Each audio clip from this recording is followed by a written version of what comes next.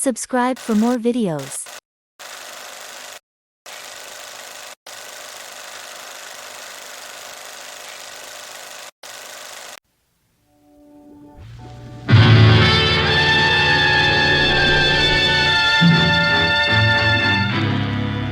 Dangerous Assignment, starring Brian Donlevy as Steve Mitchell.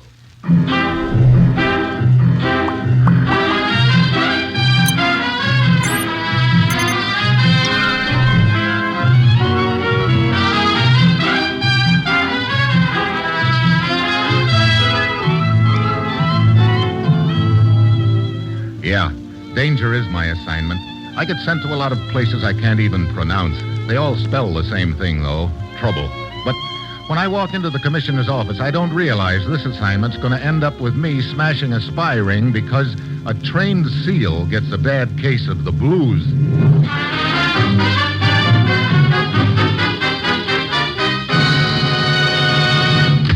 Morning, Commissioner. Ruth said you wanted to see me. I do, Steve. You're leaving for Istanbul, Turkey on the next plane. Turkey? Oh, great.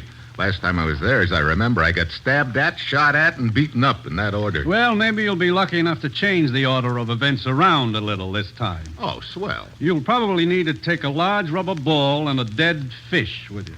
Let's have that again. You're to contact a character named Lefty over there. So, what's a rubber ball and a dead fish got to do with it? Lefty is a trained SEAL. You know, for a minute I thought you said a trained SEAL. That's just what I did say. More particularly, you're to talk to his owner, a vaudeville entertainer named Sam. Oh, just a minute, Commissioner. I'm a pretty patient guy. You send me to a lot of strange places to do a lot of strange things. But if you think I'm going to fly clear to Turkey to audition a trained SEAL act, you'd... Why, Steve, I thought you always fancied yourself as a sort of talent scout. Well, in certain fields, maybe, but trained SEALs yet. All kidding aside, Steve, we're up against a tough proposition. You mean the SEAL wants more dough for his act? I mean, there's been a very clever spy ring operating throughout the Middle East. Its entire operation seems to depend on one person. Quite a bit of confidential information from this country seems to have been transmitted by this ring. That's why it's vital to us that it be smashed, that the ringleader be caught. Well, what's all this got to do with a SEAL? Don't tell me you think that I'm he's coming the to one... that. Steve, as you probably heard, Yusuf Tokat, head of Turkish intelligence, was murdered the night before last. There was a bomb rigged in his car. When he stepped on the starter, he was blown up. I see. You think Tokat was on the trail of the head of this man, this spy ring fellow? Definitely. But where do the trained SEAL and his owner figure in the deal? That's for you to find out. All we know is that they're apparently involved in some way. Well, that's a nice handful of nothing to go on. You'll work with Lieutenant Balik of the Istanbul police, Steve. Now get over there. Talk to Balik. Talk to the SEAL's owner. Talk to the SEAL if you have to. But find out who that spy ringleader is and grab him. Well, that's it. You've got your assignment. Good luck.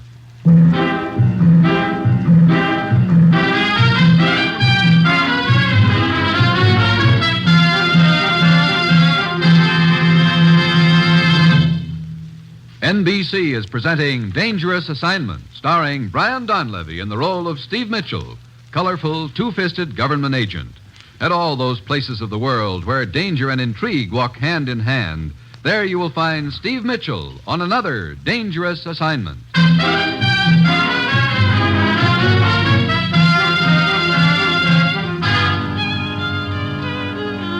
Sure, I've got my assignment.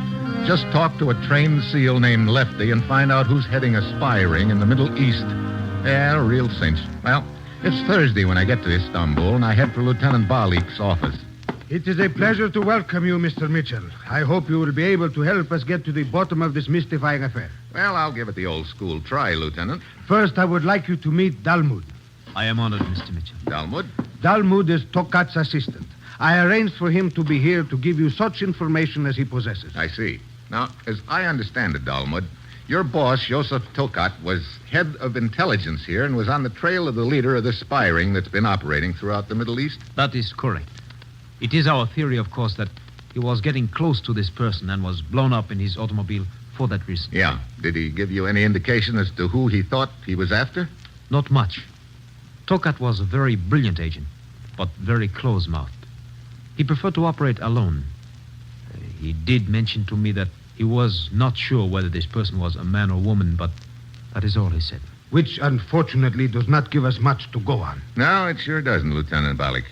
Look, Delmud, how about Tokat's files? Did you find anything there that might give us a lead?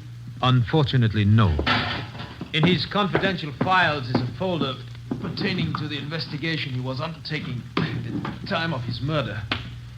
But it is just general information. One sheet of paper had been torn out, however. Probably the sheet that pegs the killer.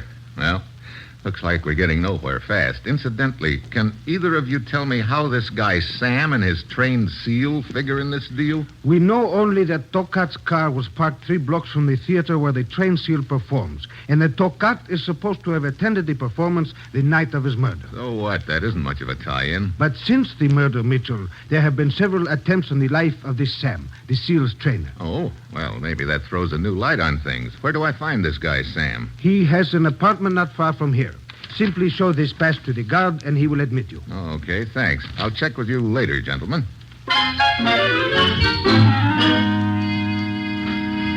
Outside Sam's apartment house, there's a rugged-looking guard who lets me by after looking at my pass. I knock on Sam's door, and after a long pause, it's opened by a little withered-up-looking gent with a towel on one arm. So, what's the deal, Jack? You Sam? Sam it is. What's yours, Jack? Steve Mitchell from the States. Here's my credentials. Oh, yeah, they told me you were coming. Come on in, Jack. Steve, Sure, Jack. go ahead. Finish washing up. We can talk later. Washing up? Yeah, your arms, they're all wet. I'm giving Lefty a bath, Jack. Steve, oh, you mean that SEAL? Sure. Come on, we can talk while I'm finishing up. Okay. Here's Lefty. Ain't he a beaut? Brother, in the bathtub yet. Where else, Jack? Steve, you really take good care of him, don't you? He's my bread and butter, Steve. Jack, I mean... Oh, skip it. This is Steve, Lefty. Not impressed. Don't worry about that. Lefty's always suspicious of strangers at first. Well, maybe I should show him my credentials. You know, Jack, I'm worried about Lefty. What do you mean? Well, he hasn't been himself the last few days. Acts real depressed. I wonder if he could have eaten something that didn't agree with him. Oh, now, easy, Lefty, easy. I gotta get the little flipper whippers clean. Look. Now, right now, I'm more interested in what you know about Tokat's murder than I am in Lefty's diet. Oh, sure. You know, it's a funny thing about that. Nah, come to think of it, it ain't funny. I'm scared. At first, I don't think there's any connection. But about the time of the second attempt... Wait a minute. Let's start at the beginning, huh? Okay. You see, Jack, I'm playing at the theater just down the street. They got an English language movie there, a newsreel, then a couple of vaudeville acts, 2 baggy pants comics, a dancer, and Lefty and me. And according to your story, Yosef Tokat was in the theater the night that he was murdered? Oh, he sure was. How do you know? Because that night, Lefty got depressed. And when he gets depressed, I got to cut his act short. So I fill in the time by going down into the audience and giving them a few magic tricks. You know, pulling pigeons out of their hats, picking their pockets, stuff like that. Go on. Well, so I pick out this one guy in the audience, and it turns out to be this Yosef Tokat who gets himself killed a few minutes later. You sure it was Tokat? Well, sure, I'm sure. I got to look at his name on his wallet. And if that ain't enough, the next night I spot him in the newsreel. Then I hear the guy got himself knocked off. And then, Jack, then things start happening to yours truly. What sort of things? Well, first it's a sandbag falling on me backstage. Then some joker throws a shot at me from an alley. Wait a minute. You say you pulled Tokat's wallet out of his pocket. Could you have taken anything else with it? I don't get you, A Jack. piece of paper, maybe. Or could Tokat have slipped you the paper without your knowing about it? Well, I don't see how. Hey, what are you getting at? There's a very important piece of paper missing from Tokat's confidential files and could contain information about his killer. And if you had it without knowing about it, it could explain why the killer might be after you. Nah, it don't boil, Jack. I empty my pockets every night. There was nothing in them after the performance the night Tokat was there. Incidentally, does Lefty here stay on the stage while you're doing your act? You see how he knows his name? Sensational. Oh, he's a doll. Nah, he follows me through the audience. The people get a charge out of petting him. I see. Well, I guess all of this leaves me just about where I was before. Oh, I'm sorry I can't be any more help, Jack. But I hope you'll get this guy off my neck, whoever he is. Yeah. Well, see you later, Jack. Sam.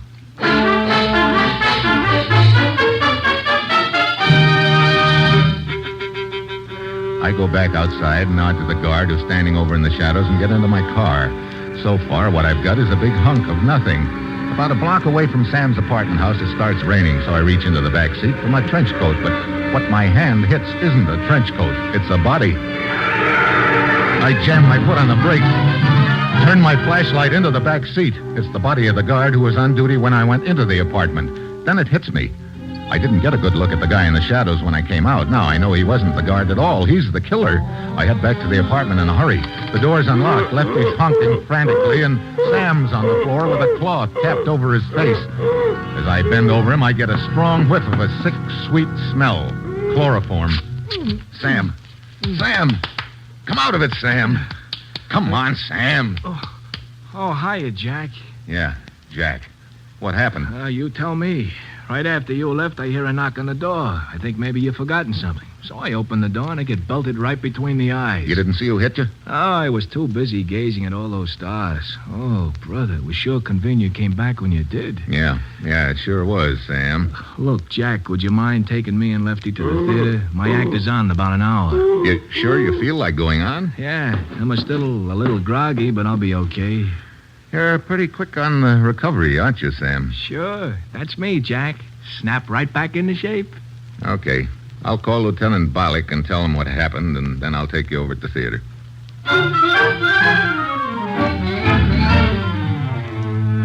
Bollock meets us at the theater, and he and I stay to watch the show. In case there's another attempt on Sam's life, we sit through the feature, and then comes the newsreel Sam told us about. It's a shot of some Turkish army maneuvers. The importance of these maneuvers is borne out by the presence of the officials who are witnessing them.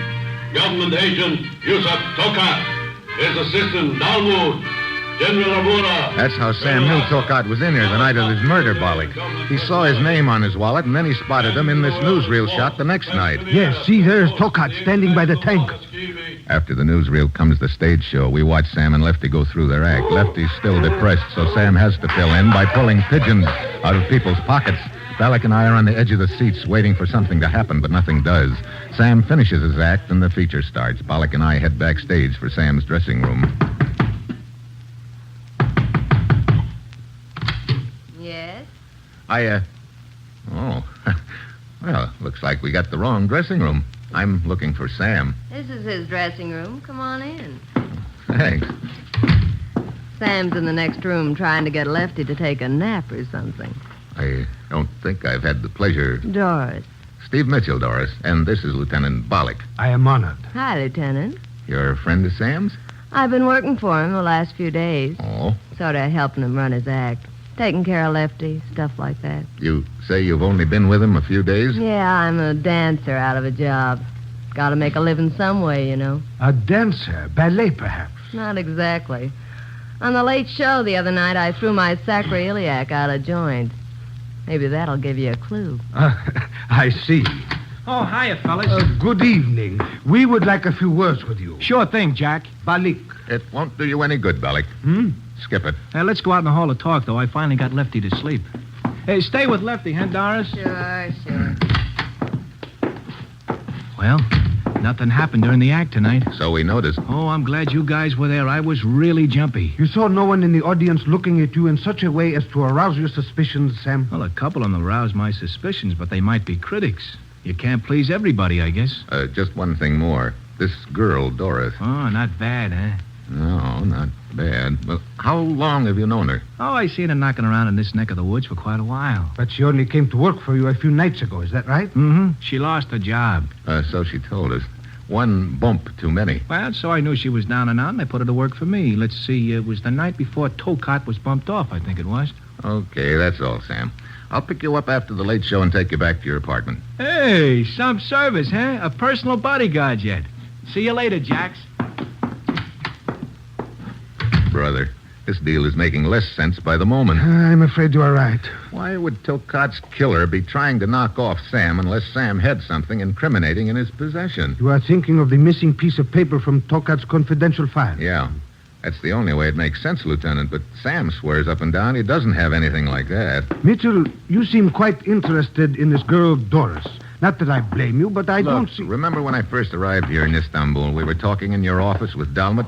Tokat's assistant? Of course. Dalmud told us that Tokat had mentioned he was not sure whether this person he was after was a man or a woman. That's right. You think perhaps that... It's just a thought, Lieutenant, and right now it's about the only one I have. In fact, I'm running out of leads. How about you? I have only one left, and Dalmud is investigating it right now. What do you mean? He is searching Tokat's house in the hope that he might find that piece of paper somewhere. Well, sounds like a pretty slim chance, but any chance is welcome right now. Come on, let's go on over.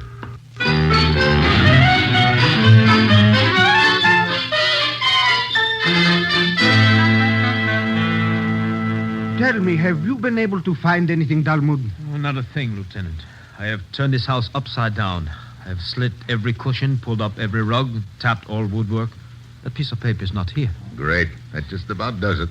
Without it, what can we do? Well, right now I'm afraid I don't have an answer to that question, Dalmud. I'm beat.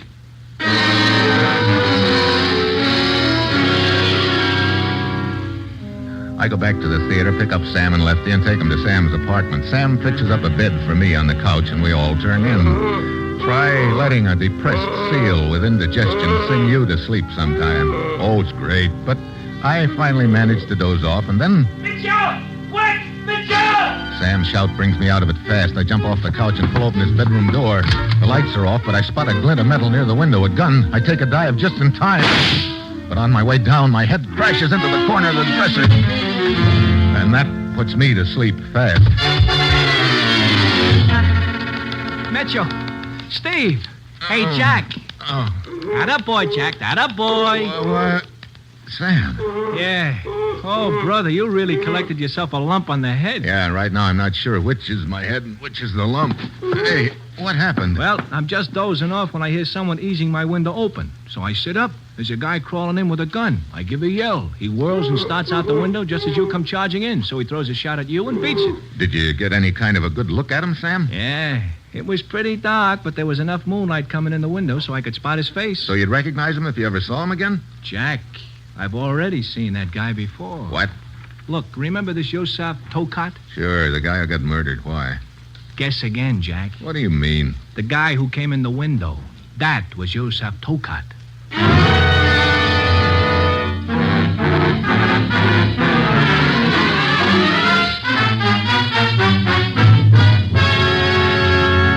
Mitchell, I tell you this cannot be. Yusuf Tokat is dead. Look, all I'm telling you is what Sam told me a few minutes ago in his apartment, Lieutenant. But it is impossible. Tokat's car was completely demolished by that bomb. Apparently, when he stepped on the starter. Well, how about the body in the car? You positive it was Tokat? We have no reason to believe otherwise. The signet ring on one finger was identified as that of Tokat. Also the wristwatch. Of course, the clothes and the papers were burned when the car exploded. And there wasn't enough left of the body to make a complete and positive identification, right? Well, That's what I thought. But, Mitchell, this whole thing is preposterous. If Tokat is alive, whose body was in the car? There you've got me. And above all, if Tokat is alive, why is he in hiding? Dalmud told us that Tokat liked to operate alone and undercover. Maybe he figured he'd have a better chance to nab the leader of the spy ring that way. Look, let's suppose for a moment that Tokat is alive and try to reconstruct what might have happened that night. The night he was supposedly murdered. Yeah, let's say that for some unknown reason, Tokat wanted to make it look like he was dead. He plants the body in his car with a time bomb, then slips into a darkened theater to get out of sight for the time being. But he's trapped by the stage show. He can't get up and walk out with all the lights on. Then Sam comes down into the audience and lifts his wallet, and then... Then what? Oh, I don't know. It doesn't seem to track quite right. Indeed, it does not. It leaves too many questions unanswered. Whose body was in that car? And why is Tokat trying to kill Sam? Wait a minute. There's one possible answer. I'll admit it's fantastic, but this whole deal is fantastic. Well, what is the answer? Look, we know Tokat was trying to get the leader of a spy ring. Now, why would he be going after Sam? Mitchell, that means that... That means that I'm going back and have a little talk with our friend Sam right now.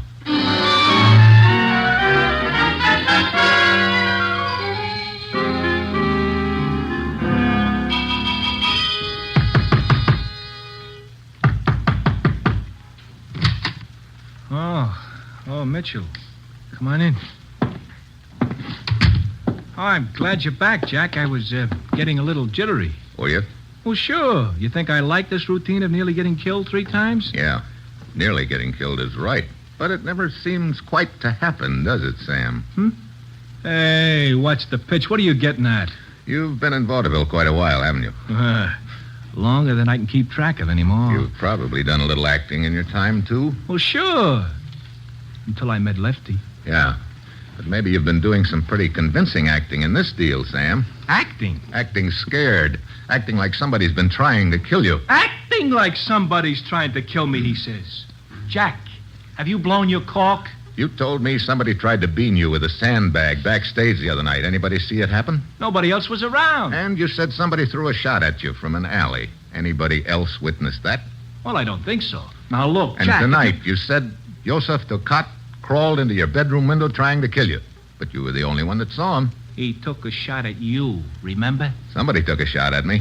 I'm beginning to wonder if it was you. Me? Look, Jack, I'll tell you what. You've been working pretty hard lately. Now, why don't you just sit down on that couch and take it easy? And I'll show you a new trick I worked on for my act. You could have killed Tokat with a time bomb. Oh, sure. He didn't like my act, so I killed him. Look, Jack, I don't know what kind of a kick you're on with this thing, but if I've killed this character, Tokat, would I be pretending he's alive and after me? I wouldn't want to be linked to him at all, would I? I was afraid that point would pop up sooner or later, Sam. Now, I guess it doesn't add up that way. You just been thinking too hard. Come on, Jack, let me show you my new trick. It'll take your mind off things.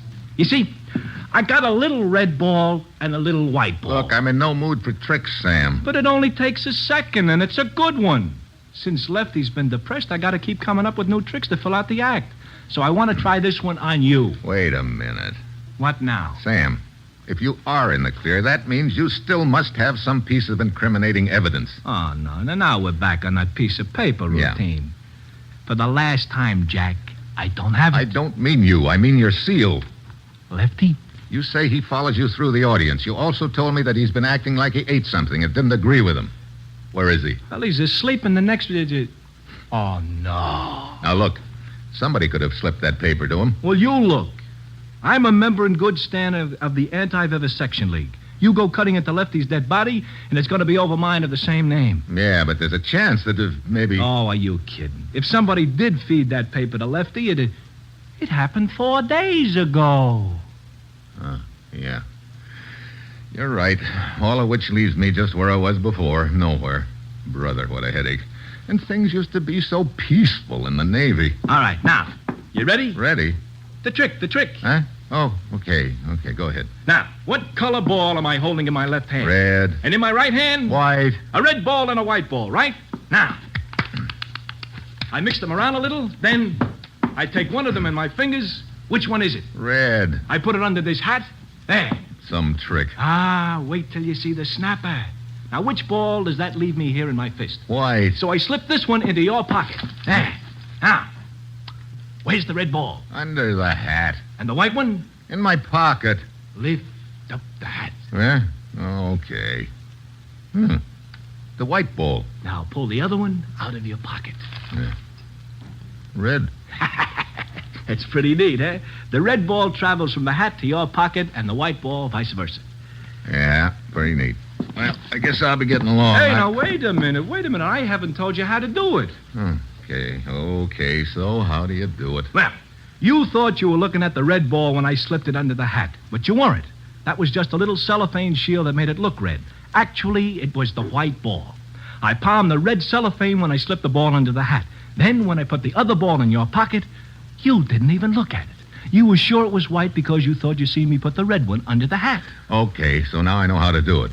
I'll be a while with it back in the States. Well, I'll see you later, Sam. And give my very best to Lefty. Hey. Well, what's the matter? Just a minute.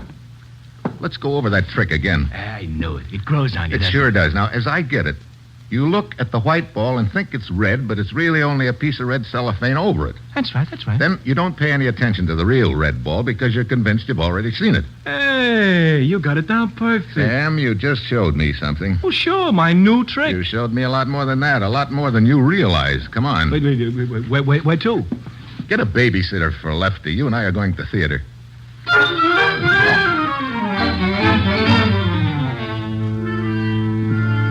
I get the manager out of bed and make him open up the theater for us. Then I have him run the newsreel. I plunk Sam down in the seat to watch it. Pretty soon comes the shot of the Army maneuvers. The importance of these maneuvers is borne out by the presence of the officials who are witnessing them. Government Agent Yusuf Tokat, his assistant Dalmud, General Abura. That's it. Stop the projector. Military. Now, that's the shot in which you picked out Tokat the night after you lifted his wallet here in the theater, right? Yeah, that's right. Okay, take a good look at that picture and point out Tokat to me. Hey, that's him right there. Where? The guy sitting in the Jeep. Yeah, that's what I thought. Come on. Well, say, what is this anyway? A cook's tool? Yeah, Well, where are we going now? down to police headquarters. Come on, get in. Oh, look, Jack, if you're still trying to involve me in this setup, Don't worry about that, Sam. They may pin a medal on you. A medal? Sure. You just solved the case with that red ball, white ball trick of yours. I still don't get it. That doesn't matter. I get it. And I'm sure Lieutenant Balik will get it, too, when I tell him. You will never tell him, Mitchell. What? Mitchell, a guy in the back seat with a gun. Hey, it's Tokat. Oh, not Tokat, Sam. It's Dalmud, Tokat's assistant. Keep driving straight ahead, Mitchell. Remember, this gun is pointed at the back of your head. Okay, Dalmud. Where to? Out of the city. You can guess the rest. But I tell you, this is the guy who tried to kill me earlier tonight. That's right. And he's the guy I saw in the newsreel after he's been in the theater. Sure, that's the point, Sam. Dalmud killed Tokat, planted his body in the car with a time bomb, and then took his wallet and slipped into the theater to get out of sight. He figured that in that wallet might be the slip of paper which put the finger on him as the head of the spy ring. Right, Dalmud? It's a pity you did not solve the case until too late, is it not? So when you pulled Tokat's wallet out of Dalmud's pocket, you naturally figured Dalmud was Tokat. Then, the next night, in the newsreel, you spot the guy who was in the theater sitting in a Jeep, and again, you naturally figure it's Tokat, but instead it was Dalmud here. Jack, you figured that out from the trick I showed you? Sure. Tokat's wallet was just like the red cellophane that makes the white ball look red. It made you think Dalmud was Tokat. But let me assure you that your sleight of hand will do you no good now. Well, sleight of hand's a funny thing, Dalmud. Sometimes the hand's quicker than the eye, and sometimes even quicker than the hand is the foot. Off balance, huh? You can't aim when you're draped over the front seat. Let go, they got. Sure, right now. What? Oh, Jack, that's what you call a clip. Well, I guess it'll keep him on ice until we get him to police headquarters. You know, this all goes to show you how smart Lefty is. You mean that seal of yours? Well, sure. He's the guy who pulled off this whole deal. Oh, really? Well, just how do you figure that? Well, if Lefty hadn't gotten depressed, I wouldn't have thought up that new trick. Huh? And if I hadn't thought up that new trick, you wouldn't have tumbled into the deal. You see how easy it figures? Okay. So I suppose Lefty and I should trade jobs. Oh, now, Jack, that would never work. Oh, well, thanks for giving me a little credit. No. What I mean is, you could never learn to balance a rubber ball on your nose.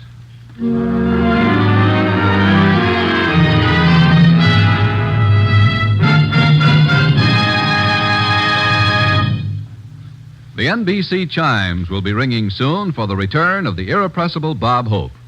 Hope returns Tuesday, October 3rd, with more laughs and timely satire in his inimitable manner. Wednesday evening chime listening includes that master of the ad-lib and clever quip with rapid talk and that international walk, Groucho Marx. Groucho begins his hilarious quiz game, You Bet Your Life, on Wednesday, October 4th, 2 weeks from tonight. Remember, Bob Hope, October 3rd, Groucho Marx, October 4th.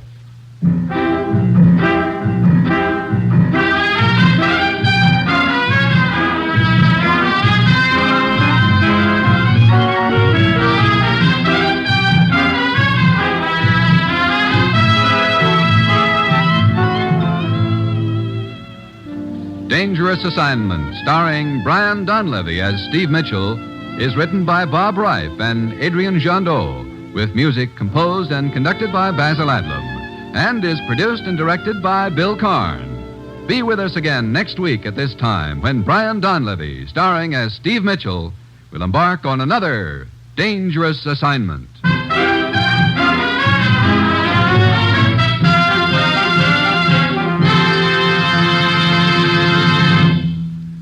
Three chimes mean good times on NBC. The Cavalcade of America.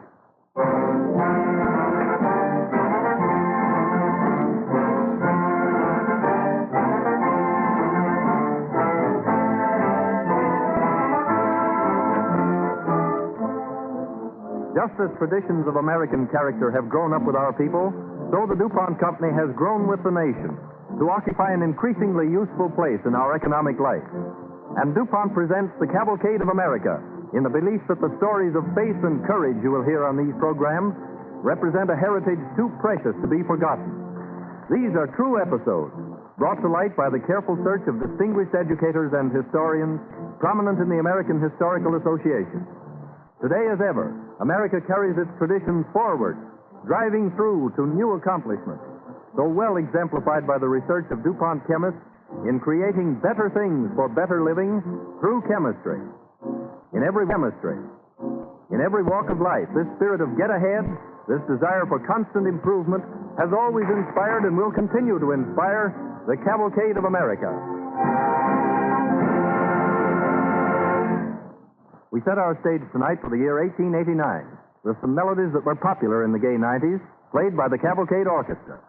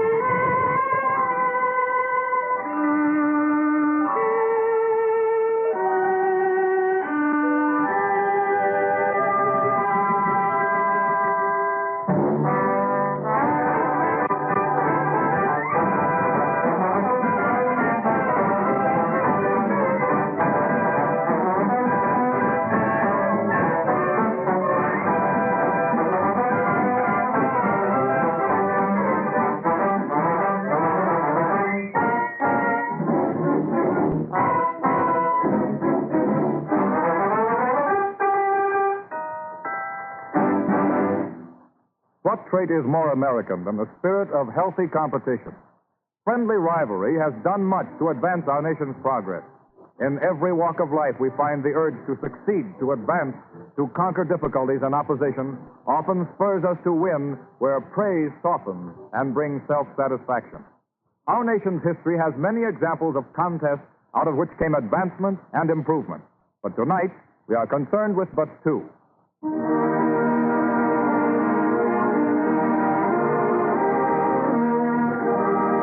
It is the year 1889. The paths of empire are leading westward. New territories are opening. Broader horizons are stretching before an eager nation. In her sister's home, Mrs. Molly Nesbitt is reading a recent copy of a St. Louis paper. Anna, Charles, look here. What is it? Somebody dead? The president. President Harrison. Dead? No, why, of course not. He issued a proclamation. Oh, is that all? From the way you acted, I thought heaven... Indian territories to be opened up at last.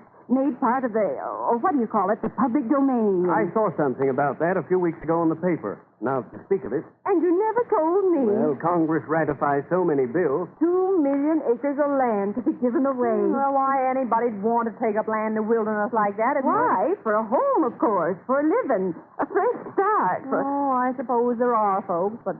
Thousands of them. Land-hungry folks who've been waiting years for the chance. John always said it would come, that it was bound to come. If only he could have lived to see it. But at last it happened. The government's bought the land from the Indians. It's to be open for settlement. 160 acres to a person. I know the very spot I'll claim. You'll claim? Yes. What are you talking about? Well, I'm going to join the run and stake a homestead. Why, Listen, Molly. I've been waiting for this day for years. The day when I could get land of my own, for myself and my children. You've got a home here with Anna and me as long as you live, Molly. You know that. I know, and I don't want you to think I'm ungrateful. But a home of my own is what I want. And here's a chance to get it. Well, now, Molly, we'll see. We'll just think it over a while. There's no time to lose in thinking it over. The president's proclamation was issued 3 days ago. The land will be opened in less than a month. Hundreds of folks are on the road already, most likely. On the road? Heading for the line. You mean you have to go there? Of course. What'd you suppose? Oh, I thought you sent in an application or something. You don't ask for a section of land. You go and stake it out. If you can get it. If you can get it, yes. 2 million acres. And 50,000 folks maybe after it. Well, more likely 100,000. Then what chance have you got? Everybody's got an even chance. They aren't letting anyone across the line beforehand. Not a day, nor an hour, not even a minute. A lot of them will slip in ahead of time just the same. Well, they'll be disqualified if they do. See, it says so right here in the paper. Well, will everybody line up at the border and wait for the hour? Yes.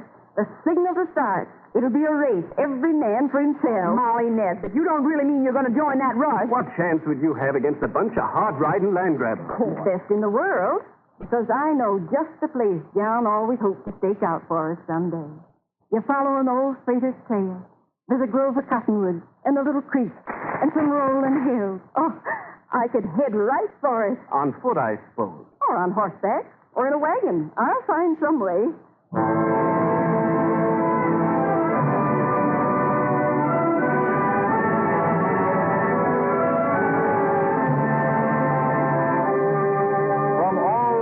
Country they came. 100,000 people in trains, in wagons, in buggies, on horseback and on muleback, in ox carts and in prairie schooners, on foot even.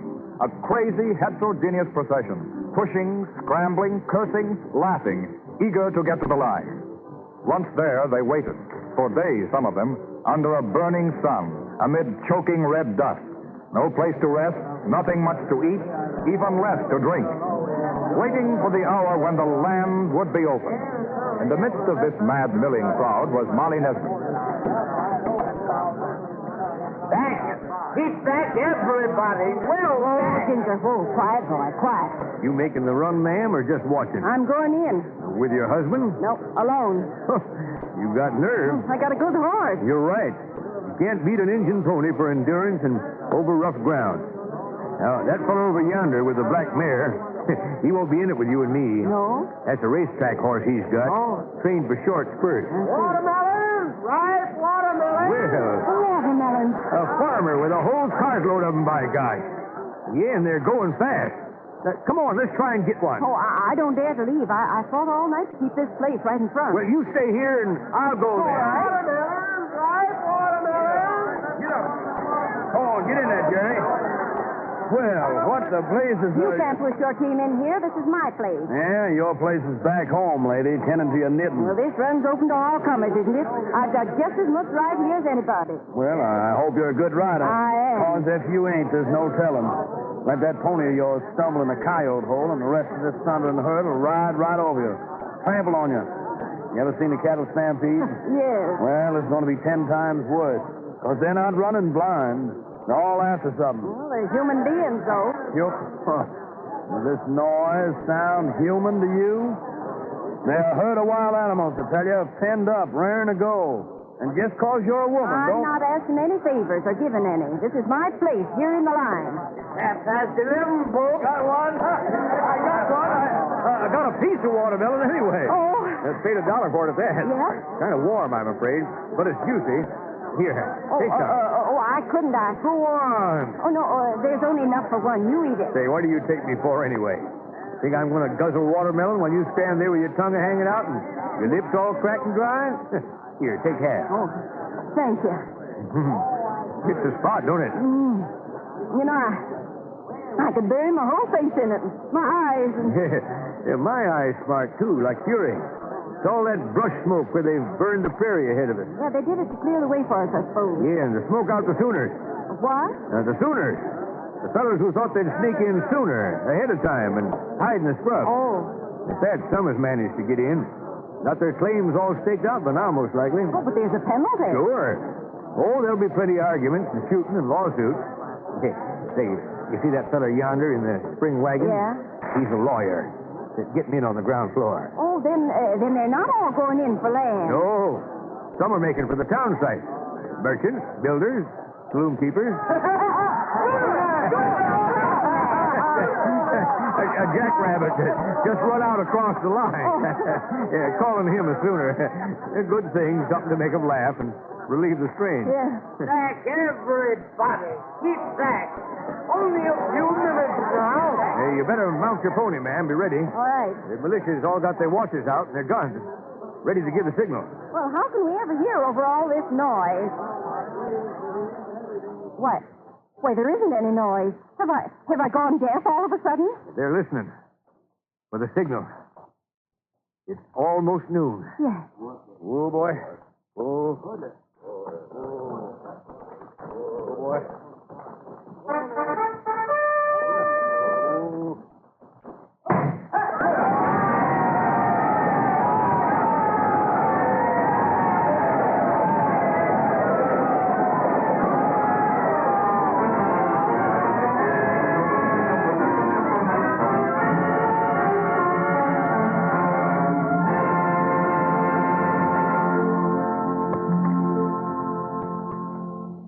Competition and civilization, rivalry and progress.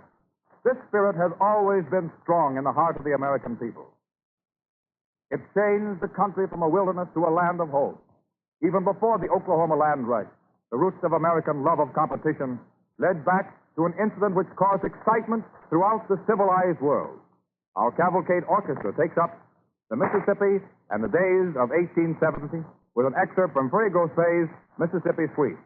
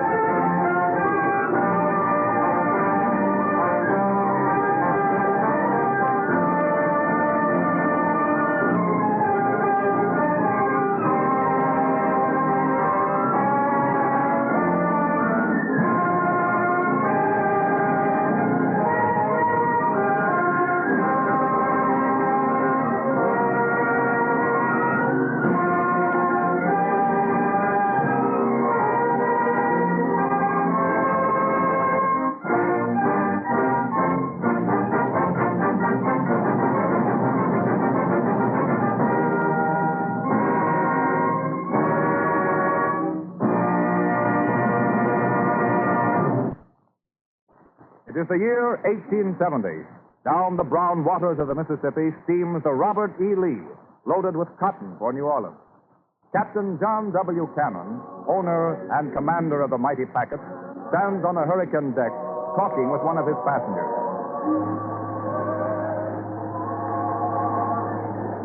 Here in Baton Rouge, are we? Be there in about 20 minutes now. Making good time this trip, Captain. And the Robert E. Lee makes good time every trip. Isn't a boat on the river can beat her. Yeah, you talk just like Captain Leathers of the Natchez. Leathers? That windbag. The loud-mouthed brass thing. Here now, Captain, what you say, Captain? Tom Leathers happens to be a good friend of mine. Travel on his boat then, why don't you? Well, I did come up on the Natchez. You happen to be a good friend of mine, too. So I reckon I'd travel back on the Lee. Well, what do you think of the Natchez? A beautiful boat. Prettiest lines I think I ever saw. Handsome is as handsome does. Well, the Natchez can do plenty. Leathers claims she's the fastest boat on the Mississippi. And I don't know, but... He's a liar. The Robert E. Lee's got 'em all. I'm dead. Here comes the Natchez now. How do you know it's her? Think I don't recognize that whistle? She was still in Vicksburg loading when we pulled out. You must have done some mighty fast traveling to overtake us. Well, we've made a lot of stops this trip. Here she comes round the bend. You're right. It is the Natchez. Pretty, isn't she? Coming along there. As quiet and graceful as a bride. Bride? Hey, Sam. Sam, go below and tell Charlie to speed up a bit. Captain Cannon, you're not going to do any racing. Don't worry, ma'am. I'm scared to death of these boats. We're not going to do any racing, ma'am. Well, you see, we just wanted to get out of the way of the Natchez. She's gaining on us, Captain. Blasted, why don't Charlie pile on the wood and speed her up? She's pulling up on us, Captain. Go past us, Captain. No, you mustn't let her pass us. Well, I thought you was the one who just said that. Yes, I know, but well, it's all right with me if you speed up a little. I can't bear to see that other boat get ahead of us. Fine, please, don't, Charlie. Charlie says we're making all the speed we can, sir, with the fuel we got. Carnation. Well, we're taking our more at Baton Rouge, sir. Baton Rouge? I want it now. Oh, sorry, sir, but we're doing the best. All right. Last old livers. Well, you can't hardly blame him for wanting to show off with a brand new, beautiful boat. Well, he's done it with every boat he ever had. Way back in '55, when he had the first Natchez, and I had the old Lee. Oh, no, it's a favorite trick of his. Sneaking up and then swooping back. She's gaining on us fast now, Captain. Up almost abreast of our stern. Past it. Listen to those folks on the Natchez. You see them and they're laughing. Don't let him beat us, Captain. Don't let him. She's pulling right up alongside now. Look at the way she cuts the water. Don't let her beat us, Captain. Well, we're going as fast as we can, ma'am. Look at him as he goes past, Captain. Waving at you. Oh, the old fool. I'll show him. I'll show the mealy-mouthed old rascal who's got the best boat. Well, why don't you challenge him to a race and prove who's got the best boat? I'll challenge old Leathers to a race. A race? What is a race? All the way up the river from New Orleans to St. Louis. 1,200 miles. And then we'll see which is the fastest boat on the Mississippi. The Natchez or the Robert E. Lee.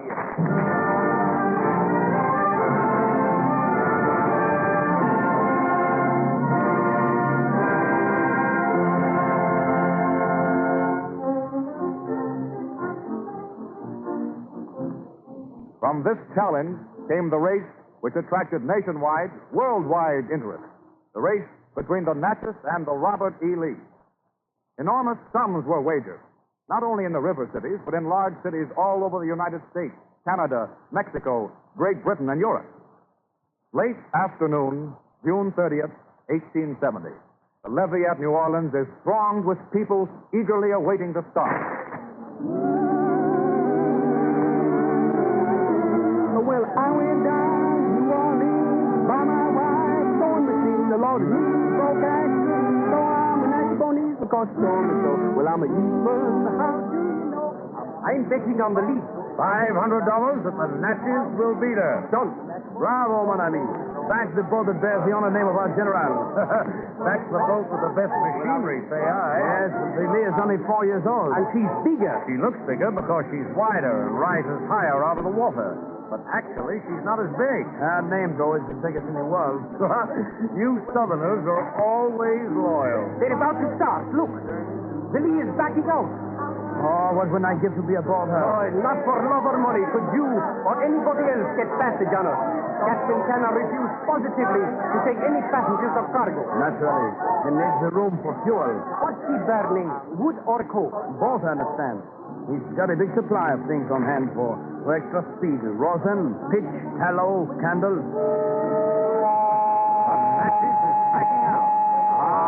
But she's a beauty. The Lee has dignity. The Lee looks as if a cyclone had struck her. Even her wheelhouse is removed. Captain Cannon has made thorough preparation. As Captain Livers had made practically none. He's even carrying a cargo and passengers. And still he wins. Another 500 on the Robert E. Lee. Take him. Steve, round it to the... Now! They're off!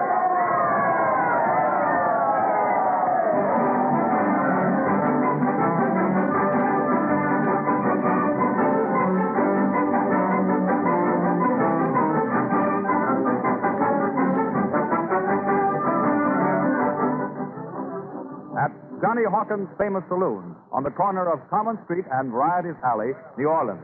Hundreds waited all night for news. The Lee was leading at 24-mile point, ahead by 4 minutes and 40 seconds. He won't hold the lead long once old Livers begins to let the matches out. Telegram for bad news. The Robert E. Lee passed there at 1:28 a.m. And that's it. Left at 1:38, just 10 minutes later. Next bulletin will be from the town of Natchez.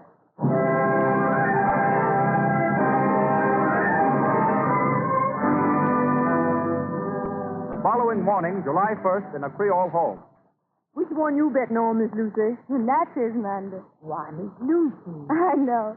But the Natchez was the boat Mr. John and I took our honeymoon trip on. Lordy, so she was, Miss Lucy. And you're betting on the Robert E. Lee, Amanda? How you guess that? Moses a roustabout on the Lee, isn't he? He sure is, ma'am. And that good-for-nothing dog, it tells me... Miss Lucy. Yes, Sam, what is it? They just put a bulletin up down at the square. The Robert E. Lee breaks all records to the town of Natchez in 17 hours and 11 minutes. Lord be!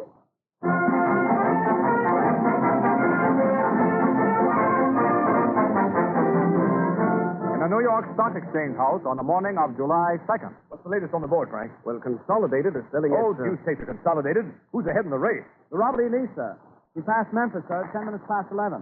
All business has been suspended for the day. I told you the Lee would win. Don't be too sure. The race isn't half over yet. The Lee's gaining all the time, though. If you win by an hour. He's got an unfair advantage, having attended a fueler in midstream.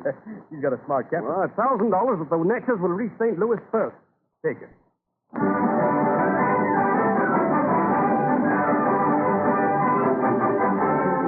In an exclusive London club, July 3rd.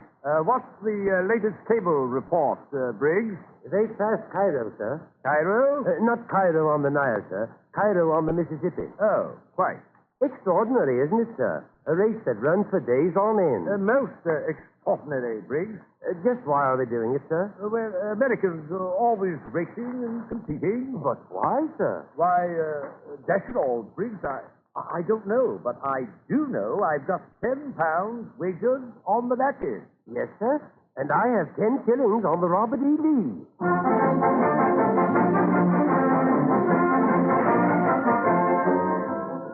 St. Louis, shortly before noon, July 4th, 1870. For miles, both banks of the river are crowded with people. The hills are swarming with them, waiting to welcome the winner, whichever it may be. There she comes. I can see her. It's the Natchez. Natchez, your granny, why, it's the Lee. You can tell by the way she rides. I don't see how you can tell anything with all those excursion boats in the way. Oh, I've seen the Lee too many times. Unless you can't fool me. All right, sure it's the Lee.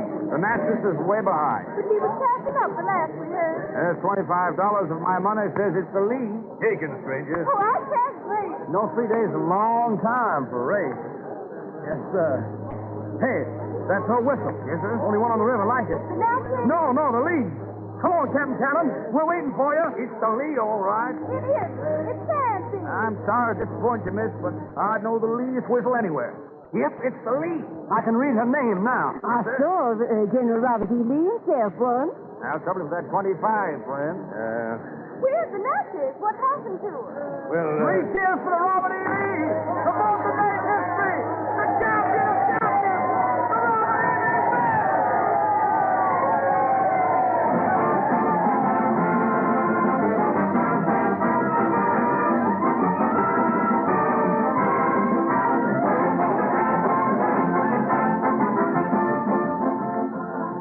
From New Orleans to St. Louis in 3 days, 18 hours, and 14 minutes. That was the record of the Robert E. Lee. Racing became more than a mere contest between rival captains. Racing was responsible for the improvement of the Mississippi steamboat. Racing, rivalry, the spirit of competition brought better travel conditions, faster transportation of merchandise, progress, and advancement, just as the Oklahoma land race was instrumental in conquering a wilderness.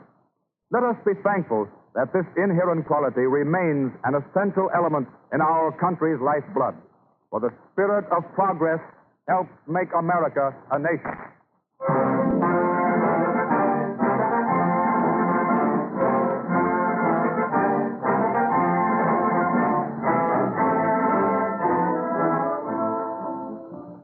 The other night, I found out again that the American determination to strive and succeed is very much alive today.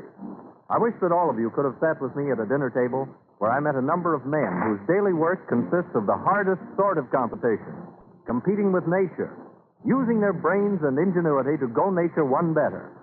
They were all research chemists. As they swapped experiences across the table, I was amazed to learn how far into the future their thinking extended, and also how close they were to discovering new secrets of nature that will change and improve our lives tomorrow or next week or a year from now. One of those men told me the story of the part salt plays in chemistry. Well, you know, I hadn't the slightest notion of the number of useful things that DuPont makes for us out of salt. Common salt. I thought salt was just something you put on French fried potatoes and something that makes it easy to swim in the ocean. But these chemists told me they take salt as a basic raw material and make things as far apart as insecticides for farmers and cosmetics for beautiful women. Every time I pick up a salt shaker now, I remember that DuPont uses that same material to make products used in ethyl fluid for gasoline, and Duprene, the marvelous synthetic rubber that beats nature's own rubber in many ways, even adhesives, cleaning fluids, and ingredients for dentifrices, all out of the stuff I throw over my left shoulder for luck.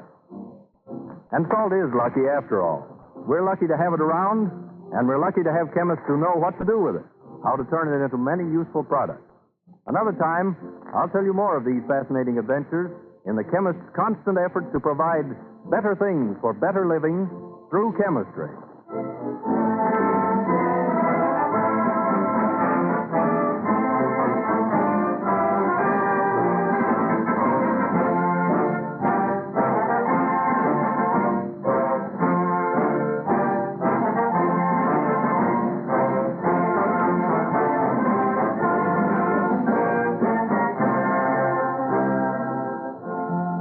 Next Wednesday evening at this same time, Frank Craven, well-known playwright, director, and popular star of stage and screen, will be our guest star when DuPont presents The Cavalcade of America.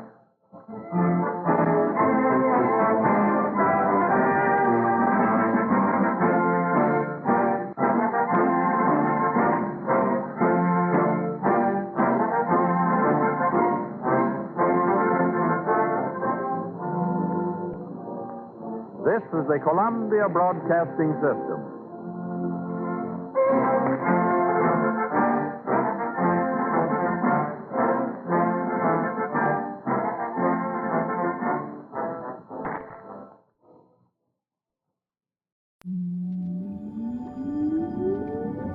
Countdown for blast off. X minus 5, 4, 3, 2, X minus 1, fire.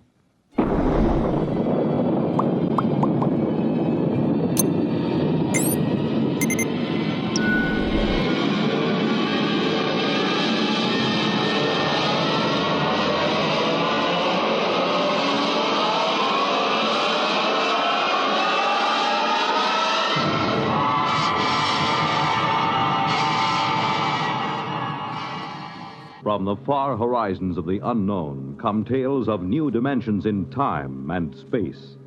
These are stories of the future, adventures in which you'll live in a million could-be years on 1,000 maybe worlds. The National Broadcasting Company, in cooperation with Galaxy Science Fiction Magazine, presents X minus 1.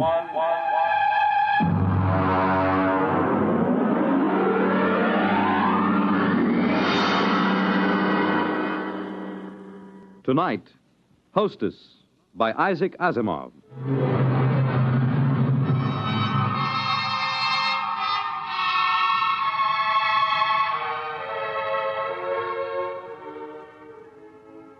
I was so happy about it when I came home, almost triumphant. I dashed in the front door, peeled off my gloves, threw my hat on the side table, and tossed my coat over the back of a chair.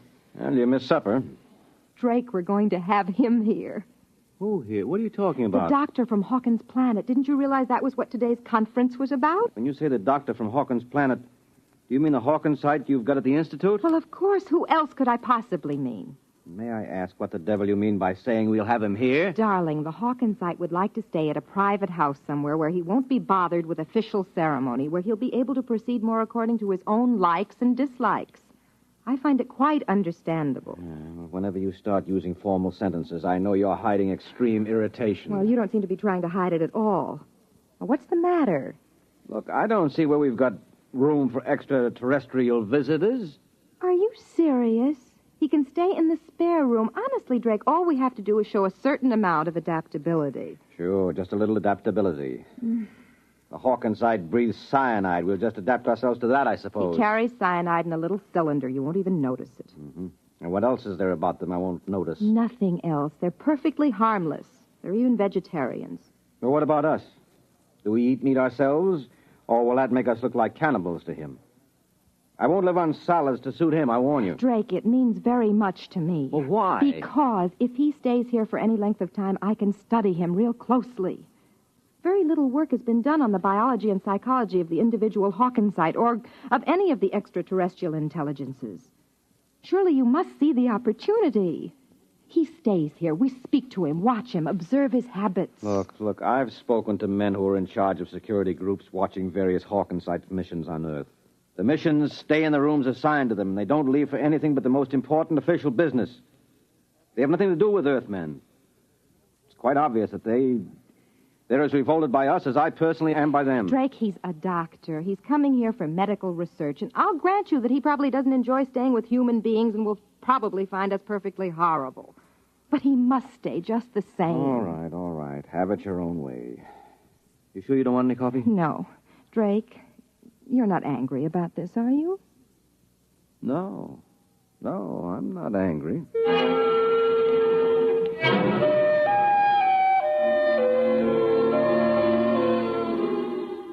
Most of my friends had been surprised when I married Drake because they couldn't understand my marrying a policeman. I explained he wasn't simply a policeman. He was a member of the World Security Board, but most of the staff at the Institute thought it rather odd that I hadn't married a biologist or at least an anthropologist, even a chemist, but certainly not a policeman. I was waiting for Drake with some apprehension that evening as I sat in the living room. Hark Tolan, the Hawkins site, was standing quietly in the middle of the room. He was not sitting since he was not anatomically constructed to sit. He stood on two sets of limbs placed close together, while a third pair, entirely different in their construction, were suspended from a region that would have been the upper chest in the human being. His skin was hard, glistening, and ridged, and his face wore a distant resemblance to something alienly bovine. Mrs. Smollett, you must forgive my English.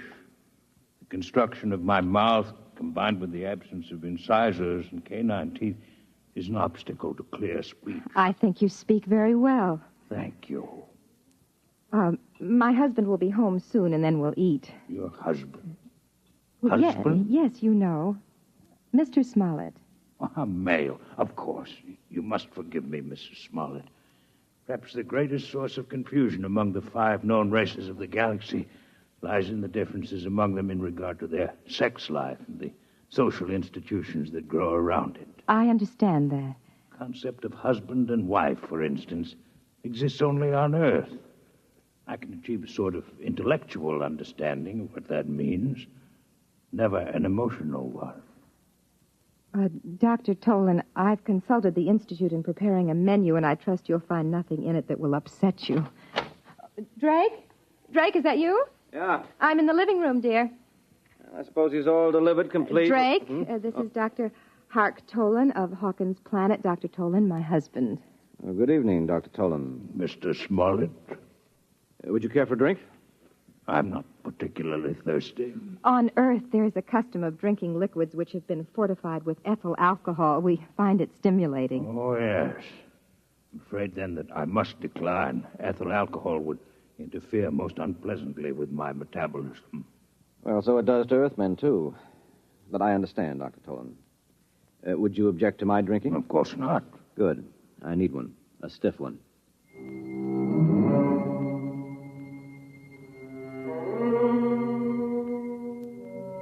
He stood at the table. I tried not to look at him as he ate. His wide, lipless mouth split his face alarmingly as he ingested food, and in chewing, his large jaws moved from side to side. There was evidence of his ungulate ancestry. I found myself wondering whether he would chew his cud later, and then I was afraid that Drake would get the same idea and leave the table in disgust, but he was taking everything quite calmly.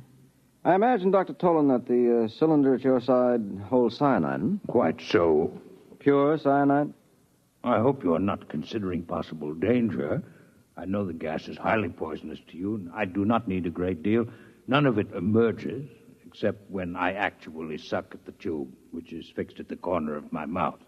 I see. And you really must have the gas to live? Are you not a biologist, Mr. Smollett? No, Dr. Tolan. It's merely a minor government official. My wife's friends call me a policeman. Tell me, what happens if you don't breathe cyanide? Do you, just go like that? Oh, not quite. The absence of it would be equivalent to slow strangulation. Mm-hmm. Results are very painful, difficult to treat. I've done some research on the problem. I find it difficult to keep thinking of you as a doctor. I understand what you mean. I find it difficult to think of you as a policeman. I gather that you're not here on a pleasure trip. Huh? No. I intend to study this queer planet you call Earth. Queer? In what way? It is always amazing to me to find how little you Earthmen understand your own characteristics. There are 5 intelligent races in the galaxy. Over and over, it is you Earthmen, more than any of the others, who are unique. Your people are the only ones which find hydrogen cyanide poisonous. Yours is the only form of intelligent life which is carnivorous. Yours is the only form of life which has not developed from the grazing animal. And most interesting of all, yours is the only form of intelligent life known which stops growing upon reaching maturity. Well, you don't look very large, Dr. Tolan. I should say that you're an inch taller than I, which would make you 6'2". Are you young, or are you just small on Hawkins Planet? Neither. We grow at a diminishing rate with the years, so that at my age it would take 15 years to grow an additional inch. But we never entirely stop. And, of course, as a consequence, we never entirely die. Did you hear that, Rose? I never knew that before. You mean people on Hawkins Planet are immortal? No people are truly immortal. Few of us live more than several centuries of your time. Still, it is unpleasant to think that death may come involuntarily. It is something which to us is extremely horrible. Oh, we're quite used to it. You Earthmen live with the thought. We do not. This is why we are disturbed to find that the incidence of inhibition death has been increasing in recent years. What is this inhibition death? A pathological cessation of growth. It's a wasting disease, a tragic one, and absolutely incurable. It is fatal within a year. What causes it? Mr. Smollett, we know nothing about the cause of the disease. Well, then why did you come to Earth to study it? Because, again, Earthmen are unique. They are the only intelligent beings who are immune. The inhibition death affects all other races, while Earthmen are immune. Somewhere in the biochemistry of the Earthite, there is the secret of that immunity. How interesting it would be to find it. Well, now, look here. You can't say that Earthmen are immune. From where I sit, it looks as if the incidence is 100%. All Earthmen stop growing, and all Earthmen die. We've all got the inhibition death. Earthmen live up to 70 years after the cessation of growth. That is not death as we know it. Your equivalent disease is rather one of unrestrained growth. Cancer, you call it.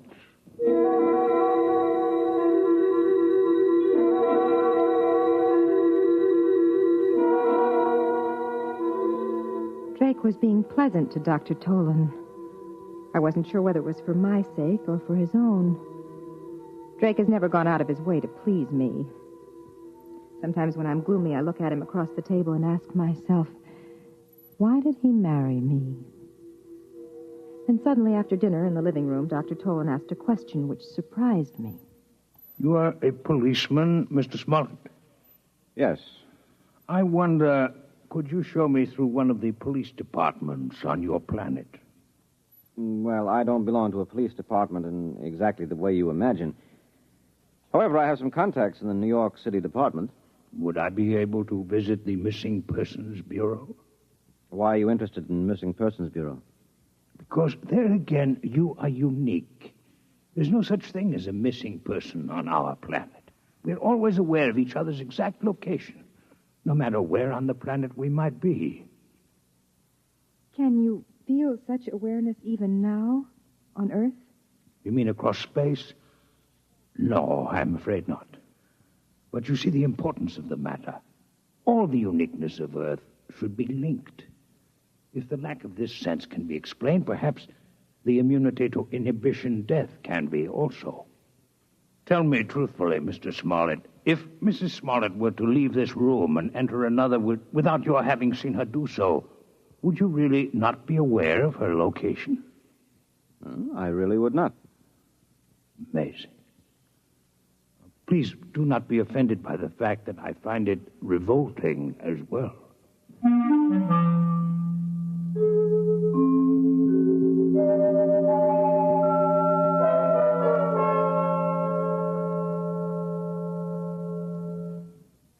Drake?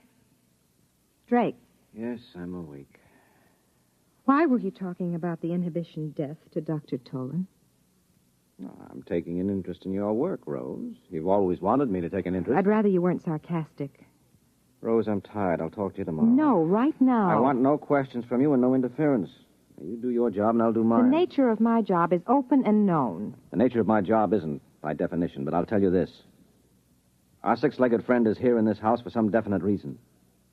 You weren't picked as biologist in charge for any random reason. 2 days ago, he'd been inquiring about me at the commission. But that's my job, and I won't discuss it with you any further. Do you understand? No. But I won't question you if you don't want me to. All right, then go to sleep.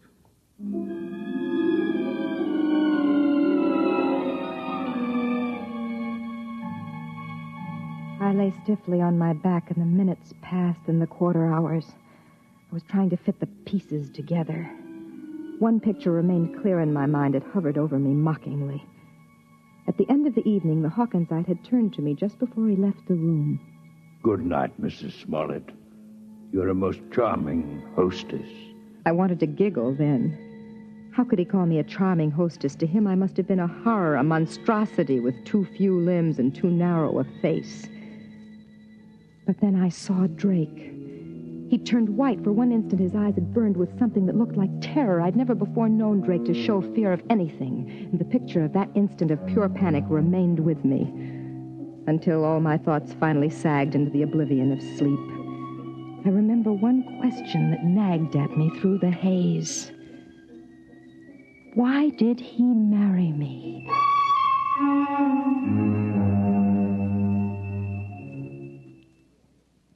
I found your Missing Persons Bureau interesting in that the large majority of missing persons are males. Oh, well, that's not mysterious, Dr. Tolan. You simply didn't realize the economic setup we have on Earth.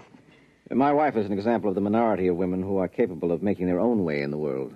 Would you call the Missing Persons Bureau of New York a fair sampling of such cases in the planet at large? Yes, I should think so. Is there then an economic explanation for the fact that since interstellar travel has been developed, the percentage of young males among the missing is more pronounced than ever? Well, that's even less of a mystery than the other. Nowadays, a runaway can hop the nearest space freighter. They're always looking for crewmen. No questions asked. It's almost always young men, their first year of marriage. Well, that's just the time a man's troubles seem the greatest. If he survives the first year, there's usually no need to disappear at all. Would it offend you if I disconnected for a period of time? Disconnected? It's like sleep. Oh. I hope you haven't had too exhausting a day. It's just that I've been absorbing so many new and unusual concepts that I feel a desire for a little disconnection.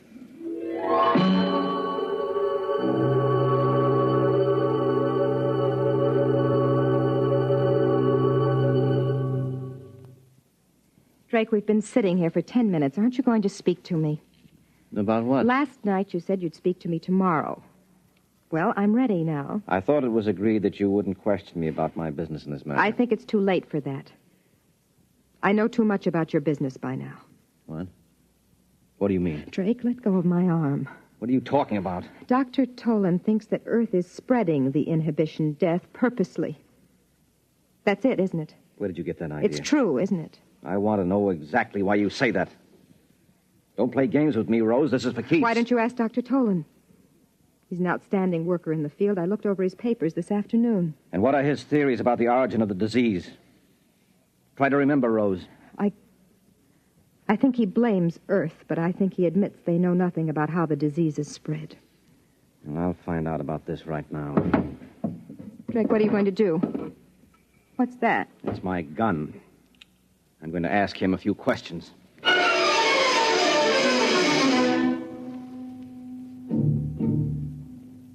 He ran out of the bedroom, down the corridor towards Dr. Tolan's room. I ran after him, caught him just as he entered the door. The Hawkinsite was standing there, motionless, his eyes unfocused, his 4 standing limbs sprawled out in 4 directions as far as they would go. Now keep quiet. He'll gradually become aware of me. Get out of here. No, Drake. What are you doing? Quiet. There, you see? The skin on his face is beginning to quiver. Well, that's about all, Dr. Tolan. Don't throw in connection with any of the limbs. Your sense organs and the voice box will be quite enough. Why do you invade my disconnection chamber? And why are you armed? What do you want? The answer to certain questions. With a gun in your hand? I'm sorry, Mr. Smollett, that the duties toward a guest are so badly understood on Earth. You're no guest of mine, Dr. Tolan. You entered my home under false pretenses. You had better shoot. It will save time. You are convinced that you'll answer no questions? Now, that in itself is suspicious. It seems that you consider certain answers to be more important than your life. I consider the principle of courtesy to be very important. You, as an Earthman, may not understand. Perhaps not. But I can understand one thing. Your cyanide cylinder. Suppose I pull it out of your mouth. Rose, hold your breath until I close the valve. There. All right, Tolan. You realize what will happen to you if you don't answer the questions I'm going to ask you. Cyanide lack. It would be a most uncomfortable death. I'm only an Earthman. I can't appreciate its true horrors, but you can, can't you? Drake, give him the cylinder. Give it back to him. You have about 1 hour, I think, until the effects are irreversible. Talk quickly, Dr. Tolan. And you'll have your cyanide cylinder back. What are your questions? What are your theories concerning the inhibition death? Why did you really come to Earth? What is your interest in the Missing Persons Bureau? For years, I have been investigating the cell structure of my patients suffering from inhibition death. I've been forced to use the utmost secrecy, since the methods I used were frowned on by my people. Your society would have similar feelings against human vivisection, for instance. For this reason, I could not present the results I obtained to my fellow physicians until I had verified my theories here on Earth. And what are they? The inhibition death is entirely a disease of the mind. You mean it's psychosomatic? No, Mrs. Smollett, it is not psychosomatic. It is a true disease of the mind, a mental infection. My patients had double minds. Beyond and beneath the one that obviously belonged to them, there was evidence of another one, an alien mind. In short, there are not only 5 intelligences in the galaxy, but 6. And the 6th is parasitic. This is impossible. You must be mistaken, Dr. No, I'm not mistaken. One can imagine such a parasite through the course of millions of years, perhaps losing all portions of its physical being. It'll become nothing but pure mind, living in some mental fashion we cannot conceive of on the minds of others, particularly on the minds of Earthmen. Why particularly Earthmen? Have you not surmised that the 6th intelligence is a native of Earth? Mankind from the beginning has lived with it, has adapted to it, is unconscious of it.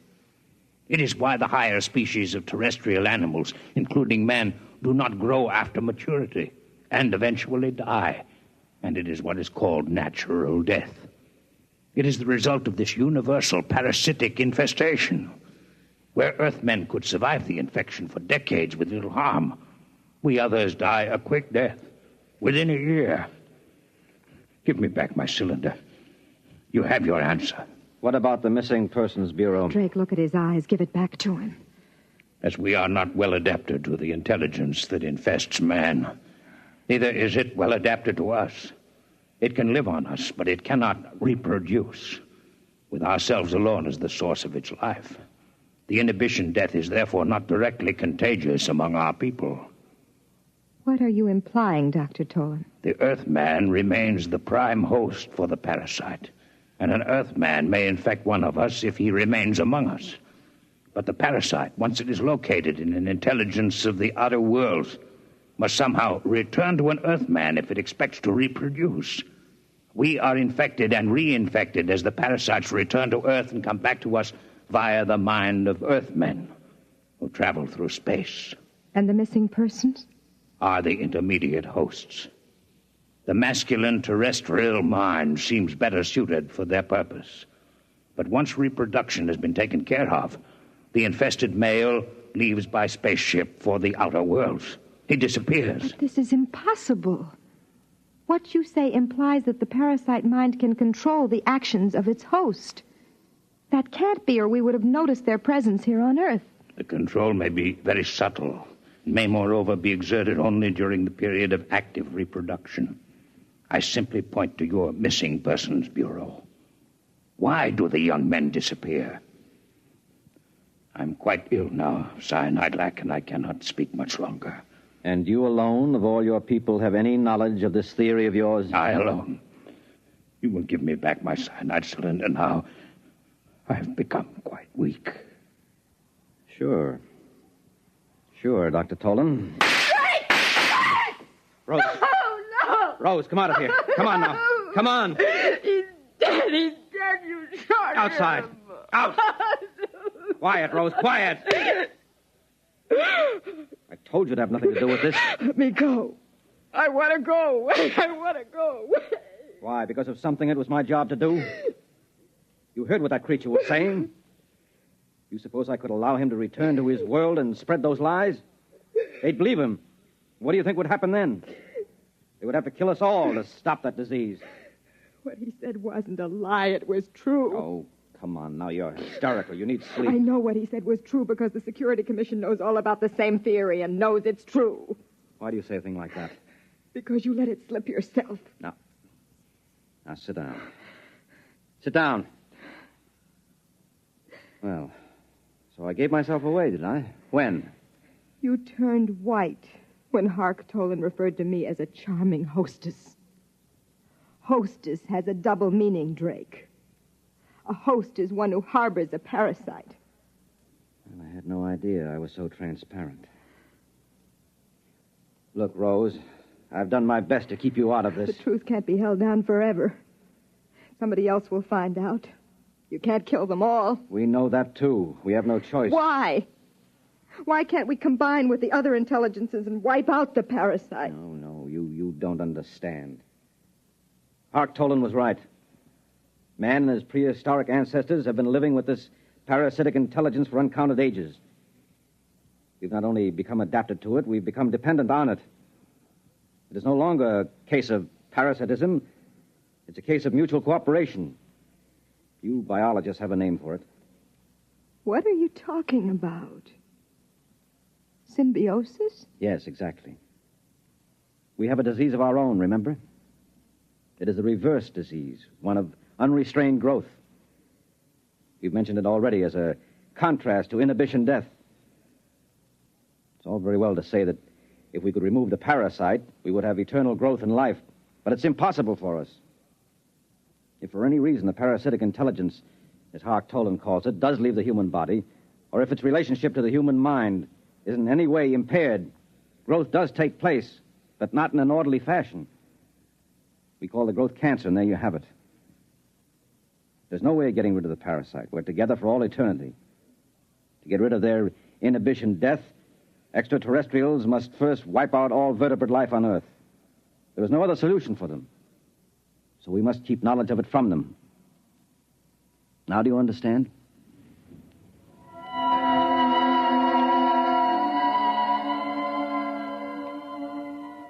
He got the body out of the apartment. I sat there numbly. He lied to me. Cancer could not be a disease that was an expression of lost ability for normal growth. Cancer attacked children while they were still growing. It could even attack embryonic tissue. Cancer had nothing to do with the presence or absence of normal growth. Its absence would not cause cancer. Drake lied, but no one would believe me. The young men who disappeared were usually in the first year of their marriage. Whatever the process of reproduction of the parasite intelligence was, it must involve close association with another parasite. The type of close and continuous association, as in the case of newly married couples. The parasite could control actions. I'd report them both, Drake Smollett and Hark Tolan, to the Missing Persons Bureau. But they'd never find them, for they'd be out in space. I wanted to weep, but I couldn't. I was dry-eyed, and it was painful. I'd looked for the answers to so many questions, and I'd found them all. I even found the answer to the question I thought had no bearing on the subject. I finally learned why Drake had married me. You have just heard X-1, presented by the National Broadcasting Company in cooperation with Galaxy Science Fiction Magazine.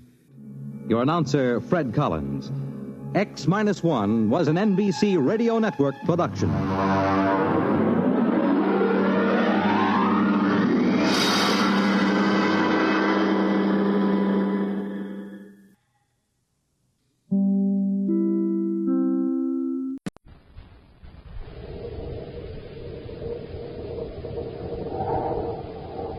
Rice Chex and Wheat Chex, the bite-sized cereals in the red and white checkerboard packages, present Space Patrol! High adventure in the wild, vast reaches of space. Missions of daring in the name of interplanetary justice. Travel into the future with Buzz Corey, Commander-in-Chief of the Space Patrol! In today's transcribed Space Patrol adventure, Buzz is trying to rescue Happy from a cavern on Neptune. As he hurries toward the cadet, a strange sound echoes in the cavern. Hap, what's that? Just one of Polidor's tricks. He's trying to scare us with sound. Corey, you're only a few yards from the cadet, and I am on another planet. But what? You'll never reach him. Commander, look out! The gate's closing! Happy! It's no use, Commander. You're both my prisoners. We'll be back in a moment with today's exciting Space Patrol adventure, The Cavern of Fear. Cadet Happy! Yeah? Who's there? Oh, Smoking Rockets, it's a walking, talking totem pole. Nope, no totem pole. Me wearing all three of my Man from Mars totem heads, stacked one on top of the other. Space Patroller with all these totem heads, you look about 8 feet tall. I could see you and you couldn't see me. That's magic forward vision. And every totem head has it. A special secret vision place that lets you see out, but nobody see in. Say, gang, have you got any of these king totem heads yet? They're more than 12 inches high from head to shoulders. Your identity is a complete secret. And those neat colors, red and yellow, green and black. A weird face in front with fang teeth, flop ears, and a beak-like nose. Got a fantastic face in back, too. Put it on and you're coming and going at the same time. Remember, with your totem head, you can see out, but nobody else can see in. That's magic forward vision. Man, oh man, it's terrific. Get a lot of totem heads, and you can be a walking, talking totem pole. Like my pal here. It's easy to get him, too. And send for yours today. For every Man from Mars totem head you want, send a Rice Chex or Wheat Chex box top, together with your name and address, and 25 cents in coin to Space Patrol, Box 686, St. Louis, Missouri.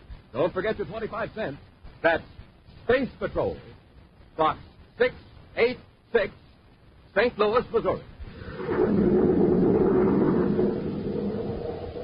Now today's Space Patrol adventure, The Cavern of Fear. Exactly 7 minutes after the report of the robbery, Commander Corey and Cadet Happy were in Division A of the Express Office of the Terrace Police Force. That anyone could successfully carry off a robbery in Division A was incredible. For 15 years, Sam Grady had observed the formal security regulations as chief agent of Division A. Observed them faithfully, but without the slightest suspicion that anyone would dare to violate them.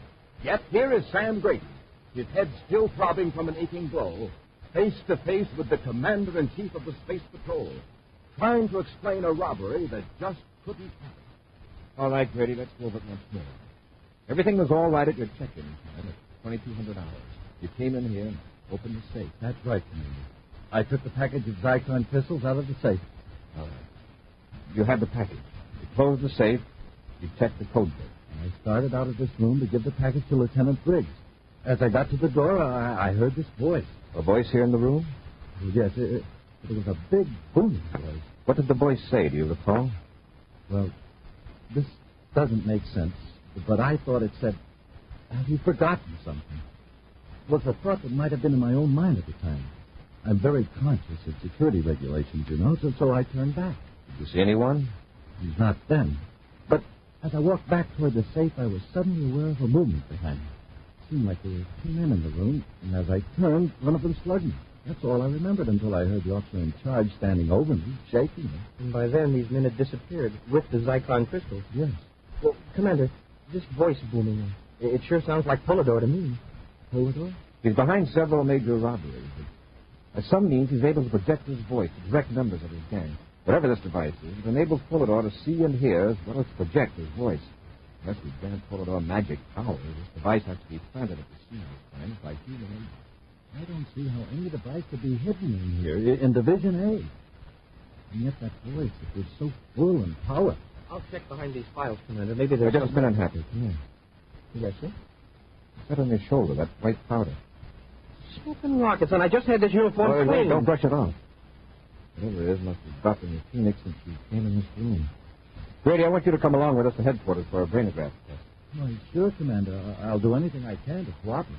We'll get to the lab, have him have that powder in the uniform analyzed. Maybe it's a clue to pull it on, maybe not.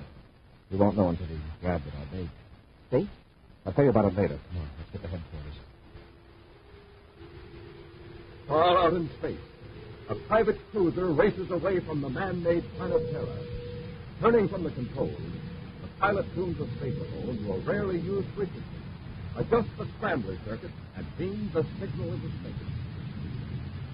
Vortex aboard cruiser S-713 calling Polidor. Vortex to Polidor. Vortex calling Polidor. Polidor here, go ahead. Zyklon crystals are aboard. Blanchard is still on Terra as you directed. Good.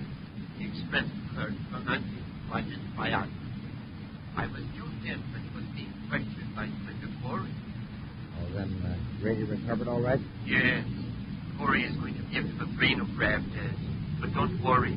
What about the detectoscope button? it's destroyed, reduced to powder. That'll leave Corey with another mystery on his hands. Yes. Wojciech, you will proceed to Neptune as directed. Sure, Polidor. Hold the Zyklon crystals at the cavern until I contact you. Polidor out. In Commander Torrey's central office at Space Patrol headquarters, Buzz and Happy are examining the results of the brainograph test on Sam Grady, express agent of Division A. Well, one thing's sure. Grady wasn't in on the job. No, everything he told us was the truth. He wasn't even guilty of terrorism. Polidor's men had everything figured down to the last detail. Say, Commander, what about that powder on my jacket? The lab's still working on it, but I have a preliminary report. Powder is composed of several different elements, materials that might be used in electronics equipment. Then Polidor must have had some gadget fastened to the ceiling. The gadget he projects his voice from. Mm-hmm. Also, it apparently acts as a viewscope and sound detector as well as a reproducer. It sure must be a compact device. Judging from the amount of powder, the whole thing couldn't have been much larger than a coin. Or some of the material may have been completely vaporized. What fell in the jacket was just gas. Yeah, but how was it destroyed? Possibly by vibration. And Polidor heard me tell you to search the room. He may have transmitted a frequency that facilitated the device. I'd sure like to know who planted it then. Say, back in Division A, you mentioned something about a trap for Polidor. How are you going to work it? Already in operation, Pat. A group of businessmen are holding an important meeting in the green room at the Terra Hotel. Discussing a financial matter I'm sure Polidor will be very interested in. The shipment of 1 million credits to the Saturn Trust Company. The green room? But that's supposed to be spy-proof. Exactly. Behind the walls, floor, and ceiling is an electronic jamming device that would garble any recording or secret paper. Even this gadget of Polidor's? I know. If Polidor succeeded in finding his gadget in the green room, it would be working. Had the jamming device disconnected, Polidor will hear everything that goes on right here. How can we be sure that he heard about the meeting? I've arranged for some carefully planted leads. If Polidor's spy set up, he should have picked up our planted information. Million credit bait. That ought to lead Polidor into a trap, all right. It's nearly 1,400 hours left. The meeting in the green room ought to be breaking up soon. If everyone leaves, we'll search the conference room. On the top floor of the luxurious Terra Hotel, Buzz and Happy wait unobtrusively at the end of the corridor as 10 important business leaders file out of the green room. As the group steps into an elevator, Buzz touches Happy's arm. It's clear, Hap. Come on. Commander, I think that last man saw us. I'm pretty sure he recognized you. I know he did, Hap. That was Nelson Kettering, chairman of the meeting. He's the only man in that group who knows we're setting a trap for Polidor. Go on in, Hap. Hey, this is some room. And look at the size of that conference table. I'll check this switch, and we'll search the room. Switch? Detective system was turned off during the meeting. Give Polidor an earful. Then when Kettering left, he turned it on. Oh, I get it. So Polidor couldn't hear us or see us while we're searching the room. We'll start a systematic search. We'll check every square inch of the walls and ceiling. It'd be pretty hard to conceal anything in this room. The walls are smooth and plain. Hap, look up at the ceiling. You see anything up there? No, sir. Look close, right in the center, directly over the table. I still don't see. Oh, yeah. A small round thing. I can barely make it out. You put one of these chairs on the table, have you? You can get a closer look. Sure, sir. Here, I'll give you a boost. Something like a large button. You want me to see if I can pry it loose? Here, Hap, take this metal box. It's electronically shielded like the conference room. You get that button down, drop it in the box. Yes, sir. Now hold the box right under it so the gadget will remain in a strong shielding field. It's coming loose, Commander. I got it. Hand me the box, Hap. Yes, sir. All right. Let's get back to headquarters and have the lab analyze this thing. We get to headquarters, we'll have a check made on everybody here at the hotel who has access to the conference room. Yeah. Might give us a lead on who planted that gadget. Help! Help! Gentlemen, can you help me? What's the trouble? It's my partner. I was sent up here to help him clean one of the rooms. There he was, lying on the floor of the janitor's supply room. I'll pull. Come on, Hap. Must have dropped a bottle of cleaning solvent. The fumes got him. Here, right in here. See, there he is. Oh, no wonder he passed out. That stuff burns my lungs. I hope we're not too late. You hold the door open. Hap, let's drag him out in the corridor where he can get some fresh air. Yes, sir. I'll take his feet, Commander. I ask you to hold that door open. Get your hands up, both of you. Uh-oh, Commander. Isn't a ray gun rather odd equipment for a janitor to carry? I cut the chatter. Hand over what you took out of the conference room. What makes you think we took anything out of the room? I watched you go in and I watched you come out. Now hand over that box. Come on, or you'll get what that guy got. All right. Here you are. Just being smart, Cole. Now don't try anything. I'm watching. Take a look in this box. Well, you found it, huh? Thanks, Cole. Just saved me a lot of trouble. I just put this detectoscope button in my pocket. Wait, Blanchard. Hold the button up. Polidor. Well, pouring into cadet. They found a button in the conference room, Polidor. Where are you now?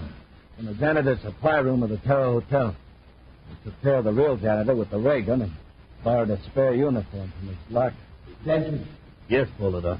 You're on the top floor of the Terra Hotel? Yeah. Good. I know there's a window in the rear of the room. Use the ray gun and throw in the cadet. Then shove them out the window. A 30-story drop from in there. And you'll be out of my life for good.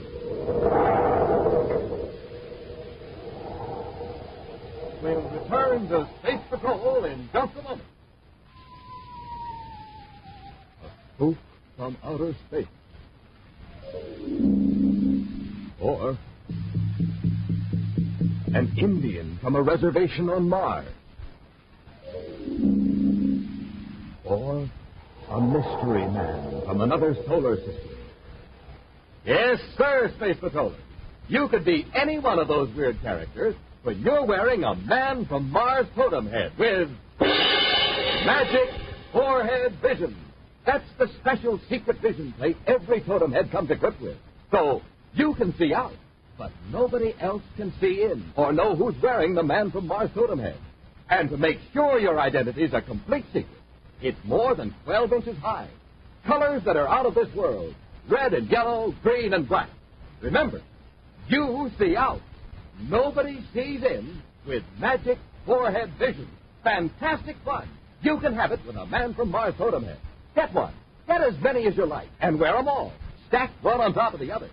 For every totem head you want, send a rice check or a wheat check boxcar, together with your name and address and 25 cents in coins to Space Patrol, Box 686, St. Louis, Missouri.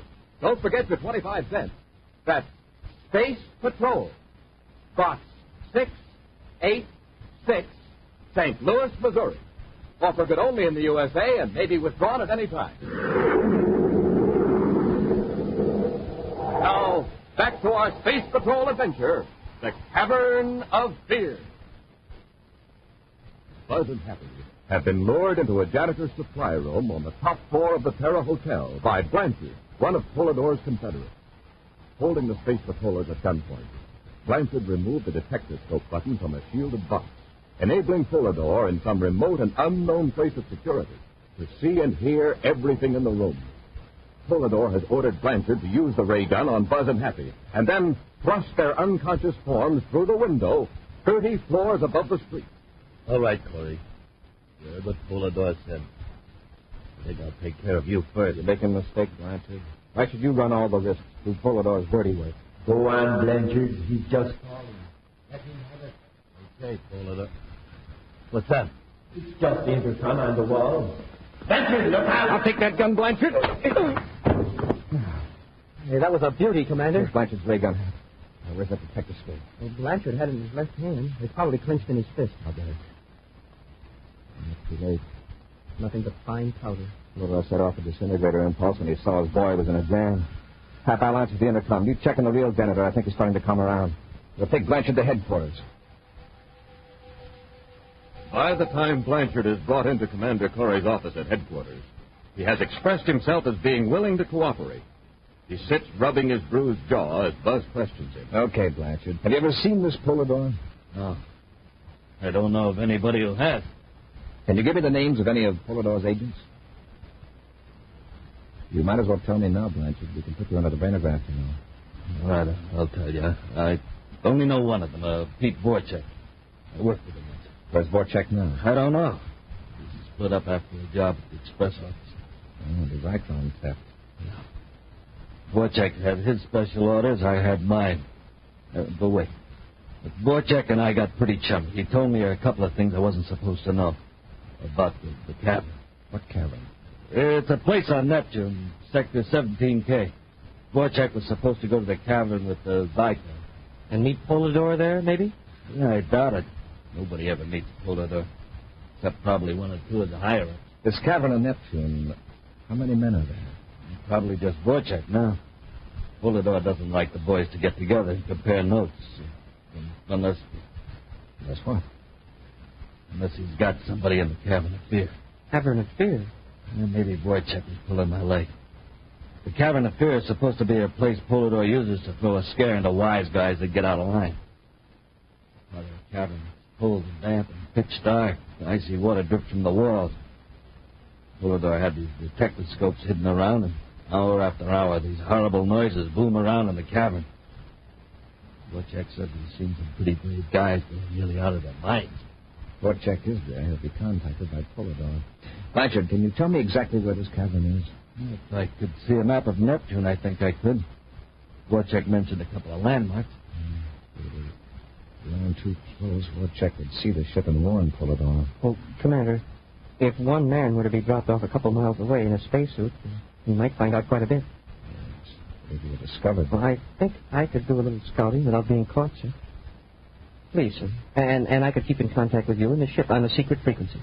All right. But remember, you're volunteering as a scout, and not as a one-man assault force. Turn Blanchard over to the guard. We'll blast off for Neptune. In a remote, mountainous region of the planet Neptune, Pete Vorchek advances the heat regulator in a sealed-off section of a system of caverns. Then goes to a spaceophone transmitter and adjusts the controls.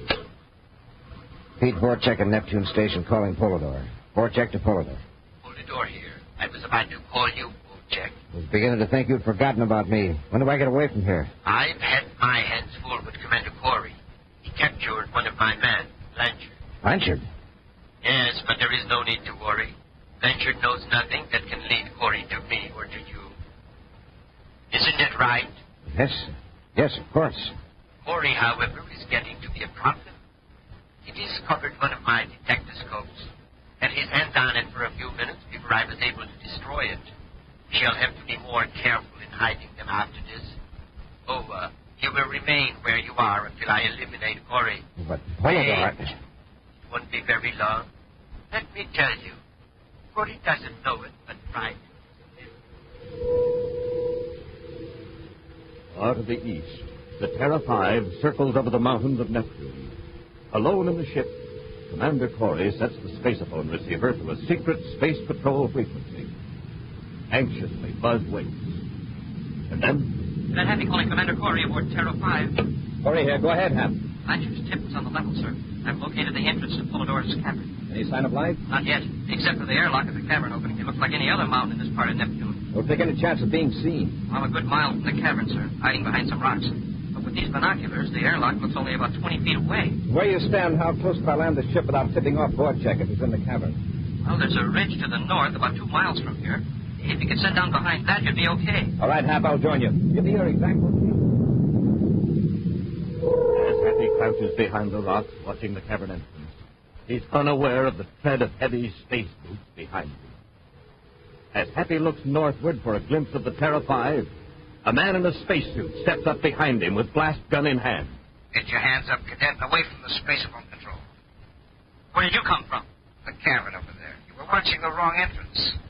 You're Vorchek, then? That's right. You're waiting for Commander Corey. Suppose you picked up our secret frequency. Oh, no. Simpler than that. One of Polidor's men managed to plant a detectoscope in the Terra 5. Polidor heard the commander talking to you and tipped me off. Begin moving. Now, look, the commander will be landing in a few minutes, and if you know what's good I'll for you... take care of him later. Polidor wants me to make you comfortable in the cavern of fear. Now start walking. Entering the airlock, Happy is forced to walk for hundreds of yards through the winding passage of the cavern. Vorchek has opened the facepiece of Happy's spacesuit, and the cadet can smell the cold, dank air of the cavern. The rocky walls glisten with a greasy wetness in the beams of Vorchek's atomo light. Suddenly, Happy finds himself in total darkness. and is aware that he is alone. Hey, Vorchek, where are you? Vorchek, what happened to the light? Hey! Smoking rockets. A wild animal. And me in the dark without a gun. Coming closer. Are you frightened, Cadet? All of them. Well, that's a relief. A relief? Well, sure. Now I know there's no wild animal in the cavern. That roar was just a sound effect projected here the way your voice is by your detectoscopes. Quite logical. However, you can be quite sure, can you? What do you mean? I am far away on another planet, but you can be certain just what might be in this cavern. Listen. Some animal may be creeping closer, its claws scraping the rough rocks. Sure. Let's hear some more of your sound effects, Polidor. Put on a show for me. You are brave now, but wait a few hours. The darkness will have its effect on your reason. Your senses will play tricks on you. Your imagination will get out of control. And for the first time in your life, you will know pure terror. Landing the Terra 5 and not finding Happy, Commander Corey has made his way to the cavern searching for the cadet. Cautiously, he makes his way through the winding passage with the aid of an atomoite. Occasionally, from the blackness ahead come strange sounds. Oh, shut up! Happy, where are you? Come in, I see your light. I'm back here. I'm coming, Hap. Oh, what's that? Oh, just one of Polidor's tricks. He's trying to scare us with sound. Corey, you're only a few yards from the cadet, and I am on another planet. But watch, you'll never reach him. Commander, look out! The gate's closing! Happy! It's no use, Commander. The cadet is locked behind the gate, and Vorchek will see that you don't escape. Look, Polidor, there'll be a squadron of Space Patrol ships here looking for us. Let them come. Vorchek will be gone when the Zyklons are sold. And, of course, I am here in voice only. This whole section of Neptune is being watched right now. Your man Vorchek can't get through that patrol. Thank you, Commander. He can't escape in his ship, but he can in yours. Not unless I'm in it. The controls are locked, and only Happy and I can operate them. Oh, well, I don't mind losing Vorchek and the Zyklon if I can do away with you and the cadet. Vorchek can risk being shot down by your patrol ships if he likes. Right behind you with the blaster, Corey, so get him up. Well, Vorchek, you've been getting an earful, huh? Yes. You're going to get me out of here, Corey. Vorchek, don't be a fool. It's a trick. Maybe, Polidor. But I know where I stand with you now. Come on, Corey, let's go. Just a minute. Open the gate and let the cadet out. Let him stay in here. I can't watch both of you. You mean you leave him here alone in this cavern? Maybe Polidor will talk to him during his final hours. Come on, Corey, let's get out of here. You go first. All right. That's the way you want it. Had enough? On your feet. Sure. Now open that gate, Vorchek. Take it easy. I was only kidding. Here's the control back of this shelf of rock.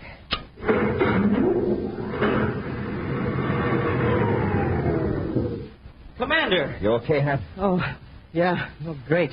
Hey, you've got Vorchek. He's riding back with us. Too bad we can't include Polidor. Did he give you a rough time? Oh, he sure did. I didn't mind the bats and the leopard, but one sound really had me scared. I figured I was really off my rocker. What was it? Well, it was so real I could almost feel it rubbing up against me, even through my spacesuit. Rattlesnake? No, it was...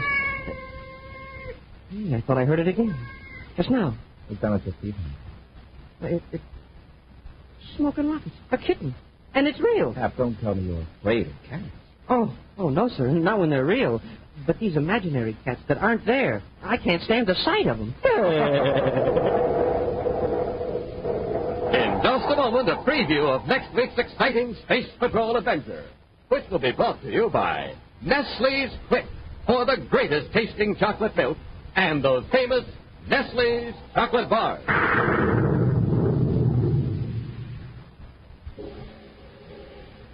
Who is the man from Mars? Who's in that weird, spooky totem head with a face in front and another in back? Fellas and girls, it can be you. Yes, you can have this sensational totem head with magic forehead vision. Imagine, when you wear your totem head, you can see out, but nobody can see in. That's right. Magic forehead vision works only for you. When you're in that totem head, you can fool your best friend. Even your mom won't know it's you. It's easy to get your totem head because you drink that super wonderful, extra delicious Nestle's Quick, don't you? Sure. You know Quick makes the best chocolate milk in the universe. Well, just send the lid from the can of Nestle's Quick or a tracing of the front of the label, together with your name and address and 25 cents to Space Patrol, Box 686, St. Louis, Missouri. That address again, Space Patrol, Box 686, St. Louis, Missouri. You'll get your totem head soon, so you can be the Man from Mars.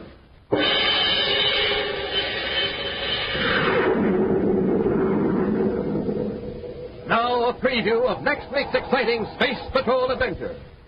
Buzz and Happy are aboard the Terra 5, preparing to fight off an attacking robot ship. Fire stern torpedo 1. Fire 1.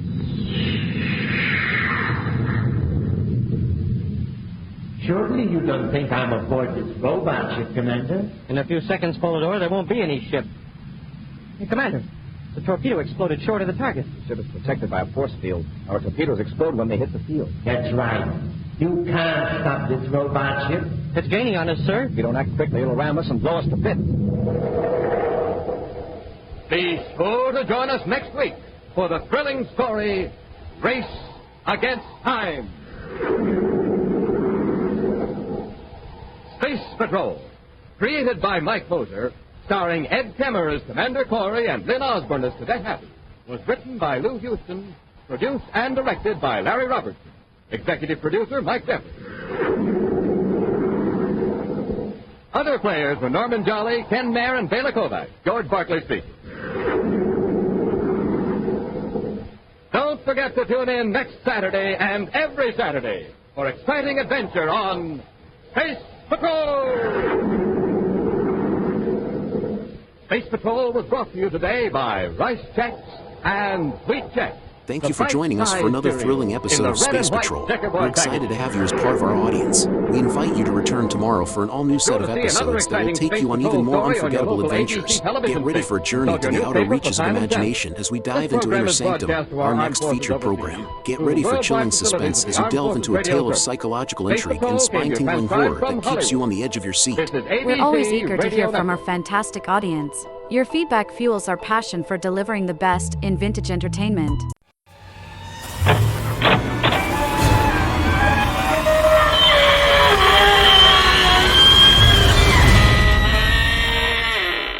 Good evening, friends. This is your host to welcome you through the creaking door into the inner sanctum. Come on in. Say, getting worry wrinkles over inflation, anybody? A pale face here at my elbow just asked me to point out that where he comes from, nothing inflates, everything deflates. As a matter of fact, living down under is one way of trimming your clothing budget down to bare essentials. All you need for the longest while is one wooden shoe.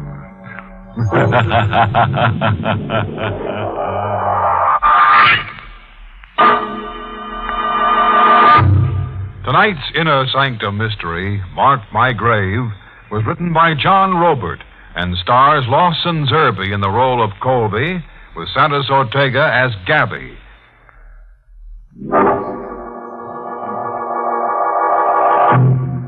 Tonight we intend to prove that when a live wire meets a dead head, not a spark of sanity remains. We're in Christenberry, an ancient American village founded during the reign of Queen Anne. We're witnessing a climax in the dark and bloody story of the Brenda clan.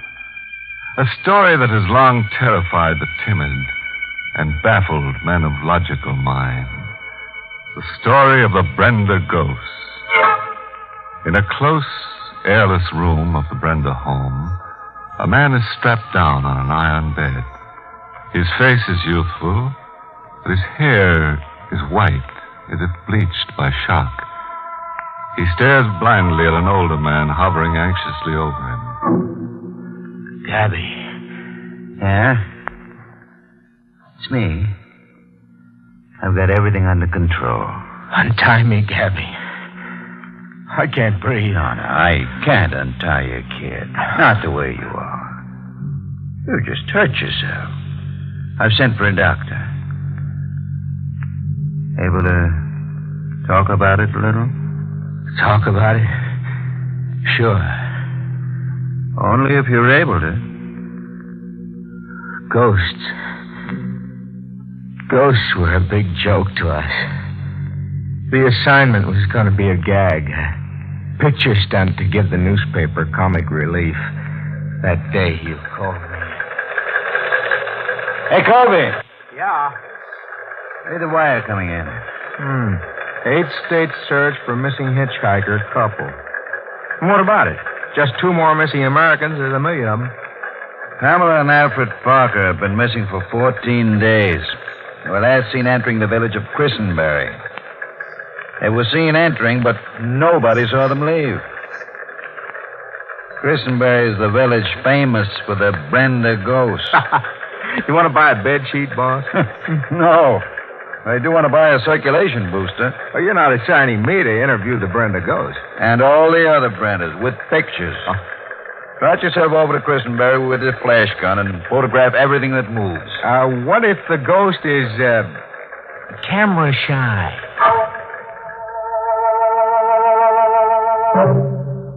Christenberry was a village a man starts talking to himself in. A handful of bearded old-timers who stared at newcomers, then scurried away like frightened jackrabbits. The population on the ground was less than 100. The population underground was an easy 20,000. Now, before tackling the Brendas, I did some reconnoitering. If you're a man of caution, Mr. Colby, you'll not go poking your nose. How did Luther Brenda die? He was found keeled over in his study one black night, murdered. Somebody took an axe to him. Just somebody, huh? The, hatchet man was never caught? No. Uh-huh. Did the police ever figure out a motive for the murder? Robbery, they said. But it was hate that killed old Luther, if you ask me. Well, driving into town, I saw posters tacked onto telephone poles advertising a public auction of the Brenda house and grounds tomorrow at 10 a.m. What's it mean? County supervisor's orders. Ain't a penny in taxes been paid since old Luther Brenda died.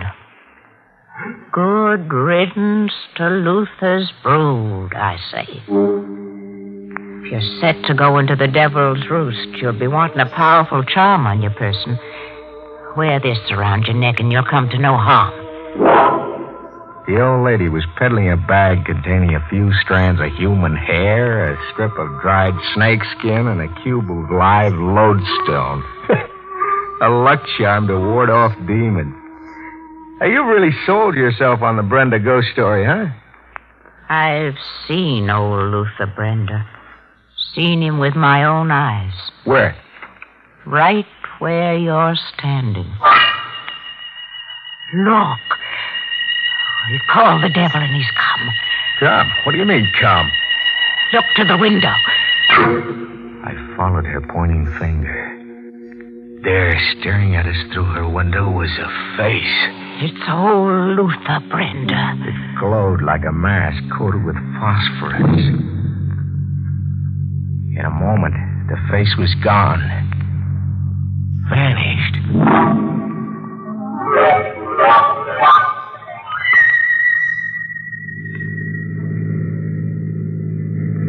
I left and drove on to the Brenda place, trying to throw off the spell. It was a perfect setting for a ghost. Inky black. You couldn't see your hand in front of you. A dimly lit gabled house high up on a hill. And barking dogs somewhere. I was picking my way slowly with my camera slung over my shoulder, working my flashlight, when I got the first proof that I really needed a charm bag around my... Oh! The rifle shot. Somebody had shot the flashlight out of my hand. Are you shot? Nah, you just ruined a new flashlight. Who are you? David Brenda. You? Colby, a reporter. You always welcome guests with a blast of rifle fire? I mistook you for old Luther. Old Luther's on the prowl tonight. Ah, shooting at your father's ghost, huh?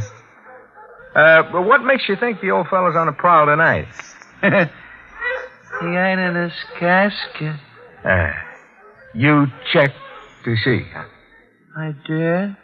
You dug him up and pried open his coffin and checked? Nope. Wasn't no need to do that. We ain't never buried old Luther. We put him in the family crypt like he wanted to be put. And you say he's not there now? Yep. Well, any objections to showing me? Nope. Come along. I followed David Brenda into a small fieldstone house set on the edge of a weed-choked meadow, less than 50 feet from the big gabled house. Sort of a primitively built mausoleum. In the center of it was a heavy oak coffin tooled with steel fittings. Raising the lid was a job for Hercules. I watched David Brenda's face purple with the effort. I'm showing you. Now, look for yourself. I looked. The casket was empty. I said old Luther was on the prowl. A man who's been dead 10 years just got up to take a walk. Got up to keep his promise. What promise? To take the Brendas back to his keeping. First Walter, then Polly, then me, he said. Walter's first because he's the oldest. And you last because you're the youngest? Yep. And you believe it? Listen. Hear that? Organ music. Some cheerful Joe's playing an organ over at your house. It's the piece old Luther always played. Only Luther can play the organ. I still say, show me. Come on.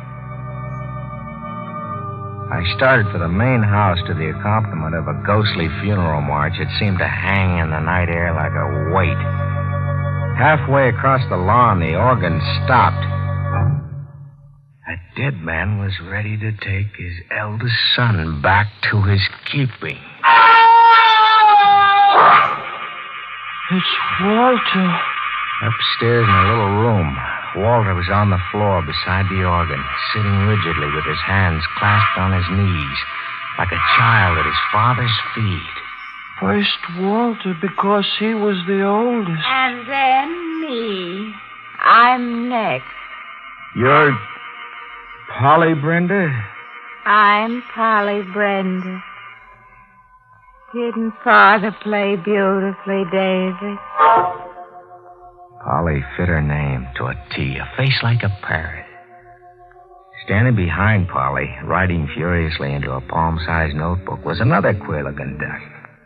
The kind of guy you imagine running through the fields with a butterfly net. Oh, who's the note-taker, David? Mr. Lautrick. Yeah, he's a lord. Sir Oliver Lautrick.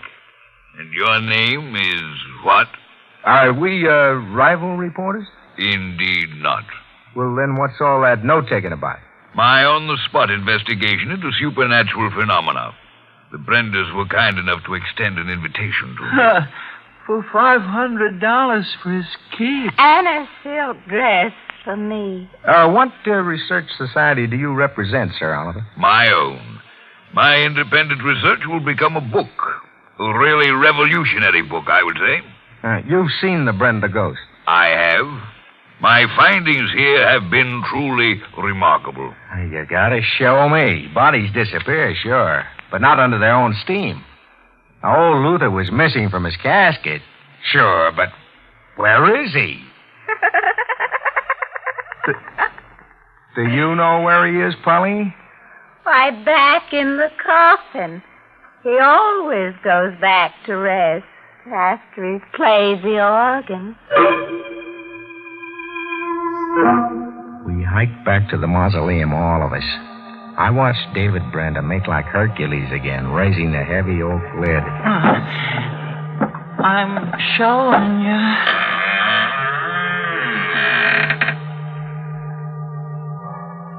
I looked. Old Luther Brenda was back in his casket. And it was the same face I'd seen pressed against the window of old Lady Hawkins' house.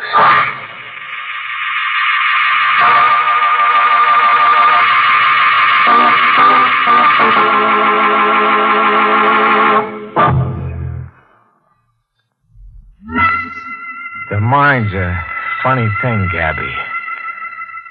You're a hard-headed cynic who says, show me, but suddenly you can't trust your eyes. Suddenly your mind's developed a small crack, and your sanity begins to push out like sawdust coming out of a rag doll. A dead man who gets up out of his casket, plays an organ solo, commits a murder, then gets back into the casket. You don't dare believe it, because if you do, you'll never stop screaming. I didn't try to figure it out too much. I photographed everything in sight, talked a while with the overstuffed researcher, Sir Oliver, then holed up in the ground floor bedroom David Brenda assigned me to. It won't be comfortable, but it's a bed. I hadn't even closed one eye when the dogs outside set up a holler that raised goose pimples all over me. It was the kind of holler you hear from bloodhounds when they reach the end of the chase. I went to the window. Something was pulling me. Something. Like a premonition. There were the dogs on the lawn, under the moon. Brute mastiffs, 4 of them, and snapping something in their jaws, then tossing it into the air. I concentrated on whatever the gadgets were, peering through the window glass until my eyes almost dropped out of their sockets. After a while, I made the gadgets out. They were articles of clothing. A shoe, a man's hat, a lady's handbag. I found the place the dogs had come from. It wasn't hard. I just followed the dog tracks to a ravine behind the meadow. I found them side by side, deader than just dead. Pamela and Alfred Parker, your missing hitchhiker couple.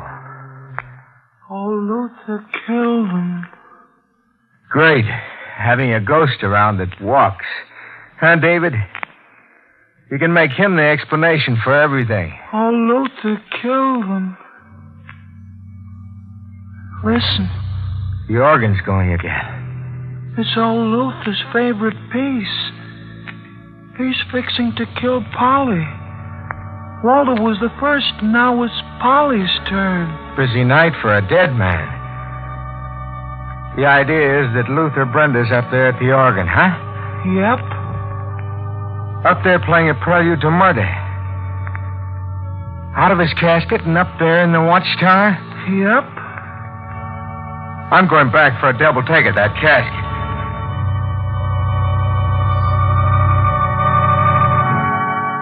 I played Hercules with the lid myself this time. I did a double take 20 times over. The casket was empty. I sprinted for the main house with David Brenda puffing at my heels and a funeral march pacing me. Sprinting got me within a foot of the front door when the music stopped.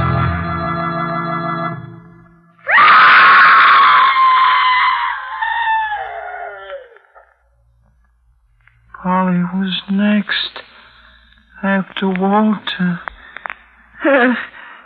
Oh, Luther's keeping his promise. Shut up, shut up! It was Polly, same place. On the floor in the watchtower at the foot of the organ. Same kind of death. Like Walter, sitting rigidly with her hands clasped on her knees, like a child at her father's feet. First Walter, then Polly, he said. I'm the youngest. I'm last. When my feet felt steady enough, I went to see if Luther Brenda had settled back in his casket. I went to see just as a matter of routine. I'd find him there, I was sure of it. I'd find him there because there wasn't an organ going. That's how I'd begun to think. I wasn't your boy anymore, Gabby. I was practically a Brenda. I never reached the mausoleum. Because out there in the dark, I saw Luther Brenda. I stood knee-deep in the weeds and watched Luther Brenda walk past me and head straight as an arrow for the mausoleum. A dead man was returning to his casket. I took his picture, a rear profile view. My hands worked the camera automatically from habit. I didn't start screaming until the mausoleum door closed behind him. And then I couldn't stop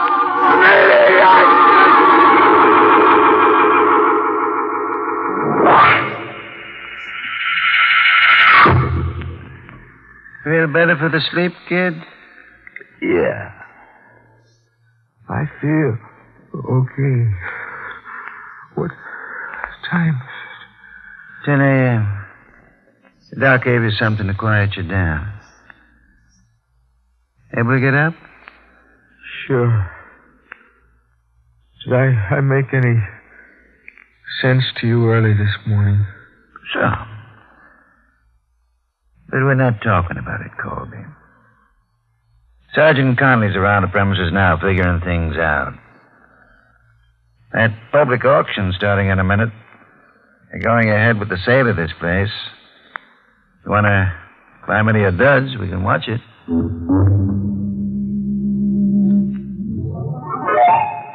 Gentlemen, your attention, please. The sale is about to commence.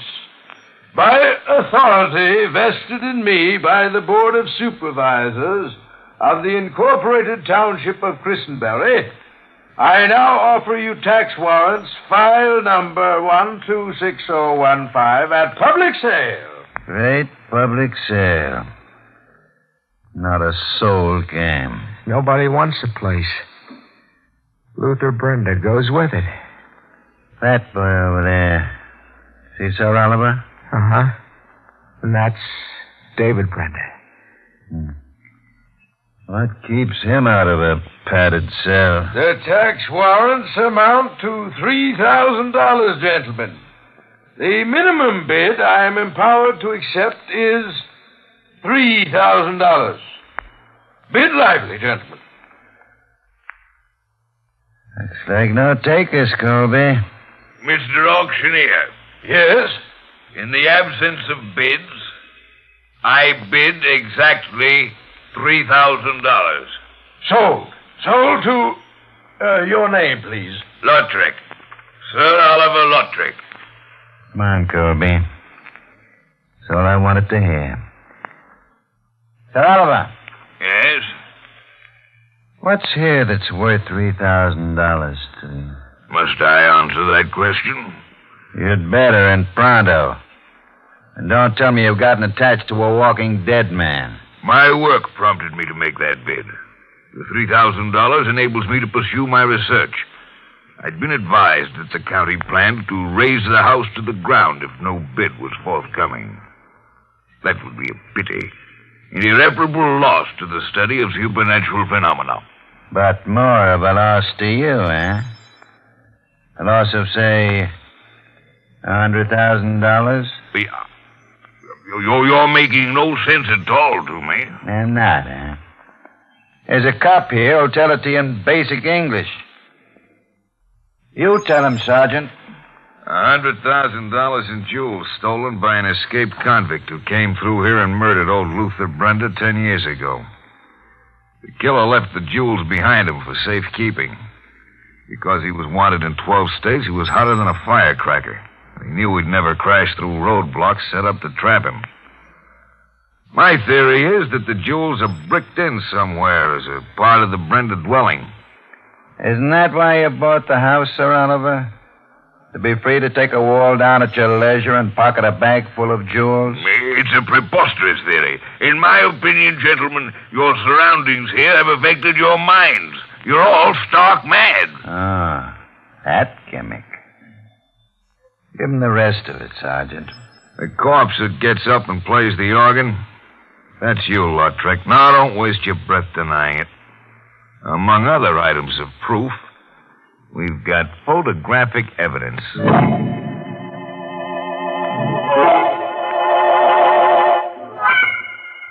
That wraps up the ghost story, Colby.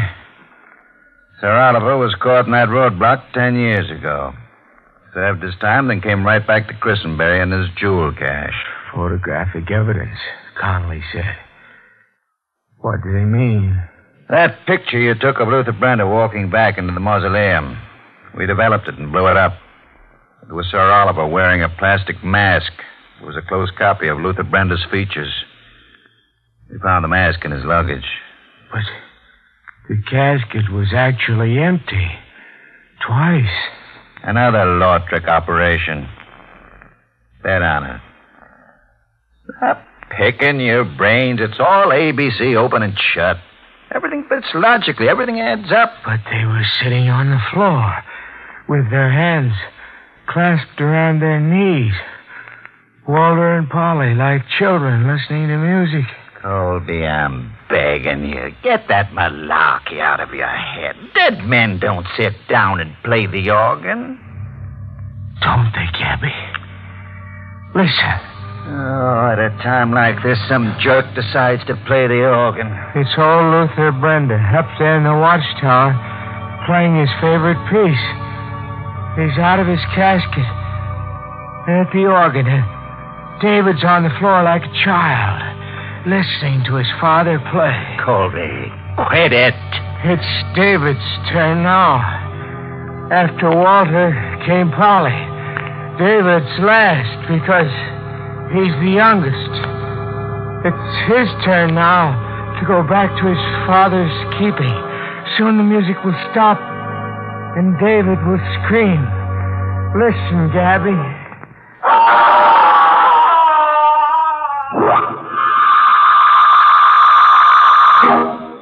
See, Gabby?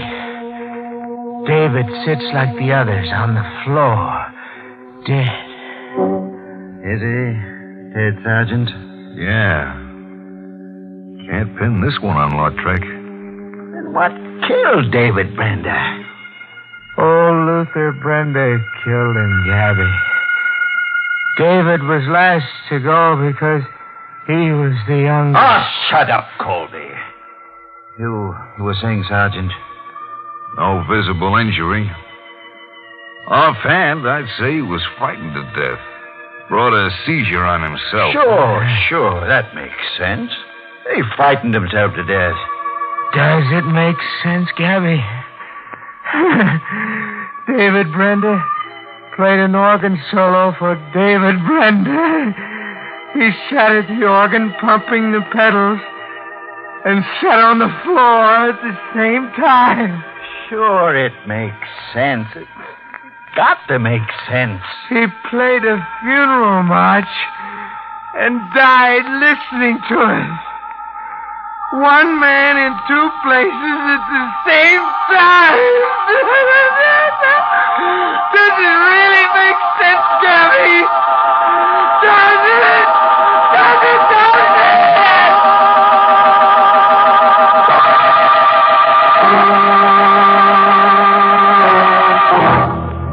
So the Brendas are back together again.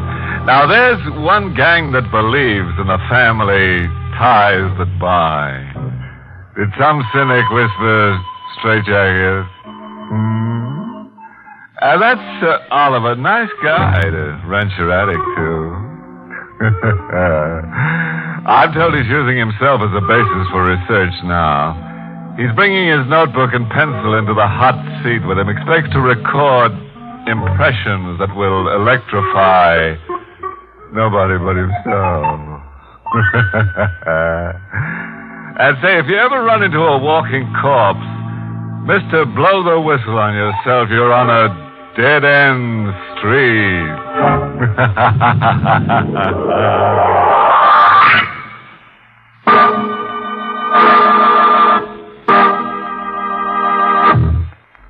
Inner Sanctum is heard each week in the United States over CBS, the Columbia Broadcasting System, and has been rebroadcast for servicemen and women overseas through the facilities of the United States Armed Forces Radio Service, the voice of information and education.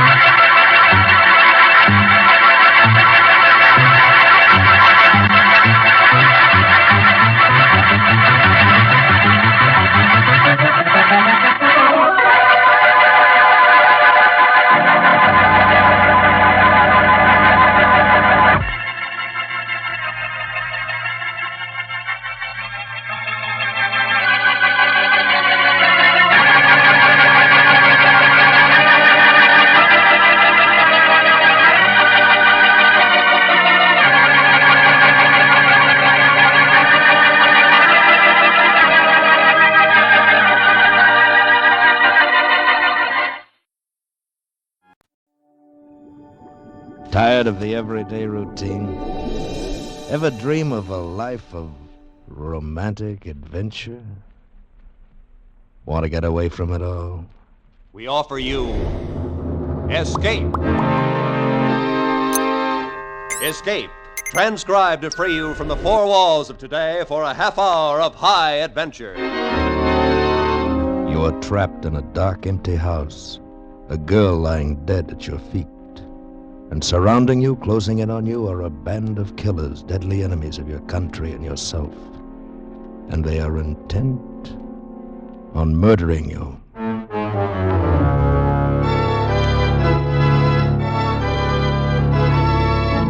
Today, with Barry Kroger starred as David, we escape to England and the story of a man whose life depended upon the outcome of his mission, as Graham Greene told it in his fascinating story, Confidential Agent.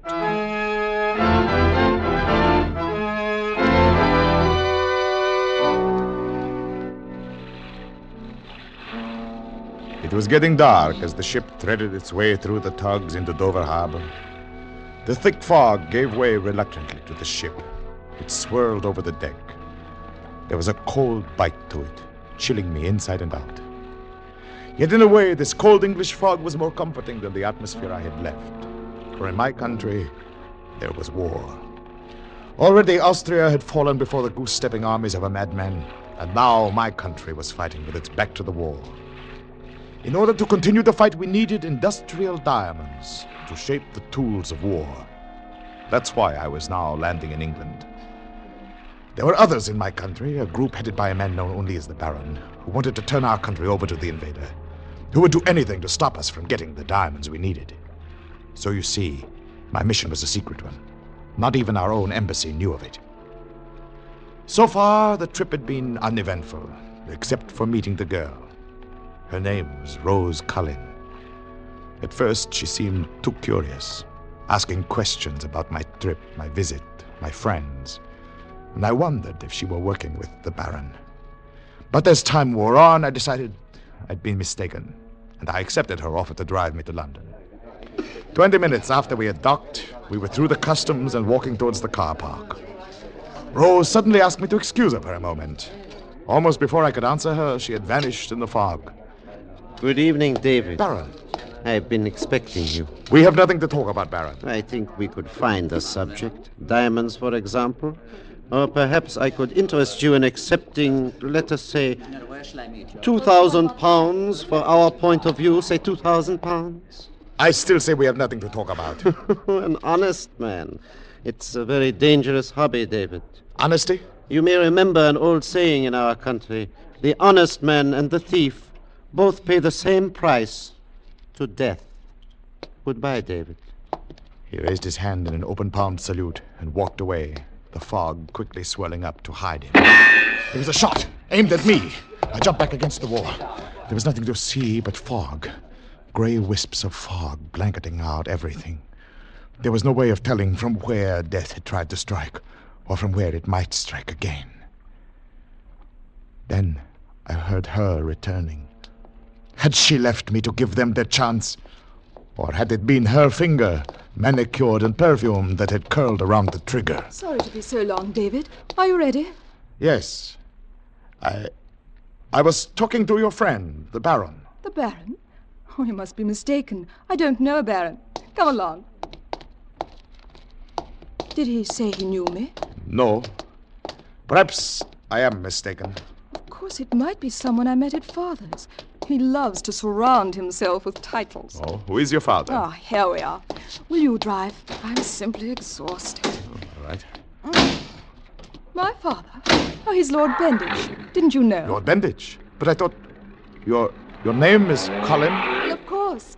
My father's name was Edward Cullen. After his first £1 million, he became Edward, Lord Bendage. It's really quite simple. I came here to do business with Lord Bendage.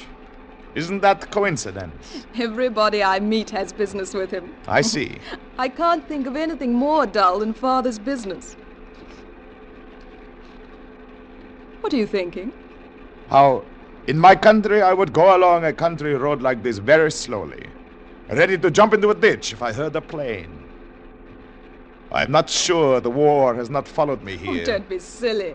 The only war here is between the Prime Minister who talks about peace in our time and Mr. Churchill, who talks just as long about the glory that was Britain's. And nobody believes in anything. You're very cynical for such a pretty girl. What is there for me to believe in? My father's diamonds. Hardly something to get passionate about. You have no young man? Oh, plenty. If I want to know who scored 60 runs in the Lancing-Brighton cricket match, or the odds at Epsom Downs. But there's no excitement. If it's excitement you want, perhaps we still will get it. One of my countrymen tried to kill me just before you joined me. Oh, really? It's true. He or his men will certainly try again before I reach your father. Oh, don't be so melodramatic. Things like that don't happen except in thrillers. Unless, of course, you're a spy. Are you? No. No, I'm more of a confidential agent. What's the matter? What's that ahead of us? Oh, it's just a lorry. Why is he blocking the road? He stalled, probably. I'm sorry you're mixed up in this road. But it's only someone out of Hold on, we're going on.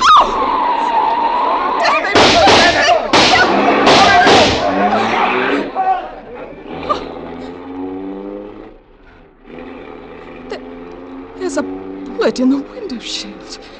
Oh, someone is trying to kill you. Yes. Oh, we must go to the police. With what? We saw no one we could identify. Oh, but we struck one of them. I felt the car hit him.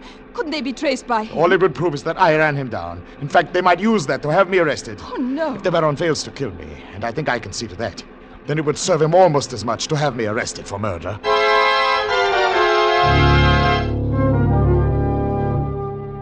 It was late at night when we reached London. Rose wanted to drive me to my destination, but I refused.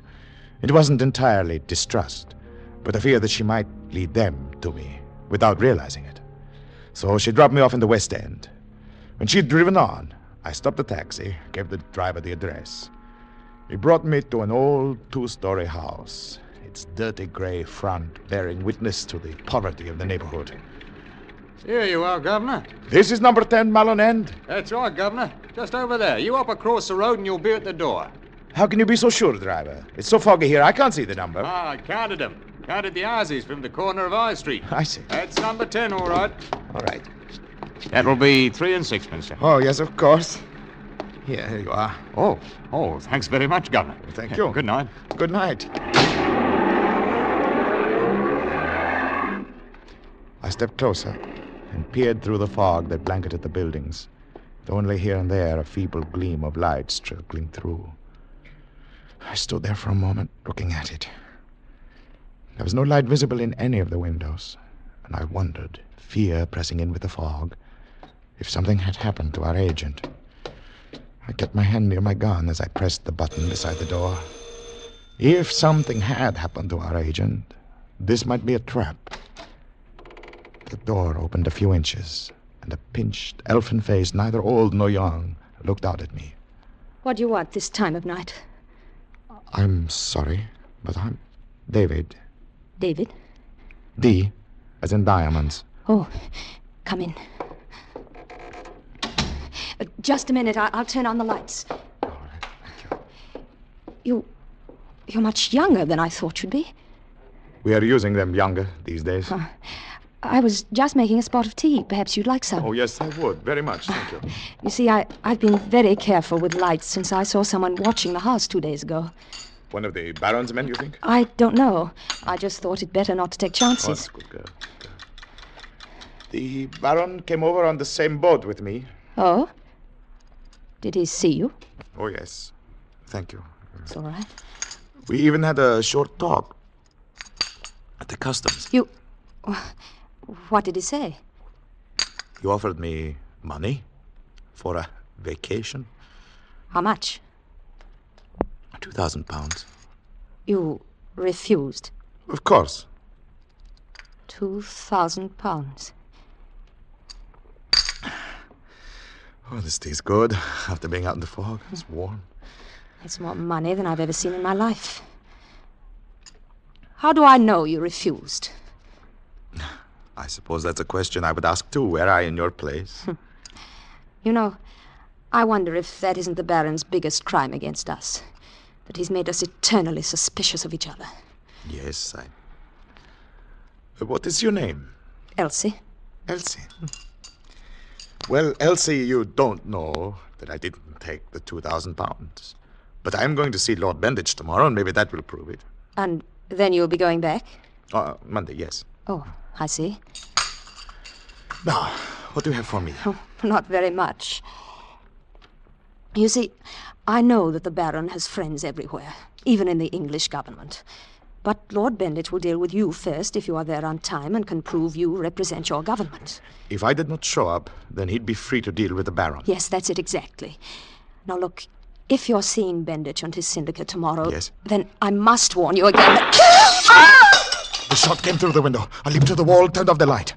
I knelt, found her wrist. There was no pulse. Elsie was dead. Kneeling there, I cursed myself. The minute she told me that someone had been watching the house, I should have known that both of us had to get out. I should have known there was no time for tea and talk. Suddenly, I heard a sound. The door. The killer or killers were in the house. To stay there in that dark, small room, try to shoot it out with them, could have only one ending. They were blocking off the front door. I couldn't leave through a window. I'd be a perfect target that way. I began to edge toward the other door in the back. It was slow work. Then I was in what seemed to be a kitchen. A gloomy patch of light guided me to the door. I pressed my face to the glass, strained to see outside. A man was standing, only a few feet from the back door. There was only one other way to go, up. I slipped out of the kitchen into the hall. After what seemed hours, I found the stairway and carefully stepped on the first step. It creaked, and I leaped higher and up to one side, just in time. Another step, and I fired again. There was only one thing to do. I raced up the stairs. I flung myself to the floor.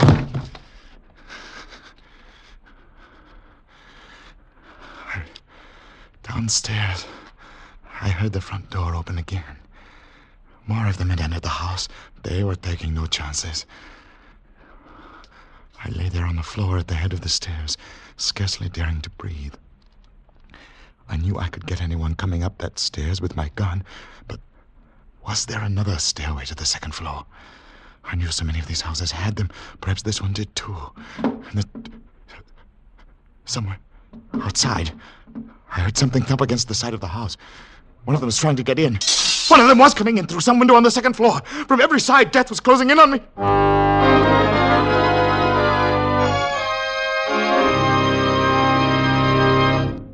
just a moment, we will return to Escape. But first, that happy but hectic couple, Ozzie and Harriet, come home to CBS tomorrow at 6:30 Eastern Standard Time. So get your whole family together to welcome them home next Sunday night, when they'll be heard on most of these same CBS stations just before the Jack Benny Show. And now, with our star, Barry Kroger as David, we return to the second act of Escape and Confidential Agent.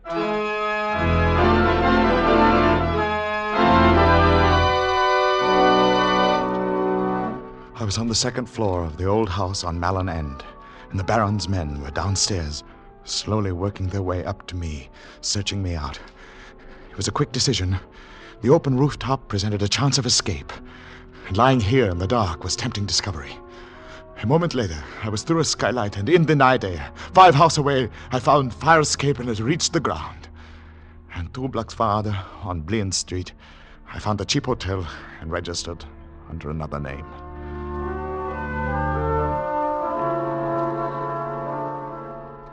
The next morning, I took a taxi to the house of Lord Benditch. The butler, with the empty face of the typical British servant, took my coat and then showed me into the room where Lord Benditch and 4 other men waited. These men were the Diamond Syndicate. You're the man we're expecting? Yes, I think you know the object of my visit. We had a letter a fortnight ago. Strange the purchase wasn't handled through your embassy or consulate. This is Mr. Forbes. How do you do? How do you do, Mr. Lord Forbes? Petting. Oh, my lord. Mr. Brigstock. How do you do, sir? Mr. O'Grady. You'll forgive us if we get to business right away? I should like that. Now, I'm prepared to pay the highest market price, for which I have here a side draft and a bonus of 25% after the diamonds reach my country. You will take the diamonds yourself? Oh, yes. Then the bonus should be paid now. Benditch is right, old boy. You might never go back, and then where should we be? Perhaps, Lord Benditch, we could accept the offer as it is if we are given notes covering the bonus. Oh, yes, I'm quite prepared to do that. Very well. You understand we could do better than this, but we like to do business with established governments. We must, however, be certain that you have the right to speak for your government. You have your credentials, of course. Certainly, I have them. Something wrong? It's extraordinary. I had them in my breast pocket with my passport here. Perhaps you left them at your hotel. Morning after a tacky evening, all that? I had them right here when I entered this house. If you're implying... I did have my papers. They have been stolen. I dare say. Well, it's obvious we can't do business with an unaccredited agent. Lord Benditch, they've been stolen. Rough go, old boy. But it looks like you've had it. We are sorry, but Lord Benditch is right. We can't... I walked slowly out of the room.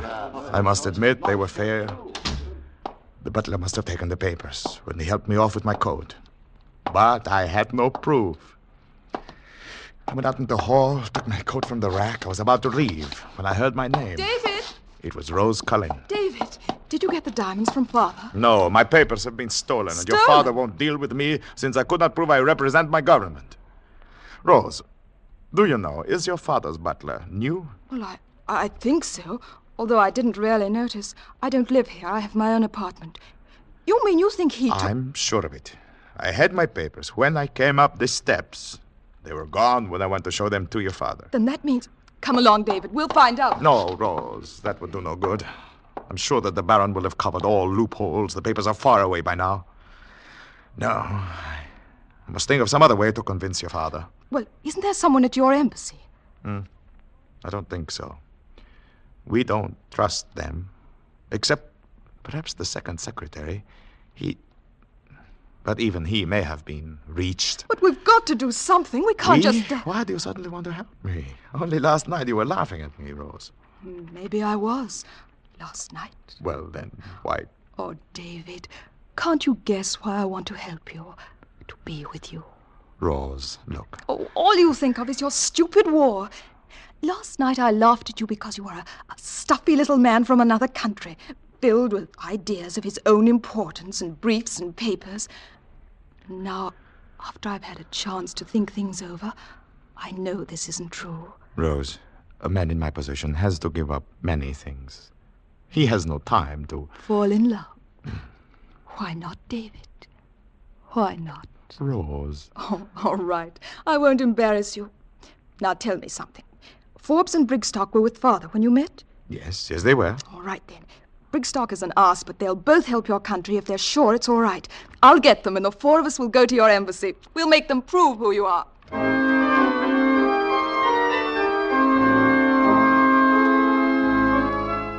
She was right. They both did seem anxious to help, and were quite willing to go to the embassy with us. At the embassy, we waited for the second secretary. Then a man appeared, a countryman of mine, although I had never seen him before. May I help you, gentlemen? Yes. My name is Forbes. This is Mr. Brigstock. How do you do? We are associated with Lord Benditch. This is his daughter. We are considering doing business with this other gentleman who claims to represent your government. I know of no official representative being sent here. What is your name, sir? Here is my passport. Let's see. This is very strange. Mr. Forbes, the man whose name is on this passport is no longer alive. Are you sure? He was shot by the rebels. Oh, you're lying. You didn't even look at the passport. You had your story ready before we even got here. As a matter of fact, yes. We were warned that someone was posing as this man. We've had the Scotland Yard man here hoping he'd show up. Inspector! Scotland Yard, eh? They'll get to the bottom of this. I have no doubt. Is this the man? Yes. And here is his passport, Inspector. I see. Well, sir, we're going to have to hold you. On what charges, Inspector? Well, there are several, miss. Using a forged passport, illegal entry into the country, trying to obtain a contract under false pretenses, inquiry into a hit-and-run death on the Dover Road last night, and inquiry into the death of a young woman on Malin End. What if I refuse to accompany you, Inspector? Well, in that case, sir, I'm afraid I'll have to force you. If you need it, Inspector, I have a gun here. He doesn't need it, but I... Oh, no! Now, stand back! David! Don't try to follow me through the door! Wait, David, I'm coming with you. The two of us backed out of the room and ran downstairs. I knew it would be only a matter of minutes before there'd be an alarm out and Scotland Yard would be looking for me, as well as the Baron's men. I was sure that I could beat the murder charges. But by that time, it would be too late to get the industrial diamonds to my country, even if I could buy them. Rose took me to her apartment. Then, without telling me what she was going to do, she left. An hour later, she was back. David! It worked. What worked? I went to find Forbes and Brigstock. I convinced them that you don't dare stay and face the charges, and they're going to sell you the diamonds you need in spite of Father. Isn't it wonderful? You are. I don't know how I can ever repay you. By taking me back with you. Rose, darling, I told you before. I'm not asking you to marry me. I'm only asking to go back with you, to take part in something that's decent and honest. After that, well, we'll take what comes. You don't know what you're asking, Rose. It is not so simple as just going back. What do you mean? After today, Scotland Yard will be watching every ship leaving England. I can't book passage. I'll have to find some way to slip out of the country. Forbes can arrange that too, after you get the diamonds.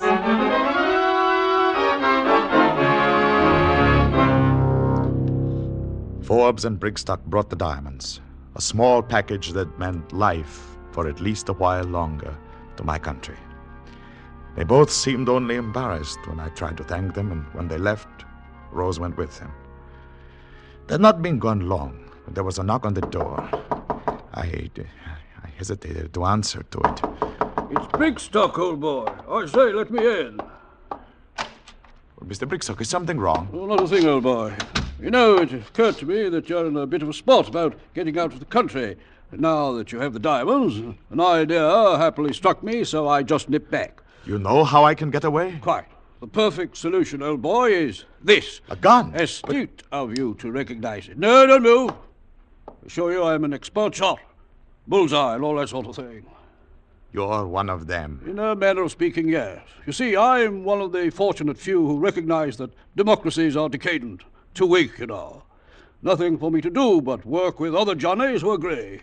An Aryan world for all you Aryan supermen. Is that it? You know, Rose has exquisite taste in rugs. It's a pity you'll have to bleed all over it. You're quite insane, Brigstock. Not at all. You see, people like you never have the brains to understand the glorious world that we are going to build. A world dedicated to joy through strength. Forbes. I say, Most unfair. Olber. They can never resist making speeches. I thought there was something suspicious about Brigstock leaving us so suddenly, so I followed him. But there's no time to talk. You have to get out of here quickly. Where shall I go? I own a resort hotel near South Crawl. I'll make a reservation for you, and tonight one of my men will pick you up there, put you on a freighter bound for your country. And Brigstock? Brigstock is our problem. I'll give them a full report of it when I turn myself in, as I must do. Perhaps my trial will help my country as much as your escape will help yours.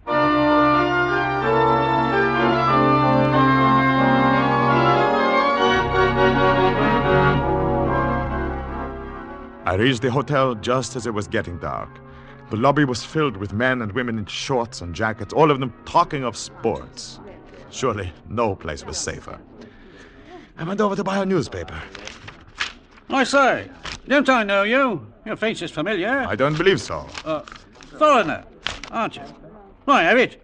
Saw a photograph of you in the stock press edition of the Express. I'm afraid you've made a mistake. Can't get away from Scotland Yard. Best police force in the world. No, I remember. It was murder. Don't try to get away now. I shall take measures, you know. I thought of making a run for it, but there was no use. The lobby was filled with people. I couldn't hold up all of them. My captor sent someone to call the police. We sat down and waited.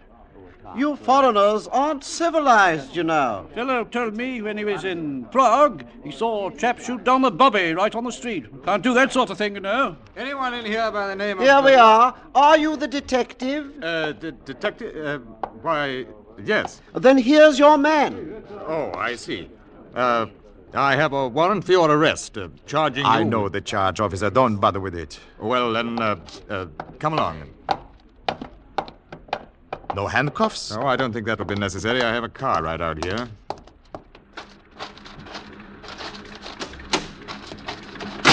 Well, that was a close one. Close one? Yes. It's a good thing you played along, or I wouldn't have been sure what the charges were.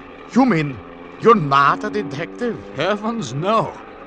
Mr. Forbes didn't tell me the Yard was in this. Oh, they weren't before. It was in the last edition of the paper. One man recognized me and called the police. Yeah, it's lucky I came when I did, then. Very. Well, we'll be at the coast before they get a search underway.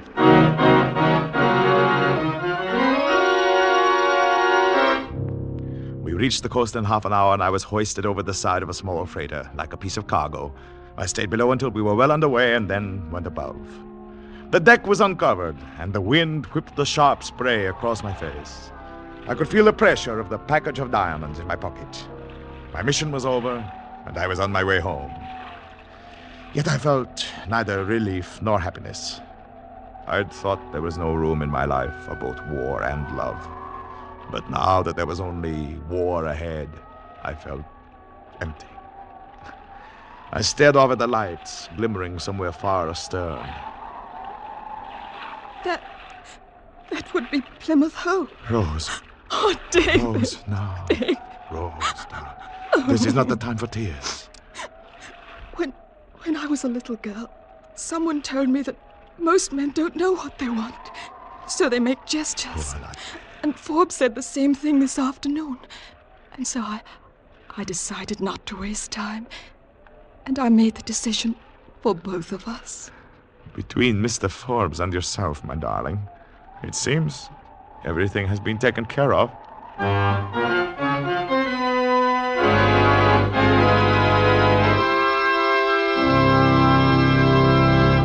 Escape is produced and directed by Norman MacDonald.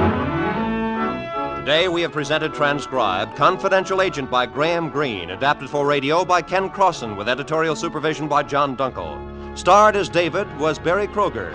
Featured in the cast were Edgar Barrier, Constance Cavendish, Herb Butterfield, Parley Bear, Olive Deering, Ben Wright, Wilms Herbert, and Alec Harford. Special music was arranged and played by Ivan Ditmars. Next week. You are standing alone in a lonely canyon in the shadows of Superstition Mountain. While facing you, tempers ragged, guns drawn, are 3 men who, at your first move toward hidden treasure, will shoot you dead.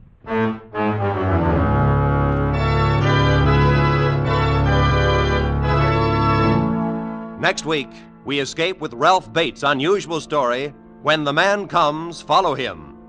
Be sure to tune in at the same time next week when once again we offer you Escape.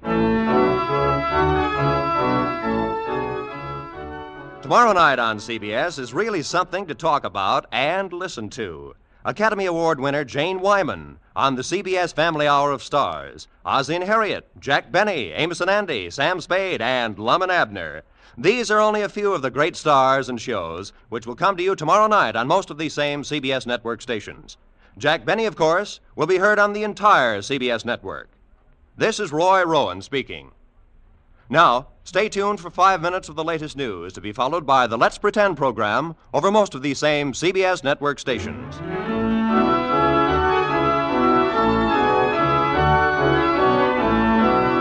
This is CBS, the Columbia Broadcasting System.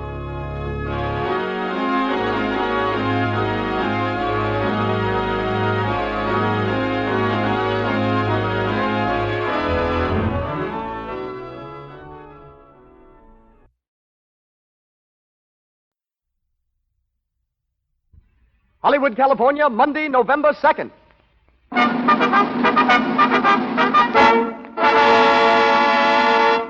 The Lux Radio Theater presents Gary Cooper in The Virginian with Charles Bickford, Helen Mack, and John Howard.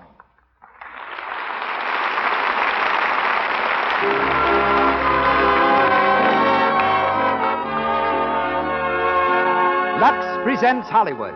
Our stars, Gary Cooper, Charles Bickford, Helen Mack, and John Howard. Our guests, Sidney Skolsky, noted Hollywood columnist, and Richard Klein, physical trainer of picture stars. Our producer, Cecil B. DeMille. Our conductor, Louis Silvers. We wish you could all be with us tonight in our theater on Hollywood Boulevard, not only to meet our stars, but also the many other screen celebrities whom I see just beyond the footlights, awaiting the curtain of another great show. But wherever this hour finds you, a hearty welcome from Lux.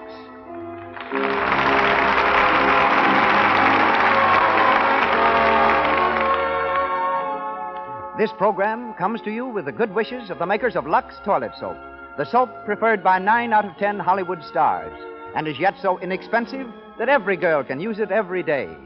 Our message is to use all the cosmetics you wish, but remove them thoroughly, the Hollywood way, with Lux Toilet Soap, whose active lather cleanses the pores and keeps your skin soft, smooth, always lovely. Our show opens with word from our producer. Ladies and gentlemen, Mr. Cecil B. DeMille.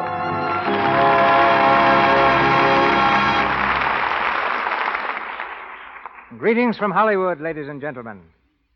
Here in the hometown of movies, we're so used to stars who grit their teeth, clench their fists, and crash their way into the limelight, that a man as shy and human as Gary Cooper is a complete novelty. On a Hollywood soundstage, he's as refreshing as a breeze off the prairie. Last month, the Cheyenne Indians up in Lame Deer, Montana, tried to give him a name. They called Gary Comaced. He was mighty pleased to become a member of the tribe until he discovered that his new name means Tall, Handsome One. Gary was an unknown actor in westerns when he was called in by the Paramount Studios for a screen test. Entering the room, he faced an office filled with producers and executives. The long young man from Montana looked at the expressionless faces, swallowed hard, smiled feebly, and bolted for the door. But his personality clicked. They gave him an important role in Wings, and Gary's been soaring steadily upward ever since. I welcome him tonight as a fine actor, a sincere co-worker, a fearless man, and a close friend. Charles Bickford is also a most welcome addition to our cast. Charlie left the stage to work for me in Dynamite, my first talking film, and has appeared in 4 of my pictures since, including The Plainsman. Charlie's no mean antagonist as a villain. In fact, it took an African lion to put him in the hospital. He will be heard tonight in the role of Krampus. Our leading lady is Helen Mack, who has been on stage and screen since childhood, and is one of the most unspoiled young actresses in Hollywood. She is heard as Molly Wood. The role of Steve is played by John Howard, co-star of the film Valiant is the Word for Carrie. And now, up with the curtain, as the Lux Radio Theater presents The Virginian, written by Owen Wister, starring Gary Cooper with Charles Bickford, Helen Mack, and John Howard.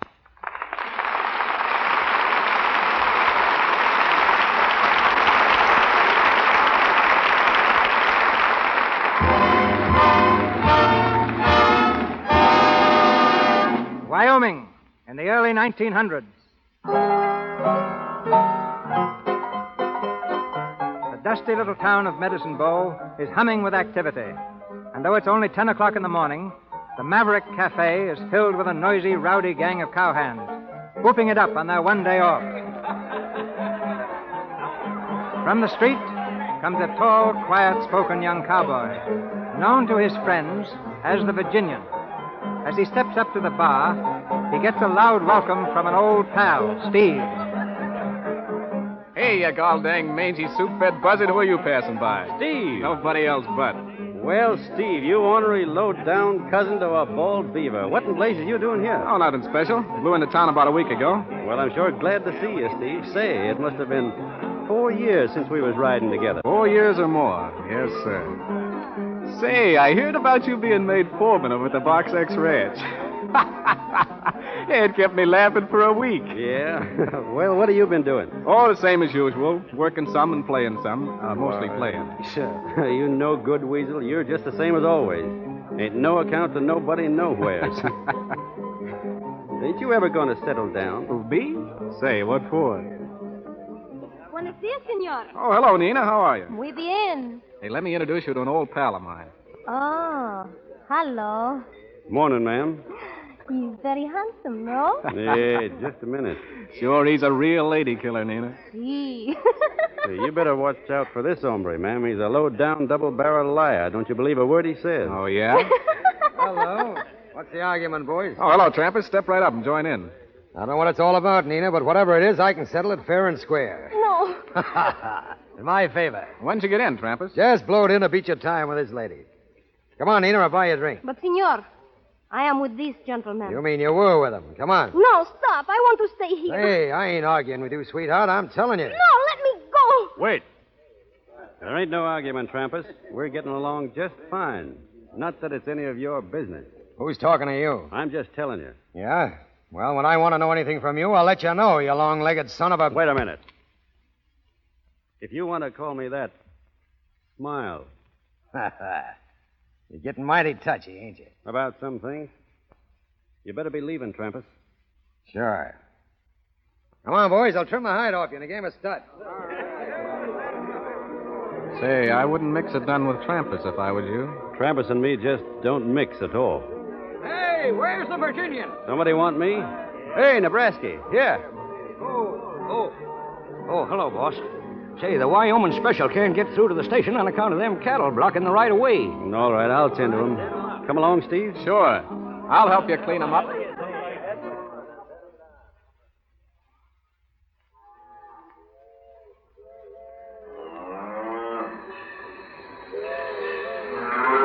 Get up there. Get on. Hey, head them this way. All right, Nebraska, show 'em along. Oh, get along there, you. Get along, you down.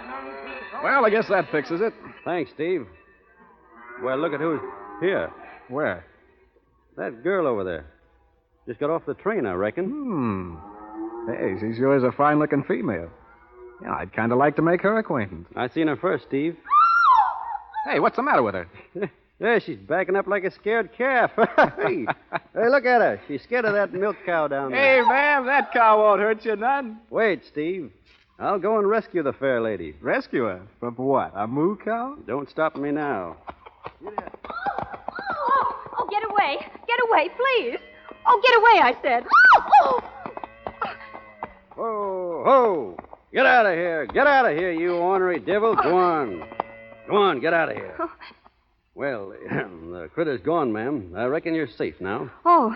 Oh, thank you so much. It's a mighty lucky thing I happened along. A wild steer is an awful ornery critter. Oh, it did frighten me, just for a moment. If that steer had seen you face to face, just like I'm doing now, ma'am, he couldn't have been so mean. Oh, thank you. I reckon you're the new waitress at the Lone Star Hotel. Oh, no, I'm a teacher. Oh, the new school, ma'am? That's right. I've come all the way from Vermont. Well, that sure is fine. Well, thank you again for rescuing me. Oh, that's all right. Any time at all. Mister. What's the matter, little girl? Did you see my bossy? Bossy? What? Why, no. She's my milking cow. I was leading her home and she ran away.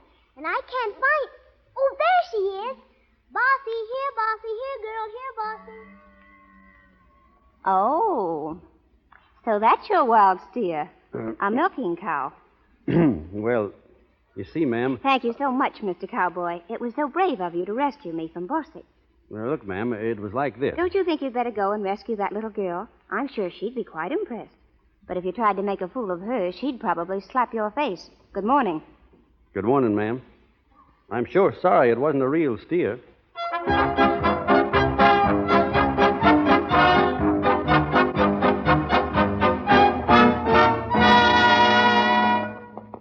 My Lulu gal's a daisy. She wears a big white hat. Then I'll bet your life when I'm in town. Easy, boy.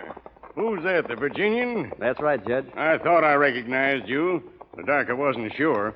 On your way to that welcoming party they gave him for the new schoolma'am, I suppose. That's where I'm heading, Jed. Me, too. They say she's a mighty pretty girl. Yeah, she sure is. Say, the Valley Ranchers had another meeting this afternoon. About rustlers? Yeah. The patience is plumb give out. I tell you, the country's going to the dogs when it pays a man better to steal than to work. It ain't everybody that's stealing cattle, Judge. Some is, and it's up to us to find 'em out. You know, Judge, I got an idea that ain't going to be so awful hard once we set our minds to it. What do you mean? You got any suspicions? Maybe. Who? Well, it's only a suspicion, Judge. Cattle rustling's a nasty thing to pin on a man unless you got proof. Tell me who it is. I'll get the proof. No, I reckon I'll wait a while. And if I was you, Judge, I wouldn't say nothing about it at the welcoming party. No use spoiling the schoolma'am's first social gathering.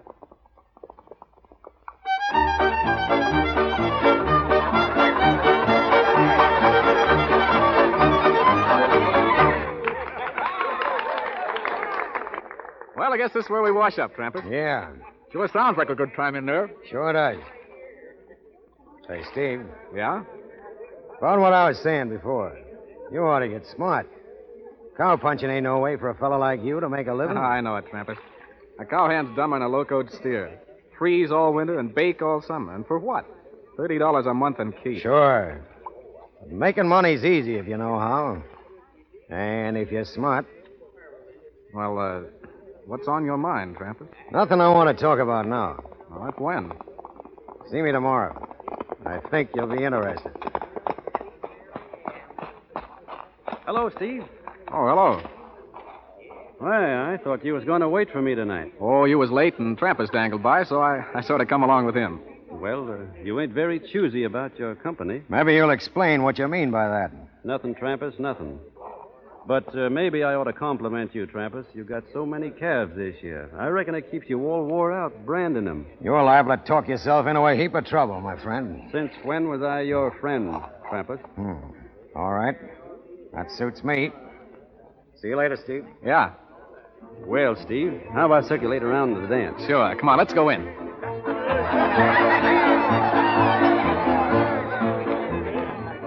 Hey, there's your new schoolma'am over there. Yeah. Hey, she looks mighty pretty in her Vermont dress, don't she? Say, she'd look good in an Indian squaw blanket. Well, here goes, Steve. You gonna ask her for a dance? And I'm going to get it. Evening, ma'am. Oh, good evening. Would you care to try a turn at dancing? Huh? I said, would you care Yes, to... I hear you. You're from Virginia, aren't you? Yes, ma'am. That is, I was born there. I always thought that Southerners had such good manners. That's correct, ma'am. Leastways, they should have. Well, in New England, where I came from, a man always asked to be introduced to a lady before he asked her to dance. I ask your pardon, ma'am. Will you excuse me for a minute? Certainly. Thank you, ma'am. Hey, Shorty. Yeah? Come here. Yeah, what do you want? You know the new school, ma'am? Know her? Sure, I know her. Well, I want you to introduce me. Formal-like. Sure. Yeah, come on over. Thanks, Shorty. Oh, Miss Wood. Yes? Miss Wood, I'd like to present an old friend of mine to you. We calls him the Virginian. Very pleased to meet you, ma'am. Oh, yes. You're the gallant young man who rescued me from the tame cow. What's that? Tame cow? It's all right, Shorty. I'll see you tomorrow. Huh? Oh, yeah. Yeah. Well, so long, boys. Well, Well? would you like to dance, ma'am, or should we sit down? Thank you. I am a little tired. I'd rather talk than dance. Can't talk and dance at the same time anyway. Should we go outside? Very well. This way, ma'am.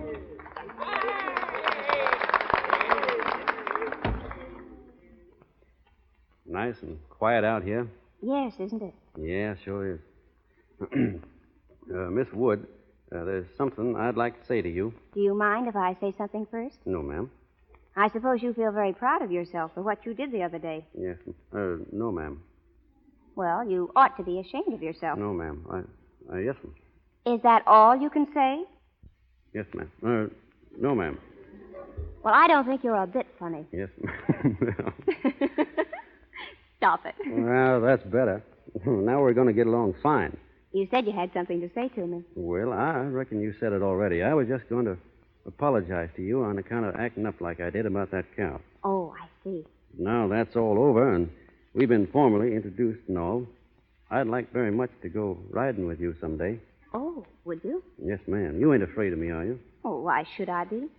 No reason at all. I'm as gentle as a plow horse. And I'm powerful, interested in education. Oh, then I do hope you come to some of my classes. I have several little boys just your age. I'd sure be proud. Yes.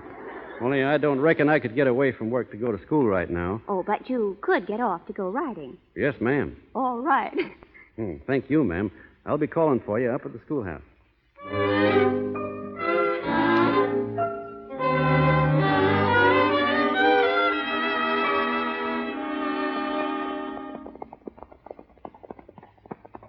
Well, how do you like the new horse? Oh, she's marvelous. What's her name? Oh, what are you laughing at? Well, her name is Sir Henry, but I call him Hank for short. Well, he's a nice horse. You want to get off here for a while? All right.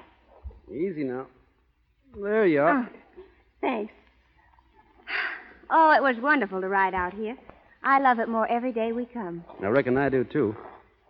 Never noticed the country much before, but coming out this way with you all the time, I like it fine. You haven't told me about that book I lent you last week. Did you finish it? That Romeo and Juliet? Yes, ma'am, I finished it.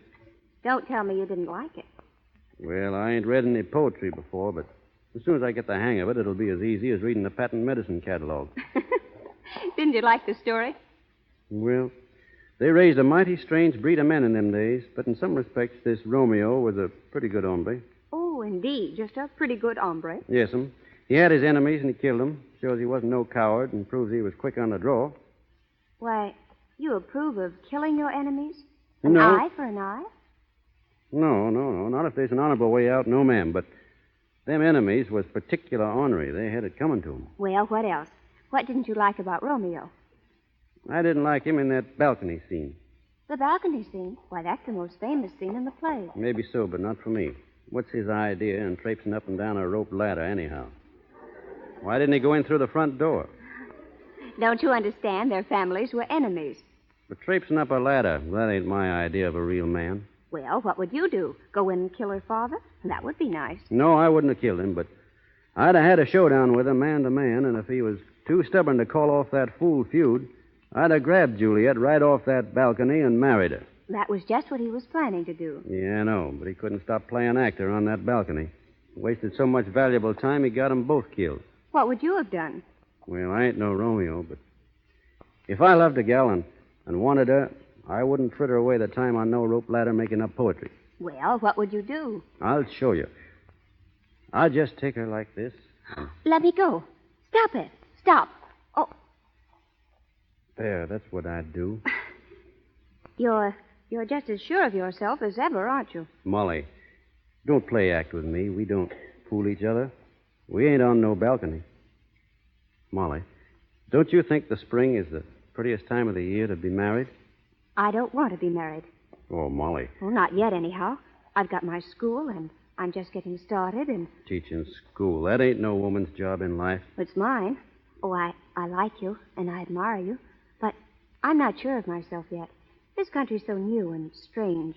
I feel like an alien, an outsider. Oh, I don't know how to explain it, but I just feel that I'm, well, different. Women are funny, Molly. I don't understand them. Well, I'm glad you think you don't. What was that? Sounds like a calf bawling. I better find out what the trouble is. I'll go with you. No, you better stay here. I'll be right back. Come on, boy.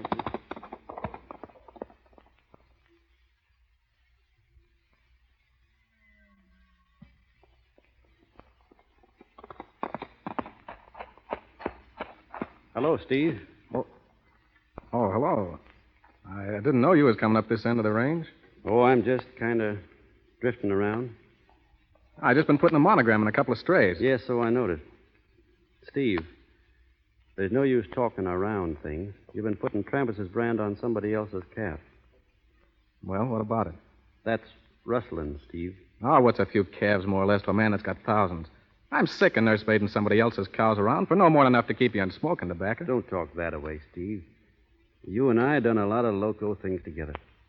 But there's some things that ain't only loco, they're plumb wrong. Oh, you take life too seriously. This whole country's taking things more seriously. I ain't trying to lecture you or play Sunday school on what's right or wrong, but the ranchers around here are plumb sick of having their herds trimmed out, and there'll soon be posses out with ropes on their saddles. Well, I'm carrying a nice limber one to make it easy for them, if they catch me. You blamed hard-headed fool. What are you going to do? Turn me in? Nobody's talking about that. I reckon I couldn't be sore at you no matter what you did. But listen, Steve. You and I have been friends too long to find ourselves lined up on opposite sides in anything like this. Oh, shucks. How do I know what I'm going to do? This country's getting too civilized, too solemn. Yeah, I got a notion I'll be moseying out to the gold fields or someplace. No need you leaving, Steve. You know, you can stay on here as long as you want, just so you don't do nothing crazy. And if I do? We ain't going to talk about that. Not till the time comes. Only I'm just hoping the time never does come.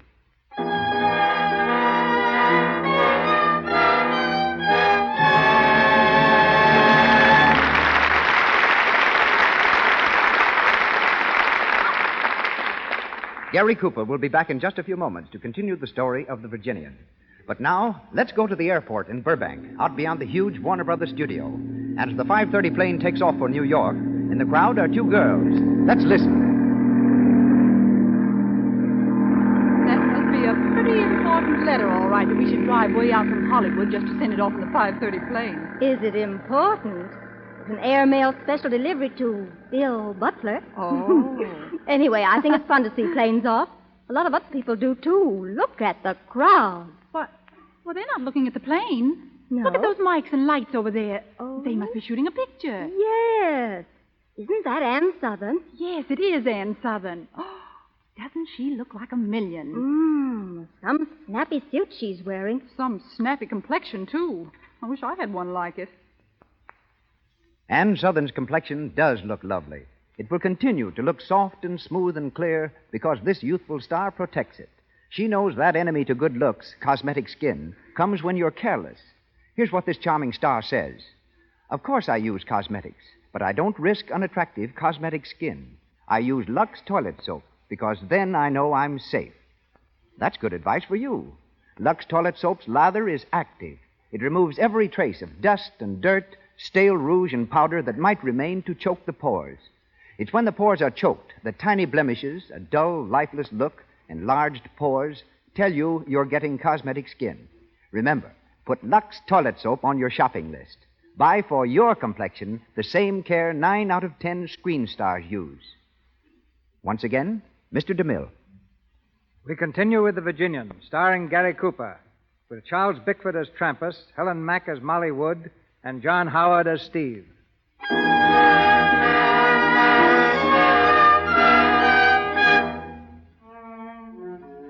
Several weeks have passed since the Virginian warned Steve against rustling cattle, but the warning went unheeded. We find Steve now with Trampus and 2 other men engaged in running a herd. It's late at night, and they've made camp in a rugged hideaway deep in the hill country.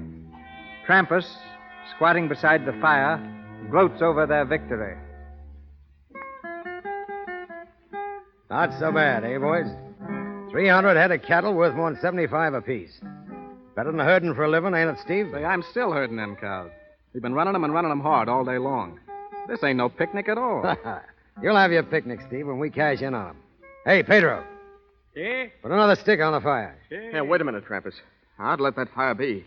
It's big enough now. If anyone's following us, they'll see it sure as shooting. What's eating you, Jim? Getting scared? Well, ain't no use asking for trouble. Let the fire alone. Hey, listen. When I want a fire, I'm going to have it. there's anybody following us, there's 40 miles back, cooling their heels. Yeah, hunting for cow tracks underwater. Well, I'm going to dangle down the ravine, see how Greasy's getting along. Night herding them critters. Right back, Steve. All right. Listen, what's that? Ain't you never heard cattle before, Jim? It sounded like they was being disturbed or something. Calm down, boy. You're all on edge. Sure, everything is all right. Yeah? Maybe. But I'll be glad when we get rid of them cows, I'll tell you that. What if they do catch us? You can only die once. Yeah, what's life anyway? A few winters waiting for spring, a few summers wishing they'd last, and then your little 6x3, 6 feet under the ground, that's all. Might as well be now as later. Well, that ain't the way I feel about it. I ain't itching to die just yet. Ah, come on, let's think of something cheerful. Sure, we sing something to cheer you up. Now, boy, Pedro, make it low and sweet. Cuando sale de la baña, valga mi Dios.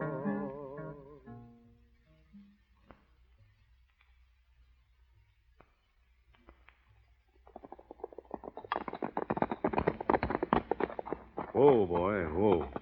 What's up, boss? Look down there. That fire. It's them. It's the rustlers. Easy now.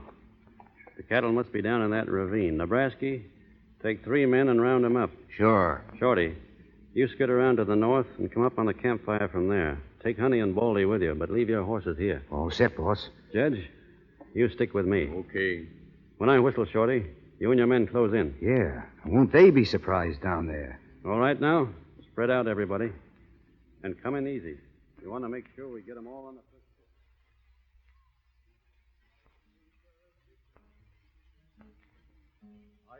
Mi amor, ay, que vente conmigo, Chanita, a donde vivo yo. Atta boy, Pedro. I always liked that song. What was that? I told you they'd catch up with us. I told you they would. Get their guns, boys. We got him, boss. All right, now stay right where you are. ¿Cómo estamos? Where are you calling cards, boys? Thanks for the ditty, Pedro. It was real entertaining. Hello, Steve. Hello. I was afraid I'd find you here. Yeah? I warned you, Steve. Sure, it's all right. Well, where's Trampas? Trampas? Oh, well, he ain't here. Me and Pedro and Jim were hunting by ourselves this trip. With 5 cups over there on the rock, you must have been drinking with a cup in each hand. Hey, boss. Boss. Oh, here. Hey, we got the cattle all right, but whoever was a night herding them ducked. We'll get them later. What do we do now, boss? I say string them up. That goes for me, too. Now, wait a minute. You got anything to say, Steve? Well, I guess not. You're sure of that? Yeah. All right, boys. You know what to do. Sure we do. Let's have your rope, Shorty. Now, there's a good tree right over there. No, I don't want to die. I don't want to die, I tell you. But I tell you, I don't want to die. Shut up, Jim. You got to take your medicine graceful. Well, come on, boys. I guess we're all set.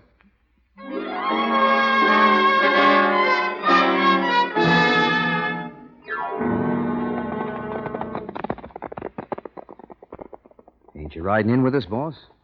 No.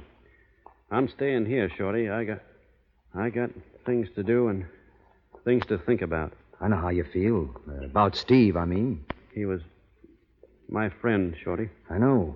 He sure went game, though. Not a whimper out of him. He never even looked at me. Not once. He never said a word. I reckon he wanted to, boss. You see, when he was getting things ready, Steve gave me his gun. He said to give it to you, boss. To me? Yeah. There's a note that goes with it. He wrote it while he was waiting. Give it to me. Here it is. I can't see so good. Would you read it to me, Shorty? Sure. It says, "So long. I couldn't have spoke to you without playing the baby. Steve." Steve. Well, will you be riding in now, boss? No, you go along. I'm heading over to Lost Valley. What? I got things to do. I got a hunch that Trampas went that way. I'm going after him.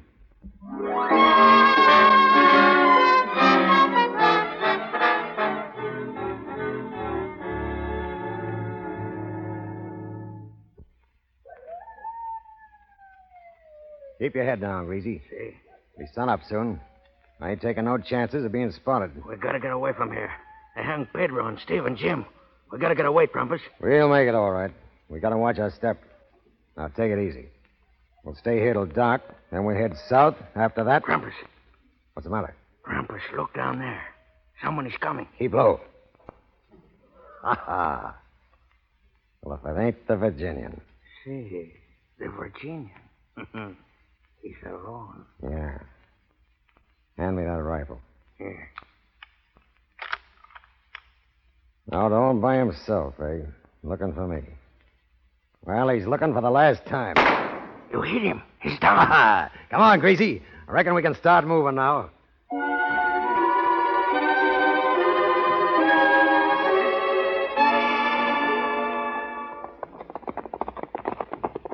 Whoa!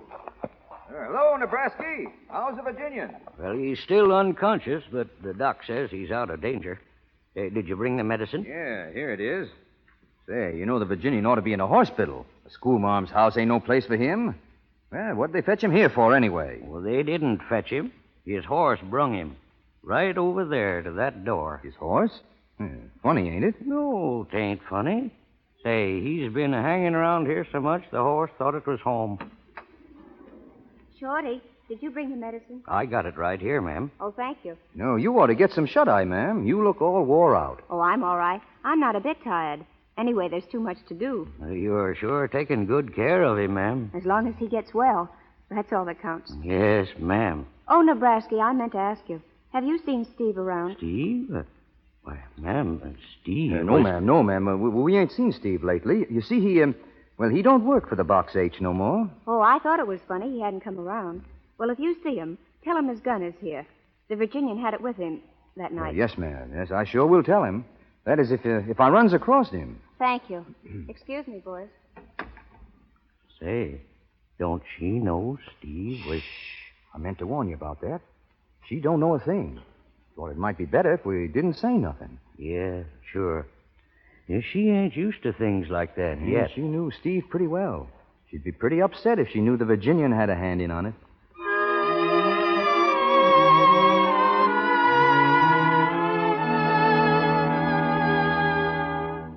Well, how's the patient today? Oh, I've been up and around, Judge, feeling fine. Good boy. What's the doc say about you? All fixed. He says I can get out now any time. Only Miss Molly, she's been taking such good care of me, I kind of hate to leave. I can't say I blame you none. You know, there's been some talk lately down around the town as to how we all might be doing a little celebrating sometime this spring. Celebrating what? Oh, a wedding. You mean me and Miss Molly? How about it? Well, I wouldn't go putting no bets up if I were you, Judge. What's that? Not if I was you. You ain't getting married? Oh, I didn't say that. You said don't put up no bets. Sure. You know, it don't look so good for a judge to go around gambling on a pretty sure thing. I reckon it don't, son. Oh, morning, Miss Wood. Good morning. Just talking about you. Will you? Yeah, just this minute. Judge Henry, I wonder if you'd mind leaving us for a while. Why, no, ma'am. Certainly not. Just getting ready to leave anyhow. Thank you. Well, so long. So long, Judge. See you soon. Sure hope so. Morning, Miss Wood. Well, Molly. Why didn't you tell me? What's that? Why didn't you tell me? You knew I'd find out sooner or later. I reckon you're talking about Steve. I am. Well, I thought you knew, Molly. I didn't know. Not until this morning. Oh, it's horrible. Horrible. It had to be, Molly. You were there. Why didn't you stop it? You could have stopped it. No, you see, I was leading the posse. You? Yes. But Steve was your friend. It didn't make much difference then. Your friend. And you murdered him. Murder? What else can you call it? Molly, don't talk like that. It was hard enough. Don't make it any worse. Somebody had to do it, and I was in charge. That's our kind of law. Does your kind of law tell you to kill your friends? It ain't a question of friends or enemies. It's a question of right or wrong. I did what I thought was right, Molly. It was right. Do you think I'll teach my children to believe that? Do you think I'll help raise a new generation to approve of murder? Where you come from, they have policemen and courts and jails. We ain't got that. So when we have to, we do things our own way. I see it now. It's this life. It destroys every human feeling a person's got. It's destroyed you. It's made you cruel and ruthless and cold-blooded. Well, it won't destroy me. I won't let it. I'm leaving here just as soon as I can. Leaving, Molly? You don't mean that. I do mean it. Then you're leaving me, too. Yes, I'm leaving you, too. I'm leaving everything that's base and mean and ugly. Now, please get out and let me alone. Let me alone.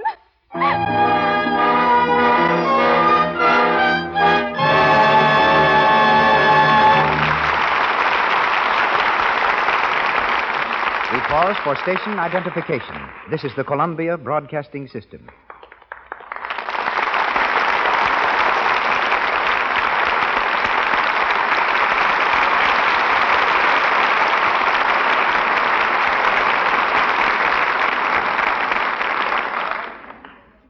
It's the pride of California that it produces bigger things than any state in the Union.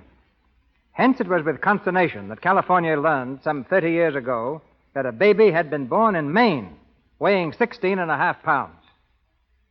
His precocious muscles rivaled those of the mythical stone crusher, Paul Bunyan. There's a legend back in Maine that when his mother took the heavyweight infant for his first ride in a perambulator, the baby leaped from the carriage and, bowing gracefully, said, "Come on, Ma, you get in and let me push."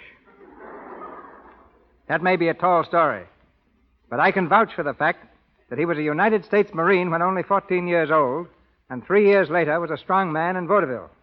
Today, California at last claims him, not only as physical director of Paramount Studios and a radio physical trainer, but as a singer and little theater actor as well.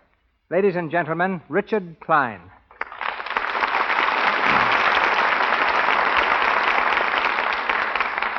Well, thank you, Mr. DeMille. What would you like me to do?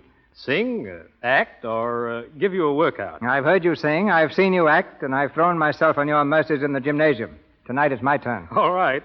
I hope I can take it as well as you. Dick, Gary Cooper tells me that you're responsible for that educated fist he swings in The Plainsman. Gary's really one of the best boxers in Hollywood, along with George Raft, Sir Guy Standing, Jack Oakey, and, strangely enough, Ida Lupino. But I'm proudest of Gary. He's a real example of what regular exercise can do. Now, many people still believe that the life of a picture star is a round of parties, anything but a round of boxing. One of the reasons I asked you here is to correct that impression. Well, outside of farmers, none live a more regular, healthy life than film stars. It's a matter of necessity. If they didn't, they'd never be able to stand the strain. A well-balanced diet, plenty of sleep, and the proper exercises are absolutely necessary so they may give their best. You might be a little more explicit. Well, their taste in exercise varies. Carole Lombard and Claudette Colbert prefer tennis. Cary Grant and Randolph Scott go in for punching the bag. Bing Crosby and, incidentally, Mr. DeMille like the rowing machine. Gladys Swartout and Adolphe Monjou do lots of riding. And Marlene Dietrich and Mae West keep their famous figures by pedaling a stationary bicycle. I've been doing my darndest to get W.C. Fields inside of the gym, but he insists he gets all the exercise he needs juggling a half-dozen grapefruit every morning. My gymnasium, by the way, is one of the most historic buildings in Hollywood. It started out as a barn.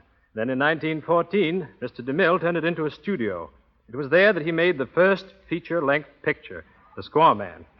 Keeping fit has become so important in Hollywood that in the near future, every new player at Paramount will undergo a complete physical examination when signed. All of our executives will also be expected to report regularly. Take a tip from these famous people, ladies and gentlemen, and find time to exercise. I guarantee you'll be amazed at how much more work you'll be able to accomplish, how much better you'll feel. Do your exercising where you can step into a shower immediately after. And if you want to get the ultimate good from both exercise and shower, my advice is to use Lux Toilet Soap. I believe in physical culture of the skin as well as the rest of the body. It's part of my business to know what's best for a healthy skin. Lux never leaves the skin dry, as many soaps do. It has a pleasant aroma, and its cleansing qualities are distinctly superior. You can be pretty certain that when the stars go for something the way they do for Lux soap, it must be good. And thank you, Mr. DeMille, and so long. Good night, Prodigy.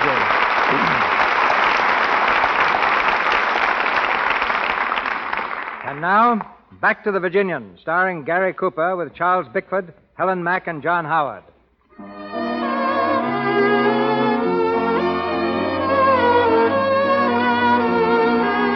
It's several days later. In the corral at the Box H Ranch, we find the Virginian saddling his horse. Strolling up to the gate comes Molly Wood. She stands for a moment watching him, then speaks timidly. Good morning. Molly. Good morning, ma'am. May I come in? It'll be a pleasure to have you, ma'am. Thank you. You see, I didn't leave after all. Yes, ma'am. I changed my mind. I'm going to stay. Are you? Well, aren't you glad? That all depends. You see, folks has to be made for this country. It's rough, and it's wild, and it takes a strong stomach to stand for some of the things that go on out here. If you can't stand it, it's best not to stay at all. You think I'm a weakling, don't you? No, ma'am. I just don't think you understand our side of it. Perhaps not, but I've decided to try. I've been doing a lot of thinking since the other day. I've looked around me at people like Judge Henry and Shorty and Nebraska and their wives. People like that can't all be wrong. They're kind and good. Yes, ma'am, they are. But they don't ever let themselves forget the reason they're here. They're building a new country, ma'am. It's a big job. I know, and that's why I'm staying. I want to help. We sure need it, ma'am. Any help at all, and yours will be right welcome. Thank you. And now will you forgive me for what I said to you? Forgive you? Well, that's easy. And will everything be just as it was between you and me? That's up to you, Molly. I want it to be. I've been wanting it, too. Oh, darling.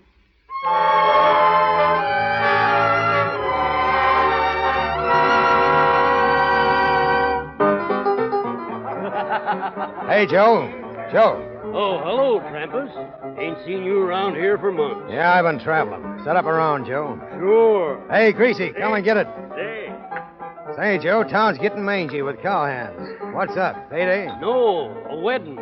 The Virginian's getting hitched to the new schoolma'am. The Virginian, huh? You'd think he would marry her. I heard she saved his life. Yeah, I do seem to recollect something about him being shot a while ago. Injuns, wasn't it? Yeah. Somebody plugged him in the back. You don't say. Too bad it didn't finish him for good. Come on, Greasy, drink up. Yes, how's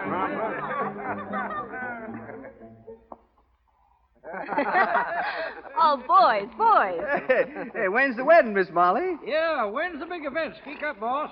It ain't going to be till tomorrow, so you can stop pestering right now, you bunch of mangy mavericks. Say, Miss Molly, do you mind if we borrow him for a spell? Well, can I trust you? Oh, we'll all be very good. Pretty good. Not too good. Which is the honest man? Not one of them. Well, all right. I'll trust all of you. You can borrow him, but not for too long. That's fine. Come on. Go on ahead, boys. I'll meet you in a couple of minutes. Yeah, see you over at Joe's place, boys. Right. You don't mind me going with him, do you, honey? Well, of course not. The boys have their rights to you just as much as I have. I won't be long, anyhow. We'll have plenty of time alone where we're going. We'll travel west till we find just the place we want to make our home. I hope you'll never be sorry. I hope I'll always be able to make you happy. And to keep you happy. That's going to be my main aim in life. Oh, I love you. Well, you better run along now. The boys are waiting for you. One more round. Yeah, come on. Take it easy, boys. I got to get married tomorrow. Set him up, Joe. Sure. Say, there's a friend of yours in town. Yeah? Yeah. Fella named Trampus. Trampus? Did he mention he was a friend of mine? He said plenty about you. All lit up and talking big. Said he'd drop in again in case there's any interest to you. Well, it ain't. I think he's looking for trouble myself. Wouldn't it be just too bad if he found it? Say, boss, we'll take this thing off your hands if you want. Yes, and save you the trouble. Just say the word. Any or all of us. No, thanks, boys. This is a matter between us two. I'm only hoping he don't drift around. Yeah, but a fella don't get married every day. That's just it. You've got to think of her. Who else am I thinking of? Come on, boys. Step right up and name it. There he is, boss. Coming in the door. Well, look who's here. Joe, your place getting sort of crummy, ain't it? Never used to letting mangy foreman hang around. Shut up, Trampus. Easy, Shorty. It's all right. Set him up, Joe. You know, Gracie, it seems to me I heard of a fellow around here who got shot in the back. Well, so far as I know, the only way that can happen to a fella is when he's running away. Gee, running away. Let me handle this, will you, boss? No. I don't want no trouble, Nebraska. I'm sick of this palavering around. Listen here, you. You speaking to me, Trampas? Yes, you. You've been spreading a lot of talk around about my dealing in cattle. I'm having a showdown with you here and now. Trampas, I'm trying not to have any trouble with you just now. Yeah, you've been dodging it for 5 years. You've been talking plenty trouble to keep out of my way. But I got you corralled now, and I'm calling you hand. All right, what have you got? I've got the belief you're a lying, white-livered skunk. This country ain't big enough to hold the two of us. And I'm giving you till sundown to get out of town. It's too bad you had to say that, Trampas. Get out. Get out by sundown, or I'll shoot you on sight. Come on, Greasy, let's get out of here. Boys, I'd like you to oblige me in this by not interfering. Sure, we understand. Sundown. Well, it's less than a half an hour now. You're going to tell Miss Molly? Not till it's over. She wouldn't understand about this. She's raised different. Well, we won't say nothing, boss. I got Steve's gun over at the hotel. I reckon that'd be the one to use. I'll go over now and fetch it.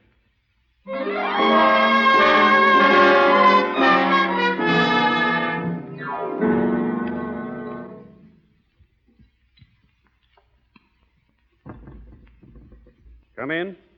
Oh, here you are. Sure, Molly. Oh, is things so terrible waiting for you? You heard about Trampas being in town? Everyone's talking about it. They say you've got to leave by sundown.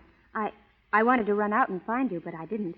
I waited quietly in my room. I'm sorry you had to be worried, Molly. What doesn't matter? Nothing matters except that you're here. Let's don't think about it. What shall we do now? Now? Nothing now. It ain't quite sundown yet. What? I know it's a heap worse for you. I wish you didn't have to wait alone.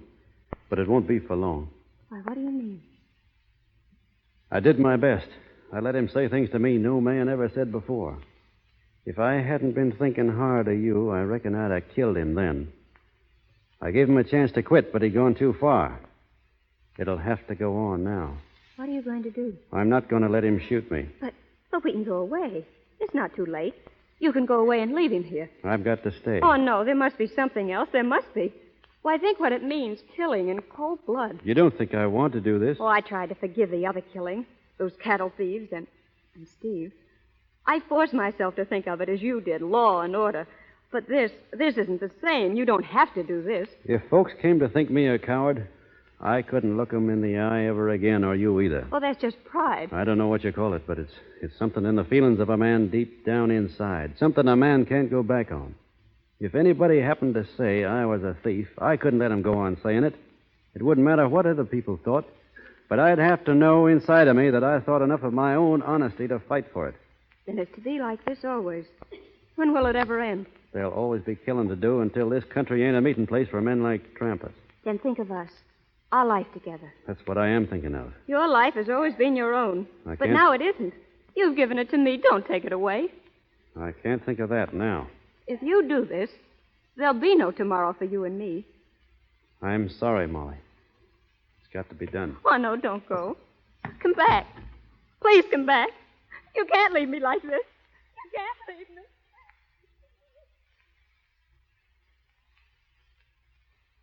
Hello, boss.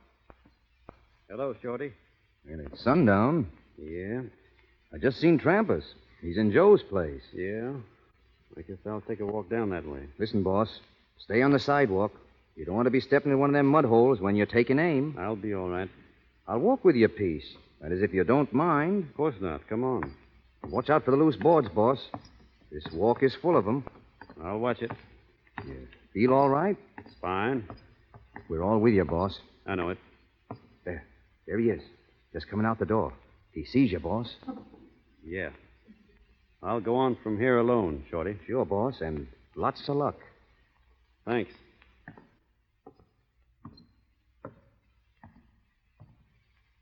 It's sundown, Virginian. I know it, Trampas. I warned you. Well, I'm waiting. You won't have long. Bossy, all right? You never touched me, Shorty. Oh, you got him, boss. He's deader than a cold mackerel. Yeah, I reckon he is. Where is he? Where is he? Oh, let me through. Please, please let me It's through. Miss Molly. Molly. Oh, you're safe. Oh, thank God it wasn't you. It's Thank all- God. It's all right, Molly. No need to cry. Don't ever leave me. Ever again. But what you said before about there not being any tomorrow, don't that count? Nothing counts except that I love you. Promise me you'll never leave me. Promise. Sure, I promise. But I still don't understand women, Molly.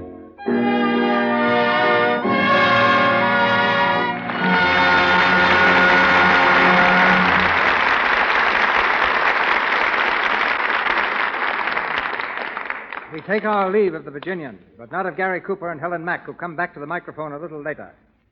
Activities of the motion picture world draw more newspaper men to Hollywood than national affairs draw to Washington. Outstanding among them is Sidney Skolsky, whose column Hollywood appears daily in the New York News and in many other papers here and abroad.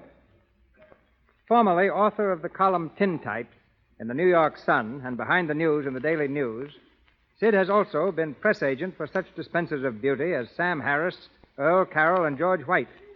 He would probably be offended if I said he is the best-liked film reporter. Sid is a member of that resolute minority who believe in hewing to the line of news and letting the quips fall where they may. Ladies and gentlemen, Sidney Skolsky.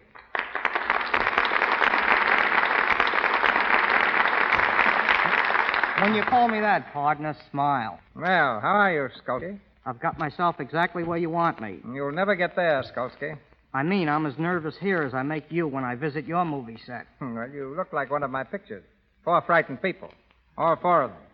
I sound like a straight man, and when a columnist goes straight, that's something. That'll be enough, Skolsky.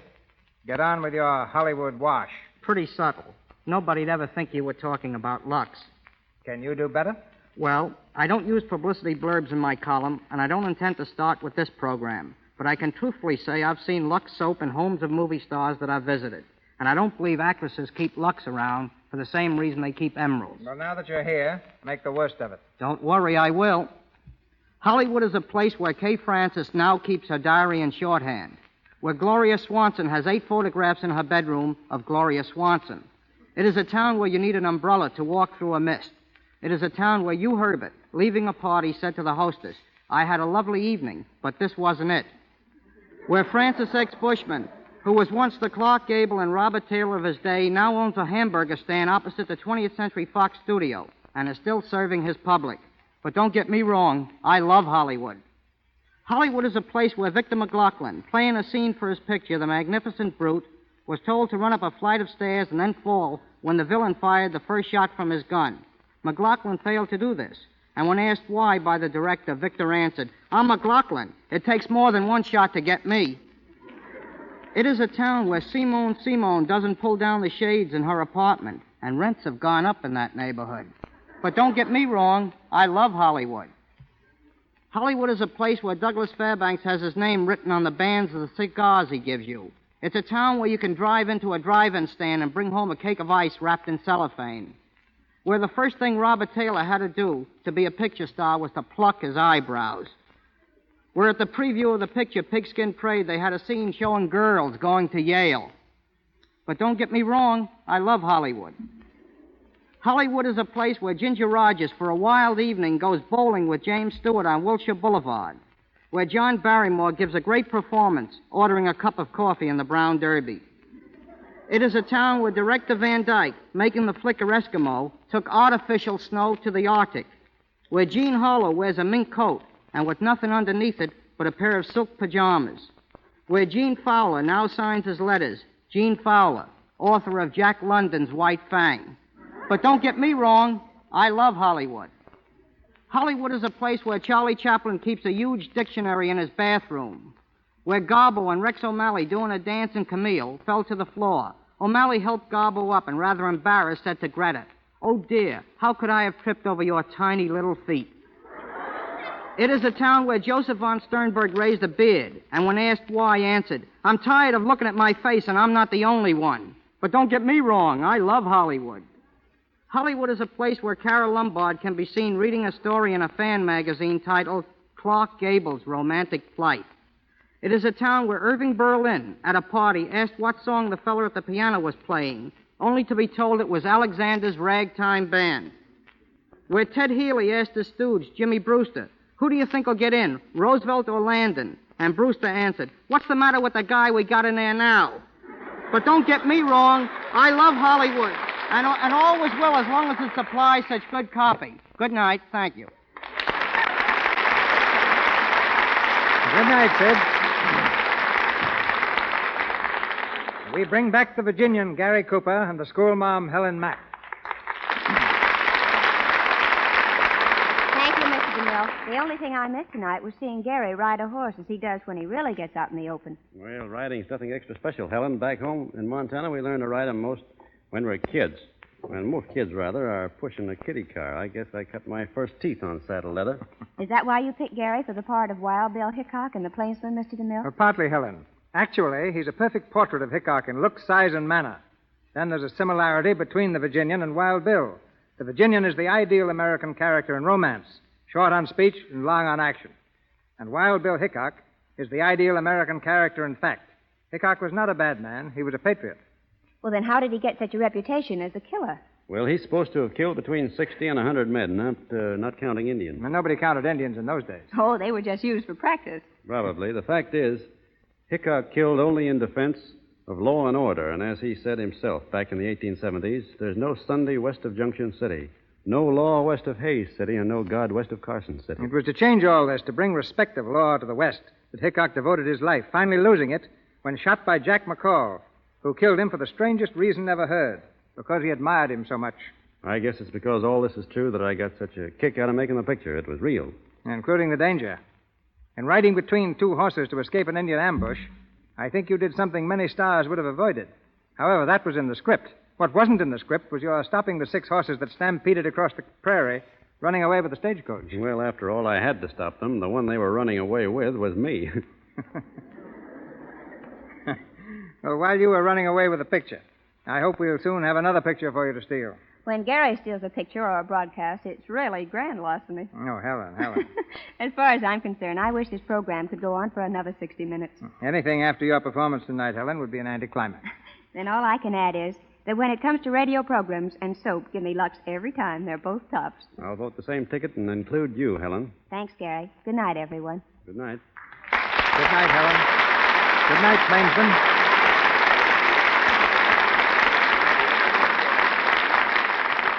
Of the thousands of stories that relate the adventures of a modern Robin Hood, none has won such enduring popularity as Alias Jimmy Valentine, which comes to us next Monday night with Pat O'Brien in the title role.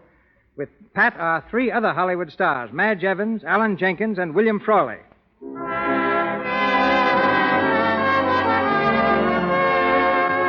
Our sponsors, the makers of Lux Toilet Soap, join me in inviting you to be with us again next Monday night when the Lux Radio Theater stars Pat O'Brien in Alias Jimmy Valentine with Madge Evans and an all-star cast. This is Cecil B. DeMille saying good night to you from Hollywood.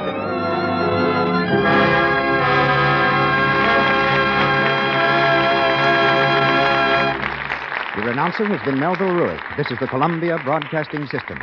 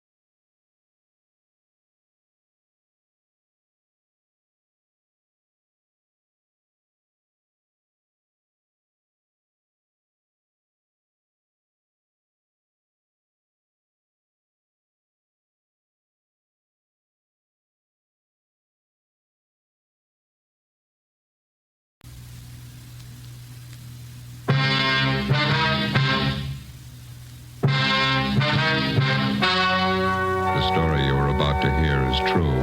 Only the names have been changed to protect the innocent. Fatima Cigarettes, best of all long cigarettes, brings you Dragnet.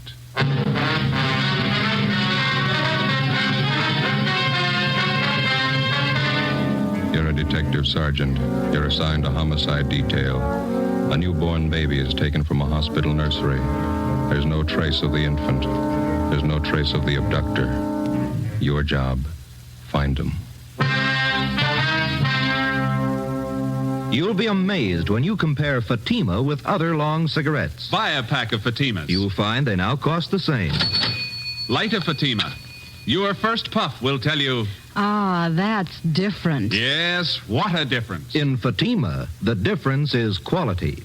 You see, Fatima is the quality king-size cigarette because it contains the finest Turkish and domestic tobaccos superbly blended.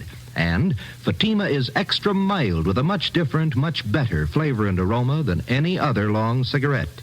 Because of its quality, its extra mildness, its better flavor and aroma, Fatima has more than doubled its smokers coast to coast. Try comparing Fatima yourself. Fatimas now cost the same as other long cigarettes, but your first puff will tell you. Ah, that's different. Yes, in Fatima, the difference is quality. Ask your dealer for Fatima, the quality king-size cigarette. Best of all, long cigarettes. Start enjoying Fatima tomorrow.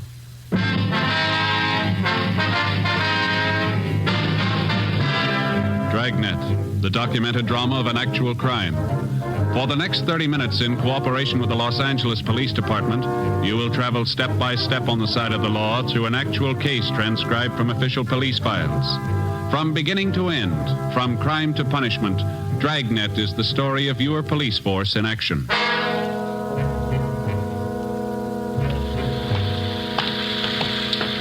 It was Thursday, January 28th. It was raining in Los Angeles. We were working the night watch out of homicide. My partner's Ben Romero. The boss is Captain Steed. My name's Friday. It was 11:35 p.m. when we got to Mercy Hospital on Norwich Avenue, the main entrance.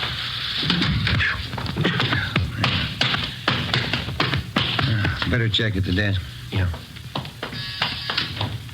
2B, right away, Eleanor. 2B, Wayne. Yes, sir? Police officers, we received a call from the hospital here. Oh, yes, sir. Right this way, please. Yes, ma'am. Dr. Walsh is waiting for you. Is he the man in charge? Oh, no. Dr. Walsh is the head of the hospital. I see. Please, Dr. Walsh. Fine. Come in, please. Come in. Thank you, miss. Yes. Dr. Walsh. How do you do? It's my partner, Sergeant Romero. My name's Friday. Yes, I'm waiting for you. Will you have a seat, please? Thank you. Thank you, sir. Gentlemen, I just got here a few moments ago myself. No doubt you know as much about this as I do. We were notified that a 3-day-old baby's missing. Is that correct? Yes, one of the Stryker twins. Found just Tuesday morning. Mm-hmm. Where'd the baby disappear from, Doctor? Nursery. Can't understand how it could happen. Never heard of such a thing. Who was in charge of the nursery? Nurse O'Connor. She's back with the superintendent of nurses. Quite upset. Would you like to talk to her? Yes, sir, we would. All right. This way, please. Thank you.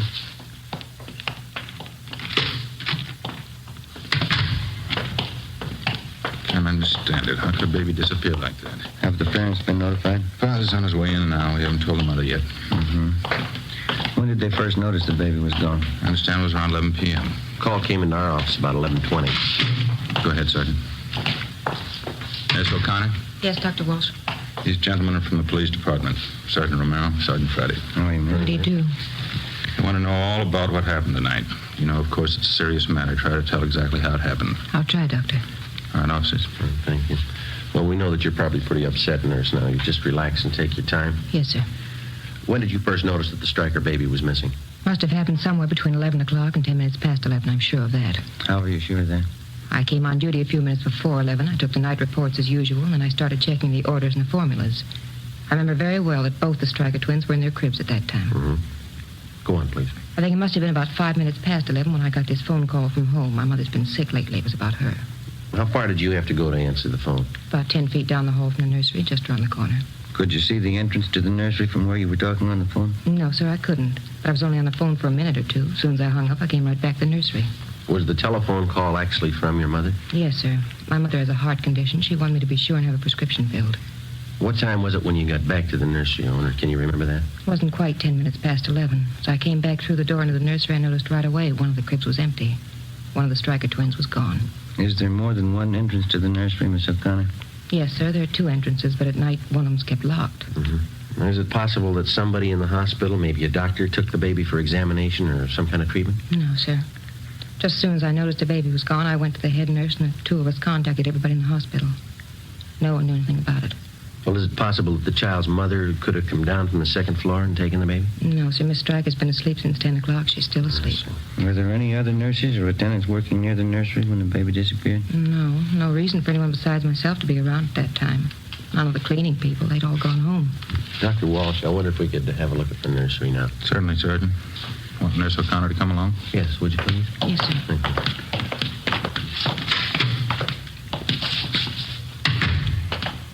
This way, gentlemen. Straight down the hall.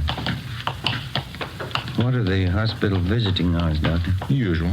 2 until 4 in the afternoon, 7 to 9 in the evenings. Quite strict about that. Do you know if all the visitors had left the hospital by 9 o'clock tonight? Of course, I wasn't here, but the superintendent of nurses told me they'd all left by 9. She's compiling a list of every visitor we had this evening. Good. They'll all have to be checked. Nursery's right here, officers. Mm-hmm. This empty crib just inside the window here. Yes, sir. It's where the baby was. You can see it's right next to the door here. I noticed that there's no blanket in the crib. Is that missing, too? Yes, sir. Crib's just the way I found it when I came back from the telephone. I haven't touched it. Are there any marks of identification on the blanket or the clothing? Each one's stenciled Mercy Hospital. Each baby wears an ID bracelet. Doctor, I wonder if we could have that crib brought out to have it checked for possible fingerprints. Certainly, of course. Is this the other door to the nursery you mentioned, Miss O'Connor? That's right, Sergeant. I checked it. It's locked. That large window on the other side of the nursery. Is that a stationary window? Yes, sir, it is. It faces onto a small court. Well, then whoever took the baby had to use this door. It's the only way they could have gotten in. Oh, excuse me a minute. I want to attend to the baby in there. Sure.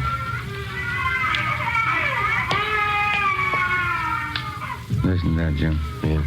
Doctor, are there any other entrances open at night besides the main one? Not after 10 p.m., no.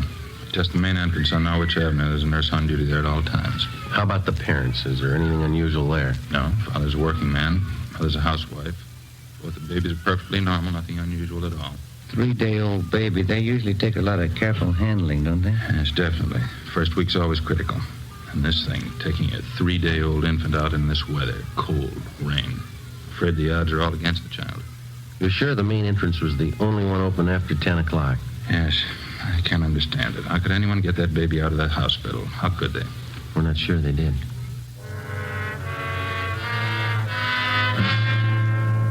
Midnight. A 3-day-old twin boy was missing from his crib in the hospital nursery. That's all we knew. We checked the list of possibilities. The baby could have been taken for ransom. Somebody wanted revenge on the Stryker family and decided on the baby as the best means.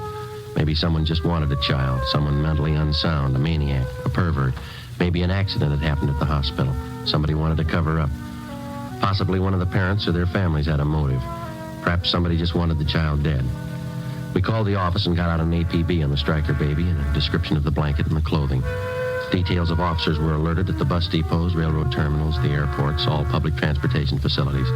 Steps were taken to notify doctors, hospitals, sanitariums, anybody in any place where a 3-day-old baby might be taken. The entire area around Mercy Hospital was canvassed. No information. The baby's crib was dusted for prints.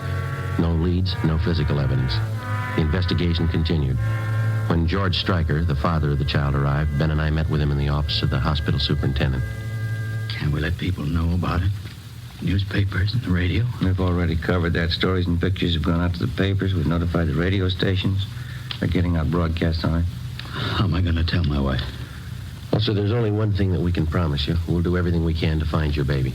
Well, isn't there something I can do? Isn't there some way I can help? This is just a remote possibility, Mr. Stryker, but you ought to know about it. What's that? In case anybody contacts you regarding your baby, in case they make any demands on you for money or anything else, we want you to notify us immediately. What could they expect to get from us? We own our home. That's about all. We just want to cover all the possibilities, Mr. Stryker. In case any demand at all is made, don't try to deal with the people. All right? Yes, sir, I understand. Sergeant? Yeah? One of the men from homicide would like to see you outside. Sergeant will leave us. Oh, thank you, Doctor. We'll have to go now, Mr. Stryker. We'll keep you informed. All right, thank you. Joe? Yeah, I'll leave us. I think we got something back here. What's that? Encinas and I were the night watchman out back, the side of the hospital that faces on Stacy Avenue. Yeah. 2 doors back there, just off the street. One of them's open. Together with Sergeant Olivas and Dr. Walsh, the head of the hospital, we went back and examined the side door which opened onto Stacy Avenue. The latch was obviously faulty. It took only slight pressure on the door to open it. The latch, both doorknobs, and the door itself were dusted for prints. The entranceway and the immediate area were rechecked. No leads, no physical evidence. We traced an imaginary path from the open door to the nursery. We came to the conclusion that it could have been possible for an abductor to enter the hospital, make his way to the nursery, take the child from its crib in the absence of the night nurse, and leave by the same side door without being seen. Storekeepers and residents along Stacy Avenue were re-questioned. We got nowhere. When the abduction story broke in the newspaper and over the radio the next morning, the calls started to come in. People in practically all sections of the city thought that they'd seen the missing baby. Each call was carefully checked out. None of them paid off. 10 a.m. We checked back in at the office. I must be getting old, Joe. Can't seem to take these all-night sessions like I used to. Yeah, I'm pretty tired. I drank too much coffee again. I got a sour stomach. Hi. Hi, Olivas. Hi. The stats office come up with that run for us yet? No, they're still working on it. How about that San Bernardino call? Yeah, they called back. They picked the woman up when she got off the bus, checked her and the baby out. Baby belongs to her. Mm-hmm. Anything else come in? All been checked out. Oh, the press called again. Want to know if there are any new leads. Yeah. Sergeant Friday in here? Yes, sir. Can I help you? They told me in the business office to come down and see you. Surely. Come on in. Thanks. My name's Wallace. I'm the desk clerk down at the hotel on 11th Street, Bluebird Hotel. Yes, sir. I got some information. I'd like to talk to you. All right, sir. This is my partner, Sergeant Romero, and Sergeant Olivas. Hey, Wallace. What's the information about? Well, I got hold of a paper this morning, read about that baby that's missing. Yes, sir. Imagine those people are pretty worried about the kid.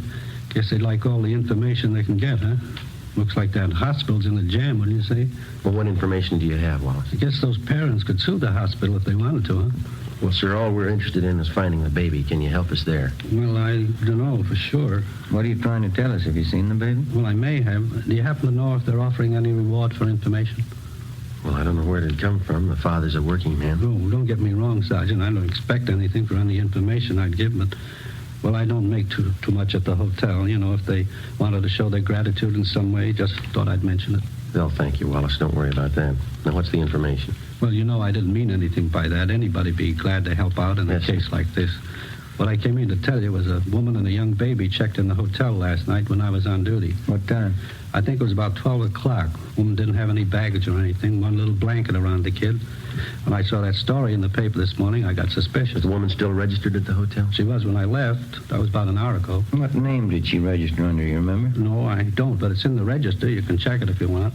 Where is the hotel? 11th and Charleston, right in the corner. I'm sure it must be the kid you're looking for. Say, I hope you haven't got me wrong. How do you mean?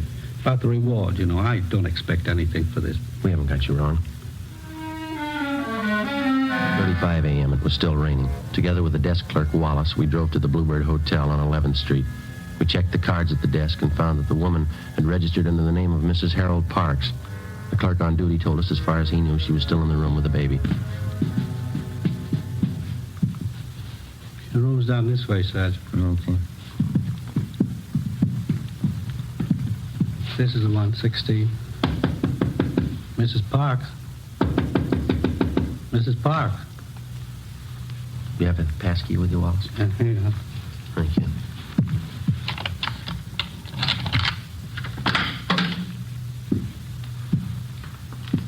There's nobody here. Wait a minute. What have you got? A small blanket. Check the lettering. Mercy Hospital.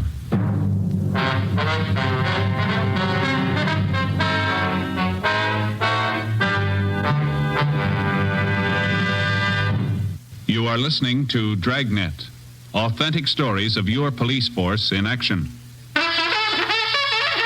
Oh, no.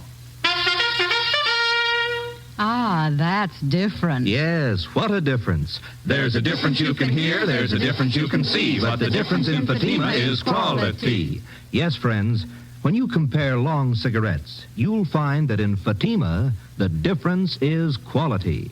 Quality of tobaccos, the finest Turkish and domestic varieties, extra mild and superbly blended to give you a much different, much better flavor and aroma than any other long cigarette. Quality of manufacture. Smooth, plump cigarettes rolled in the finest paper money can buy. Quality even to the appearance of the bright, clean yellow package, carefully wrapped and sealed to bring you Fatima's rich, fresh, extra mild flavor. Fatimas now cost the same as other long cigarettes, but your first puff will tell you... Ah, that's different. Yes, in Fatima, the difference is quality. Ask your dealer for Fatima, the quality king-size cigarette. Best of all, long cigarettes. Start enjoying Fatima tomorrow.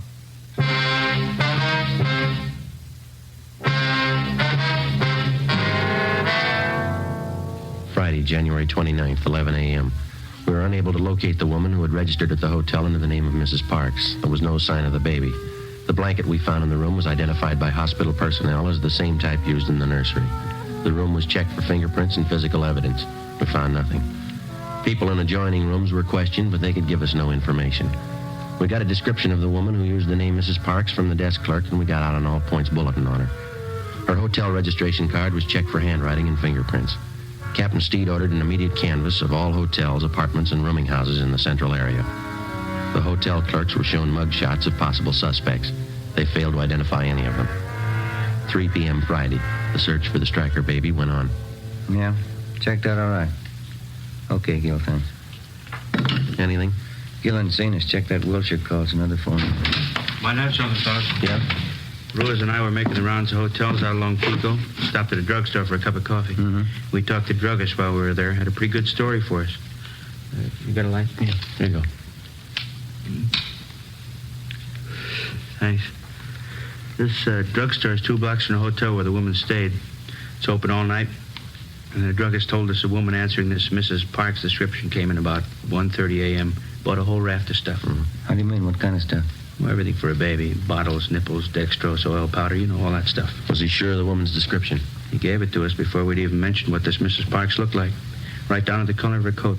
Did she have the baby with her when she bought this stuff? The druggist said no. She even asked him if she could buy canned milk there. Where does it lead? How do you mean? Does he have any idea where the woman came from, where she went? No, but he said if she came back in again, he'd call us right away. He's going to notify the other clerks, too. They'll keep us posted if anything turns up. I got it. Homicide, Friday. My name's Mrs. Lucy. I'm calling about that missing baby in the paper. Am I talking to the right department? Yes, ma'am. Do you have any information on the case? Well, I certainly have. I know where that Stryker baby is right now. Where's that, ma'am? Right next door. The Salazars have him. What makes you so sure? It's perfectly obvious, that's all. It's not their baby. Why do you say that? That baby they have no more looks like Mr. Salazar, Mrs. Salazar, than mine do. How do you mean, Mrs. Lucy? It's very simple. Mr. Salazar is dark, quite dark. Dark hair, dark eyes, dark complexion. His wife's the same way. Yes, ma'am. Baby they have is a blonde.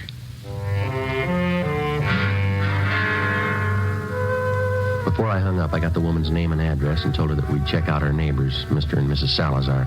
We weren't sure what it meant. It could be the real thing. It could be like 100 other calls that we'd had in the last 12 hours. Ben and I got in the car and drove out to the Salazar home on Wonderland Avenue. We noticed several cars parked in the driveway and in front of the house. We went up the front stairs and rang the doorbell.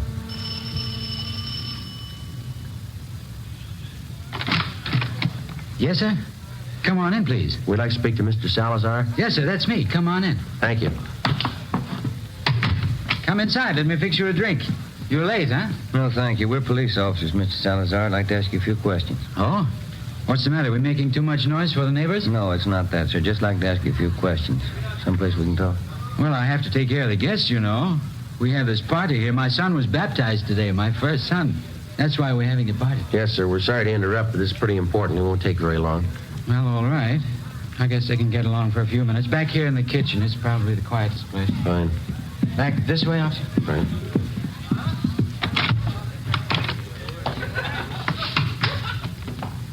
Over there. Pull up a couple of chairs. Oh, thank you. Mr. Salazar, this is my partner, Sergeant Romero. My name's Friday. Homicide. Yes, sir.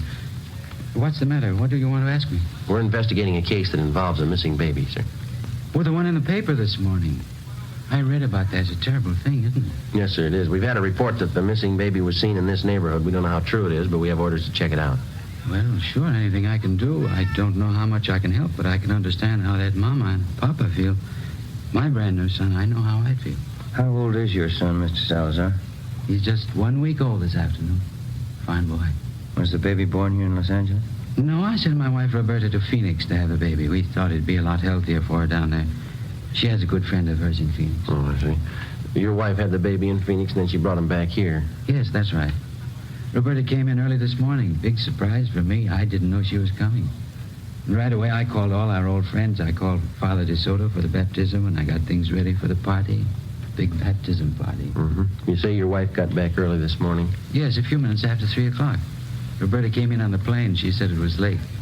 You know, a big storm. Mm-hmm. I wonder if we could talk to your wife, Mr. Salazar. Well, Roberta's taking a little nap right now. She got in late, you know, all the excitement. Do we have to wake her up? Well, no, sir, not right away. I just wonder if we could see the baby. Well, baby's sleeping, too. Roberta said not to go in, but... Well, if you're real quiet... Yes, sir, we'll be. Okay, he's right back. Over here.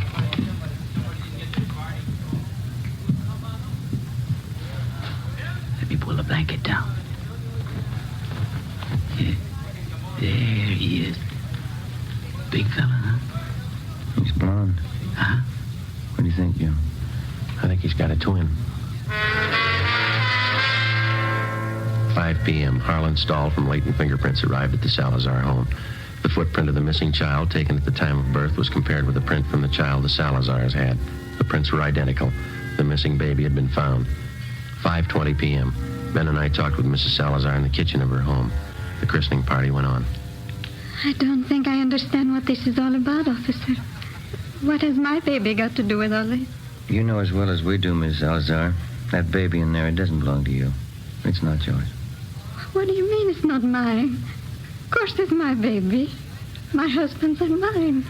I just brought him from Phoenix last night. That's where the baby was born. What are you trying to do to me? That baby isn't yours, Mrs. Salazar. Now, you know that. It was taken from the hospital. How about the truth? You don't know what you're saying. You don't know what you're talking about. It's my baby. He was baptized today. Juan Tomas Salazar. It's my baby. This is a pretty serious matter, ma'am. The baby's footprint has been checked out. The child belongs to a Mrs. Stryker. We want to know how you happen to have him. Because he's my baby. That's why I have him. You don't know what a mistake you're making. He's my baby. I brought him from Phoenix last night. You can ask my husband. He'll tell you. A woman checked in at the Bluebird Hotel on 11th Street about midnight last night, Mrs. Salazar. She had a young baby with her. You fit her description. I didn't go to a hotel last night. The plane landed here from Phoenix. I came right home. The hotel clerk remembers you. He can identify you. So can the druggist when you bought the supplies from. I bought nothing. The plane landed. I came home. It's my baby. It's my baby. We found the baby's blanket in the hotel room you rented. We have your description from at least 3 people, even the color of the coat you wore last night. You can't take him away. He belongs to me. Me and Frank, you can't take him away, please. You can't. Miss Salazar, why don't you put yourself in the place of the real mother of that baby? How do you think she feels about her baby being taken away? How about it, Miss Salazar? Have a drink, officers, please, for the party. Have a drink, I'll tell you. Tell us what, ma'am? I'm tired. Let me sit down. Yeah. Just for a few minutes. I tell you how it happened. I know you understand. Yes, ma'am. It'll be 11 years next month that Frank and I were married. I don't have to tell you we want a baby.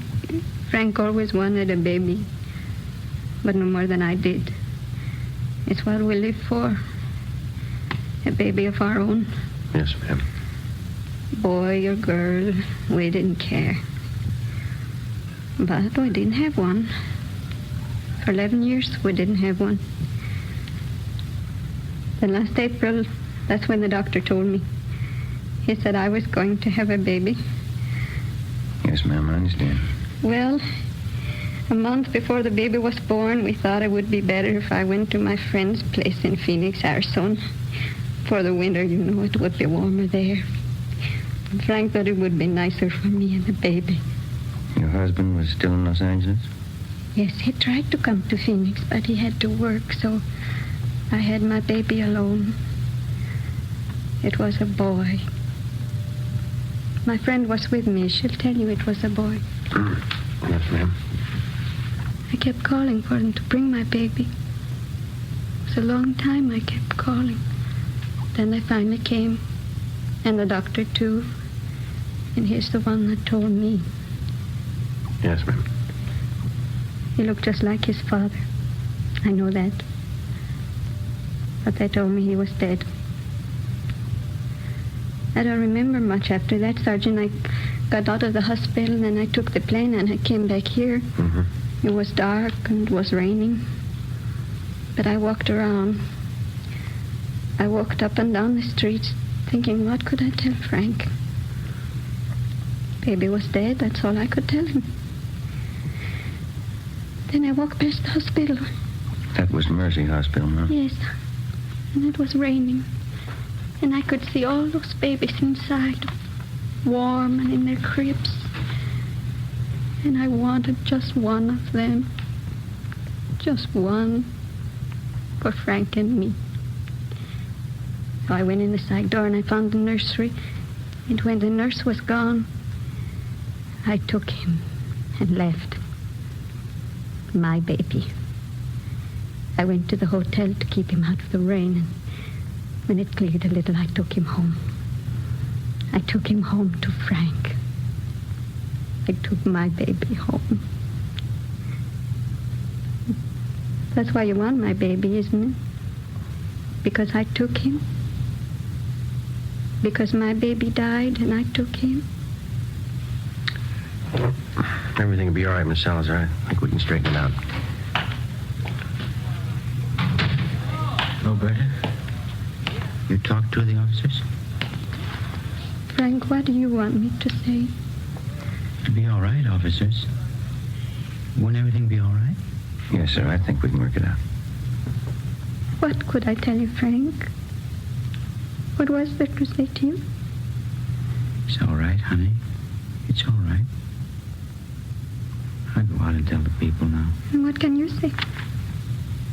What can you tell them? Party's over. It's just a mistake.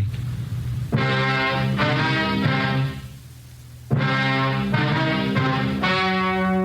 story you've just heard was true. Only the names were changed to protect the innocent. In a moment, the results of the trial. Now, here is our star, Jack Webb. Thank you. Last week, I asked you to write me if your cigarette dealer was out of Fatima's. Well, you did, and we've done something about it.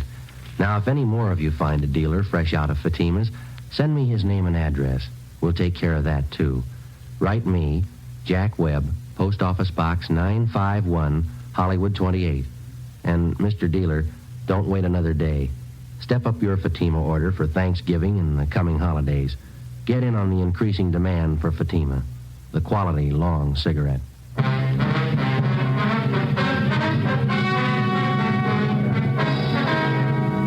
Roberta Salazar was examined by 6 psychiatrists and was ordered to be placed in a state mental institution for treatment.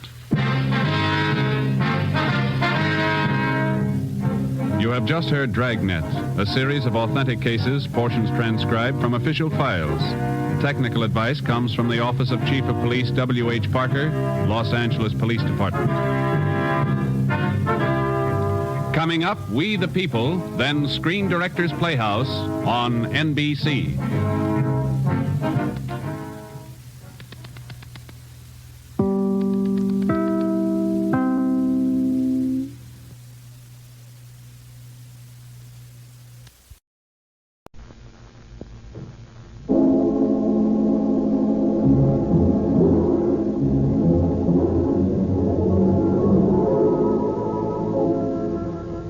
Calling all cars, a presentation of the Rio Grande Oil Company.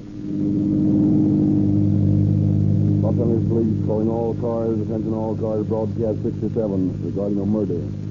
Madge Thurber, undercover woman for the narcotics squad, found dead this morning. That's all. Roll deeper.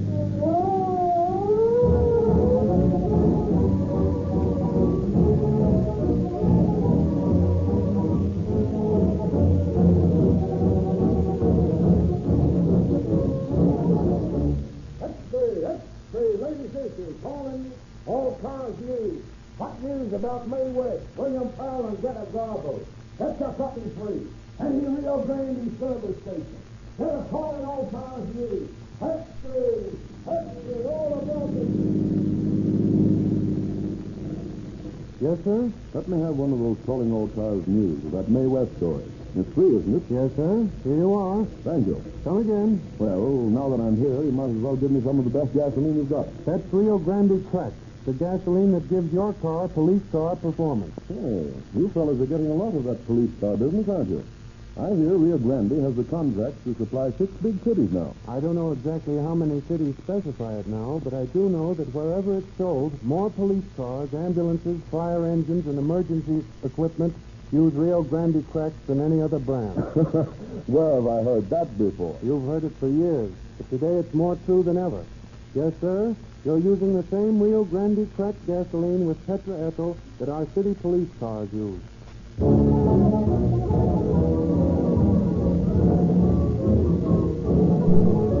Once more, we present Chief James E. Davis of the Los Angeles Police Department. Chief Davis. Good evening, friends. In the police stories I have brought you from our confidential files in the past, you have become acquainted with the activities of the uniformed men and the detective force. There is another and very important group of operators whose identities remain anonymous, who carry no badges, but whose work is of great importance in the complex task of policing a great metropolitan community. I refer to the undercover agents. Tonight I am bringing you the story of one of them, a woman who worked for years with the personnel of our narcotics squad, motivated by a burning desire to curtail the spread of the drug traffic.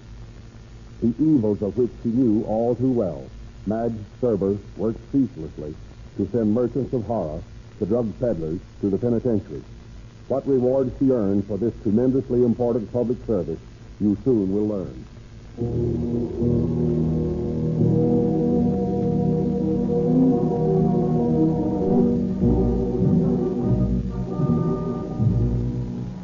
Yes? Mr. Everett to see you, Captain. Send it in. Hello, Madge. Morning, Captain. You come to me? Yeah, sit down. Have a cigarette? No, thanks. Not too early in the morning. Well, have you been keeping yourself, Madge? Oh, I've been around. What's on your mind? I got a tip. Yeah? What is it? I just received some information last night that a couple of Chileans are unloading a lot of morphine in town. Yeah, I heard something about that. But I was going to check on it before I bothered you about it. Well, I got a line on them. Their names are Ruben Romano and Alfred Lopez. Yeah? What else? They hang out at Freddy's down on Spring Street. You know the joint? I know where it is, but I never gave it much of a play. Well, we start hanging around down there. If this gets on the level, these two boys will soon get next to you. What do you mean? Oh, you know what I mean, Madge. You look like a hype. Well, don't rub it in, Cap. I can't help it if they put me on the stuff while I was in the hospital that time. Yeah, I know that, Madge. That's an indelible mark on you. That's what makes you so valuable to us, Madge. You're looked apart, but you are a user, and therefore you're reliable. I'll do anything I can to stop the use of drugs. You know that. Even when you get them legally, like I do, to stop pain, the results are terrible. Thank heavens they finally cured me. Yeah, if they hadn't, we'd be looking for you instead of working with you. That's right. Well, Madge, you start making for these joints. Get acquainted with these two Chileans. You got their names? Ruben Romano and Alfred Lopez. That's right. I'll make a buy off them. Establish yourself. And then when you make arrangements for a second buy, we'll send a couple of men along with you and knock them over. Yes, sir. And watch your step, Madge. These guys don't like undercover women. Don't worry. I can take care of myself.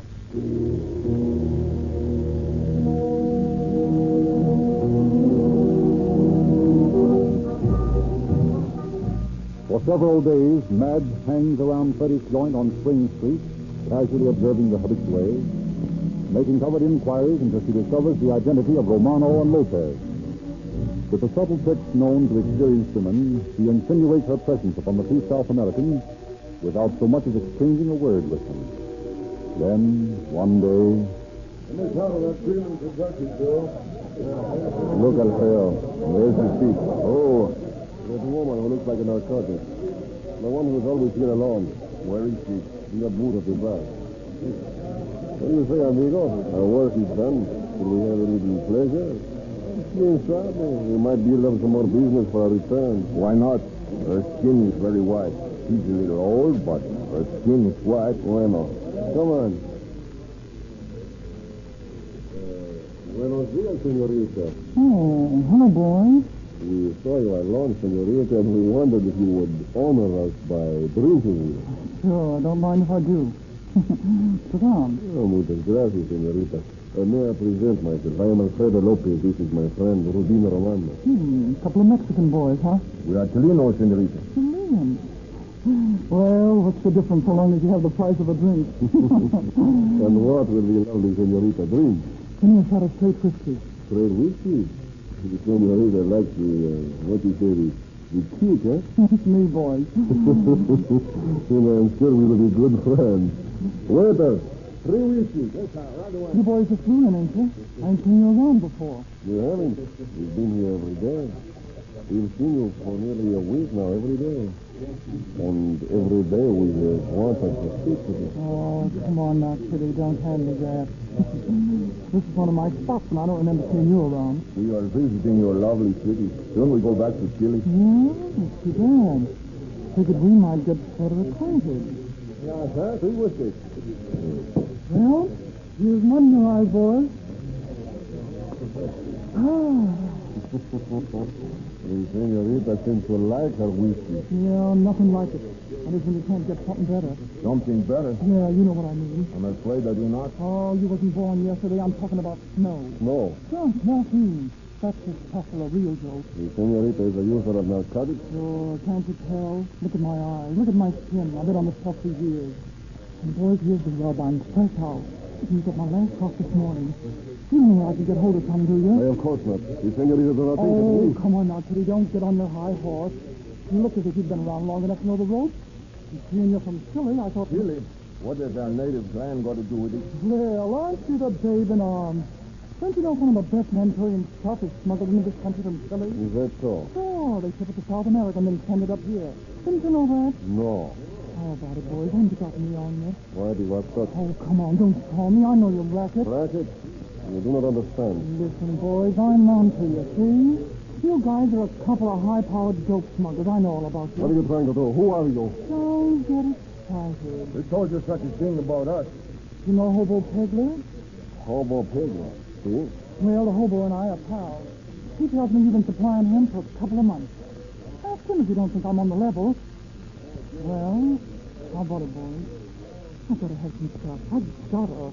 How much can you tell me? You're sold out. You're sold out? Now, ain't that just my luck? When will you have some more? You must go back to Santiago and get some more. Now, that'll take months. 2 months to be exact. Well, listen, boys. You'll let me know when you come back, won't you? Yes, senorita, we will. You'll find me around here almost any day. Bueno. We will look for you, senorita.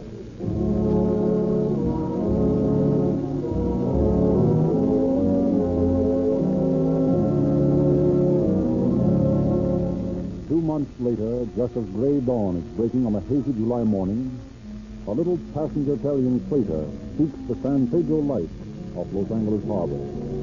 On the fantail above the turning wake stands a quiet figure peering across the gray water. A man approaches him carrying a package under his arm. Have you seen him yet? Yes. I think that is his boat just running the breakwater. See, that is Miguel. Just an innocent gentleman. The package ready. See, the waterproofing is wrapped tightly around it. Look for yourself. Yeah, it looks all right. He doesn't have line attached to the buoy. See, 30 foot. Yeah, bueno. Let's drop it over him. Wait a minute. Take a look around. Go ahead. There is no one looking. No one but Miguel. He's watching us. Yeah, I hope so. There's no desire to consign 30 ounces of morphine to the bottom of the ocean. He's going to throw it over. There you are. The boy is bobbing around, just like another piece of driftwood. And before we are in dock, our friend Miguel will have the package placed aboard. He'll be on his way back to the harbor. Smuggling is such an easy business. See, until you are caught. Smart men like us are never short, amigo.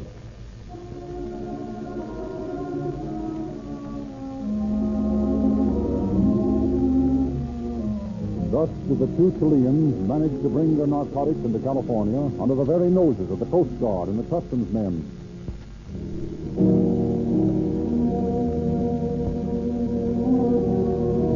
A few days later, at Freddy's joint on Spring Street, the Chileans run into their friend, Madge. Well, if you guys ain't a sight for sore eyes. Buenos dias, senorita. It is good to see you again. And believe me, it's good to see you. When did you get back? A few days ago. You came back from Tuscany? Yes, that is... That is what? What's the matter? What's the case? If you have the money. Don't worry about that. If I haven't got the dough, I got to send you My home. friend, we do not trust people, senorita. You can trust this guy. Him and me have been pals for years, and he's got Jack. How much did you bring back? We have only 2 ounces left. I'll take them both. They will cost you $80 an ounce. Hey, what are you peddling? Powdered platinum? We run risk, senorita. We must charge fast. But the stuff is going to be very bad. Oh, I don't doubt that. Hobo Peddler says it's the best he ever had. But $80 an ounce? Of course, if you are not interested, we can dispose of it Oh, no, I'll take it. I'll get Charlie to fork over. Charlie? Yes, he's the boyfriend with the dough. You guys ought to meet Charlie. He'll be a good customer for you. Well, when can I get the stuff? Anytime you get the money, I'll see Charlie tonight. How about tomorrow afternoon? that will be all right. Where, here? Oh, no, not here. We must be more careful. You come to our place on Mateo Street. Okay, just write down the address. And I'll be there about 4 o'clock.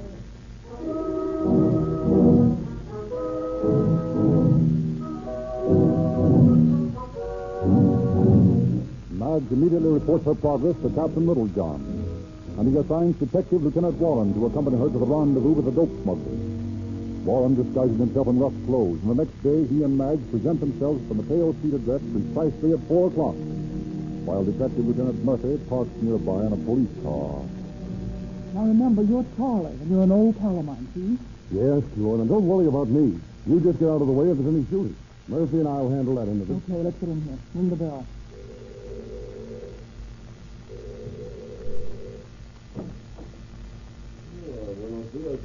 Hello, pal. Well, I've come for the stuff. You have not come alone. No, of course not. I told you Charlie's the boy who has the Jack. Charlie, this is Senor Lopez. Hiya, senor. I like you, senorita. Now, listen here, Lopey, old kid. You got nerves like an old lady. Charlie's okay, and he's got dough. We're both in a bad way, and we want what you got to sell. Come on, don't keep us standing out here in the cold. Very well, if you say so. You have the money, senor? Sure. Take a look at this roll. Well, no. Come in, please. Rubín. Nuestro amigo dinero para la fiesta. Tráigalo aquí. Oh, no stranger, pal. This is my friend Charlie. He's got the dough. Oh, sí. ¿Está bueno, Ceci? Sí, me aseguro la mujer que está bueno. Y así me parece también. Bueno, let me sample it now. Feels all right. Tastes better. Yeah, it's good stuff. How much dough do you want? There are 2 ounces here. $80 an ounce, senor. It'll be $160. 160. There you are, I got it. Muchas gracias, senor. Hey, when can I get some more of this? It looks okay to me. We will let you know. I will tell the senorita. Oh, fine. That's just in. Now you can stick him up. You're under arrest. Policía, corre a free bando. Oh, no, you don't. Stop or shoot. Get out of the way, man. Now, you Lopez, come back here. You killed my parents. And you, señorita, you are policía too. No me resuelvas, Santos. Si tuviera pistola, te mataría.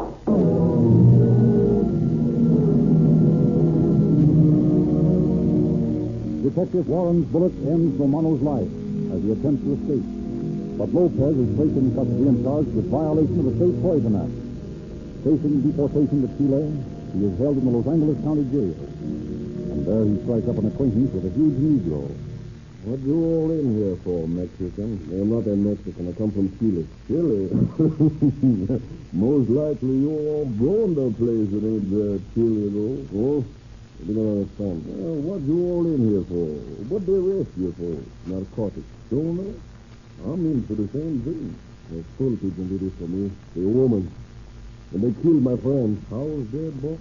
A damn thing got you here? What's her name? You all remember? Mad. She called herself Mad.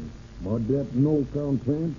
What she look like? Old white face and yellow hair? Is that the one that got me sent up too? Said she wanted to buy some snow, and when I got some for her, He put the coppers on me. If I could only get out of here, I would revenge myself. I would take her life.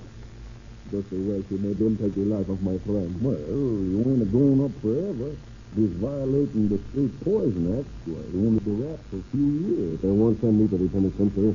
They will send me back to Chile. I can never come back to this country.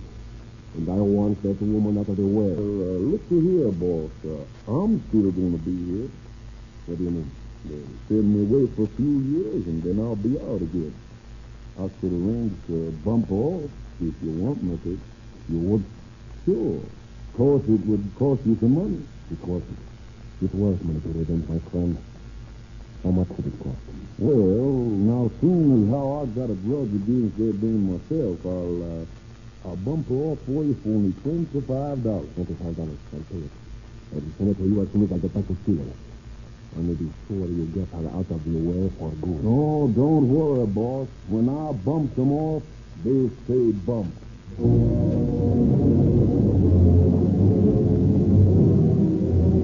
Lopez is deported to Chile. The Negro is sent to San Quentin. Several years pass. Evil years for the dope peddlers who crossed the path of Madge Serber, undercover woman. And then one day, a few months ago, Madge walked into the office of Captain Chitwood, the narcotics squad. Hello, Madge. Hello, Eddie. Well, you've been seeing yourself, Madge. Haven't seen you for a long time. Oh, I've been around, keeping my eyes open. Yeah, what's you got? I got a line on some boys putting out coke in the blackjack. Let's have the lowdown, and I'll send some men out there. I'll work it, Eddie. Central Avenue is a pretty dangerous place for a woman to work. Listen, Eddie, I'm too old a hand at this game to let that worry me. You'd better let me send a man along with you. I'll be okay. I'll get fired in my way. Those coppers of yours still look like coppers no matter how you dress them up. Yeah, well, I still think you're dangerous. Don't you worry, Eddie. Just stand by and I'll tip you off when I'm ready to make the bar.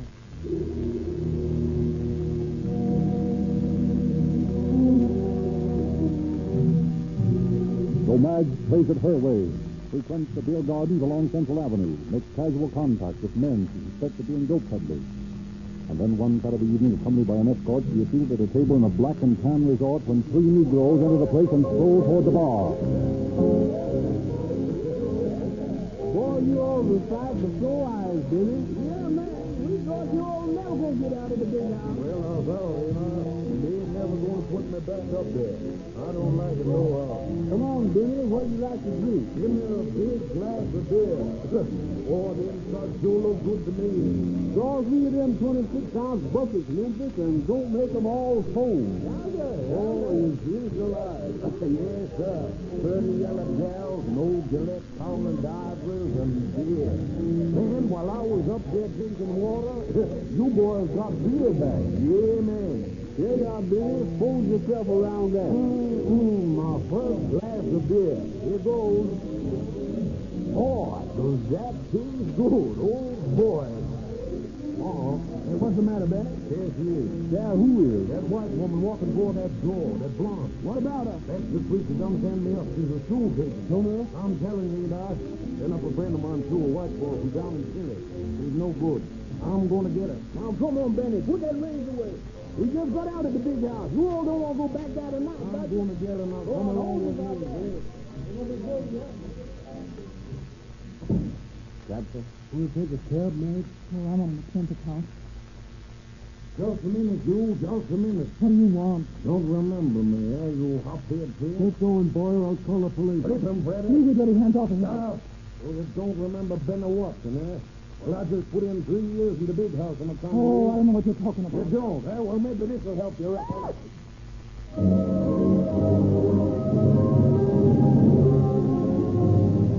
As the three Negroes disappear down an alley, Madge's escort and the cab driver assist her to her feet. She is badly beaten, her eyes blackened, her clothing torn. They take her home, and the next morning her friend returns to discover how she spent the night. Madge. Oh, Madge. Are you the landlady? I am. What's the trouble? I was trying to rouse Miss Service. Yes, I know. She told me last night that she'd had a bad fall, poor thing. Bad fall. Oh, yes. Yes, of course. Have you the key to her room? I'm afraid maybe she's sick. Why, no. She locked the only key I have when she came in last night. And she said she lost her pocketbook. Oh, I see. Well, I'll have to try knocking again. Madge. Madge. It's Hobo, Madge. Look here, I'm worried. I think we'd better break the door in. Wait, I don't want you busting my doors down. I'll pay you, Fanny, damn it. Well, if you pay, go ahead. Max. Max. There she is, lying on the couch. Max. Max. Speak to me. Wake up, Max. What's the matter? Good heavens. He's dead.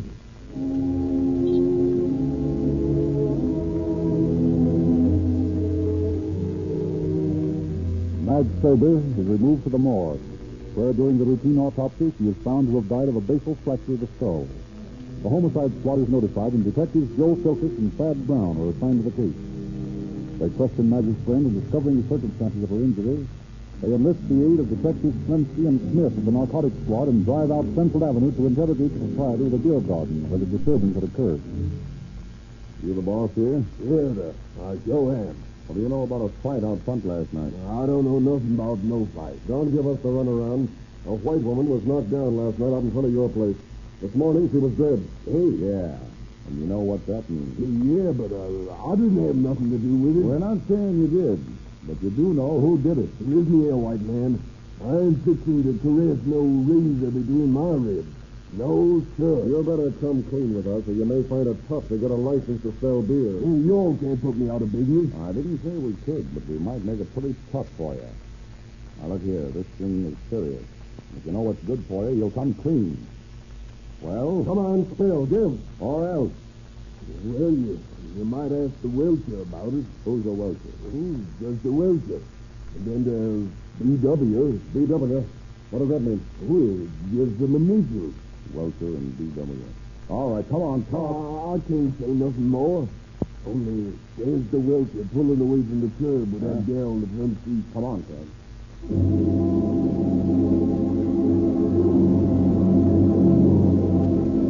The detectives tail the Welcher to a house on the side street off Central Avenue. They see him leave the woman in the car and enter the house. Then they pull up behind the Negro's car, and Silkus casually saunters up to her. Hello there, sister. Where's the Welcher? Welcher? He was in the house. Oh, thanks. That's all I wanted to know. Oh, come on, Ted. Yes. Thank you. You and Smith go round to the back. And you, sister, keep your trap shut.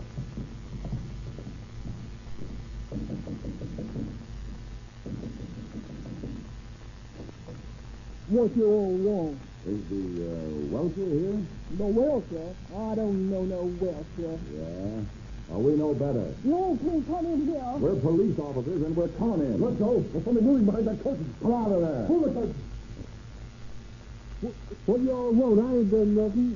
Benny did it. Where's Benny? Benny, he skipped town. I don't know where he is. Yeah? Well, you're coming along with us. Maybe a night in jail will refresh your memory.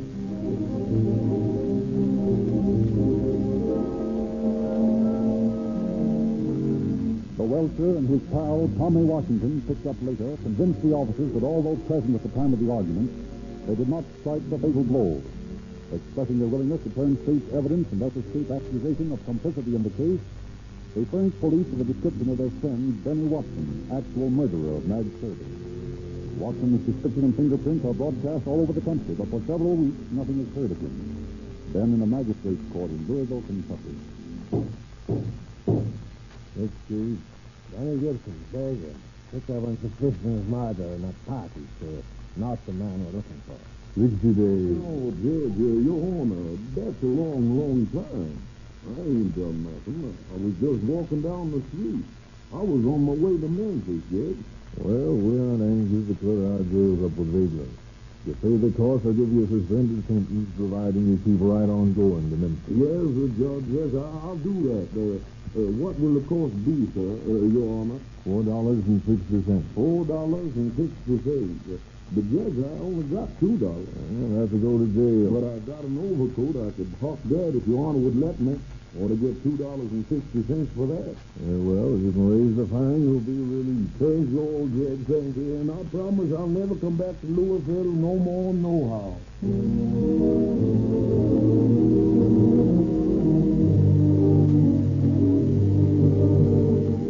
But the unfortunate Negro can raise only $2 on his overcoat. Lacking the required 60 cents for his fine, he wires for Lex to his sister in Jackson, Mississippi, requesting funds. Next day, the chief of detectives in Louisville received A routine report from the Federal Bureau of Identification in Washington. Well, Ed, this is the break. Oh, what's that, Chief? Just a minute. Bring down that prisoner, folks. It's Benny Gibson. Oh, what do you want with that drag? He's in the bag. He's wanted for murder in Los Angeles. What? Yeah. They sent his mug and prints into Washington as a matter of routine. And here comes the answer that his real name is Benny Watson. He bumped off an undercover woman on the coast. There's Gibson, sir. Send him in. Well, you done come, Chief. Here it is. Here, what is? That 60 cents I'm on the city of Louisville. My sister sent it to me in the afternoon mail. Here you are. Now, that makes it square. Well, I guess I'll be going down to Memphis now. What's the fast, Watson? What's that? What do you say? I said Watson. Oh, my name's Gibson. Yeah? Well, let's call you Watson for fun. That same mail that brought you the 60 cents also brought me some good news. Yeah? I'm so glad to hear that, Chief. I'm not so sure that you will be. The news is that your real name is Benny Watson, and you're wanted in Los Angeles for murder.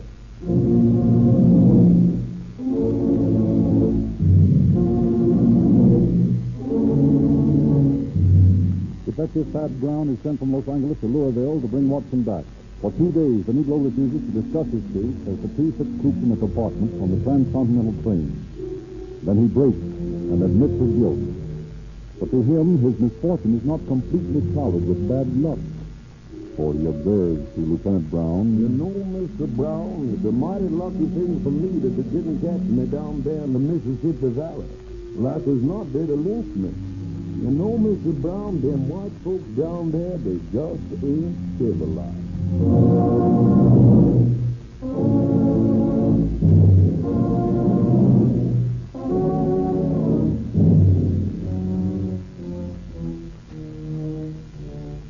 Benny Watson was a fortnight ago found guilty of manslaughter and sentenced to serve from 1 to 10 years in San Quentin Penitentiary. But this all too lenient punishment can in no way make up for the loss sustained by the police department in the death of Baggett, attaché, Madge Serber, undercover woman. Thank you, Chief Davis. Ladies and gentlemen, let me call your special attention to the year's biggest bargain in motor oil. An oversized quart for a quarter. Every can of Sinclair Opaline motor oil is sealed at the refinery with 2 extra ounces in each quart can. And this is unusual motor oil. It has won international fame. On the reputation of Opaline oil, Sinclair has built the world's largest independent oil business. Sinclair Opaline is used by the Army, the Navy, by leading transcontinental railroad and airplane lines. Such tremendous sales permit Sinclair to give you a sealed can of oil that should sell for 30 cents. But you get an oversized quart for a quarter. It's a sensational value.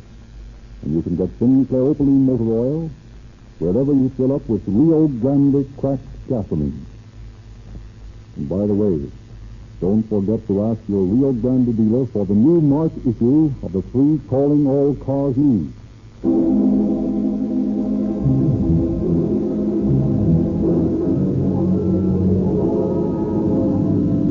Los Angeles Police calling all cars, attention all cars, cancellation broadcast 67 regarding a murder.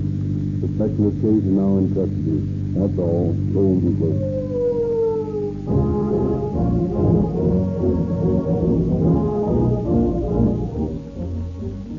This is your narrator, Frederick Lindsley, bidding you good night for the Rio Grande Oil Company.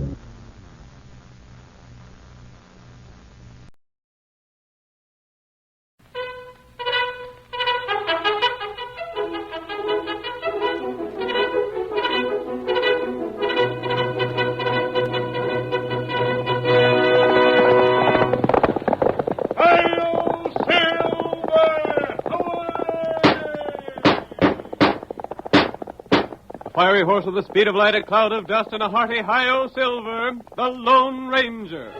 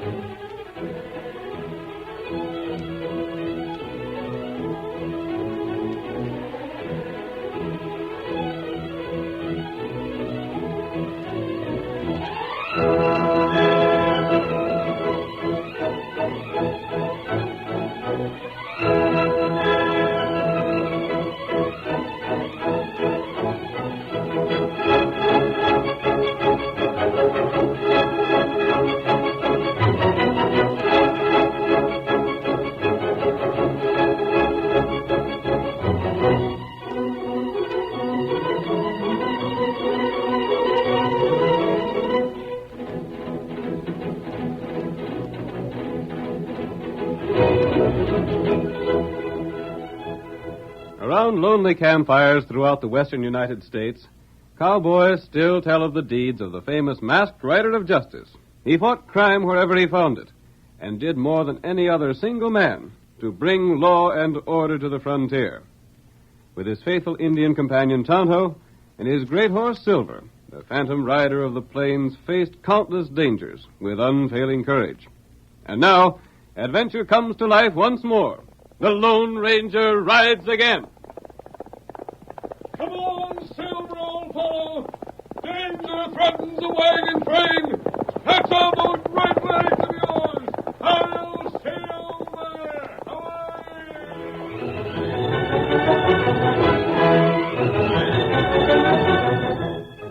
As the Lone Ranger flashed by on Silver, we heard him say that a wagon train was in trouble. The wagon train, led by old Peter Ridley, had been suffering increasing difficulties. Amos Carver, once Ridley's firm friend, quarreled with him until the two men scarcely spoke to one another. The entire party took sides, and dissatisfaction grew daily. But when they reached the point where the Oregon Trail and the Santa Fe Trail divided, the trouble reached a crisis. As our first act opens, the wagon train had made camp for the night. Amos Carver is talking to Sam Dougal, the scout. There's Rabbit, Sam. I've stood for all I'm a-going to. I don't know where Pete gets off thinking he's the only fellow in this wagon train that knows anything. Well, Mr. Carver, I'd say you ought to be the leader of this party instead of him. Ain't no reason why I couldn't do just as well. And you're a heap better liked by folks than he is. And why not? You don't see me telling folks that everything they do is wrong. Uh-huh. Like us hunting them buffalo today. Blast it all, why shouldn't we hunt buffalo if we've a mind to? Ain't hurting him any, is it? Of course it ain't. That's just like Pete. If he don't think of something first, then it ain't right for anybody else to think of it. I tell you, Sam, I'm going to kill all the buffalo I want. Shucks, fella's got to have some kind of sport. To hear Pete tell it, you think it was a crime. But he's the leader. I suppose you'd better do what he tells you. It's likely he'd make trouble for you if you was to cross him. Just let him try it. Why, that addle-headed old buzzard ain't going to take... likely folks would side again you. Did he say that? Now, look here, Mr. Carver. I ain't one to stir up hard feelings. I'm asking you a question. Well, So he did, huh? Well, I'll show him who's got the most friends. Next time I see Pete, him and me is going to have a showdown. I wouldn't want you to let on I said anything, Mr. Carver. You ain't told me nothing I didn't know already. Tell me what to do, Willie. Thinks folks will side with him, does he? Well, I'll teach him to reckon with Amos Carver for a change. I'd better be getting along, Mr. Carver. I got me some work that's waiting to be done. You run across that old goat, you just tell him I got something up my sleeve he ain't expecting. And if he don't like it, he knows blame well what he can do.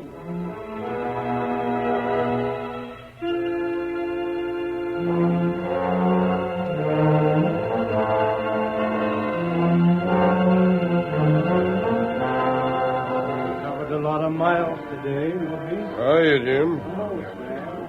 Say, what are them things they have stored in the back of my wagon? Having trouble with your things? Anybody seen Jim around? He borrowed my axe. Just seen Jim a ways back. Thanks. Hello there, Mr. Ridley.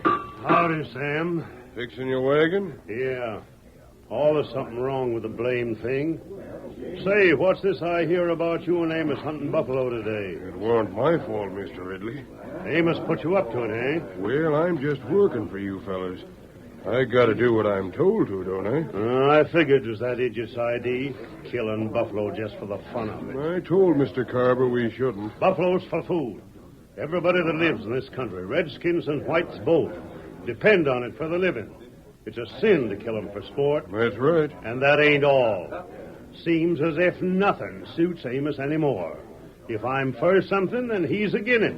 Sure as shooting. Well, I guess he figures folks would rather have him for a leader than you, Mr. Ridley. Oh, he does he? I don't aim to talk when I shouldn't, but I heard him saying something about having a showdown with you. Then that's just what we are going to have. Of course, this ain't none of my affair, but it seems to me when one fellow's the leader, then the others ought to do as he says. And that's just what Amos is going to do.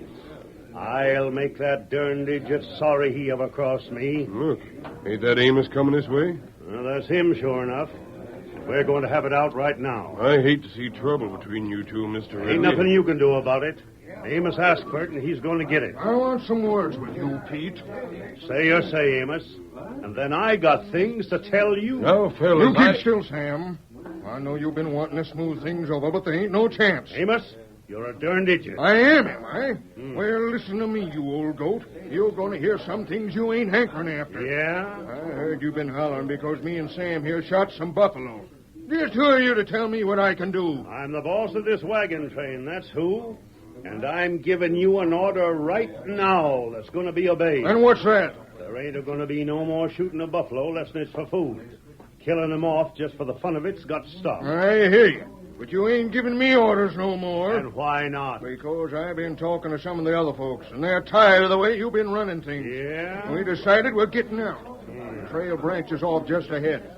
When morning comes, we're going one way, and you're going the other. That suits me just fine. One is the Oregon Trail, and the other's the Santa Fe. You can take your pick. Don't matter none to me. And we'll be choosing the Oregon Trail. Good enough. There's about half the folks that say they follow my lead. We'll pass the word along, and when we come to the fork, the folks can turn off one way or the other, just as they've a mind to. Honest, I wish there was some way to fix it up between you fellas. Well, there ain't. I've knowed Amos since he was knee-high to a grasshopper. And he's never had good sense. Yeah, and you all has been the same stubborn galoot you are right now. Good night.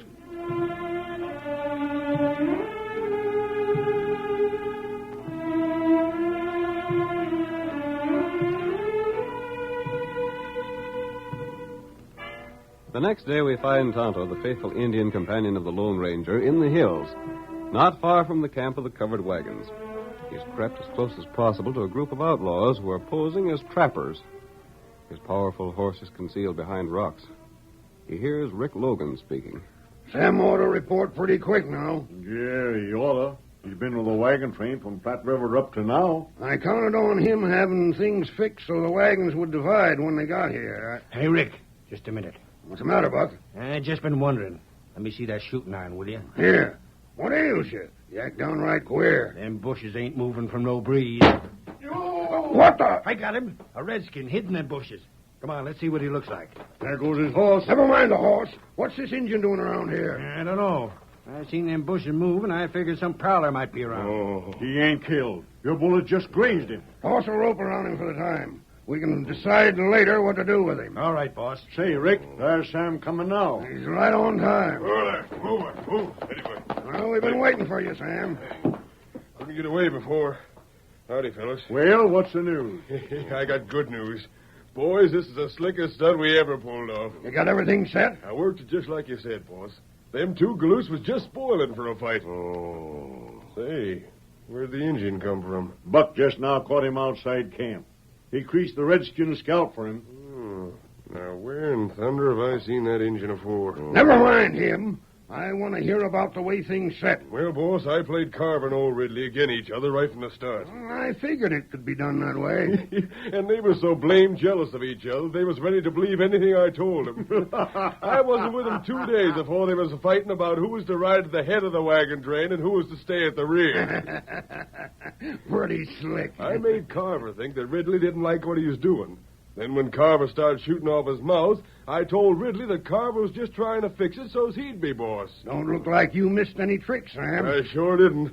Before I was through, they was arguing about everything from the food to the way the wagons ought to line up. You always was the smoothest talker I ever heard. And all the time, I made them think I was trying to keep them friendly.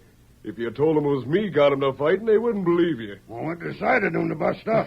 That's the best yet. Yeah? I got them to arguing about buffaloes. Oh, what's that? It's a fact, so help me.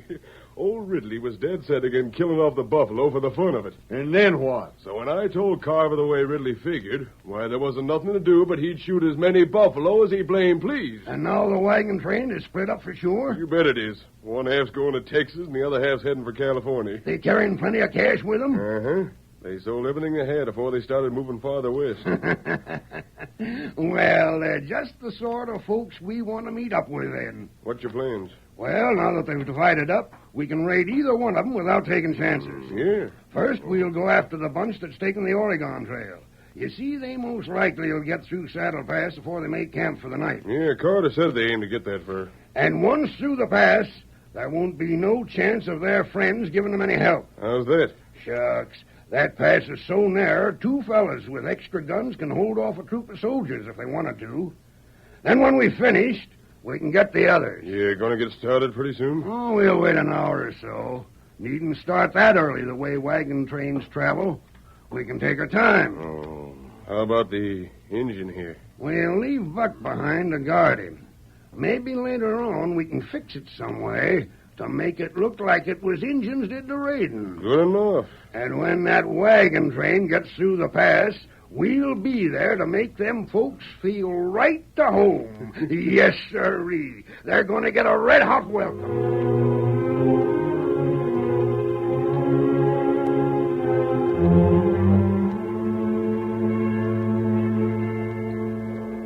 The Lone Ranger was camped only an hour's ride from the headquarters of the outlaws. At the sight of Whitefellow returning without his master Tonto, he was instantly aroused. Whitefellow, what's happened? Where's Tonto? You know where he is, old fellow. Do you want me to follow you? Hey, Silver. If anything's happened to Tonto, we'll help him, Whitefellow. I wonder if Tonto could have found the outlaws we've been hunting, Silver. We're ready, Whitefellow. Lead the way and we'll follow. Come on, Silver.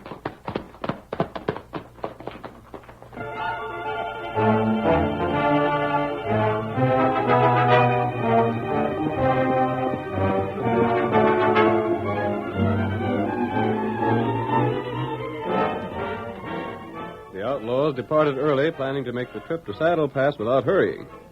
They left Tonto still bound to the tree, apparently unconscious. The outlaw Buck remained behind to guard him. There, Redskin. You come to yet? I sure run a nice furrow across your scalp with my shooting iron. You're darn lucky you wasn't killed. Oh, you shooting me? It was me, all right. And it ain't going to do you no good to look at me like it feel pleased to carve me up. You won't be getting loose from them ropes. What you do with Whitefellow? At the name of that white horse of yours? He got away. But I sure wanted to throw my rope on him. He was a swell piece of horseflesh. Him good horse. Maybe him get him, you. Are you loco, Injun? Now, just how'd that horse get me? Maybe you see. That's a good one, that is. Hey, what are you staring at? Me not stare. You sure was. You wouldn't be up to no tricks, would you? Tonto not see anything. Uh-huh. And maybe you did. I think I'll do a little investigating. I'll go... Tonto, you all right? Tonto, all right. Tonto, see you come. Yes, I was afraid this man might guess that someone was behind him.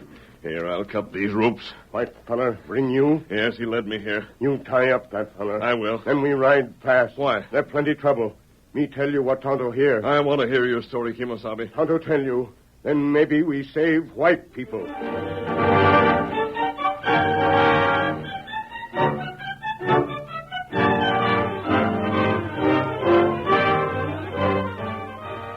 The curtain falls on the first act of our thrilling Lone Ranger drama. Before the next exciting scenes, please permit us to pause for just a few moments.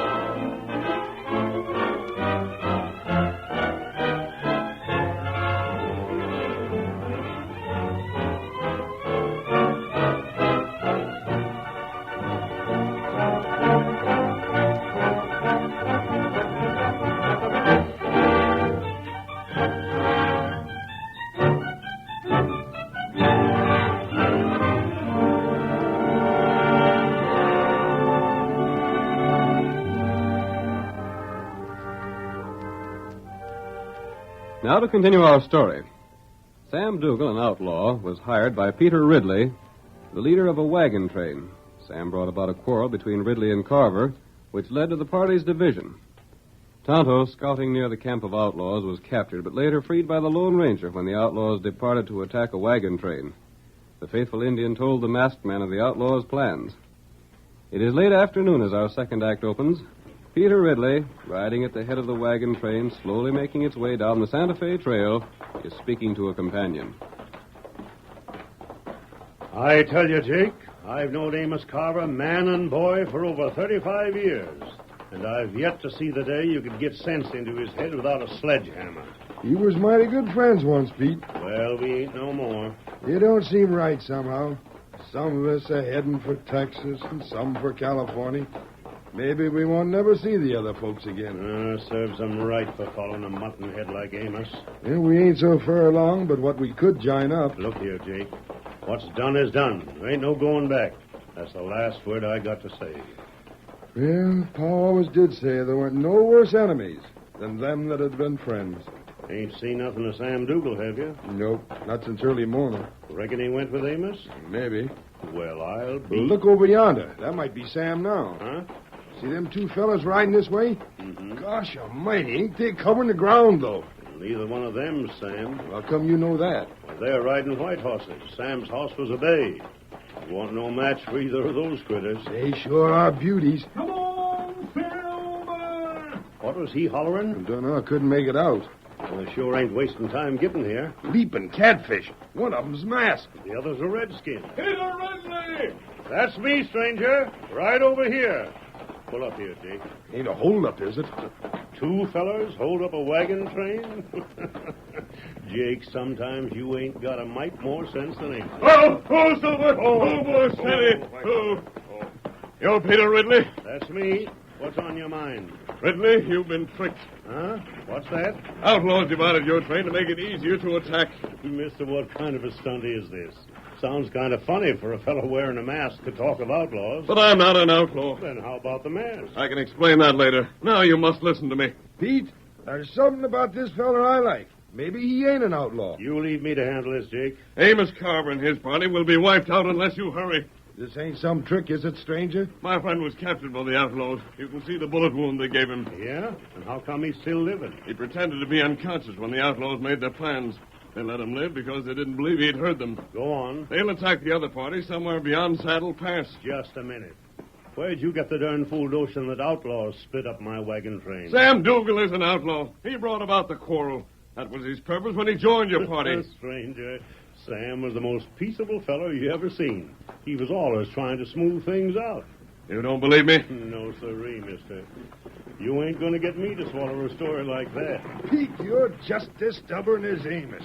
I can't see the harm in checking up on what this fella says. The outlaws are traveling slowly. But if you don't ride at once, it'll be too late. Now, hold on. Maybe you're an outlaw. Maybe you're just planning to get the men folks away from here and Hey, then... wait. There's Chuck. Seems in as big a hurry as these fellers. Looks like he's been over the back trail, the direction he's coming. Whoa there, boy. Oh. Hey, Pete. Pete! What's ailing you, Chuck? There's something wrong with Carver's wagon train. Something powerful wrong. Yeah? I'm so darned out of breath, I can hardly talk. Well, if you got something to tell it.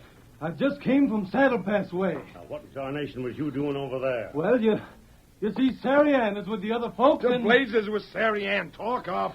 I was almost to the pass when I heard some shooting. Huh. Most likely Amos, gunning for Buffalo. There's a herd over his way. Buffalo, nothing. Them shots was aimed at me. Somebody was trying to keep me out of that pass. Pete, I bet the masked feller was right all the time. Amos sure wouldn't fire at Chuck. The outlaws are there now. You really figure it's outlaws? Of course, but we may be able to save Carter's party if you bring your men at once.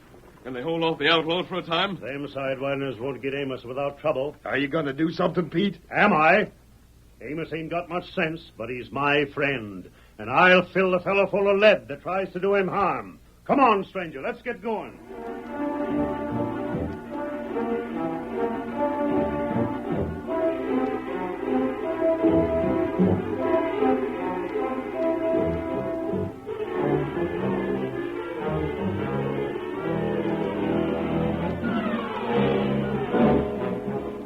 The Lone Ranger organized led the men in Ridley's party to ride to the rescue of their friends.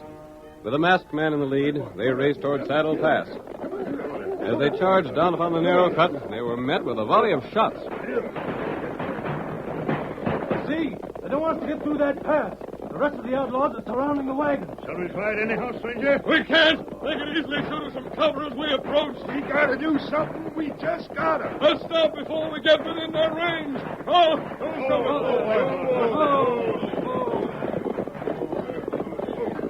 We've got to ride through that pass. We can't just stand here while them polecats are shooting up our friends. That's right, Pete. And I got to save Sari Ann. If them coyotes harm her, Wait. I'll... The wagon train is still holding out. Now, the outlaws wouldn't be blocking the pass. How you figure that? They'd have no reason to stay if their work were finished. Yeah, that sounds like sense. There may be another way to reach Carver. There ain't no other way, stranger. We can't ride up them cliffs. That's right. Now, can we ride through the pass? Carver wouldn't be helped by our death. To blazes with that. If our friends is killed, we might as well be, too. And leave the women and children in your own party unprotected? No, we can't do that. He's right. I guess we were so blamed mad we was forgetting. If only you and Amos hadn't broke up, Pete. And all because of them blamed buffalo. Buffalo? Huh? Didn't we pass on to the main herd beyond that rise? Why, yes, but How far beyond the pass is Carver's party? Well, must be near a mile. You can see the fighting going on through the cut. And I have a plan I believe will work. Something to save, Amos? Yes. Then tell us your scheme, stranger, and we'll do anything you say.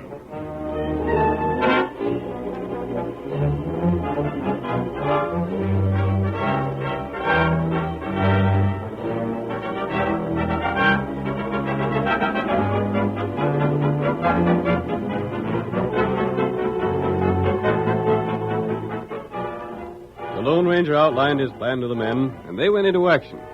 But in the meantime, the outlaws' attack was proceeding as their leader had ordered. The greater part of the gang, taking no risks, slowly wore down the resistance of Amos and his men. The remainder, including Rick Logan and Sam Dougal, held their positions at the pass. Rick is speaking. We're doing all right, ain't we, Sam? Yeah, like you said, Rick, the whole troop of cavalry couldn't get through this pass unless we let them. But we ain't letting them. How are the boys making out with the wagon train? Taking it careful, like I told them. Ain't no use rushing the wagons. They can stand off and snipe them without getting shot themselves. It'll take a long time that way, boss. What about it? We ain't in no hurry. Nobody can get past us to give them a hand. It'll be dark before long. All the better. If they light fires, they can be shot at without no trouble. And if they don't, the boys can sneak up to the wagons without being seen. Guess you're right, boss. Ever seen the time Rick had things figured wrong? You just bet I don't. Did you see how that bunch that came with the big hombre and the white horse stopped real sudden? They didn't take to the taste of lead we gave them. They sure pulled up without no hesitation. I sort of hoped they'd keep on. It'd have been fun picking them fellers off. Yeah. Wonder what they're up to now. They done the only thing they could do. What's that? Turned around and rid back to where they come from. Yeah, they must have. The hurry they was in, they probably figured we was like to chase them. That's funny. What's funny? What's that trembling in the ground? Huh? My golly, I don't know. Like there was a whole herd of cattle running wild. There ain't no cattle in this country. There ain't, and that's a fact. Now, I wonder... Hey, boss, take a look. Well, what do you mean? Down the valley. See it? Buffalo. Why, the sloughs. Yeah.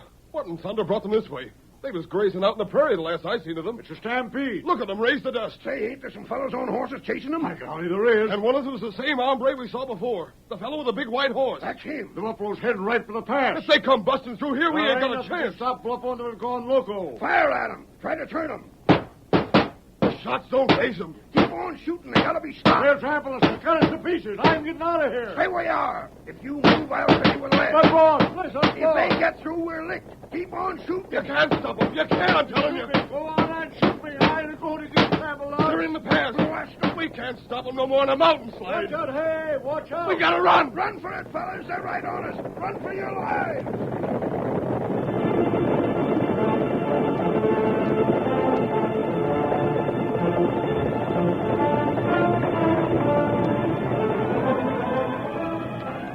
The maddened herd of buffalo, urged on by the Lone Ranger and Ridley's men, thundered through the pass, sweeping all before it. As they cleared the way, the masked man and his companions raced through the pass. Come on, Silver, old fellow! Stretch out those great legs of yours! The wagon train must be saved! Cut them outlaws down, boys! Cut them down!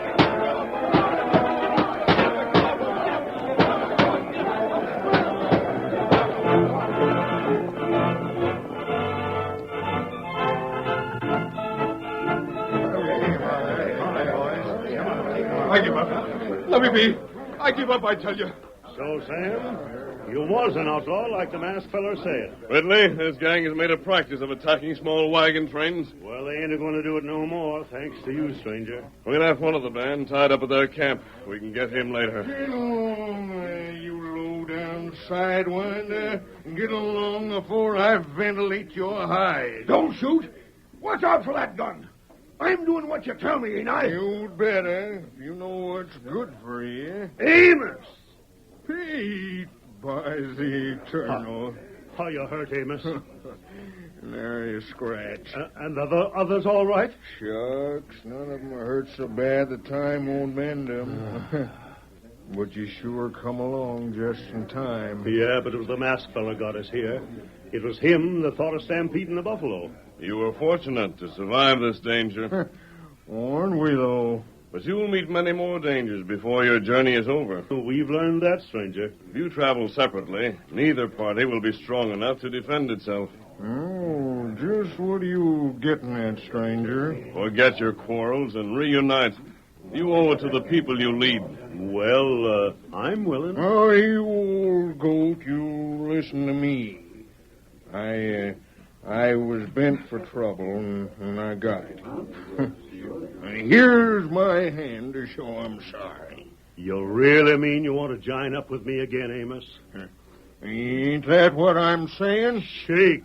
We're friends again, even if you are a stubborn old idiot. There's another thing, Pete. Yeah? About them buffalo. They saved my life after I was dead set on killing them for sport. They sure did. And I got this to say. The first feller I see shooting them regardless has got me to deal with. And that goes as it stands.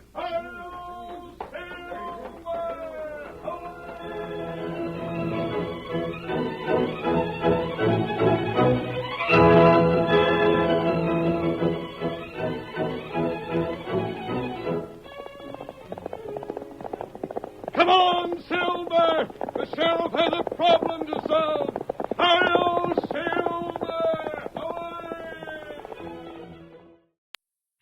In a moment, we'll present the Texas Rangers. But first, here's a reminder that you can read all about your favorite NBC stars and find pictures of most of them in the current NBC Silver Jubilee issue of Radio TV Mirror magazine. Buy it at your newsstand today. The National Broadcasting Company presents Joel McRae in Tales of the Texas Rangers.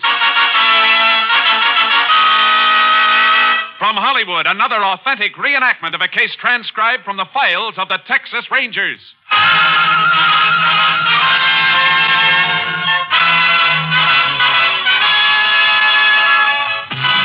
Tales of the Texas Rangers, starring Joel McRae as Ranger Jace Pearson. Texas, more than 260,000 square miles, and 50 men who make up the most famous and oldest law enforcement body in North America.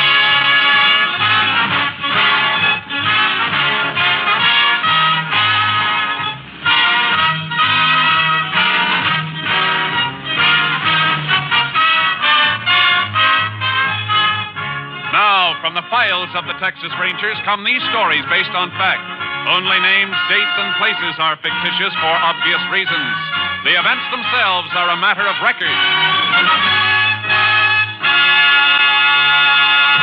Case for tonight, Helping Hand.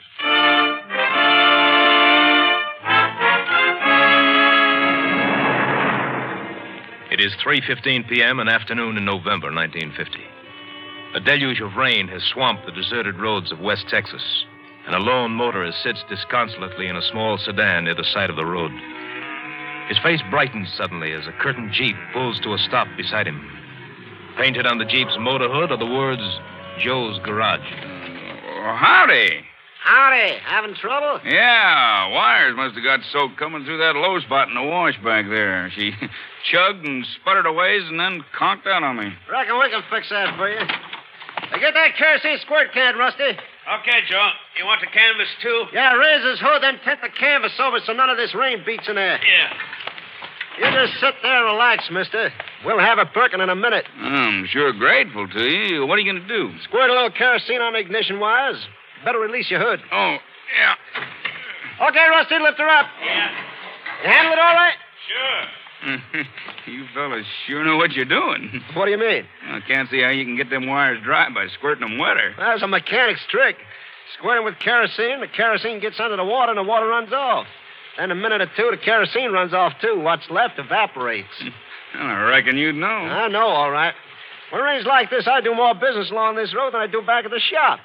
Reckon we got a dozen stalled cars going today. Wires all sprayed, Joe. Okay, close her up. Okay to dry her now? No, wait a second. I got a couple of drops of water running down my neck. Only a mile up the road to Wally's Cafe. We'll stop for coffee after this fellow gets moving. I sure could use some myself. I've been sitting here for more than an hour. Only other car to come through barreled right past. Where you bound for? Long Ridge. Too bad this heap didn't hold out until I got there. Coming back, they'll have me a new car. Dealer called this morning and told me it was in. Oh, yeah? Mm-hmm. Yeah, this thing ought to be ready to limp along now, Joe. Yeah, you can try starting it now. Oh, fine. Well, here's hoping. That was real quick. I'll be hanged. That trick of yours really worked. Ain't never missed. I should buck a little at first, but watch the puddles, you'll be okay. Sure wish I knew how to thank you, fellas. Well, that ain't hard, mister. Charge is $15. $15? Standing out in this rain ain't fun, mister. You were stuck, weren't you? Yeah, I was stuck. $15 seems like the kind of steep price for 3 minutes work and a little kerosene. Look, I got a nice warm garage where the prices are regular. Working out here is a little bit different. Charge is $15. I don't think I got $15. What are you, a wise guy? I reckon if you can buy a new car, you ain't exactly flat broke. I didn't say I was. I got money. The smallest bill I got's $100. Look, don't storm me. You could rot out here if we didn't happen along. Least you can do is pay up. I tell you, I got nothing but large bills. Money I got from a bank this morning to put down on the new car.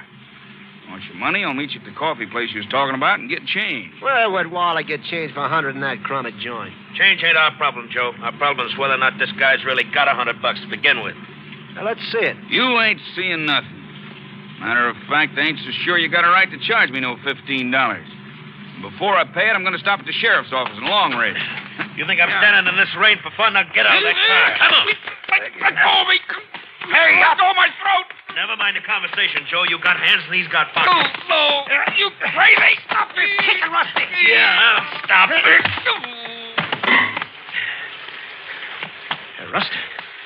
Hey, Rusty, look. Yeah. $500, Joe. Huh? I could do a lot with dough like that. What do you say, Joe? Why, he'd report it. Not if you got enough nerve. Well, I got as much nerve as you got. All right, then grab his feet. All right, move him in there off the road. Oh. Hey, he's coming, too. Not for long. All right, put him down. Now, get your heavy wrench. No, you're crazy. You back out on me? No, but I'm not chump enough to use my wrench on him. Look, be smart, Rusty. If we're going to do this, let's be smart and do it right. There's a big rock over there. Use that.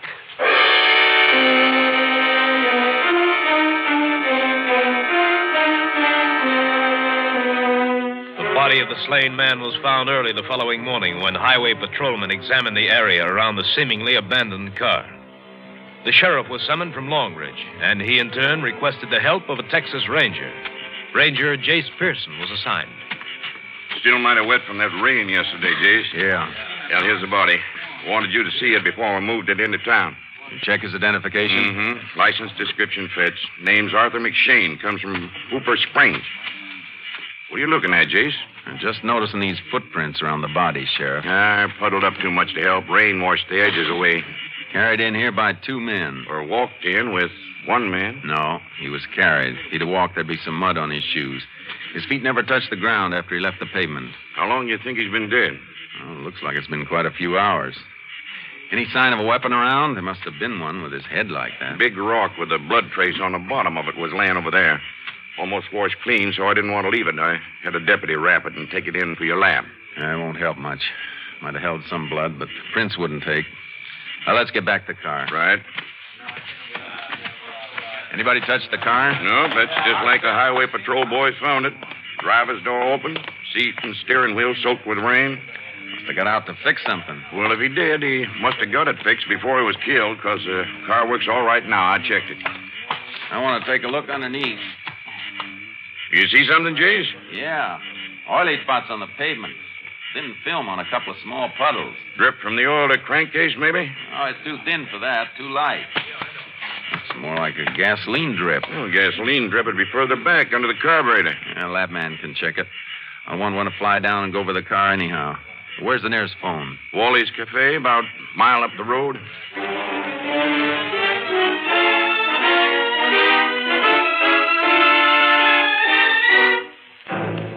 Wally's Cafe was a dilapidated roadside stop. I called Austin for a lab crew to fly down to Long Ridge, then the sheriff called a medical examiner who authorized a pickup for Arthur McShane's body. The sheriff hadn't had any breakfast. How about some ham and, Wally? Hey, settle for bacon? Why, sure. How about you, Jace? Just some coffee. Right. The lab man will want to bring that car to a garage, Sheriff.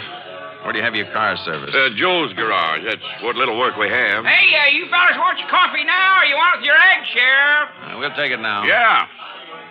I don't think they're going to find much on the car, though. Anything on the outside would have been washed away by the rain. Yeah, this is going to be a tough nut. Well, here's your jabber.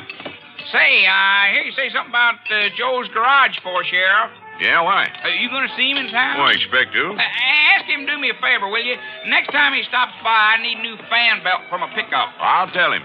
That's why I ain't got no ham. I couldn't make a trip into town for supplies today. Well, I'll have to buy you a bicycle, Wally. Be better than that pickup. That's for sure. Well, why don't you make a flat deal with Joe? Pay him by the week and have him make one stop here every day. Be cheaper than Ann. I'm surprised he didn't stop by yesterday. Saw his Jeep go barreling by late in the afternoon, headed for town. Oh, that darn rain. You know, I bet I didn't shove 3 blue plates across his counter all day yesterday. Didn't take in more than $4. Well, that's more than you're liable to take in today if you burn my eggs. Oh, yeah. Excuse me.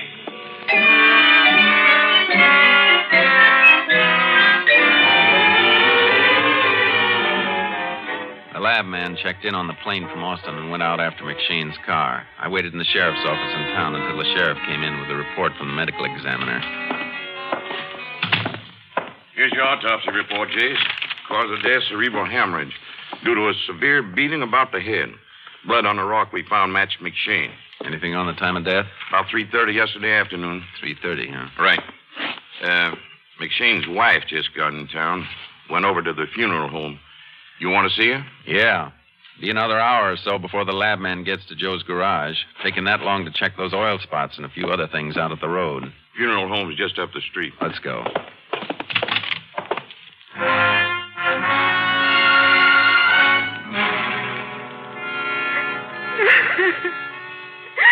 Oh, he was so happy, and I just look at him. Oh, who could do a thing like this? Take it easy, ma'am. How come you didn't drive up here with him? I mean, you said he was coming up to get a new car. I should think he'd have wanted you along. Well, I didn't know about the car when he left. See, it was for our anniversary next week. A surprise. I didn't know till after he left yesterday. Well, how'd you find out then? From Abby Lawton. She's the banker's wife back home in Hooper Springs. When my husband took the money out of the bank yesterday, he told Bill Lawton why he was taking it. Well, Bill must have called Abby to tell her, and Abby called me. Abby's always doing things like that. Nobody ever gets surprised when she knows about anything. Some people are like that, ma'am. You know how much money your husband was carrying? Well, she said he drew out $500, all in $100 bills. There's your motive, Sheriff. Sure is, Jace. Robbery. $100 bills shouldn't be too hard to trace, oh? It'll depend on where and how soon the killer tries to spend them. Better call the bank at Hooper Springs and see if you can get a list of serial numbers. Do it pronto. If they have any numbers, we'll put them on a statewide bulletin. Right. Your husband have anything besides money on him, ma'am? Any jewelry or anything else that might have been taken? Well, no. He had a wristwatch, that's all. It wasn't on him when he was found. You know what make it was? No, I just know he had one, that's all. He wore it all the time. I never gave it no special notice. Well, could you describe it? Well, it was gold, leather strap. Well, I don't know. Men's watches all look the same to me. Well, would you know it if you saw it again? Well, no, I don't think so. Oh, I don't know. Ma'am, you ought to have somebody with you. If you've got a son or a daughter someplace, we could contact them for you. No, we ain't have no children.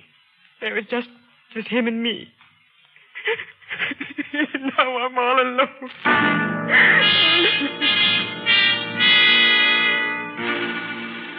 The sheriff got a list of currency numbers from the bank, and we arranged for a bulletin to all banks and major stores in the state.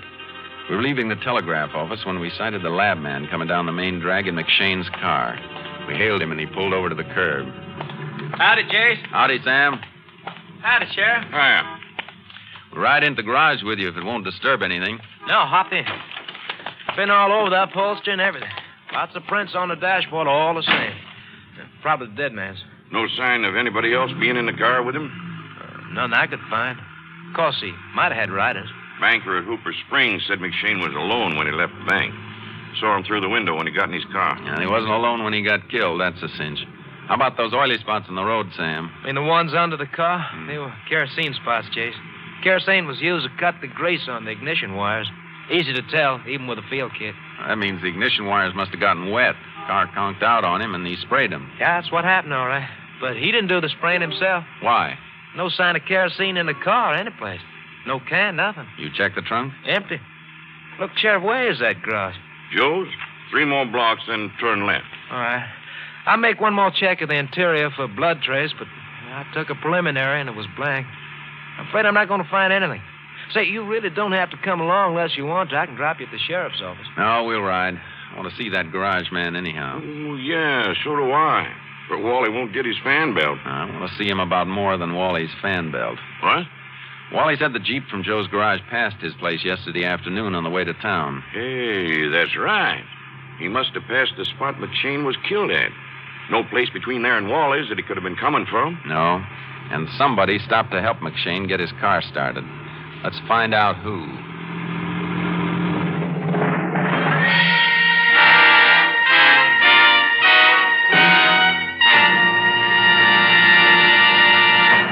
In just a moment, we will continue with Tales of the Texas Rangers, starring Joel McCrae as Ranger Jace Pearson.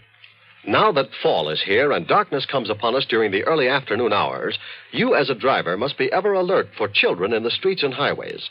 Slow down at sundown. Follow the careful and courteous driving rules as set forth by the American Trucking Association. Remember that a rolling ball is always followed by a child. Keep alert. Drive as if a child's life depended upon your ability to see him before he sees you, and it does. Remember, the life you save may be a child's. We continue now with Tales of the Texas Rangers, and tonight's case, Helping Hand, an authentic story from the files of the Texas Rangers.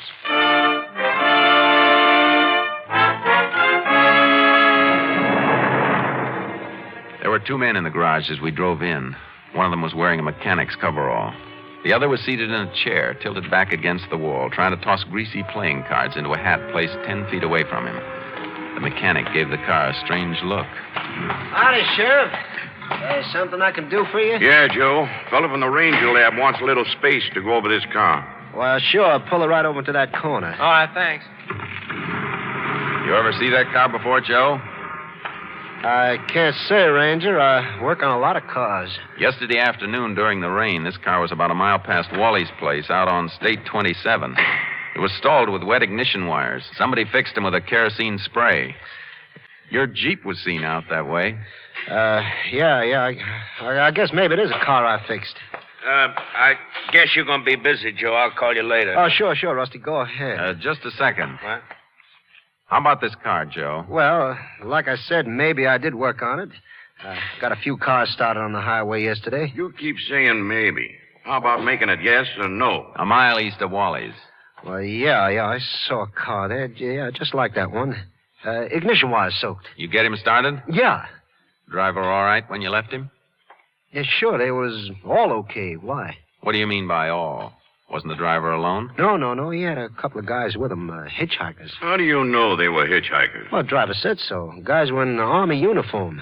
They were sort of browned off about being stuck. Had to get back to base or something. Army guys, huh? Yeah, why? Was something happened to that driver? Yeah, something unpleasant. I better put out a pickup for a couple of soldiers, eh, Sheriff? Reckon you better, Jace. You, still want me to wait, Ranger? Oh, I almost forgot about you. No, I just thought maybe you were with Joe yesterday when he fixed that car. No, I wasn't. I don't work here. No, he just stopped by. Oh, I see. Well, thanks. You're welcome. So long. Oh, by the way, Yeah? what time you got? Just 10 minutes after 1. Thanks. You got a good-looking watch there. Keep pretty good time? Oh, yeah. It's right on the dot. Must have had it for a long time, huh? Yeah. I can see that. You ought to have the strap changed, though. It's getting too small for you. Huh? Mark on the leather band shows where you used to hook it through the 4th hole. You're wearing it hooked through the 2nd hole now. So long. Oh, yeah. I'll be seeing you. See you later, Joe. Yeah, Rusty. Later.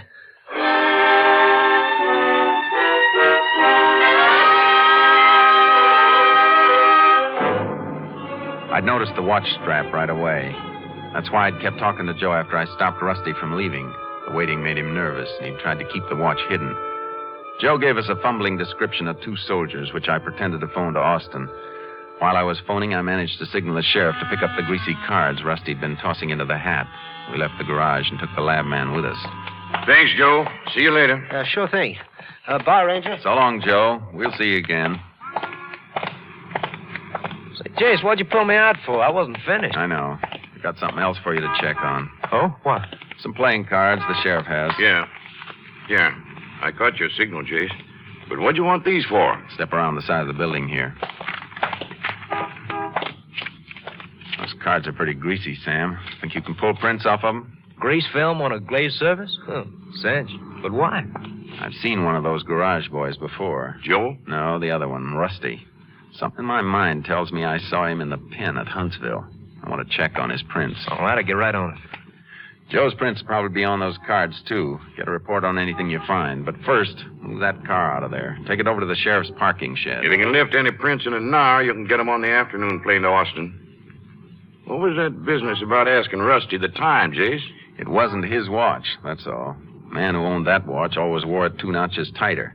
Comparing their sizes, I figured that Arthur McShane's wrist would be just about 2 notches thinner than Rusty's.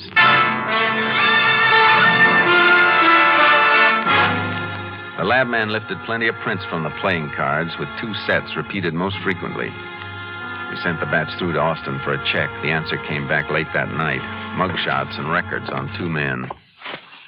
Looks like you hit the jackpot, Jace. Yeah, Joe and Rusty both got records. Both served time in Huntsville.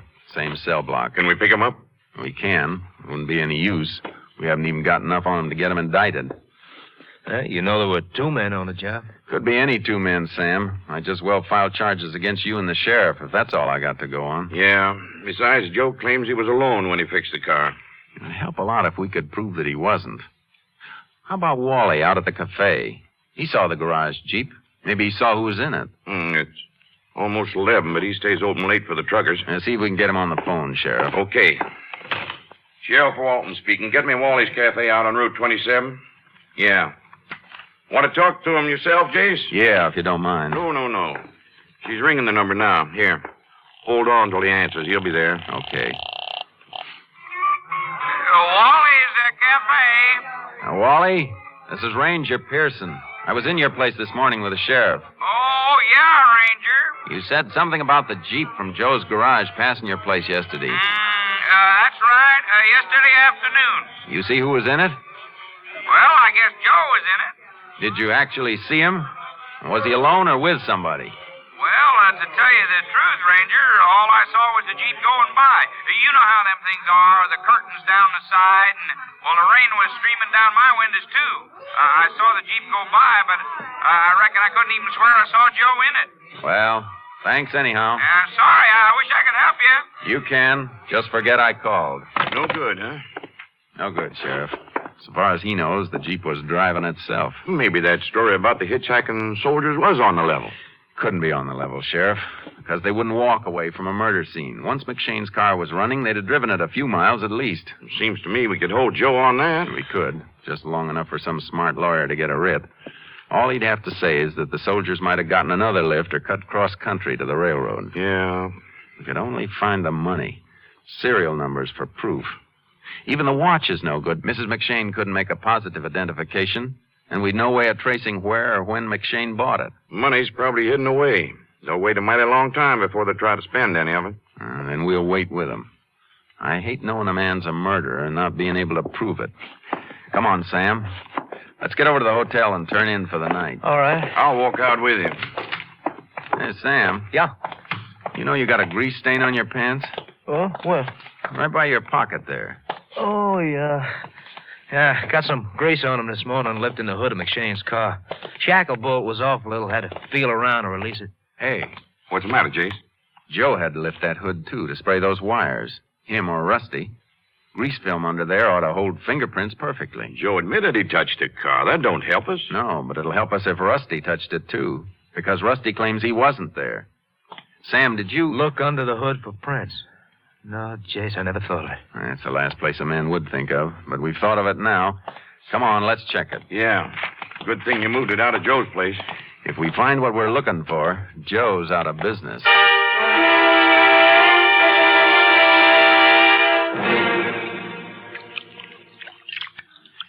Get anything, Sam? Yeah.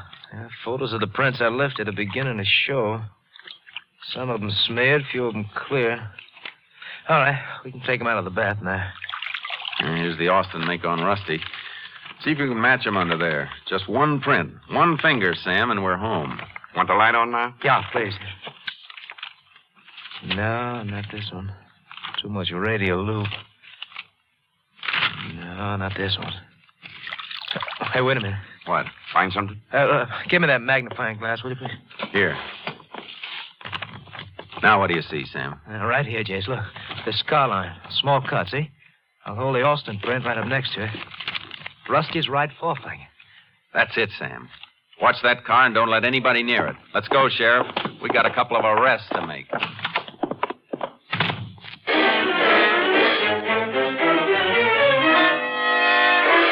Neither Joe nor Rusty were at home, and Joe's car was missing from his house garage. We combed the town, but there was no sign of them. We started to hit the roadhouses along the outlying districts. Don't suppose they ran, do you, Jace? No, a couple of suitcases in the rafters of Joe's house garage. If he'd left, he'd have packed. He thought you swallowed that story about the hitchhiking soldiers. That'd make him feel safe. Where else would they be liable to stop? Well, I don't know. Just one more place out this way, then there's nothing for 4 miles until... Hey, Wally's place. I forgot to give Joe that message about Wally wanting the fan belt. Wally didn't mention it when I called him from your office. Might have called Joe on the phone direct to remind him. Joe hangs out at Wally's place sometimes. Nights, I mean. Drums up repair work with independent truckers that stop there. Let's try it.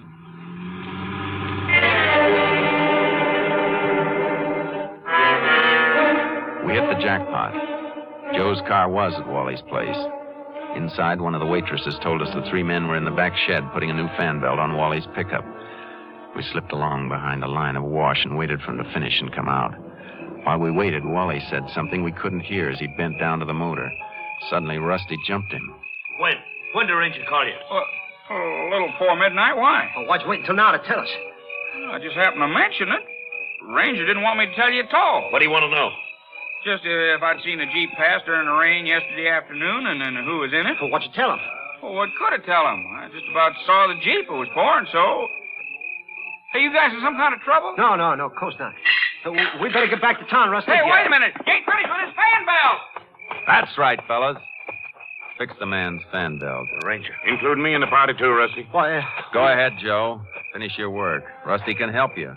It won't do any harm if he leaves a fingerprint under the motor hood either. Not under Wally's motor hood, because Wally's still alive. Out of my way, Joe. Hold it. The gun, Joe.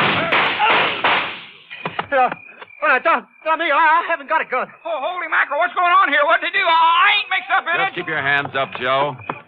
Take a look at Rusty, Sheriff. Don't take much looking. Right through the head. He did it. It was Rusty. He forced me into it. Sure, Joe. A dead man's always to blame. You can tell us all about it down at the jail. You gonna leave Rusty here? Fix your fan belt and bring him into town if you like. Come on, Joe, get moving. I want to hear more about those hitchhiking soldiers. Then I'll tell you about my dream. A liar who goes to Huntsville.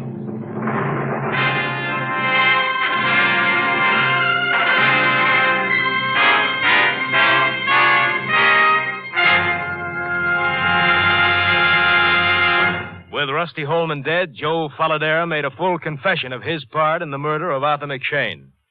On May 3rd, 1951, he was sentenced to Huntsville Penitentiary for 50 years.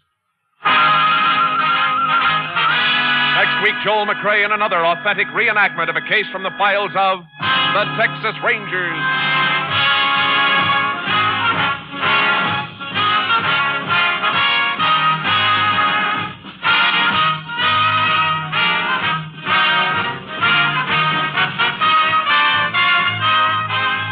Joel McCrea is currently seen starring in the Universal International Technicolor production Cattle Drive. The cast included Tony Barrett, Herb Vigran, Lou Krugman, Bill Conrad, Ken Christie, and Lillian Bayef. Technical advisor was Captain M.T. Lone Wolf Gonzalez of the Texas Rangers. This story was transcribed and adapted by Joel Murcott, and the program was produced and directed by Stacy Keach. Hal Gibney speaking. It's the Silver Jubilee on NBC. Next, it's The Big Show with Joan Davis, Herb Jeffries, George Sanders, Evelyn Knight, Groucho Marx, and your charming hostess, Tallulah Bankhead. Then enjoy 30 minutes of mirth and music with Phil Harris and Alice Faye. Later, Theater Guild on the Air presents A Foreign Affair, co-starring Marlena Dietrich and Richard Widmark. And for pictures of your favorite NBC stars, buy the current NBC Silver Jubilee issue of Radio TV Mirror Magazine. Next, it's The Big Show. All this and Tallulah, too, on NBC.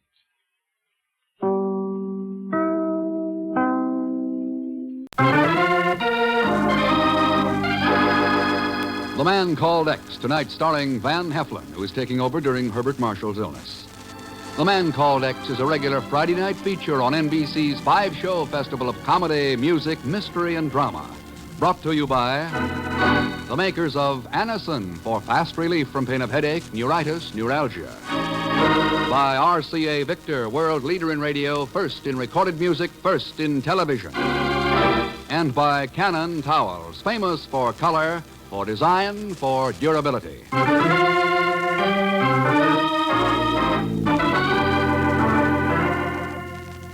Van Heflin in The Man Called X.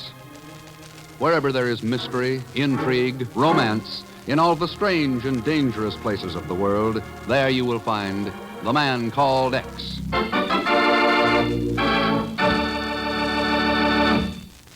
When we ask you to try Anacin for the relief of pain due to a headache, neuritis, or neuralgia, we're not asking you to try a new or unproved method. For there are many people listening in now who have been introduced to Anacin tablets by their own dentist or physician. You, who have received Anacin this way, know the effective, incredibly fast relief these tablets bring. Anacin is like a doctor's prescription. That is, Anacin contains not just one, but a combination of medically proven active ingredients in easy-to-take tablet form. People by the thousands are using modern Anacin today instead of other ways. Doesn't their experience seem worth following? Try Anacin the next time you suffer pains from headache, neuritis, or neuralgia. You will be delighted with the results. Ask your druggist for Anacin today. Anacin is spelled A-N-A-C-I-N.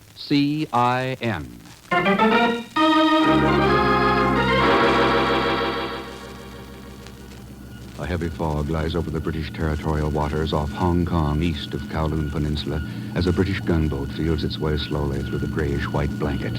On its quarterdeck, the commander and a man from British intelligence watch the swirling lines on the radar scope intently. We've raised something all right, Commander. A junk or sampan, judging by the size, Inspector. Then the information supplied to us by the American Bureau was quite accurate. Well, I would suggest we close in before leaping to conclusions, Inspector. Commander to number 1 battery. Unidentified target, 500 yards. Left, 270 degrees. 2 rounds gunfire. Over. Frankly, Inspector, I find it difficult to believe that we'll come up with anything. Mr. Ken Thurston has worked with us very successfully before, Commander. But from what you say, his colleague radioed from San Francisco. Now, do you believe that a man halfway around the world can possess information about these waters that we don't have? I do. Inspector, I'll give odds that all we'll stop is some illegal fishing, or an innocent houseboat, perhaps.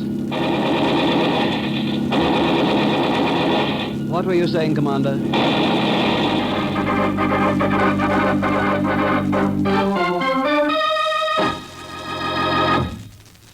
So, my friend, you have received word from the British in Hong Kong. Yes, Mr. Lee. They picked up a sampan full of illegal medical supplies. Serums, plasma, antibiotics. It's running from Hong Kong into Red China. I still don't understand how you knew about it, Mr. Lee, and got in touch with Jim here in San Francisco. As my friends Jim Kendall and Mr. Thurston know, Mr. Chief, the House of Lee owns the largest Chinese pharmaceutical business in the world. We have branches in every major Asiatic city, including Hong Kong. That's right, Chief. And the black market stuff on that sampan came from the House of Lee. Wait a minute, Jim. You mean it was hijacked from the Hong Kong branch? Stolen? No. I fear my manager there is deliberately placing our stocks of precious, life-saving medicines into the hands of Red China. Who is your manager there, Mr. Lee? I think you know him very well, Mr. Kendall. His name is Sammy Lee. Sammy Lee? A relative? My son, Mr. Chief. Oh, sorry. I beg of you, my friends, help me to learn the truth. Yeah. Well, it's hardly the Bureau's business, Mr. Lee. And Hong Kong is British territory. But, Jim? If you made a crack like that to Ken Thurston, Chief, do you know what he'd say? I'll send you some jade from Hong Kong.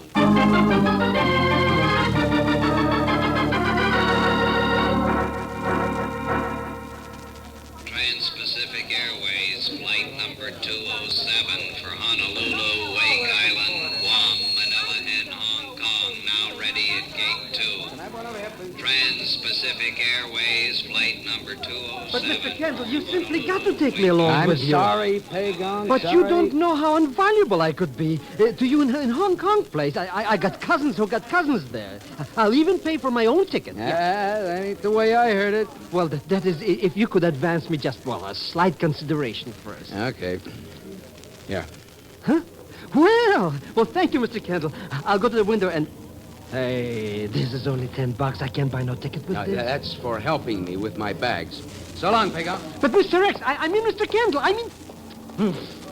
How do you like that? Turns me down flatter than a flatjack. I bet if Mr. X wasn't sick, I'd go along. Your pardon for interrupting your most worthy thoughts, my friend? Huh?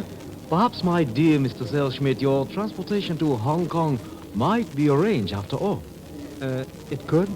Hey, who are you? My name, sir, is Chen Wong, and I am in need of a capable assistant in my business.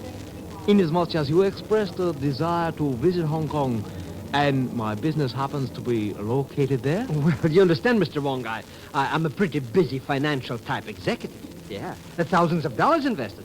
I couldn't work for peanuts. Would this aid you in arriving at a decision? That. Let me see. 10, 20. My stocks and bonds, of course. 50, 60, 75. A big merger coming up with that Las Vegas Street Cherries and Jackpot Company. 80, 90, 100. You know something, Mr. Wong?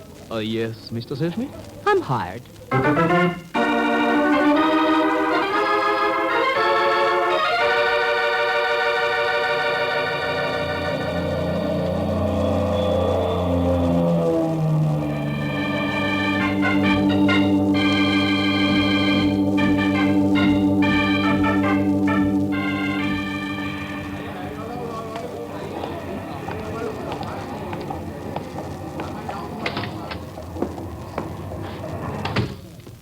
Good afternoon, sir. Welcome to the House of Lee. Well, thanks. Is there something we could do for you, sir? Yeah, I'd like to speak to the manager, please. The manager? Yes, Sammy Lee. Is he in? May I ask who you are, sir? My name's Jim Kendall. Oh, I'm sorry, but Mr. Lee is not in at the moment. I am Marlis Tai Singh, his assistant. Could I not be of help to you? Oh, I'm afraid not, Miss Tai Singh. I'll just hang around and wait until he gets back. But you cannot do that, Mr. Kendall. Why not? Because Mr. Lee has left Hong Kong on a business trip. Where'd he go? I do not know. Oh, I thought you said you were his assistant. I am. And he left without telling you where you could get in touch with him? Yes, that is so. Because his business concerns sampans operating off of Kowloon Peninsula, carrying illegal cargoes, huh? Who are you? I've already told you. You know what I mean. Who are you? An answer, quickly. Wow, so it's not very courteous, is it, Marlitz? Answer me, Mr. Kendall, before I... You better put that gun back in your sleeve unless you want a witness to your intended homicide, huh? Oh, good afternoon, Marlis. Lovely day, is it not? Yes, positively lovely. Well, my dear, has my order arrived yet, eh? Has it? Your order, Dr. Harvey? Oh, come now, Marlis. Don't tell me you've forgotten it again. Aureomycin, streptomycin, chloromycetin. Should have a familiar ring by now, my dear. You're interested in antibiotics, Doctor? What man of medicine isn't these days, sir? Well, Marlis, the ship from Singapore docked yet? Well, I'm afraid not, Doctor. But it's 3 days overdue, my dear. I know, Doctor. We'll notify you the moment it arrives. I hope so. Frankly, I'm almost beginning to wonder if it shall arrive. What do you mean? Why, with all this talk about the fortunes being made running serums and antibiotics into Red China, if I didn't know Sammy, I'd almost suspect him of being in the black market. Oh! Hey, wait a minute. Get her, sir. Got her. George. Fainted dead away. Now, what on earth could have caused that? Well, I would say that it was your crack about Sammy Lee and the black markets. Yes, of course. How stupid can I be? Should have known better. It was bound to upset her. Why? Oh, don't you know, old boy? Marla's is Sammy Lee's wife.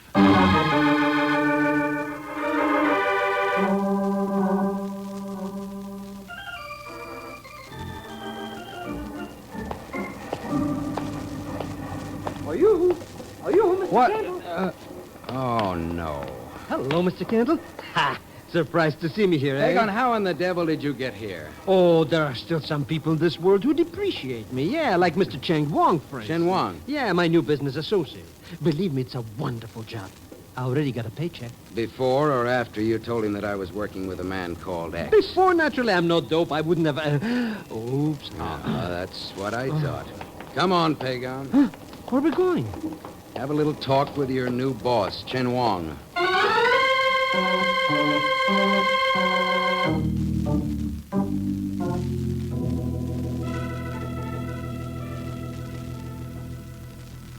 So, Mr. Kendall, you believe that I hired the estimable Pagan Schmidt merely to obtain information concerning you? Any other explanation, Chen Wong? No. You are quite correct in your surmise. It was rather expensive, but well worth it. Why? The activities of Mancore X and any of his associates are always of interest to one such as me, particularly when they may well be in direct conflict to my own. Are they? They will not be for long. Well, that's nice. Yes. You see, I am well acquainted with the fact that you are making inquiries concerning Sammy Lee and certain activities regarding pharmaceutical supplies. So your interest in these matters will cease within 12 hours. What makes you think that? Oh, it's quite simple, my dear sir. Within 12 hours, you shall either have left Hong Kong or you shall be dead.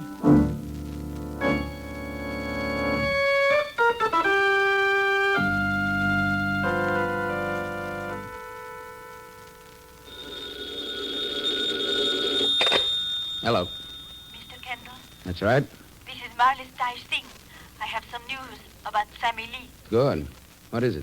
He wants you to meet him at our warehouse in the dock area within half an hour. He has some words for you. Any idea what it's all about? No, Mr. Kendall. He said only that it concerns disgrace. The disgrace that has tainted his father's house with red.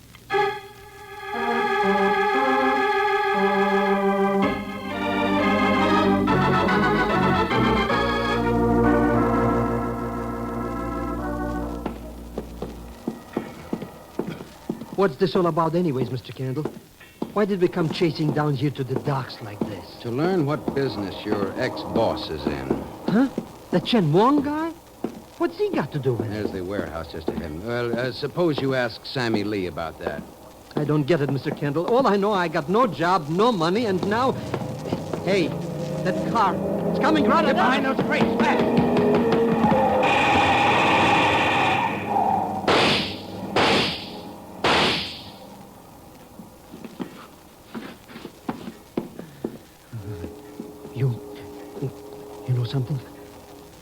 guy likes us.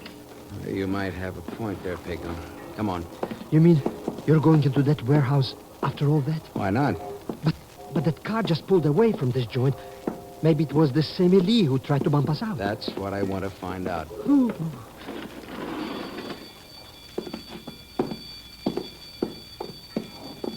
There's nobody around. So what's that bell ringing like that? Burglar alarm. Huh? Now, come on, let's try the back.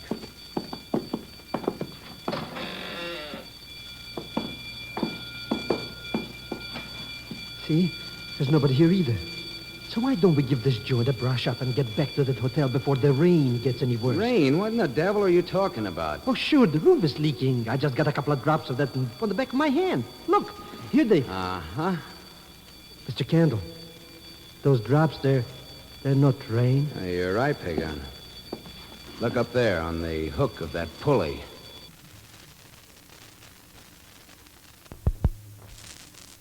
On the hook of that foot? Yeah. Sammy Lee.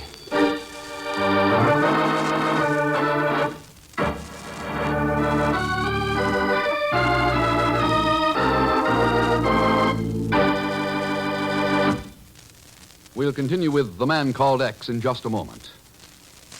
Here's a word from RCA Victor. RCA Victor has done it again. Yes, now you can easily own America's all-time top favorite tunes on RCA Victor Red Seal and popular single records, 50 all-time greats. Your choice of any or all of the greatest selling titles of them all.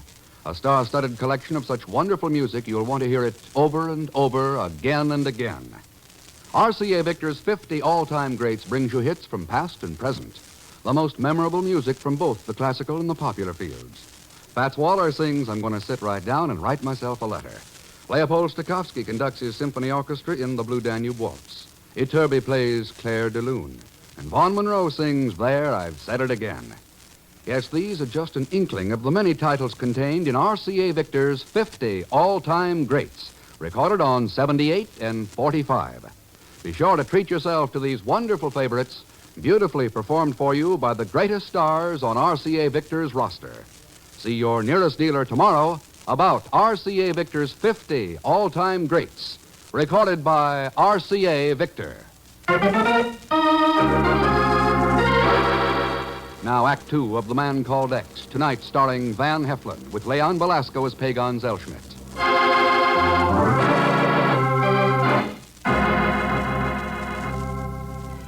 Acting for Mr. X, Jim Kendall is in Hong Kong, attempting to break up the illegal traffic in American medicinal supplies being smuggled into Red China. A Chinese pharmaceutical firm, the House of Lee, is apparently involved, and now, in a private office at the House of Lee, Jim Kendall is talking with Marlis Tai Sing, widow of the murdered Sammy Lee. Yes, Mr. Kendall. It was Chen Wang who was responsible for all our sorrows. Chen Wang who tried to blackmail Sammy into giving our supplies to Red China. What pressure did he use, Marlis? The most effective pressure of all, Mr. Kendall. Threats against my life. Oh, I begged Sammy not to do it. I would have taken any risk rather than to give aid and comfort to the enemies of my people. But it was no use. He agreed to work with Chen Wang. Yes. And now he's dead. Well, maybe you can carry on for him. Carry on? Yeah, we need proof against Chen Wang. Suppose you tell him that you need money badly now that Sammy's dead, and that you'll help him the same way Sammy did. That is, if he'll cut you in on the black market. And you, Mr. Kendall? After all, you are Chen Wang's most important target now. What are you going to do? Pay a visit to Dr. James Harvey. Dr. Harvey? What could he possibly have to do with this affair? That's what I was wondering. I found his card lying on the warehouse floor underneath Sammy's body.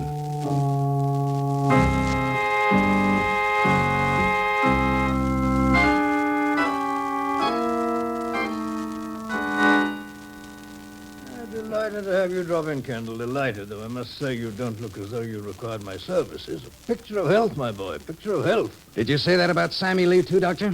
Sammy Lee, I don't quite get the connection. Sammy's dead. Oh, surely you must be joking. Why, I examined him not 3 weeks ago. Not a blessed thing wrong with him, I swear to that. He was murdered, Doctor, a little over an hour ago. Murdered? By George, that's difficult to believe. Most difficult. Is it? Well, then maybe you can explain a few things about the bloodstains on this card of yours. Card of it? Yeah. By George, it is my card, and those stains do look like blood for a fact. Where'd you get this? It was lying on the floor underneath Sammy Lee's body. Doesn't mean a thing. Of course, you realize that. No proof that I shot him. Matter of fact, it's not really proof of anything. No, but it might be interesting to learn just how it got there. And how you knew he had been shot when all I said was that he had been murdered. You like to clear that up for me, Doctor? Yes. I think it's high time that I did. I'm with British intelligence, Kendall, working on the same thing you are. The smuggling of illegal goods into Red China. Now, that could be just a little too pat, Harvey. True, but perhaps this will convince you. You work with a man called X with the Bureau. You wirelessed our office from San Francisco with certain information. It enabled us to pick up a sampan carrying contraband off Kowloon Peninsula. Does that convince you? Well, it should, shouldn't it?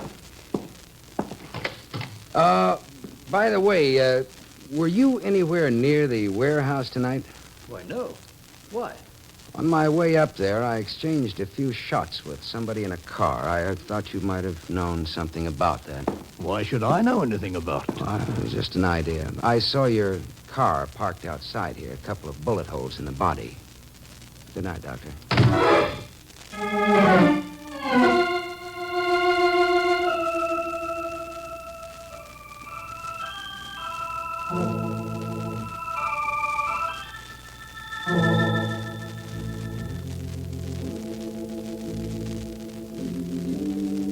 I'm afraid it was a bad mistake for me to see Chen Wang, Mr. Kendall. A very bad mistake. He didn't go for your story, Molly. Oh, he laughed at me and told me to inform you that your time has run out. He means to kill you. Oh, that's bad. He means to kill all of us. Hey, that's bad. Let's get out of here quick. Come on, now relax. I've got a call in for Dr. Harvey. Oh, you believe that British intelligence will be able to help us then? Well, if he'll cooperate with us, I think we'll have a chance, Morris. That's Chen Wang. He's here. Quiet, you idiot. That's only the phone. Hello. That's right. You're sure of that? I see. Okay, thank you. Who was it, Mr. Kendall? British intelligence. Well, what did they say, Mr. X? I mean, what did they say? It was short and to the point, Pagon. They don't know any Dr. James Harvey.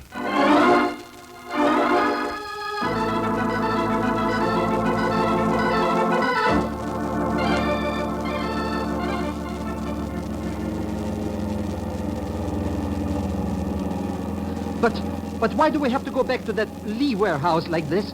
Don't you realize that you're taking my life in your hands? I just want to check on a shipment of antibiotics. And who? What shipment are you talking about, Mr. Kendall? One Dr. Harvey was so interested in. 3 days overdue from Singapore. But it is still overdue, and we have received no word as to when it will arrive. Maybe you didn't, Marlis, but somebody did. I saw that shipment in the warehouse this afternoon.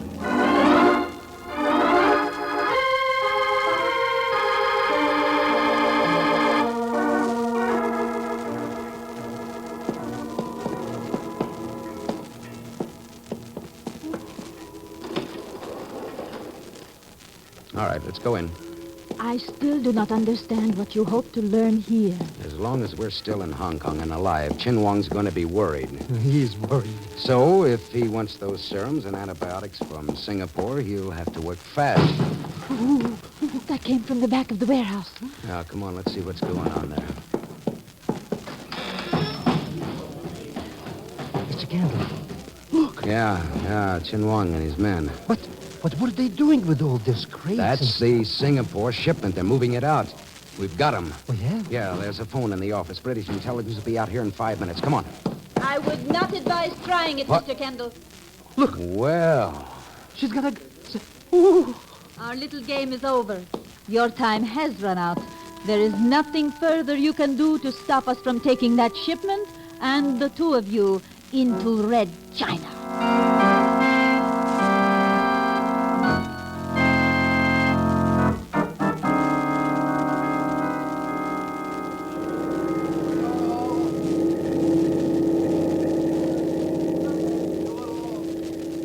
I trust you find the cabin of our little ship quite comfortable, gentlemen? We might if you'd put that thing away there. Merely a slight precaution. We will rendezvous with the gunboat in a few moments. The medicinal supplies will be transferred aboard. Then the commissar of the gunboat will decide what is to be done with you. You mean there's a choice? If he believes the People's Republic can make use of you, you will be taken to the mainland. If not, you will be disposed of at sea. But that puts us right between the devil. No, that's more of a break than Sammy Lee got, Pagon. You must have planned this for a long time, Marlis, making Sammy fall in love with you and then pulling that fake blackmail gag on him. What was that? We have reached our rendezvous, Zellschmidt. That rocket was fired to inform the gunboat of our presence. It will be alongside in a few moments. Look, baby, before it gets here, couldn't we make a deal of some kind? The People's Republic does not make deals, Zellschmidt. We take what we need, whether it is antibiotics, serums, or your lives. That sound. What is it? Mr. Kendall. Just the gunboat. But they fired a shell at us. Sure, a warning to stay put until they come alongside. Warning? One of our gunboats would not fire a warning at us. That's right. Then what are they? British. It is a British gunboat. With Dr. Harvey aboard, Marlis. What? Harvey? He's the one who called me at the hotel to give me a go-ahead on our plan. But you said it was British intelligence reporting that Harvey was not... Chen! Not so Chen! fast, Marlis. Come on, I'll take that gun. Oh! It's better, huh? Ollie, what's happening here? Drop that gun, Chen. No, Kendall! Now the cabin door, Pagon. Fast! Yeah, you bet. All right, Marlis. Now, if you want something to do until Harvey gets here, we'll just fix up Chen's shoulder for him. Maybe that'll keep you out of trouble. I see. Boy, well, they cooked their geese all right. Don't have to worry about them trying to steal anything again. No, I'm afraid you're wrong, Pagan. Huh? As long as Marlis and Chen, and those like him are still around, we've got plenty to worry about. You heard what she said. They'll try to take anything they want. Antibiotics, lives, even the world.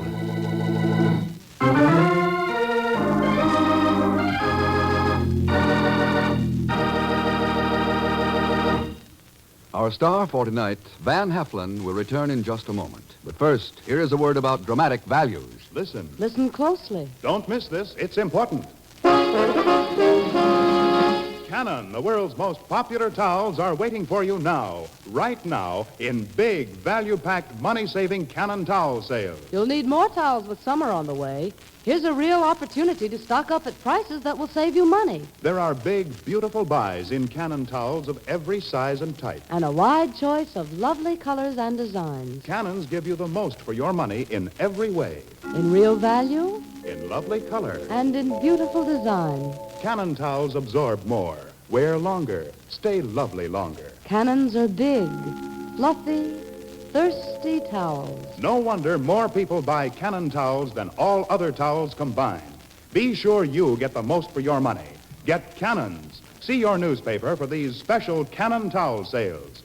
Get to your store now and get in on the big, big, big Canon values. Now, here again is our star for tonight's program, Mr. Van Heflin. As Herbert Marshall would say, thanks for being with us. And, by the way, my thanks to Will Wright, Viola Vaughn, Eric Snowden, Ben Wright, Tony Barrett, and Harry Bartell. Now, next week, our story takes us behind the Iron Curtain to a gloomy fortress called Stalinplatz 7, where an innocent American has confessed to being a spy and a saboteur. And I don't mean Leon Velasco, who will be along, of course, as Pagon Zellschmidt. So, please join us, won't you, when we next return with The Man Called X. Good night.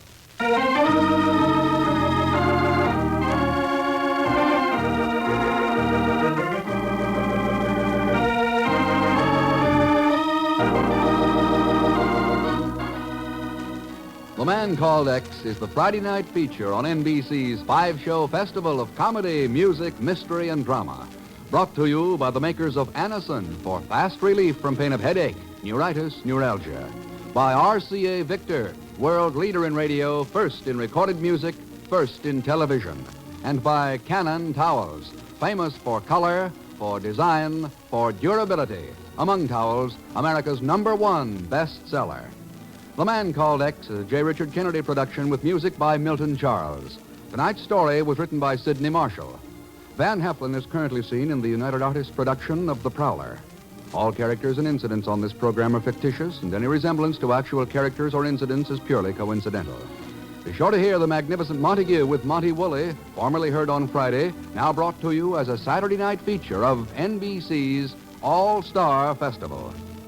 And until next week, same time and station, this is Jack Latham saying good night for The Man Called X.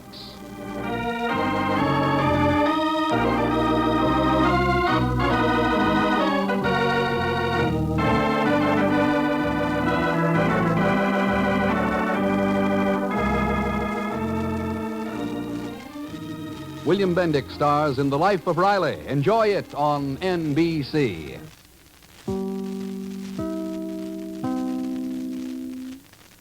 Subscribe for more videos.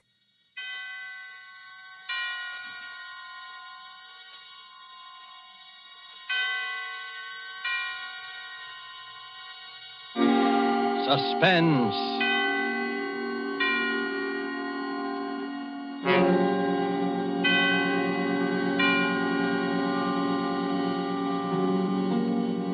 This is the Man in Black, here to introduce Columbia's program, Suspense.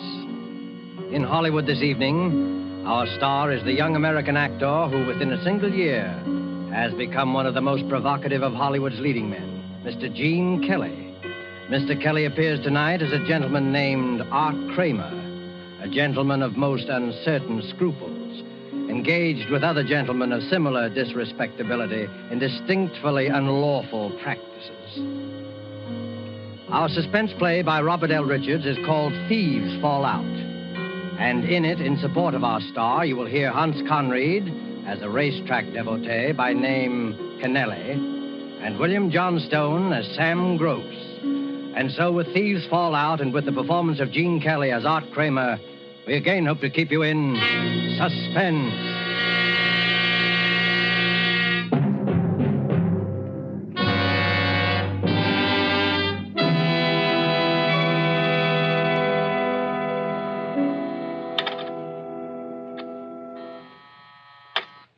ABC Enterprises. No, he's not in. No, I don't know where you can locate him. Hey, Rita. Yes, I'll tell him you called. ABC Enterprises, ABC Enterprises. Why does he give all these guys his phone number if he wants to keep this business so quiet? Yeah, you know. Wants to do favors for people he meets in bars, brags, how he can get things for him. You know. Sure, I know. And the next day I have to give him the brush off. He's going to brag to the wrong guy someday. Hi, Yachty.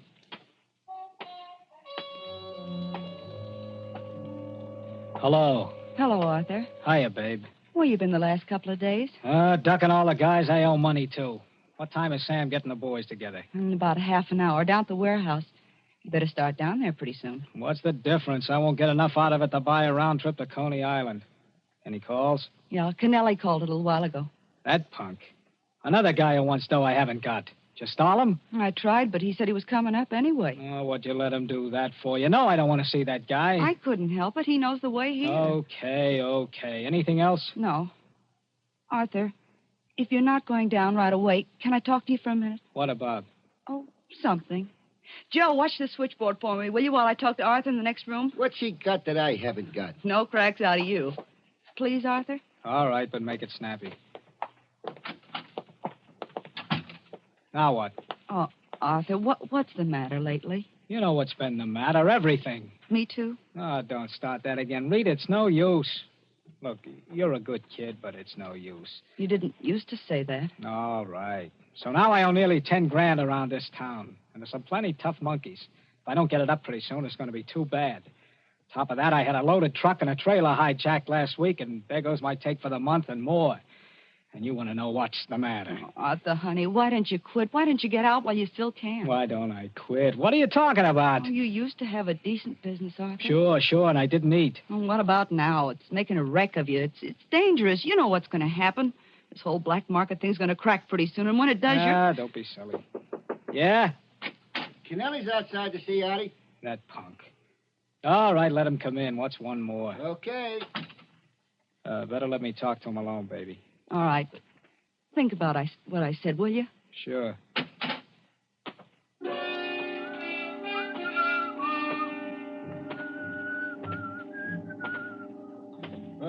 Hi, Artie. I thought I might catch you. Yeah, I'll bet. Close the door. Sure. Hey, listen, Art. I need that dough. Well, I haven't got it. I told you that. No, look, I don't want there should be no trouble. There's not going to be any trouble. Take it easy. I didn't mean that. But I took them bets from you on my own. And now my boss is after me. If I don't get that dough by Monday, I'm going to be in trouble. Well, I haven't got it, and I won't have it for another month. Can't you get it from Sam? No, I'm into him as far as I can be now. What do you mean?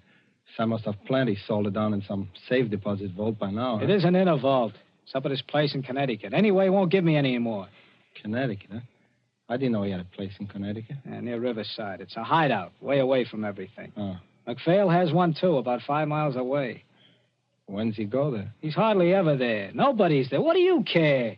You're thinking of the days when you used to climb through second-story windows? Oh, you should not say that, Art. I don't even know where the joint is. No, I was kidding. Anyway, listen, I'm sorry about the dough, but you'll have to wait. Art, you don't know the spot I'm in. You'll get it from me when I've got it. I'm leaving. Art, listen. You coming? Where you going? Down to the warehouse to watch my share of last month's take go down the drain.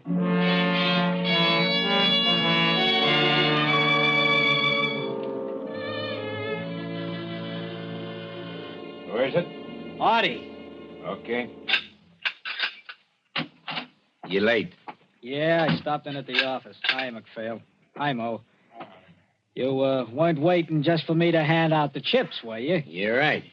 We weren't. I just wanted you to know how it worked out. It was a good month out.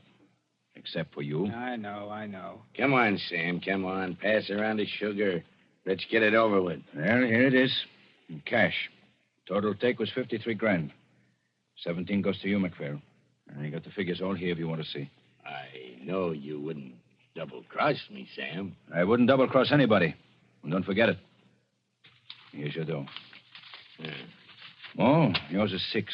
You understand you didn't bring in as much business as McPhail. I ain't complaining. I get 21. Part of that is paying expenses. The rest is my percentage. Don't I get anything? What? Your cut would have been 9 grand. But there was that truck and trailer. Those things cost dough, you know. To say nothing of a whole load of prime meat. You have to take it all out now? I already have. I'll give you 500 to keep going on. Oh, that's fine. 500. Listen, Sam, I need dough. You always need dough and never have none. Listen, He's right, Art. You got to get yourself straightened out. If I give you any more, it'll just go to the bookies and gambling joints like the rest has. Listen, Sam, I tell you, I gotta have it. There's guys after me. I think he's yellow, Sam. You keep your big mouth out of this. Yeah? I was a respectable businessman when you were running a lousy clip joint on Sand Street. Yeah, and you're starved. And you're still starving. Because you haven't the guts to keep a couple of mugs from hijacking your stuff. Why, you... Cut it out now. Cut it out. There's not going to be any trouble in this organization. There's plenty for everybody. Now, listen, Art. Yeah? Why don't you go up to my place in Connecticut for a few days? Take it easy. And let me talk to these guys who are looking for you. I know who they are. They don't want any more talk. Anyway, I go nuts up there in the country. Go on. Pick up my car at the station. No, thanks. Well, I'm going. I'm going out to the country and tend them a victory garden. Your victory garden? Yeah. I see you about Tuesday. Okay. Hey, Mac. Yeah? Wait a minute. So long, Art. So long. Say, Mac, I'm sorry I made any cracks. Yeah, forget it. Mac, you going up to the country? Yeah, bet your life. Going down and get on the 520 right now. Say, I think I'll take Mac up. Mac, I kind of need a rest. I think... Yeah, you'll need something. Do you mind if I ride up on the train with you? Why not? Why not? It's a public train. Oh, You know, Mac, I was sorry about Say, that. Artie. Yeah? Don't mind me. I talk a lot. And I don't mean it. Ah, forget it, Mac. I know. Say, you want to see my victory garden? Are you kidding? No, I got a garden. It's a beaut, too. Want to see it? Sure I would. I always like gardens. Well, in that case, you'll have to stop over at my place on your way to Sam's, huh? It'll be a pleasure.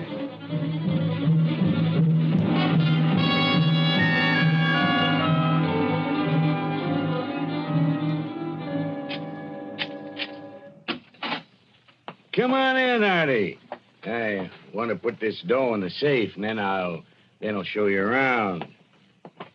Sure. When the war's over and I'm legitimate, I'm going to build onto it. Have a lot of lawn, gardener, real country gentleman. What's this, your office? I do a little business here once in a while. Keep my dough in the safe there until I bank it. Know anything about safes? No. That's good. That's good. Not that I don't trust you, Artie. Yeah. There she is. Put 'em up, Mac. What? You heard me. And not a move either. A stick-up, huh? Why, you yellow little rat. You don't think you can pull this on me and live, do you? It's not a stick-up, Mac. I just want you to do me a little favor, and I want to be sure you do it. Yeah? Yeah, get on that phone. This had better be a gag. It won't be unless you do exactly what I tell you. What? Call Rita in town. Ask her what Sam has lined up for Tuesday. Say you called me over at Sam's house just now and talked to me, but I didn't know. Go on, get going. Atwater 35562. Listen, Art. I'm no guy to kid around with. And I don't like this. Talk. Rita, this is Mac. What's Sam got lined up for Tuesday? I just talked to Artie over at Sam's place. Yeah, up here in the country. He said he didn't know and to call you. Oh, I say. Cut it short. No, never mind. Okay. All right. Now what's the gag? You never were very smart, were you, Mac? That's my alibi. You just told Rita you talked to me at Sam's place. You get it? Why, you...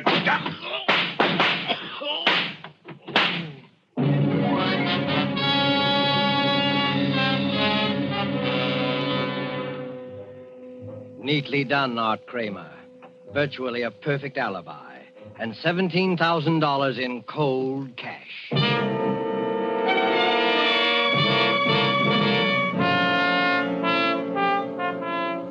But there was someone else who thought he had a perfect setup, too.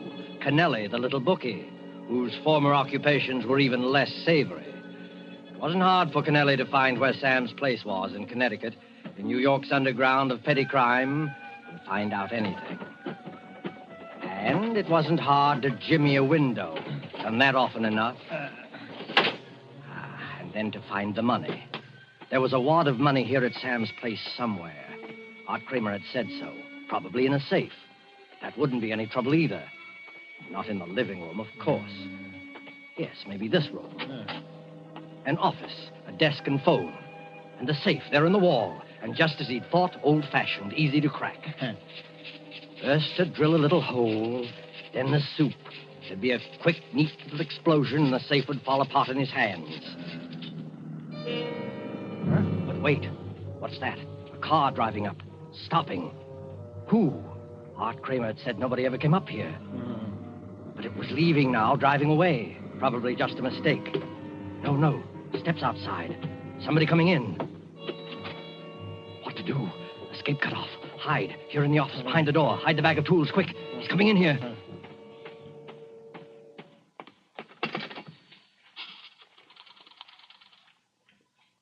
Well, operator. Now, what New York City? Atwater 35562. Yeah, that's right. Hello, Rita? Sam. Listen, Rita, get a hold of everybody. Artie, Mac, Moore, everybody you can. I've got a tip-off there's going to be a raid. Yeah, cops. Tell the boys to duck. Lay low until they hear from me. Find out where they're going to be and call me right back as soon as you contact everybody. Got it? Yeah? Oh, okay. I'll get hold of Mac myself as long as he's up here. Artie, too? Well, I'm calling from my place now. I don't see him anywhere. Well, he must have changed his mind. Well, I didn't look in the garage. He came by cab. He's probably around someplace, yeah. Well, I'll wait for your call then. Okay, Rita. And make it snappy now. Hey, Connelly, what are you doing listen, here? Sam, I just... The safe. Why are you dirty?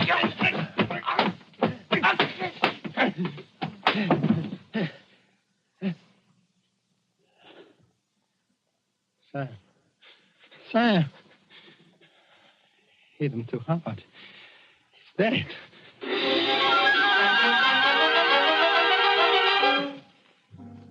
Dead.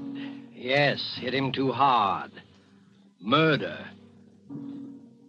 That's a lot different from housebreaking. Murder. The phone. Somebody calling Sam. Fear, blind, unreasoning fear. Smash it. Rip it out of the wall. As though whoever was on the other end could actually hear, actually see what was in this room. Murder and a murderer. There. Why, oh, why had he done that? Foolish. Just nerves. Don't get hold of yourself. Think. What now? The money. Yes, have to have the money now. Make a getaway. Mexico, South America. Maybe Sam. Yes, the body. He'd even touch him. But turn him over. There, the wallet. Empty. That's funny. Other pockets. No, nothing. The safe, then. Finish the job quick. Then get out. Find the drill again. Hurry. Again, somebody coming. Who? Never mind. Not going to be caught this time. Can't be. A murderer. Close the door. Lock it quick. Pocket the key. Hide. Maybe whoever it is will go away. Then come back and get the money later. Here he is. Hide quickly. Kitchen. Get out the back window again if you have to. But wait. He's not following. Wonder who it is. Just have a look through the crack of the door. Careful. There. Art Kramer. The suitcase must be going to stay. But wait, why not? Art wouldn't know anything. Couldn't with the office door locked. Give him a plausible story. Stay overnight and get the money when he's asleep. A chance, but have to take it. Have to have the money now. Why not tell Art he'd come looking for Sam to borrow? Then, looking through the house for him, call him. Yes, make it look natural.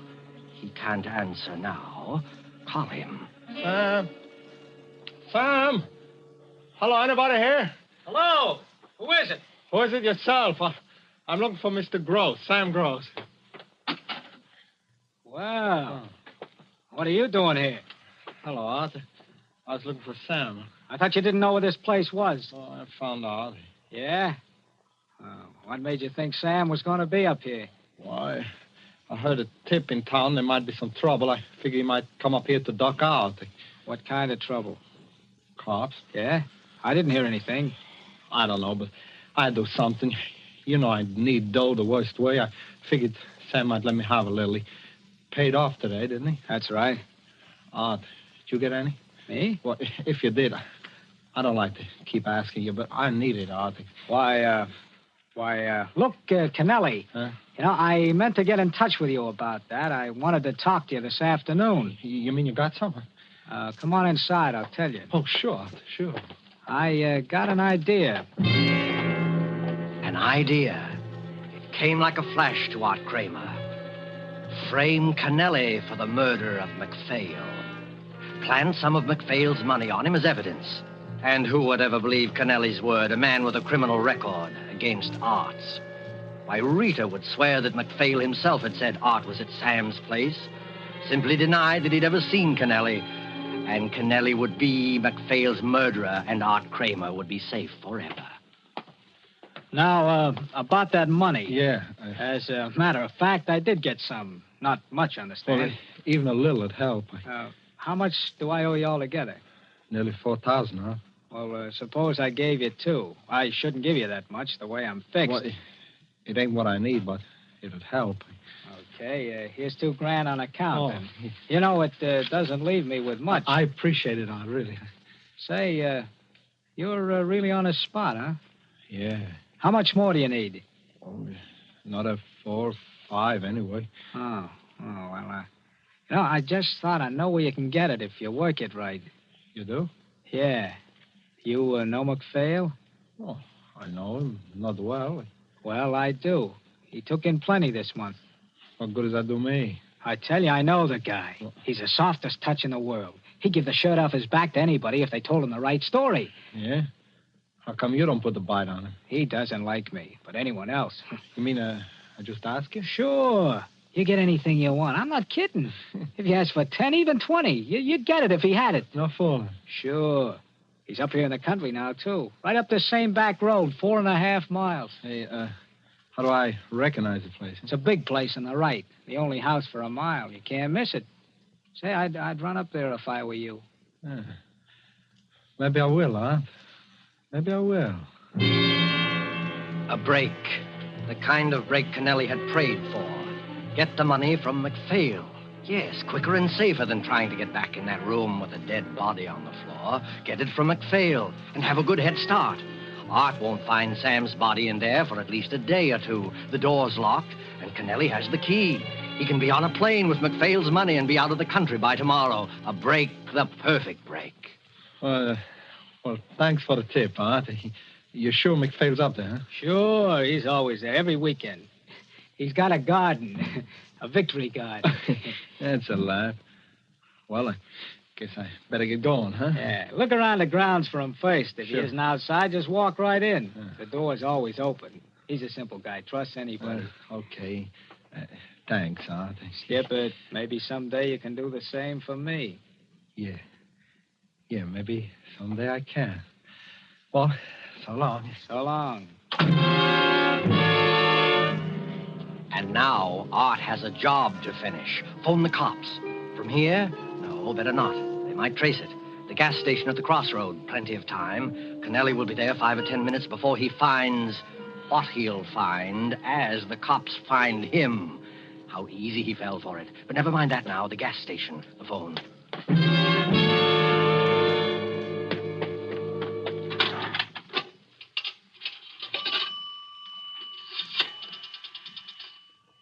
Hello. I want the police. Hurry, please. Hello, Riverside Police? Listen, I was just driving down 9 Mile Road. I was going by the old MacPhail place. You know the place I mean? Yeah, that's the one. I was going slow and I heard something. It sounded like someone was being killed. Yes, a murder. There were shots and somebody screaming and more shots. A man's voice. Oh, it was terrible. You better get up there right away. Oh, never mind who I am. I don't want to get in any trouble. No, but get up there. Yes, murder. Get your call all right, sir? Yeah, thanks.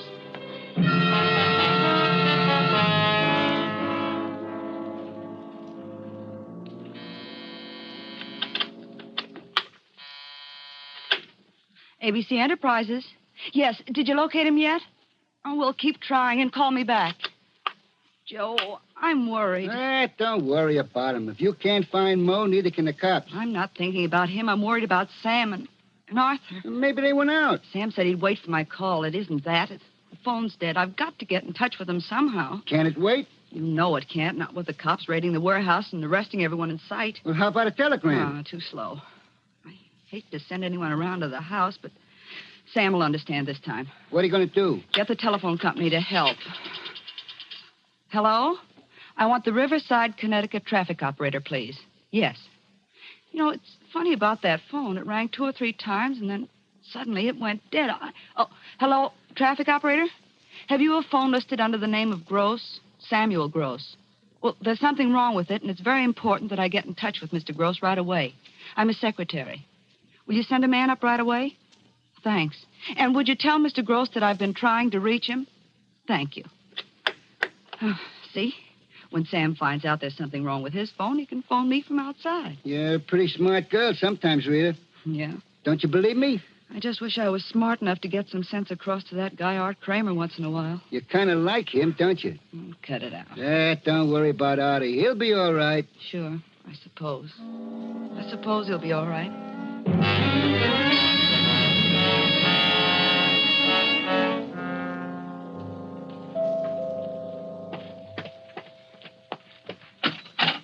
Mr. Gross, I'm from the telephone company. Mr. Gross isn't here. Oh. Well, we just got word from New York that his secretary's been trying to reach him, but his phone is out of order. I was sent up to look at it. Sure, go right ahead. I'm a friend of Mr. Gross. I know he'd want you to fix it. Okay. Where is it? First door to your right. Well, looks like we've got more visitors. Yeah, cops. Well, I better get after this phone here. I'm sorry to trouble you. I wonder if we could use your phone. It's out of order, I'm afraid. There's a man here fixing it now. What's the matter, officer? Trouble? Yeah, a little killing up the road. We didn't want to handle the phone there. Might be fingerprints on it. Murder? That's right. Up at the old McPhail place. Caught the guy red-handed. Murder and robbery. We even found the dough on him. Yeah? Who did it? Says his name is Kennelly from New York. I wouldn't tell you all this except it's an open and shut case. Couldn't explain what he was doing there or how he got the money or anything. Well, you'll read about it in the papers tomorrow. You, have him outside now? Yep. Well, we better be going. Say, mister, that door you got, it's locked. You got a key? Why, no. Oh, what's the matter? You lost a key someplace? Well, I must have. The room with the phone in it. Oh, maybe I can help you out. I got a little gimmick here that might open it. Thanks. Yeah, we got to have things like that in this line of business, you know. This the door? Yeah, that's it. There you are. Oh, thanks. You don't need me in there for anything, do you? No, sir. Well, good night. Good night. Hey, say, officer. Yeah? You better come in here a minute. Wait a second, will you, Jim? Sure. What's the matter? Hey, mister. You been here all day? That's right. Why? Nobody else been here all afternoon? No, sir. Oh, what's this? You find something wrong in there? You said it, mister. Put up your hands. Hey, what's the idea? You don't know, huh? Jim, take a look at what we got here. Yeah. Well. Cover him, Jim. Okay. Oh, what is... Hey, let me see that. Sure. Sam. No. Robbery, too. Been through his wallet and started on the safe. Just like the other guy. Let's frisk him. No, I didn't do this, I tell you. I didn't do it, I tell you. Here's the dough, all right. A roll big enough to choke a horse. Look, you guys. I tell you, I didn't do this. Yeah, kind of interrupted you, didn't we? Come on. Look, I didn't do this, I tell you. I didn't. I didn't do this. I did. I didn't.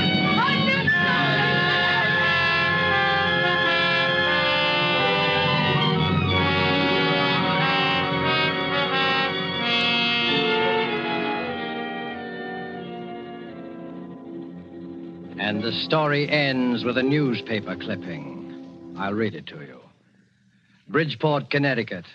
Arthur Kramer and George Kennelly were executed here today within 10 minutes of each other to bring to a fitting conclusion one of the strangest series of coincidences in the criminal records of this state.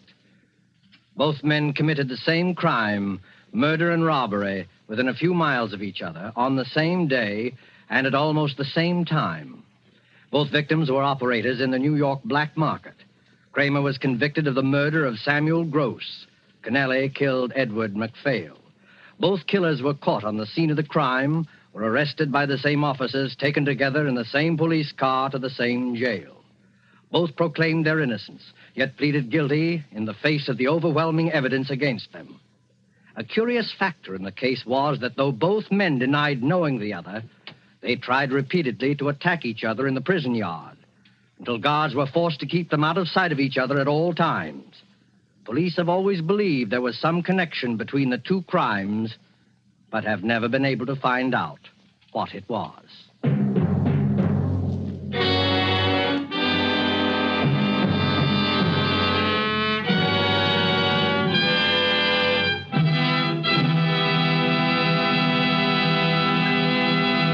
And so closes Thieves Fall Out, starring Gene Kelly. Tonight's tale of suspense. Appearing with Gene Kelly, who is to be seen currently in Metro-Goldwyn-Mayer's Technicolor musical Thousands Cheer, were Hans Conried as Kennelly and William Johnstone as Sam Gross. This is the Man in Black, who conveys to you Columbia's invitation to spend this half hour in suspense with us again next week, same time, when our star will be Mr. Vincent Price. Mr. Price will be heard in a suspense play by E. Jack Newman, dealing with the Gestapo and called The Strange Death of Charles Umberstein. The producer and director of suspense is William Spear, who with Lud Gluskin and Lucian Marlowick, conductor and composer, and Robert L. Richards, the author, collaborated on tonight's Suspense. Don't miss Suspense when this series moves to a new day and time. The day, Thursdays, beginning December the 2nd. The time, 8 p.m. Eastern Wartime and 7 p.m. Central Wartime. In the Mountain and Pacific time zones, listeners will hear Suspense on Mondays, beginning December the 6th at 9 p.m. Pacific Wartime. This is CBS, the Columbia Broadcasting System.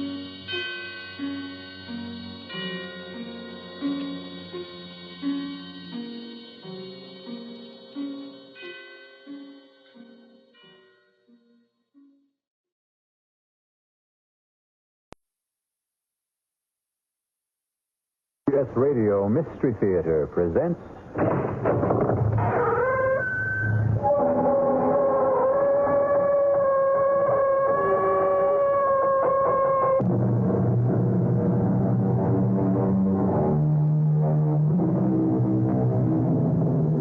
Come in. Welcome. I'm E.G. Marshall. Welcome to the fear you can hear. Welcome to the sounds of suspense. Have you ever noticed the similarity between night driving and making your way through life? Driving at night, you can only see as far as your headlights show you the road. You never know what's over the next hill or around the next curve. And even on a straight road, your vision only extends as far as your lights. Life is very much the same. None of us really knows what lies ahead. You look exactly like my husband. A dead ringer. Here, take a look at this picture. Hey, that's scary. I didn't know two guys could look this much alike. How would you like to be my husband? No way. I like being who I am, Al Grissom. But don't you see how easy it would be to take his place? Yeah, you bet. But it's easier to stay away from murder. Well, who said anything about murder? You did, my lovely. And my answer is no way.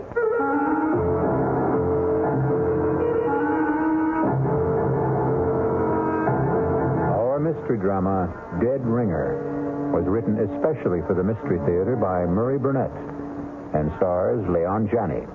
It is sponsored in part by Anheuser-Busch Incorporated, Brewers of Budweiser, and by the Kellogg Company, makers of Kellogg's Special K cereal. I'll be back shortly with Act One.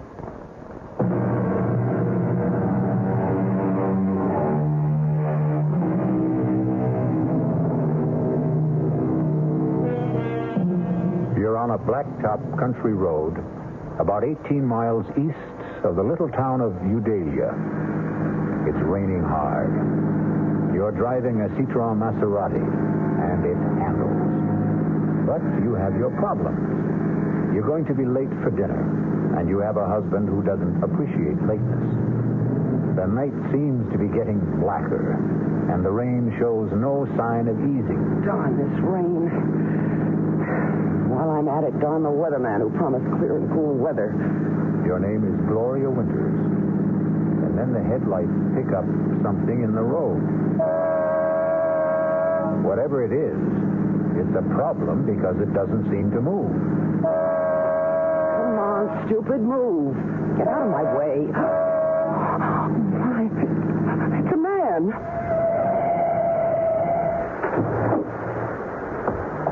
What happened? A car hit me and drove off. Thanks for stopping. That's okay. Well, a lot of people didn't. Do you think you can make it to my car? Yeah, with a little help. Okay. There we go. That's it. Steady now. Yeah, I guess I better. Just here. Just slip into the seat. Yeah. There you go. I'll close the door and come around the other side. Watch yourself. There's some crazy guys driving this road. You're soaked. And you are hurt. I'll take you to the Hermitage. What's that? The hospital. Oh, no. No hospital. You're bleeding. Now, looks worse than it is. It's sure playing hell with your car, huh? You must go to a hospital. Oh, no way. But why? Because hospitals are for dying. Oh, that's crazy. That's what everyone tells me. Well, I don't care what Look, I can't ever thank you enough for picking me up, but I have this thing about hospitals. But you I promise you, I'm not going to die. Okay, but where to? The Three Coyotes. Fieldy's Motel. It's just out. I know where it is.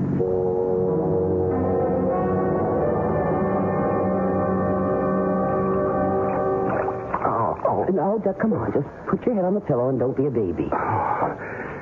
You're some dynamite kind of good Samaritan. Well, I have a right to see what you look like under all that dirt and blood, haven't I? No argument. This may hurt. There. Well, now you're beginning to look like you have it perfectly.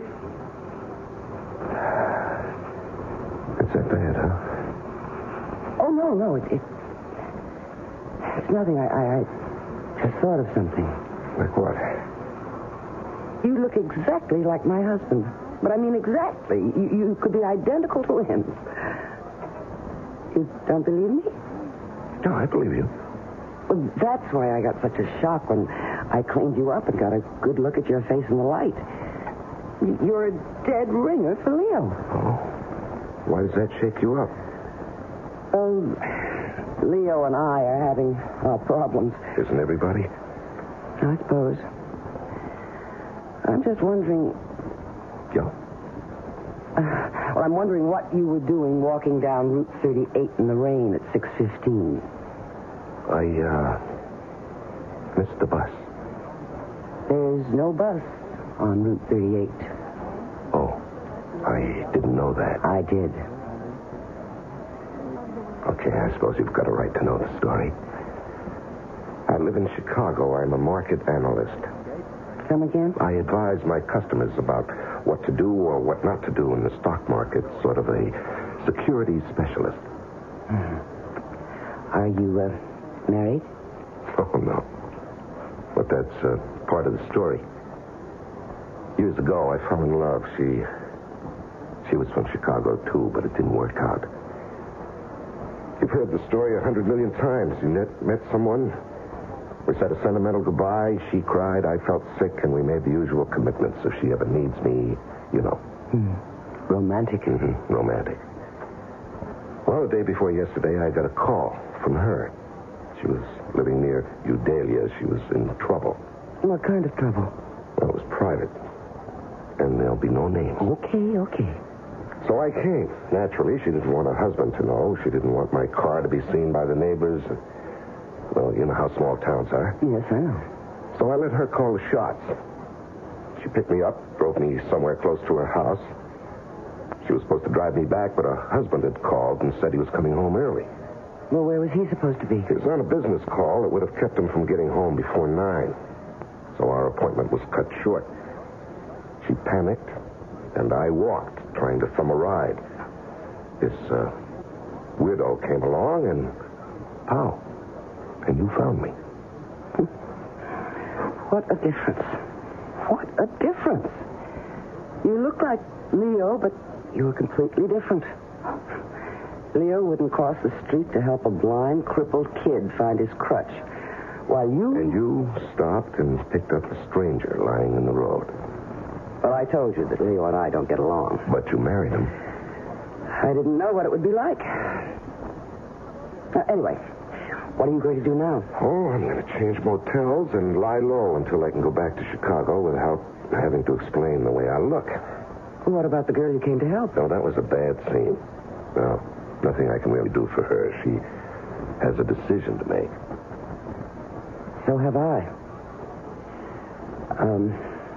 Will you help me to make it? If I can. Oh, you can now. You can. In a very big way.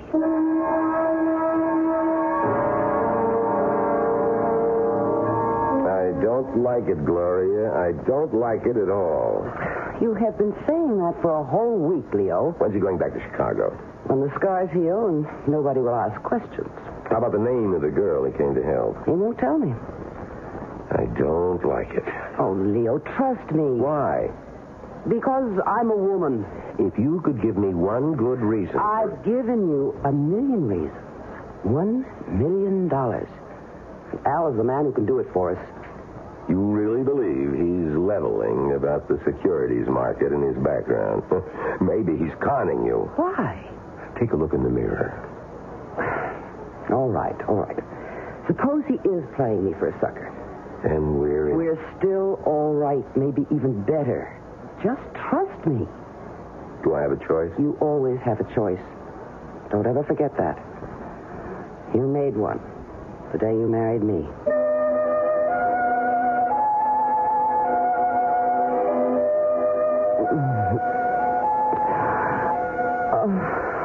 I do love you, Al. Me too. No. We have some serious Come things. here. Come on, I'll be serious. We can't go on like this. What? Isn't that what you were going to be so serious about, Tony, that we can't go on like this? Well, yes. How did you know? Oh, because people are more predictable than the stock market. And, darling, I've studied the market, and I know its moves. Okay. Then continue. With what? What else I had to say? Oh, it was going to go something like this. I told you I was fed up with Leo, and until you came along, I just didn't see any way out, but now... You're doing super. Go on. But now, if we love each other, I can divorce Leo, and we'll get married and live happily ever after. Right? Not exactly. Where'd I go wrong? On the divorce. You don't want to divorce Leo? I know Leo. He'd never give me a divorce. Does that matter? Well, a woman wants a little security. Hey, with your looks, you don't have to worry about that. Looks don't last forever. Well, nothing does. Some things do. Okay, name one. Death? You know, I never met anyone like you. Not even that girl you came out here to help? Not even her. And you have no parents, no relatives. Nobody except yourself. Just me and my shadow. We've talked a lot about Leo. You've never seen him. And I don't want to. I'd like you to look at this picture of him. Hey, that's scary. I didn't know two guys could look this much alike. I told you. Yeah, but... You thought I was laying it on for your benefit. I guess. And now? I believe you couldn't tell us apart.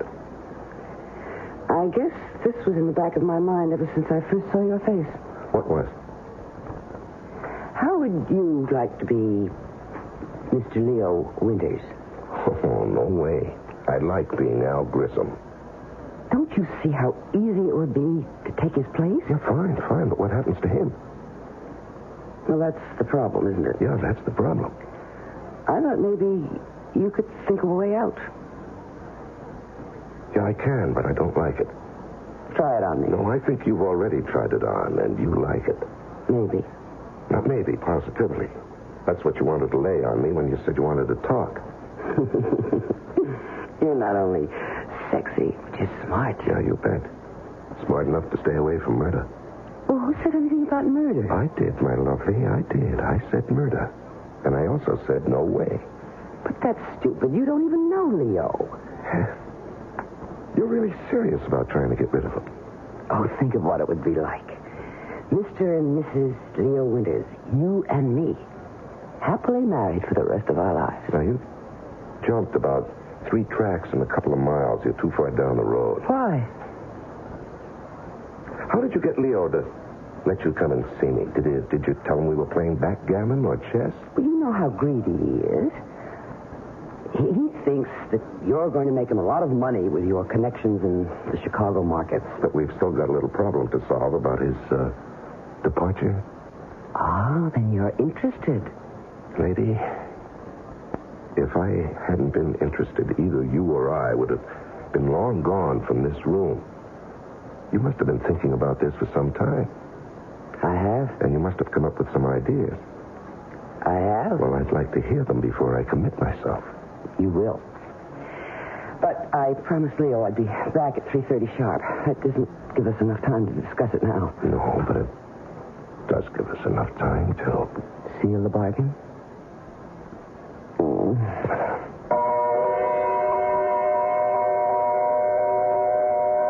Once you agree to discuss the idea of murdering someone, you've taken the first step along a road that is full of hairpin turns, some of which don't even have warning signs. We'll be back shortly with Act Two.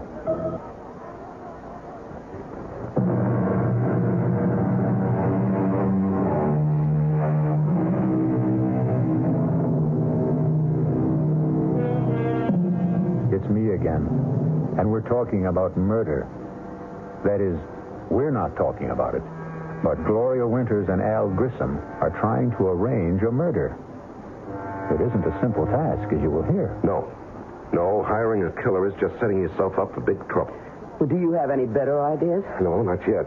You'd better come up with one, because Leo's getting suspicious. Oh, You don't have a gun. now we've been through that. Well, you could buy one. And it can be traced. Not if we get rid of it afterwards. Gloria, I know the way the police operate. When a husband gets knocked off, the first one they check out is his wife.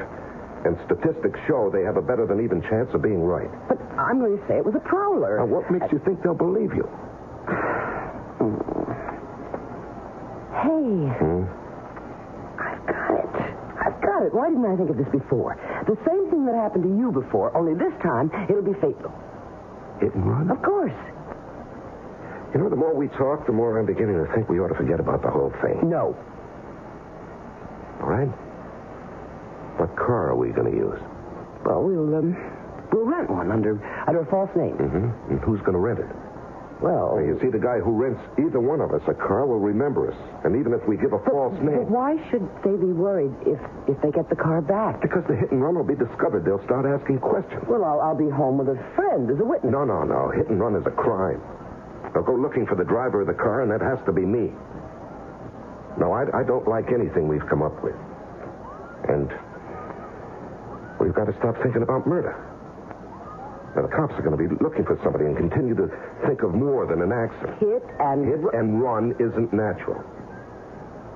Nobody's going to dig much into what looks like a natural death. If we could get a doctor to sign a death certificate, we'd have it made. I know a doctor. Oh? Well, he can't be in on it. He's got to think it's death from some kind of natural cause. I said I know a doctor. Who? His name is Carmody, Hugh Carmody. He's about 85 years old. He's our family doctor. He was my mother's doctor when I was born. Is he still practicing? Well, not really. But he refuses to give up the families he's treated for years. So he still looks after me and Leo, sort of inherited him when we got married. Mm-hmm. An idea? Just a glimmer. Would this doctor believe you? Oh, of course. Come on, let me in on it. Okay. What do you know about poisons? Practically nothing. Yeah, well, that makes us even. Now, what we need is some kind of poison that looks like he died of a stroke or a heart attack or maybe some kind of food poisoning. Mushrooms. What? Toadstools, mushrooms. They're poisonous. Yeah, but he's not going to eat them. He will if I cook them. You know, that might... No. He'll get suspicious if you give them to him and you don't eat them. Well, we need to know more about poison mushrooms. The library. I'll go there. Your mind? You'll go asking for a book about mushrooms and then call in this doctor to look at Leo who's just eaten some bad mushrooms. All right. I understand. But I've still got it. I'll see you later. Where are you going? To find out what I want. And nobody will ever know.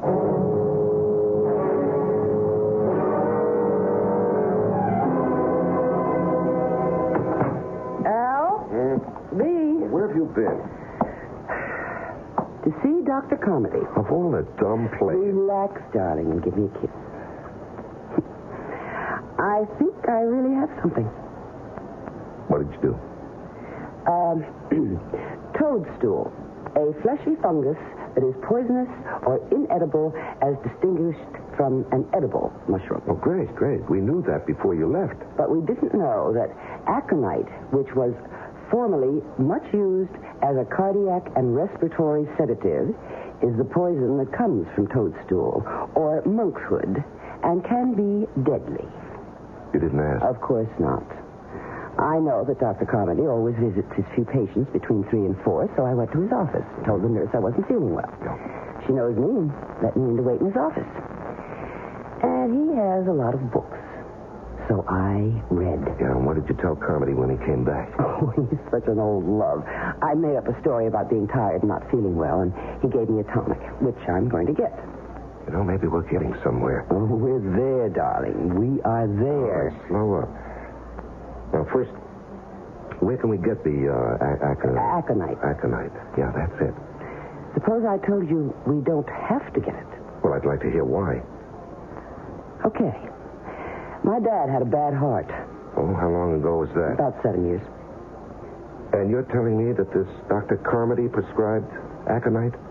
Right. Well, how do you know the stuff's still good? I don't. Well, it doesn't seem to be. Well, this is the only way we can handle it. If it doesn't work, we won't get into any trouble. And if it does, we won't get into any trouble either. So what have we got to lose? You know, when you put it that way... Do you know any other way? No. Then let's try it. Okay, let's work it out. Okay. Day after tomorrow, Thursday. That's Eileen's night out. Right. I'll buy the mushrooms tomorrow. Then I'll cook a great steak dinner with all the trimmings. And Leo and I will eat it. And you too? Of course, I'll have to. I won't eat too much, though. But enough to make me a little sick. Yeah. Then when Leo begins to feel sick, I'll suggest we call the doctor. Carmody? Of course, Carmody. He'll come and ask about what we ate, and I'll say steak and mushrooms, and he'll say, mushrooms? And right away, diagnose mushroom poisoning and give us something. Yeah, I'm with you so far. And then? And then after he leaves, I'll tuck dear old Leo into bed, tell him I have to go to the drugstore to get something. I'll go down and let you in. Wait a minute. What do you need me for? We're in this together, my love.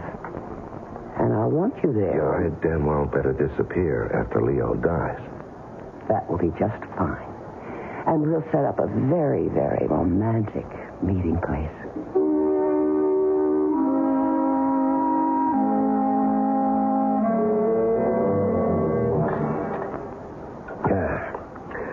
That's real good coffee, Gloria. Thank you, darling. You really should have made that pie. I gotta watch my figure. I know how much you love it. You want to go into the den? Oh, not particularly. Look. What? You feel all right? I feel fine. Are you sure those mushrooms were good? Of course. I don't know. I feel kind of funny. Even if they weren't, it's too soon for them to act up. How do you know? Oh, I've known about mushrooms since I was a kid. Well, all the same, I've got pains in my stomach. Call Dr. Carmody.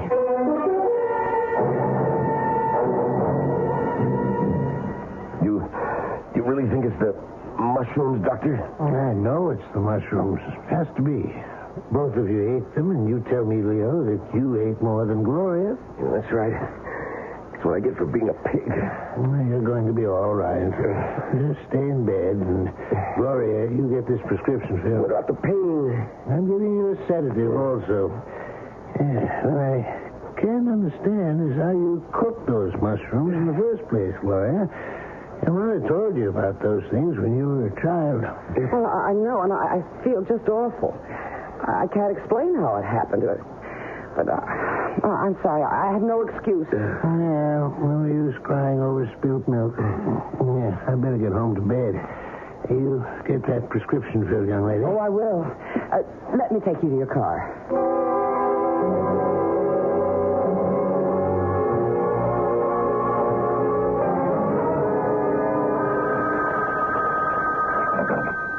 Hello? Are you ready to come over and sit with a sick friend? It worked? Like a charm. How was Dr. Carmody? Just as we planned. He diagnosed mushroom poisoning. Bawled me out gently. But we're lucky. That visit to his office paid off. How will I get into your house? Well, you know where the house is? Yeah, I do. Park 3 blocks away on Green Tree Lane. Mm-hmm. You know that little place I told you about off the road? Yeah, I remember. Don't walk the streets. Just cut across the fields. Mm-hmm. Head straight north. You better take a flashlight. Ours will be the first house you come to. The back door will be open. Okay, I'm on my way. Make it fast as you can. I think Leo heard me come back. He'll be yelling for his medicine.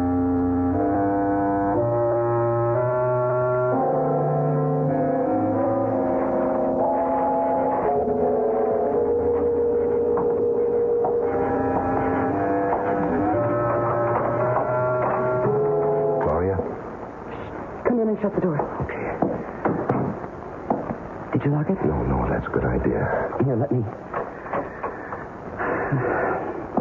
I'm waiting for the kettle to boil. Why? You don't think I can give him this stuff straight, do you? Well, why not? He's expecting medicine, isn't he?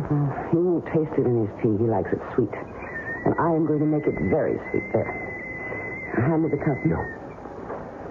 You know, I could do with a cup of tea myself. How about something stronger? Oh, you got something? Oh, we're completely equipped. Oh, don't forget to wash out the glass and put it away. Don't worry. All right. Hey. That's plenty. Have to be able to walk straight. Well, drink as much as you want. I'll finish what you leave. Gloria! Yes, dear? What happened to the medicine? I better get upstairs. I'll be right back. Save me a drink? Yeah, how long will it take? Oh, don't ask me, Al, darling. It's the first time for me, too. This liquor tastes funny. You know, I'm imagining things. I better finish before she gets back. Hey, I feel funny. I better sit down.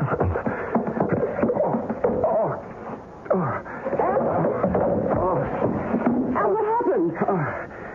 I'm sorry. I made so much noise. I don't feel too good. Don't worry about the noise, Al. It's all right with me. What? Well, I guess the aconite wasn't too old, Al. Stupid. This was a setup all the way. All the way. I must admit, you did make it tough. Not as tough as you made it for me. You know, you're a hell of a... Dame. You're right, Al. No, not Dame. I was going to say a hell of a liar. It wasn't all lies, Al. I'm expensive. And there is $1 million life insurance policy. And when I saw your face, I realized that this was just too good an opportunity to lose. You know, there's a little something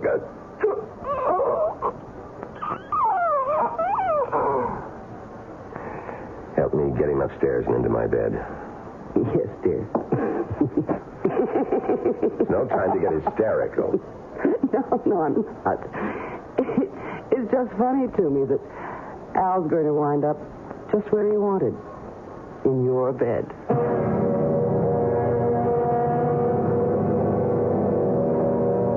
A murder has been accomplished. The happy couple, Leo and Gloria Winters, still have a way to go before they achieve their goal. But murder sometimes makes for strange and uneasy bits. You really think it's the mushrooms, Doctor? With Act 3.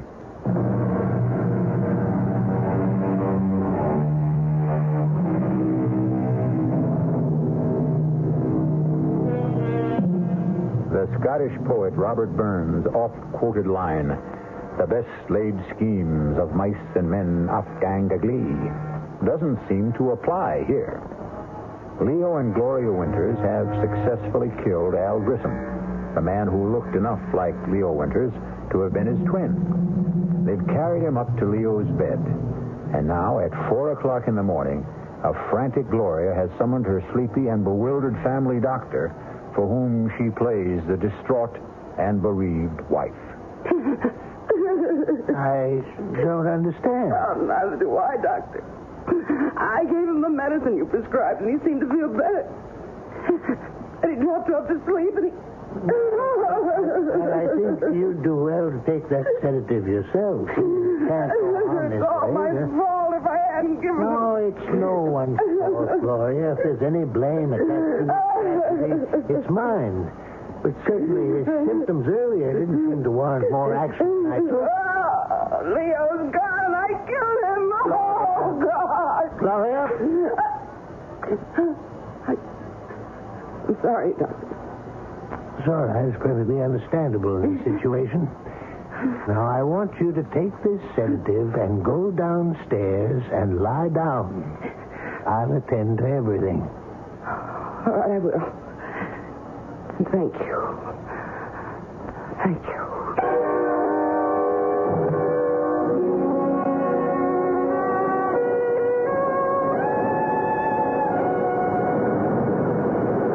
Oh, Gloria. Have I ever told you how clever you are? Not more than 1 million times in the last week. That's an exaggeration. So? So I love you. You should. Without me, would we be here on the Riviera in France, living the way we've always wanted, with $1 million, and the whole world waiting to see that we enjoy ourselves? Do you think we can ever go back to the States? Well, I don't want to. Do you, Leo? Much to Leo. I'm sorry. I've been pretty good, though, lately, haven't I, Al? You've been great. You must have really been good with old Doc Carmody, too. Oh, he was so upset and so confused. I threw the most beautiful fit of hysterics you ever saw. Wish I could have seen it. Oh, so broken up. So he insisted on handling everything, even the insurance people. He never gave him a chance to question anything. He signed the death certificate and had the body out of the house and into the crematorium before they ever got there. What about returning to the U.S.? Oh, I don't think we should for a while. Maybe in a couple of years, But never to Udalia. Maybe San Francisco. New York. We'll see. How about a dip? Al Grissom. A pleasure to see you again, Al. How you doing? Now, that's a silly question. I can see you're doing great.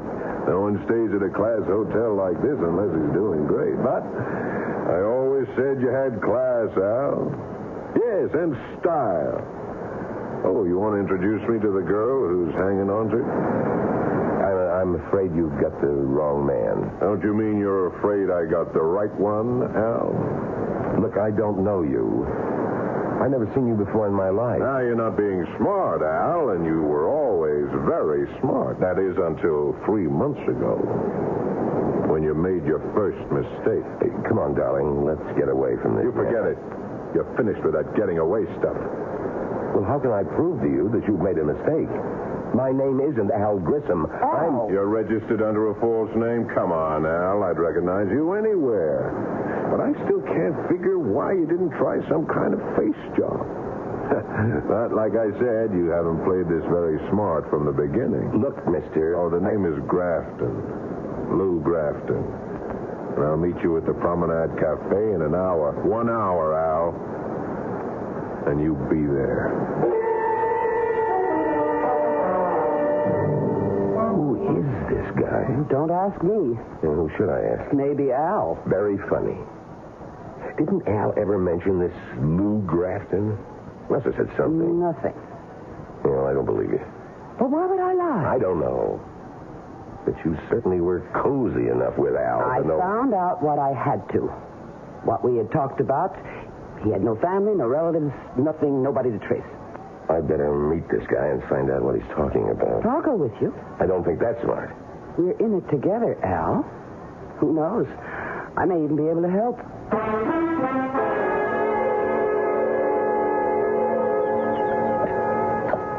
Glad you could make it, Al. Sit down.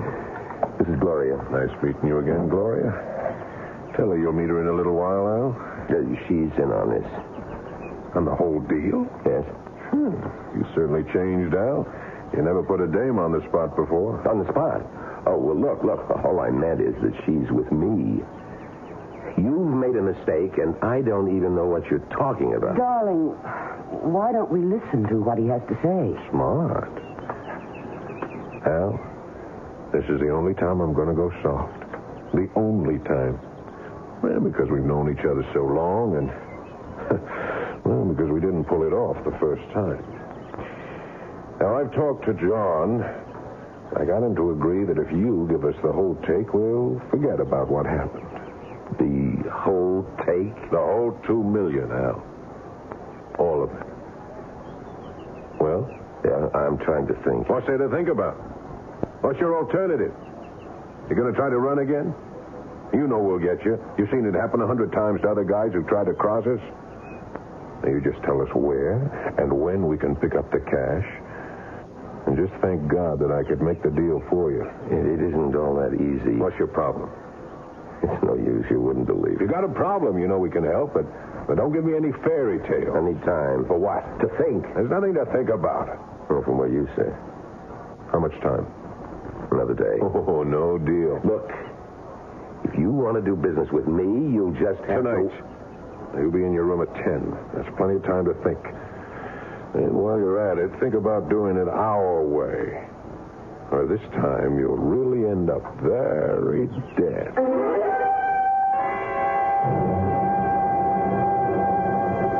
$2 million. That's a lot of dollars. Yeah, you're a big help. Well, I might be if you'd stop repeating the figures over and over again. There's no way we can get $2 million. I've got to prove to them that I'm not Al Grissom. Then they'll leave us alone. And how do you do that? Of course. Fingerprints. I'll have absolute proof. Even those guys will leave fingerprints. And who's going to tell them? You? No. I've got to arrange somehow for the police to send my prints to Washington or somewhere. And the police will get word back that these aren't the fingerprints of Al Grissom, but really the prints of a man named Leo Winters, who supposedly died 1 month ago and whose widow collected $1 million in life insurance. You're right. That's the only way to go. How do we convince them I'm not Grissom? I don't know. We went to a lot of trouble to prove to the world that you were. Who was this Grissom? He must have been awfully big to get into a deal like this. I think he must be calling you. Me? Who else? Well, I don't want to answer it. Oh, that's not smart. They know we're here. Now, don't start talking like Grafton. Hello? Al, it's me. What do you want? Al, I was wondering whether you'd made up your mind. Not yet. It's 9 o'clock. You said 10. I did, but John's not happy. What do I care about John? You should, Al. After all, he's got a real legitimate beef. You worked for him for years. You were always clean. You took the hot stocks and you cashed, and you made money, and so did we. But I guess the $2 million got to you. Look, I've got some more thinking to do, and I'll see you at 10. Well? I know who and what Grissom was. He took hot stocks and bonds and cashed them, and then turned the cash over to... The boys? I suppose you could call them that. Does that help any? A little, maybe. How? At least we know what they're after. If there was some way we could trap the... some way to fool them. Well, suppose there were, then what? I don't know yet. And play along with me when Grafton comes up at 10. Yes? Grafton.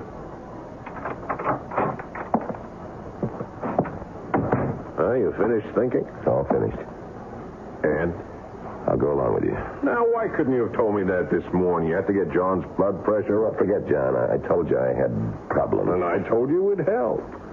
I don't have the $2 million with me. Well, we never figured you did. Where is it, Chicago? I'll pick it up. When? As soon as I can. Will you stop playing games? When? It's back in the States. Okay. Now, you'll get the next plane. Not so fast. It's somewhere in Udalia, and I can't go back there. Why not? A little something. The cops might want to talk to me. About what? About a girl I visited there, and an old friend. What's wrong with visiting an old friend? Nothing. If you don't get caught by her husband and get into a fight, beat him up, and he calls the cops. That's not much of a rap. That's right. But you don't want to see me in jail. Yeah, you got a point. We'll pick up the dough. No way. Why not? We're going to get it anyway. You're going to get it. But I want some assurance that I'm going to be okay. You have my word. You know, I'd like a little more than that. Like what? That's what I've been trying to figure out. Some way I'll be sure that... Look, if you haven't figured it out by now, you're not going to. Well, I get the plane tickets. You sure don't give me much time. We gave you time before, Al. Too much time.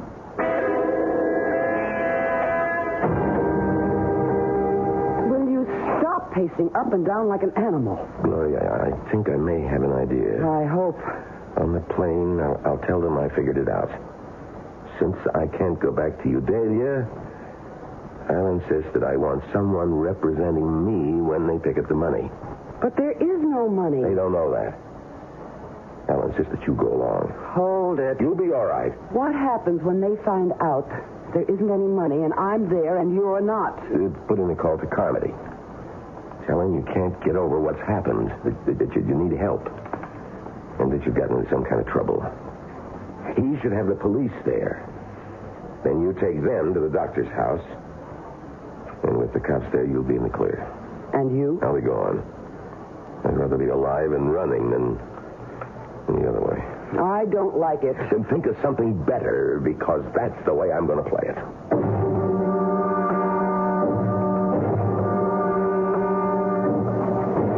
Now, Al, I know you won't get any crazy ideas at this stage of the game, but just in case you do, these two young fellas here are in our party. And they'll be on the plane with us all the way to Chicago. Thanks. Flight 396 to New York, now loading at gate 3. Flight 396 that's up. now loading at gate 3. Excuse me. One moment, please. What do you want? Lieutenant Fourneau, Interpol. I believe you are Mr. Leo Winters. I'm afraid you're mistaken. I've known this man for years. His name is Al. Mr. Winters. You heard him. You've got the wrong man. Please, don't make a fuss, Mr. Winters. I'm instructed to hold you for the murder of an Alvin Grissom in New Delhi. Hold me. What about her? She's my wife, and she was in on this from the beginning. The whole thing. We know all about Mrs. Winters. In fact, she was the one who informed us about the murder. In return for some small promises. She told? She... You asked me, remember? You said, think of something better. And I did. Come along, Mr. Winters. Gentlemen, you will excuse us. I'm coming, Lieutenant. I'm coming without any trouble. You see, Grafton, you didn't believe me. If you'd only have believed me, maybe we could have worked out a deal after all.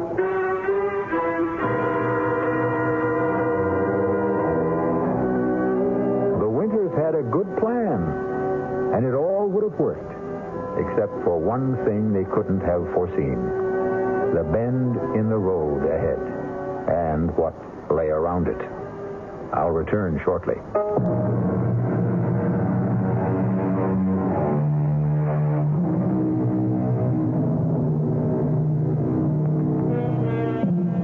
If Gloria and Leo Winters could have known what lay ahead of them, they would never have gone through with their plan.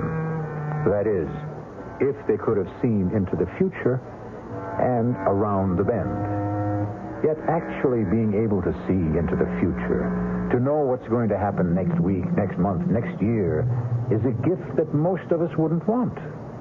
Because who knows what terrors may lie ahead. Our cast included Leon Janney, Joan Lovejoy, Larry Haynes, Paul Hecht, and Robert Dryden. The entire production was under the direction of Hyman Brown.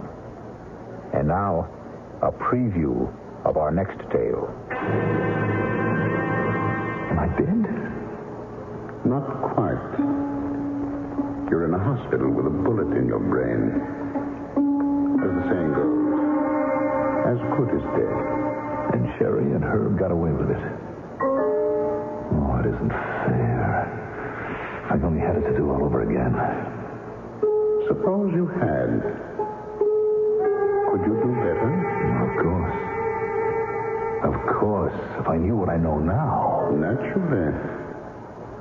That would have to be a precondition if you're asking for yesterday to live over again.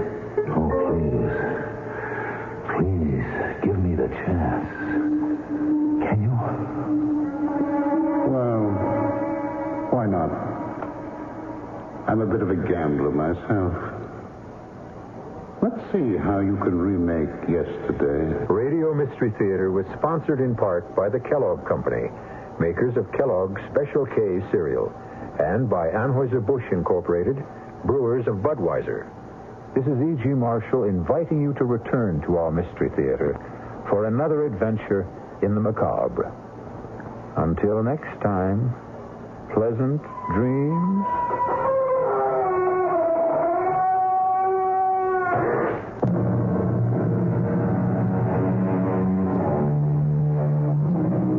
Community service is the key to great radio. This is Great Radio, WTAX 1240 on your dial in Springfield, Illinois. Subscribe for more videos.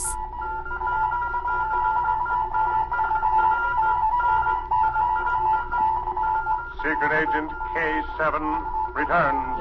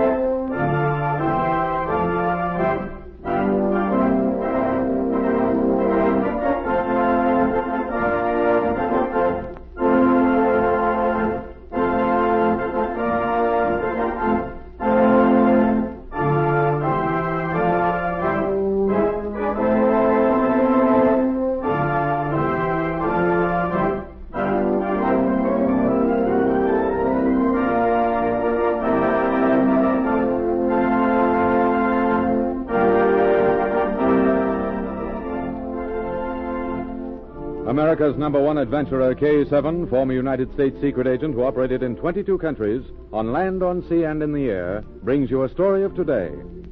We take you to Secret Agent K7's headquarters. This is K7 speaking. Send in Special Agent M for assignment. At once, K7. Special Agent M, reporting for duty. Agent M, Marie Vigneault, a famous spy, is active again. She was little more than a child during the World War. However, she was dangerous even then. After the war, she married a French officer, a Captain Boulard, and dropped from sight. Last year, her husband died. Coded messages from her have been found on 2 spies captured recently on the continent. We know nothing more except that she is somewhere in London. I want you and your assistant, Miss Durrell, to fly there tonight. Locate her and, if possible, make an arrest. Keep me informed.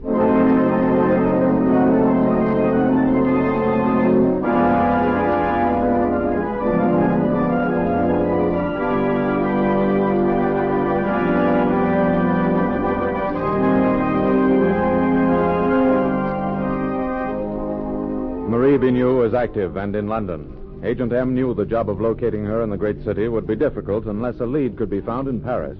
Wisely, he decided to spend that afternoon interviewing some of her dead husband's brother officers. Dear Madame,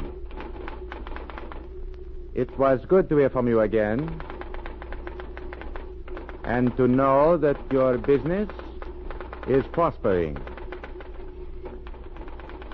As you requested, I have written to Colonel Hargreaves and asked him to get in touch with you.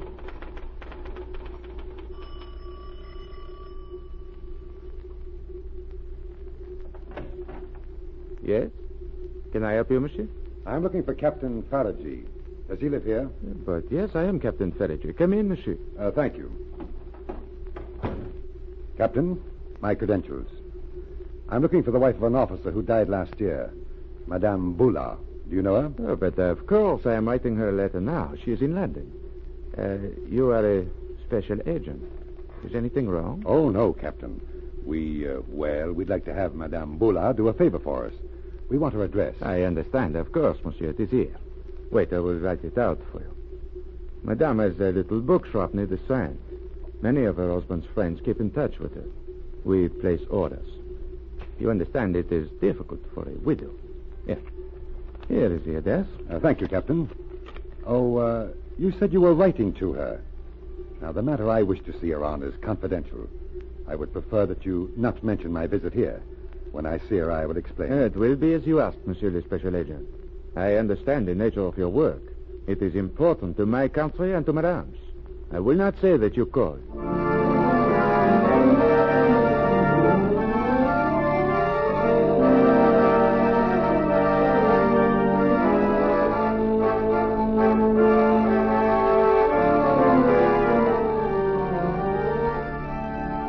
The next morning, Agent M and his assistant Ivan arrived in London. While Agent M waited in a car outside, Ivan visited the small bookshop owned by the woman who'd been a famous spy.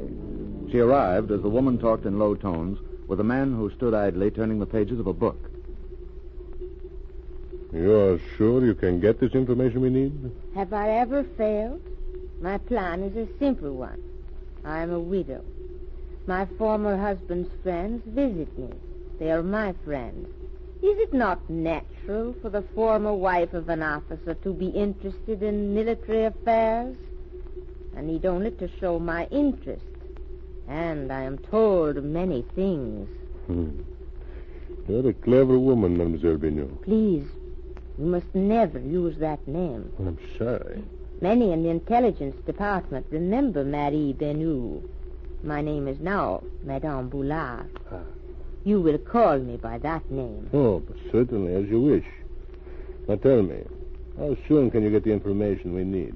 If you will come back tonight, it will be here. I'm expecting an old colonel to visit me this afternoon.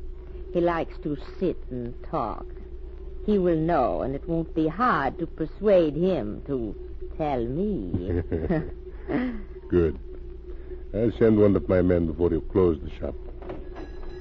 You have a customer. Oui.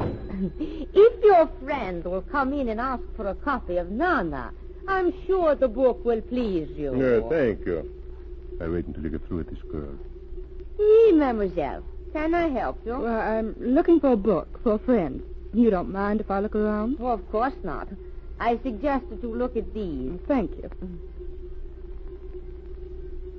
She will be gone in a minute. I know that girl. She is the assistant of Special Agent M. I saw them together in Switzerland. Now, don't do anything until I return. Are you sure of what you have just said? Oh, of course, I'm positive. Now, she doesn't know me. I'm going outside. When she leaves, I'll follow her. Until you hear from me again, don't attempt to get the information I ask for. Now, I'll leave you. Goodbye. Thank you so much for calling. Thank you. Goodbye, madame. Outside, Agent M sat in his car and waited. As he watched the shop, he saw the spy who'd been in the shop as he stepped into the street. M immediately guessed that Ivan had been recognized. Without waiting, he drove away. A minute later, Ivan came out. Finding M's car gone, she knew something was wrong and went immediately to her rooms.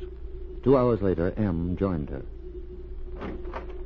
M, what happened?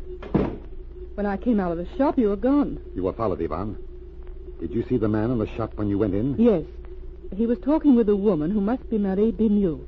They were in the back of the store. That man was Alex Kroll, a dangerous spy. He must have recognized you, Ivan. He left the shop as soon as you came in. But he waited for you outside and followed you when you came out. Oh.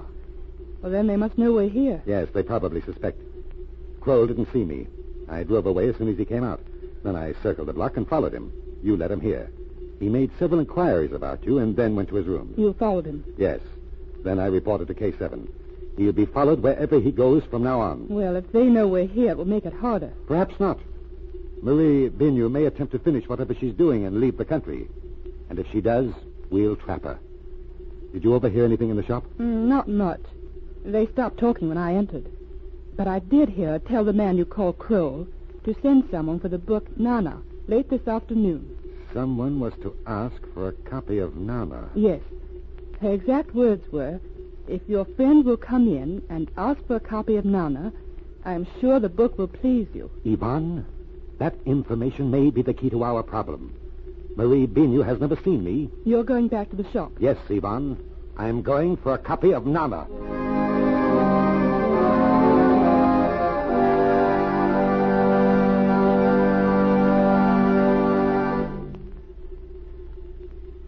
few minutes later, Agent M entered the small bookshop. It was almost closing time. Yes, monsieur. I would like a copy of Nana, please. Oh, you come at an inopportune time, monsieur. I have no copies of the book left. But I don't understand. Madame, are you sure? Monsieur Kroll instructed me to ask you for the book. He said that you would understand. Monsieur Kroll sent you? Why, yes, of course. Oh, I didn't know. If monsieur will follow me, I have the book ready. All right, ladies and gentlemen. Put your hands over your head. Fool. Did you think I would fall into your trap? Quite a surprise, Polly. Did you arrange this, Kroll? Get his gun. Here it is. Now, this isn't going to be any party for you, Agent M. This time you're going to pay for your interference. I wouldn't be too sure. We'll have time to talk later. Get him out the back way. Who's that? Don't move. Either of you. K7. All right, K7, I got my gun again. I was sure that as a result of my call to you, someone must have followed Kroll here. There was no one available, so I took the assignment myself, Agent M. You can't arrest me. I've done nothing. We have 2 coded messages that were signed by you, Marie. Didn't I think this book here that you've just wrapped to send out of the country will also prove interesting. I'll open it, K7. Yes. Here's the answer, K7. A small pinprick has been made under words on each page. The words with punctures under them make up the message. These books were sent out as merchandise, but each one contained a secret message. A clever plan, mademoiselle, but it didn't work. I arrest you and Kroll as spies.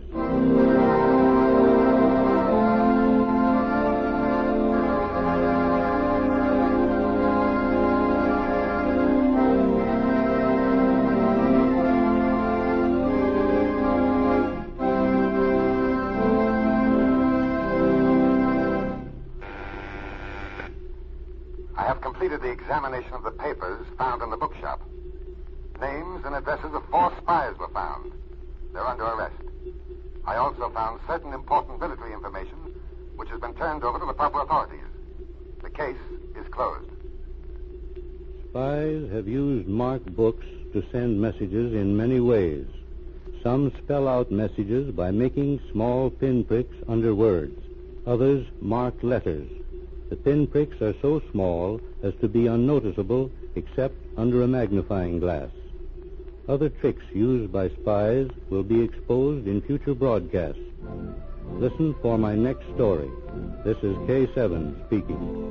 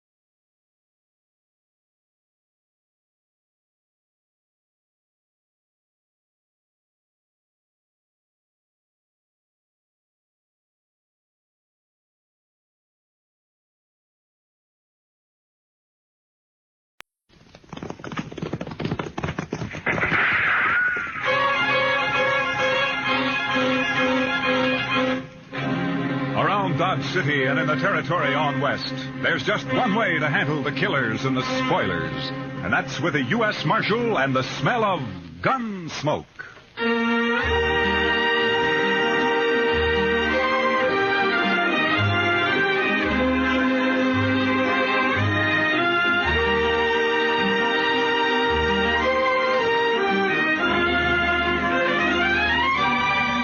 Gunsmoke, starring William Conrad. The transcribed story of the violence that moved west with young America. The story of a man who moved with it. Matt Dillon, United States Marshal.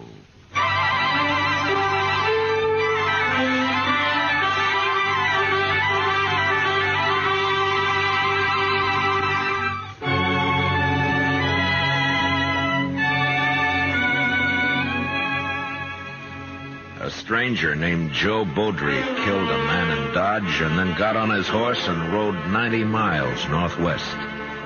He made it across the Smoky Hill River before his horse played out and fell behind a small knoll. Beaudry put a knife in him and settled on to wait. Half hour later, he shot my horse out from under me and crippled Chester's with a slug in the shoulder. And then he gave up. He just threw down his guns and walked toward us across the prairie, his hands in the air. You think it's a trick, Mr. Dillon? I don't know, Chester, but if he makes a move, I'll kill him. Yes, sir.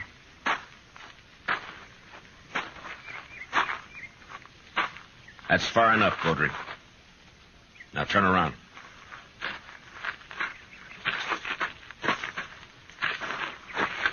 I ain't armed, Marshal. No. You know, I'm curious, Beaudry. Why didn't you shoot it out? I don't want to kill anybody, Marshal. You killed a man in Dodge. He went for his gun. I had to. Some of the witnesses say he didn't. Oh, sure. Friends of his. I heard him. That's why I lit out. Man looks guilty when he runs. You should have stayed and faced it. Now, what there. kind of shake could I get in a strange town, Marshal? Everybody be against me. The law will protect you if you're innocent. You'll have to stand trial now anyway. Well, maybe I made a mistake, but I'm still alive. Yeah, and a long way from Dodge. Say, by gracious, that's right. How are we going to get back, Mr. Dillon?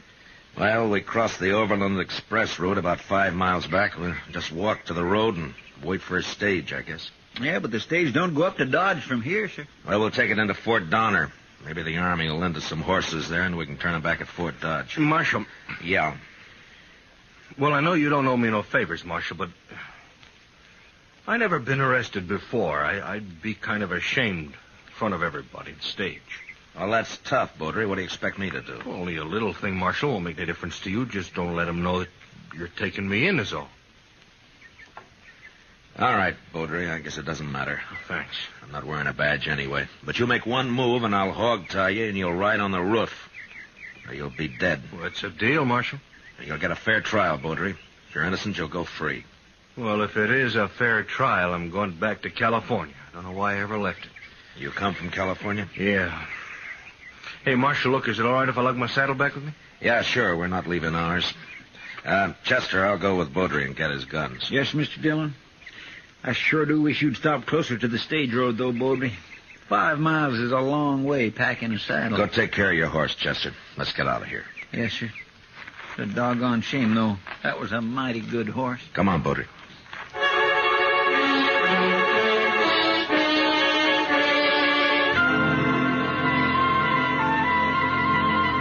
I sure hope the stage hasn't gone by already, Mr. Dillon. Why don't you get off your back and look down the road, Chester?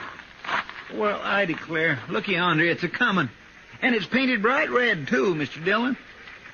Hey, what if they don't stop for us, Marshal? Road agents don't usually carry their saddles. The driver will notice that if he's awake. Driving a 6-horse hitch ought to keep him awake. Yeah, but not sober.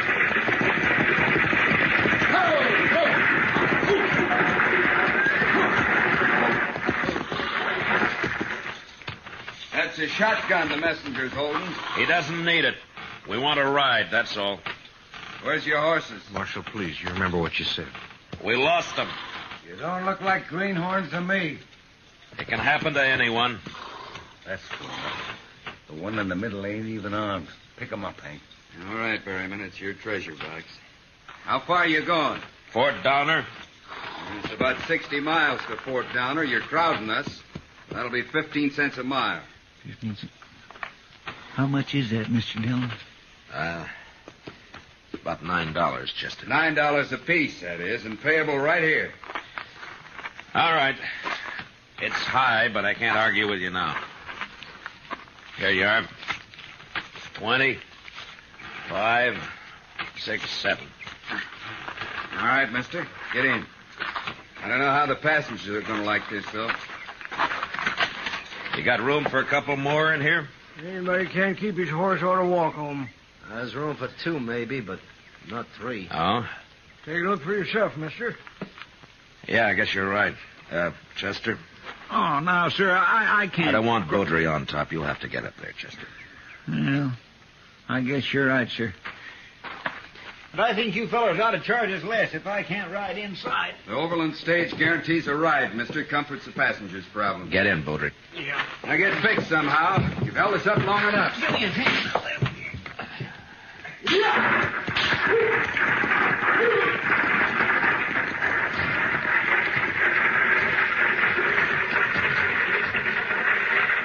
You don't look like a judge, mister. I'm not a judge. Well, you must be important somehow. We order these men around, and that fellow on top there calls you sir. Dillon? Well, let's just say that I'm sort of the boss of this outfit, mister. What'd you say your name was? I didn't say. It happens to be Dillon. Well, I'm Zimmer. Old man here called himself Gant. My name is Gant. I ain't ashamed of it. I don't give a long hoot what any of you call yourselves. Gant's kind of crusty, but he's sober.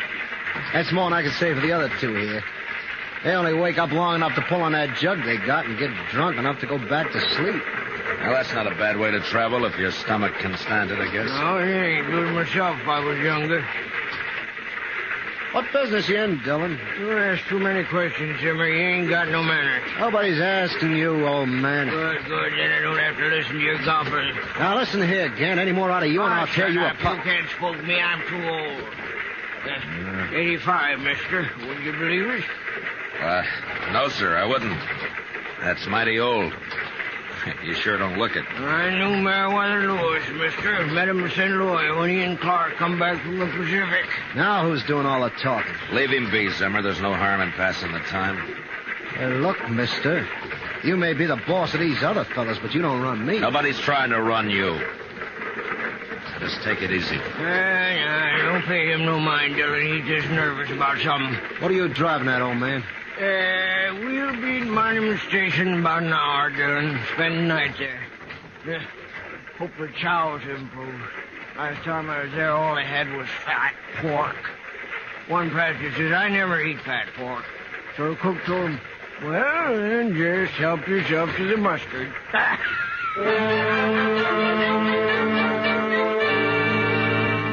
Monument Station was a long, low hut made of sun-dried, mud-colored bricks, with a flat roof thatched and then sodded. The one building served as an eating room in the daytime and a bunkhouse at night.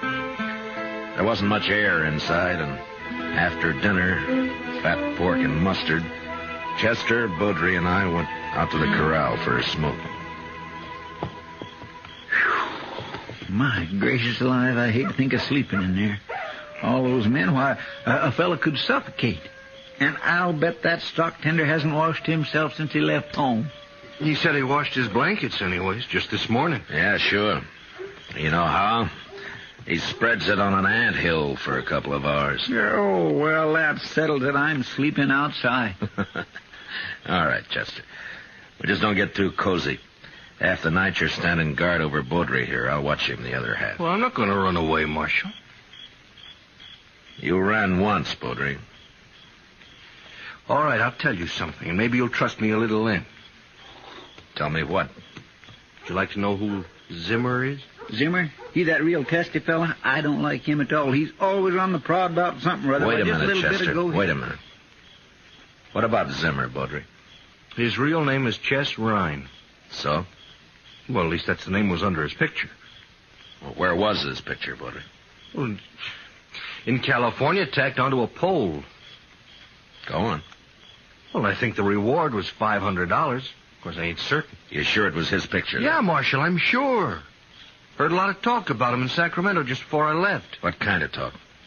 Well, like one time he rode in a stagecoach as a passenger, and he was peaceful enough until some fellows on horses, they stopped that stage in a canyon somewheres, and then this here Chess Ryan, he pulled a gun on the other passengers, and he disarmed them, whilst the boys outside unloaded the treasure box. They had an extra saddle horse along, and Ryan, he rode off with them. That's the way I heard it. Seems to me he went into a lot of trouble. Sometimes the passengers give road agents as much fight as the driver and messenger, Chester. They feel safe because they're inside. Yeah, and that's what Chess Ryan figured. What, are you going to arrest him, Marshal? I can't arrest a man without cause, Baudry. You may be telling the truth, but I don't know that for sure. I can check on Zimmer when we get to Fort Donner, but all I can do to Lynn's keep an eye on him. Well, this stage will be robbed long before it gets to Fort Donner, Marshal. Yeah, maybe, but not without a fight. Thanks for telling me, Baudry, and for your sake, I hope it's the truth. If it isn't, you're going to be in more trouble than you are now. All right, keep an eye on him, Chester. I'll be back in a few minutes. Yes, sir.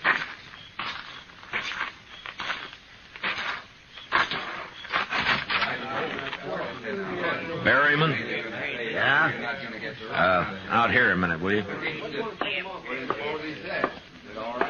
What's up, mister? I want to talk to you, that's all. Alone. Come on outside, huh? Be right back, Hank. Save some of that whiskey for me. Right, Barry.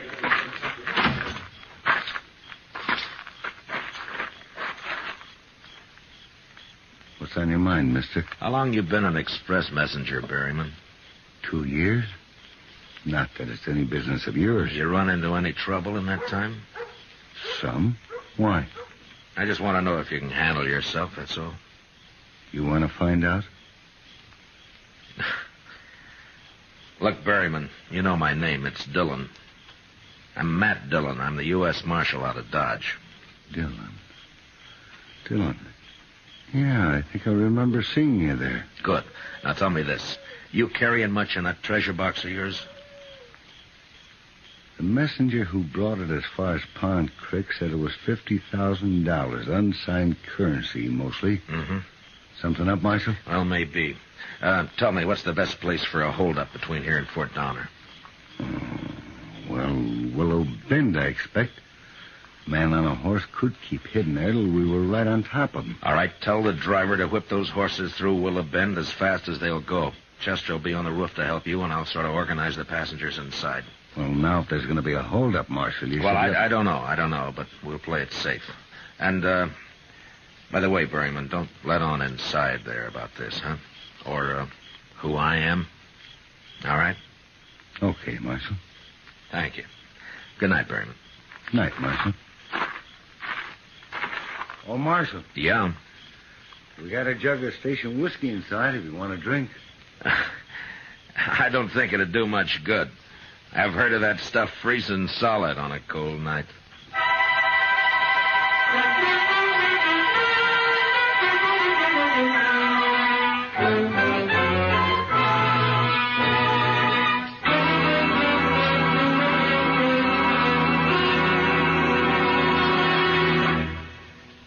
We will return for the second act of Gunsmoke in just a moment.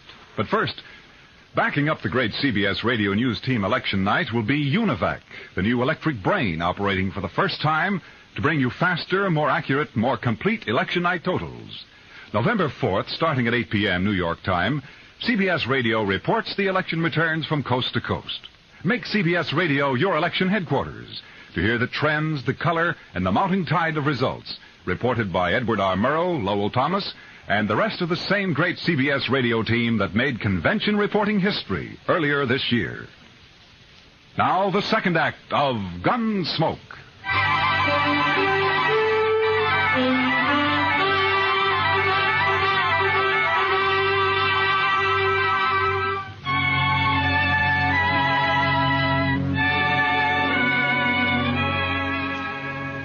Next morning, just after sunup, the stage left Monument Station. It was 10 miles to Willow Bend and 12 miles to the next change of horses at a small swing station run by a lone stock tender. Zimmer, or Chess Ryan, if that's who he was, seemed nervous. Too nervous for an experienced road agent, but maybe he had figured me for what I was, and that gave him the jumps. Anyway, I sat next to him so I could handle him faster if and when the time came. We drove at an easy pace until we neared the bend. Then the driver popped his whip over the teams and they began to run hard. But suddenly he was pulling them in and braking at the same time. One move by Zimmer at that point and I'd have killed or crippled him. What are we stopping here for? Hey, driver, what's that? Wheels been dragging. Couldn't you feel it pull? All right, everybody out. Well, what's that here? Driver, what's wrong? The wheel's stuck. Can't pull it off with you in there. Come on, hurry it up. Baudry, get over there by Chester. Oh, don't you worry about me. You keep an eye on Reed. Go on now. Come on. What do you think, Joe? Well, they'd have jumped us by now, Berryman, while everybody was still inside. But keep your head up anyway. You watch the other side of the coach. I'll stay here. Okay. What do you mean it wasn't greased? Why not? It's sizzling hot. Have to cool before we can take it off. That drunken fool at Monument didn't grease this one, that's all. Take a bullwhip to him when I get back there. Well, you can grease it now, can't you? I could, mister, if I had any grease. You mean you haven't got any? Not unless I render you down and make some. Now get out of my way. Well, any more of that and I'll... All right, forget it. What are we going to do? How about grass, driver? Hey, that's an idea. Wrap it around the spindle and go till it wears out. It won't last long, but we can keep putting it on till we get to the next station. We'll be all day stopping every half mile. Why don't you greenhorns ask a real man how to fix it? All right, Pop. How are we going to fix it? Cheese? Cheese? Yes, cheese. It works fine, too. Yeah, it might at that. I suppose you brought some cheese along just in case, Pop, huh? I brought it along to eat. You get it? Well, I'll let you have it. It's in my carpet bag.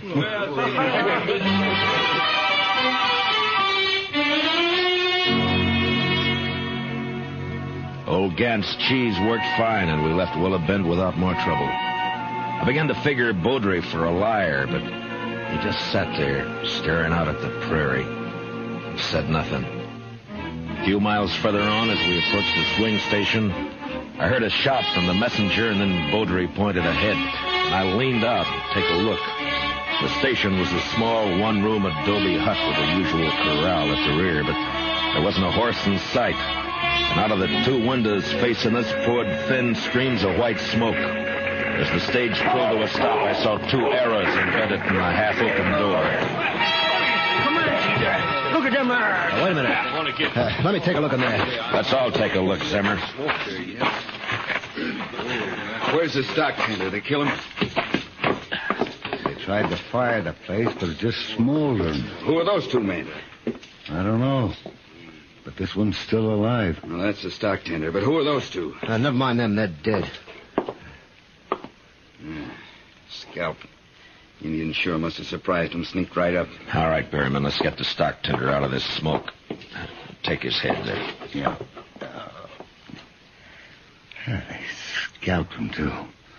And he ain't even dead. Never mind that. Just pick him up easy.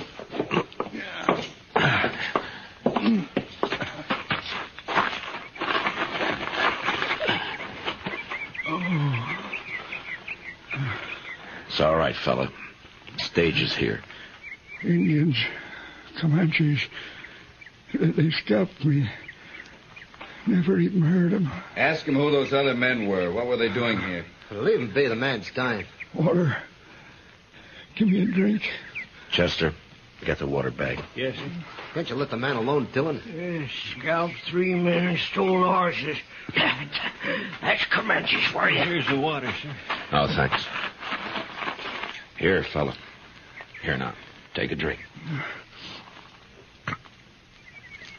There we go. Road agents, those two, they held me up. They said they'd hide till the horses were unhitched, and then hold up the stage. Had a partner on the stage to keep the passengers out of it. What was his name? Their partner, I mean. Put my head down, mister. It's bubbling over.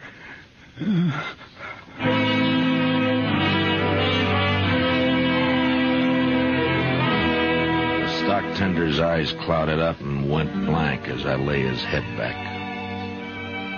And then there was a scuffle behind me, and before anybody could move, Zimmer grabbed Gant, and using him as a shield, he walked backward toward the stage. The old man stopped struggling when he felt Zimmer's gun in his back, and the rest of us just stood there watching, helpless. First man draws a gun, Gant'll die. You gave yourself away, Chess Ryan. Yeah, take it easy, man. Take it easy. This fool's nervous. Shut up. You, driver. Lead those teams down the road a piece, and then come back here. Jan and I'll take the stage alone. Come on. You better do what he says, driver. He's scared enough to shoot. Guess I better. Come on. What are you stopping for?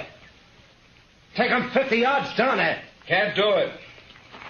That wheel's froze up again. He ain't going anywhere at that stage. Might as well give up right now, young fool. I never did like you, Gant. Ryan, listen to me.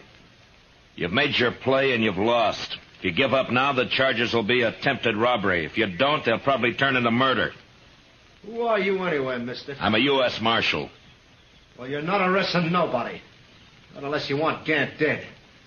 You make a move and his blood will be on your hands, Marshal. You can't hold him there forever, Ryan. The stage going west passes through sometime today. What'll you do then? He's right. That stage passes this station about noon. I drive it myself half the time. I'll think of something. First, I want all you men to unload your weapons. Line up and throw them in a pile there. One at a time. Would you even start to try anything, and I'll blow a hole in the old man. You think you would, Mr. Dillon? He's so nervous now, it's a wonder he doesn't do it by accident, Chester. I get going. Don't stand there. One at a time now. And use 2 fingers to do it. All right, man, you better do as he says. Now. Ahead. Easy. All right. Next man. Beaudry. Yeah? You're the only man who might There's stop mine. this. How? Pretend to join him. You trust me that much? I have to. Okay, All right, easy now. 2 fingers. All right. Next man. Ryan. Hold it right there, Beaudry. Well, I'm not armed, Ryan. Look. But you know why? Too yellow, maybe. Oh, the marshal's got my gun. I'm under arrest. He's taking you in, is that it? He was, till I woke up just now. I killed a man in Dodge, Ryan. They want to hang me for it. Now, Beaudry, we told you you'd get a fair trial, Chester, and what's more... shut up. Yes, sir. Well, look, you haven't got much chance alone, Ryan. But you and me, we can disarm these men, throw away their guns, and ride off on those horses without the coach. You do that, Beaudry, and I'll quit my job and run you down if I have to chase you all the way to Oregon. I couldn't show up in Dodge after this anyway. Well, I'll be watching for you, Marshal. It beats hanging. Well, how about it, Ryan? Make a fool out of Dillon, huh? I like that. All right, pick up a gun, Beaudry, and get over here. I'm warning you, Beaudry. Sorry. I figure I'll live longer this way, Marshal. Yeah, you hold the old man, Beaudry. I want a free hand. Yeah. I'll kill Gant quicker than Ryan would. If any of you men try anything. You heard him. Now, let's get this over with. Fast. Ryan, I want to tell you something. That's far enough, Marshal. All that... That gun in your hand, Ryan, you better keep it on me. You even glance at Beaudry, and I'll draw and kill you. What are you talking about? You shoot me, and Beaudry will kill you from behind. What? That's right, Ryan.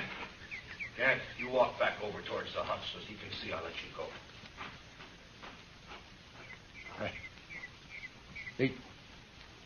He'd trick you, too.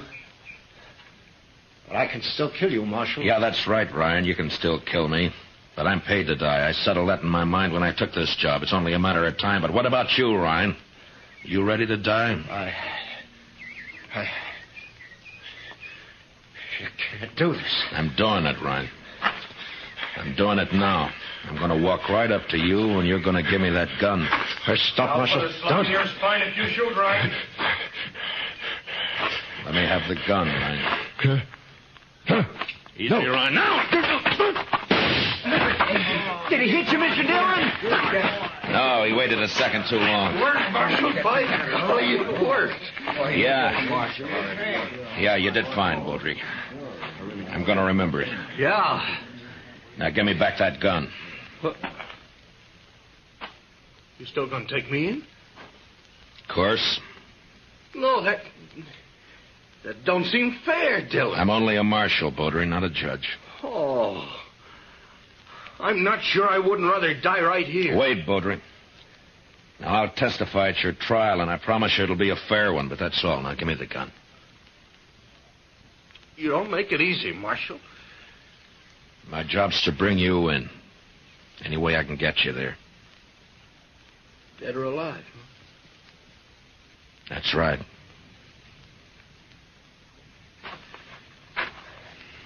Here's the gun. Thank you.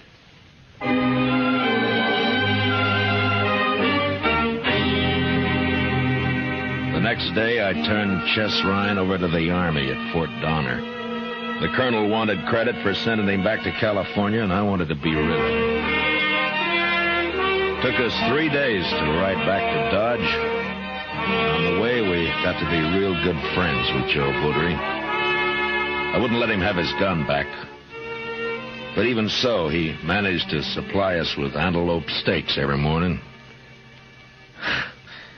I made him borrow Chester's gun.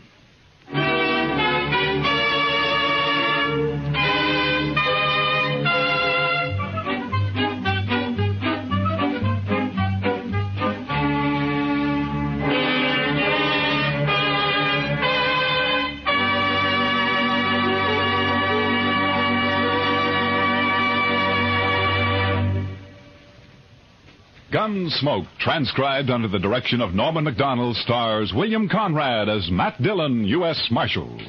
Tonight's story was specially written for Gunsmoke by John Meston, with music composed and conducted by Rex Corey. Featured in the cast were Lawrence Dobkin and Lou Krugman, with Vic Perrin, Junius Matthews, Jim Nusser, and Ralph Moody. Parley Bayer is Chester. Gunsmoke is heard by our troops overseas through the facilities of the Armed Forces Radio Service. Join us again next week as Matt Dillon, U.S. Marshal, fights to bring law and order out of the wild violence of the West in Gunsmoke.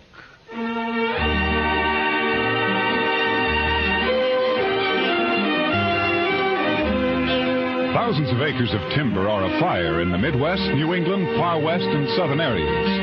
This is a word of warning to all who may be in or near woodlands. Take every precaution to avoid setting fires with cigarettes, matches, campfires. Timber is vital to America's defense.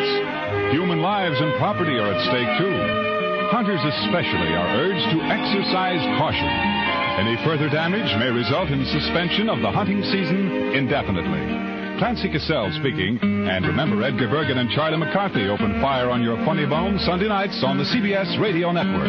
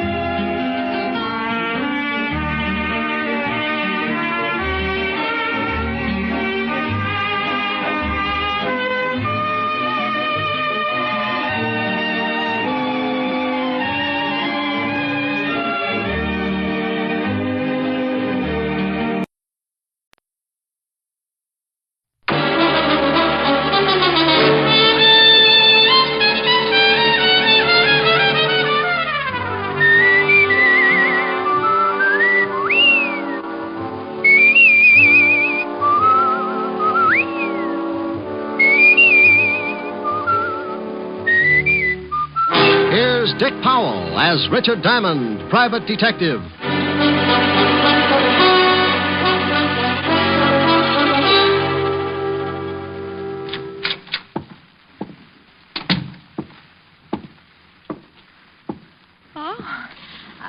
do something for you, sir? I'll repeat the offer while I think of something. I beg your pardon? That's not the way I heard it first. Did you want to see... Mr. George Victor. May I have your name? Well, let's trade. Mine's Diamond, Richard Diamond. Oh, of course. Mr. Victor's expecting you. Well, it's too much to hope that you... He's waiting for you, Mr. Diamond. Thanks. Any door? Huh? Oh, straight ahead. Go right in. Mm-hmm. Yes? Mr. Victor? Yes. Oh, you're Diamond. Uh-huh. Come in and sit down. Thank you. You said you'd come immediately, and that was over an hour ago when I phoned you. Well, I didn't want to come in my bare feet. What? I was washing out a pair of socks. You're sure you're Richard Diamond? Reasonably sure, yes. My credentials. Oh, all right. You were recommended to me by Lieutenant Levinson of the police department. I want to hire you. My fee is $100 a day in expenses. Unless we settle that first, I couldn't solve the case if it was tagged 100 proof. Here are 2 checks. One for 100, the other for 5. Oh. You get the 100 if you take the job, and the other one if you do the job satisfactorily. Tell me all about it. You may have heard that I bought the controlling interest in one of the biggest newspapers in the city. That I heard. All right. I'm going to expose the numbers racket. That's been tried before. I know, but this time it's different. I have all the evidence I need to expose one of the biggest operators, Aaron Ziegler. Oh, well, you do pick 'em big. You know him? We did some spitting at each other when I was on the force. Well, then you know what he is. Yeah. But you said you had all the evidence. Where do I come in? Ziegler's my affair. Yours will be my daughter. Here's her picture. Well, you can have Ziegler. I'm happy with this arrangement. This is no joke, Mr. Diamond. My daughter works for Ziegler. Oh? You got $1 million for every Mongolian in Asia and your daughter works? Hobby, perhaps? She became infatuated with a man named Doug Saxon. And went to work to support Will him. you listen to me? Oh, sorry. Go ahead, Mr. Victor. Saxon has some connection with Ziegler. I objected to her seeing Saxon, and there was an argument. And being 21, she walked out. Yes. Ziegler gave her a job singing in the Nocturne Club. I know the place. Now, what I want you to do is... I think I know, Mr. Victor. You got evidence on Ziegler. That makes him an unhappy boy, and being unhappy, he wants to smile again. So he sets glamour lad Saxon loose. Your daughter falls for him, and the frame has begun, right? Ziegler told me he was going to stop me from printing the expose of his racket. I know he'll use my daughter, Kathy. What does she have to say about it? She won't see me. And you've got no idea what the frame will be? No, that's your job. Find my daughter, stay with her until the paper goes to press. And when will that be? 10 tonight. Oh, all right, Mr. Victor. You've hired yourself a boy. I'll pick up that $500 check after I pick up the late edition. Good day, sir. Oh, Yes? If you will excuse the expression, the retainer, $100. Oh, here you are. Oh, well, thank you. I'd bow from the waist, but my empty money belt might choke me. I'll keep in touch. A couple of phone calls to old acquaintances who still kept in touch with the shady side of our city, and I had Saxon's address. A half hour after I left George Victor, I was punching the buzzer to Saxon's apartment.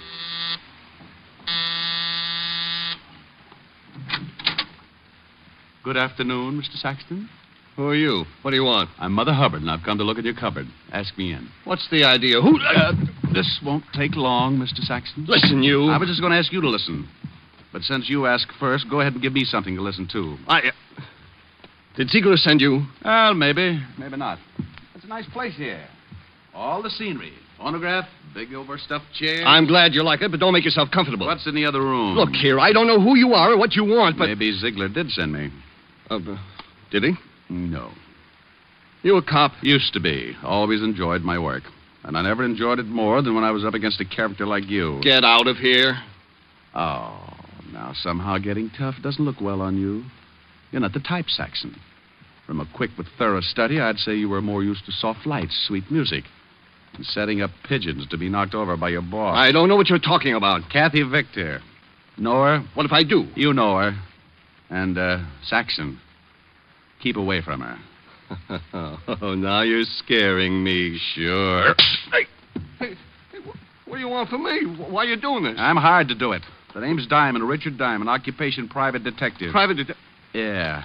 You're going to make a phone call now. I won't. You're calling Ziegler to tell him you quit. I can't do that. Unless you want this floor lamp on your head. Diamond, please don't. Now, that's better. Now, go ahead. What'll I tell him? Your health is bad. You're going to take a boat trip. Well, that's ridiculous. Well, then you think of something, but think. But Hello, this is Saxon. I'd like to talk to Aaron. Oh. Well, I'll call back. It's important. Oh, it's important. I've got to talk to him. All right. Get him? They're putting me through in. Hello, Aaron. Listen, I can't go through with the deal. Something came up. I mentioned my name. A man named Diamond. Richard.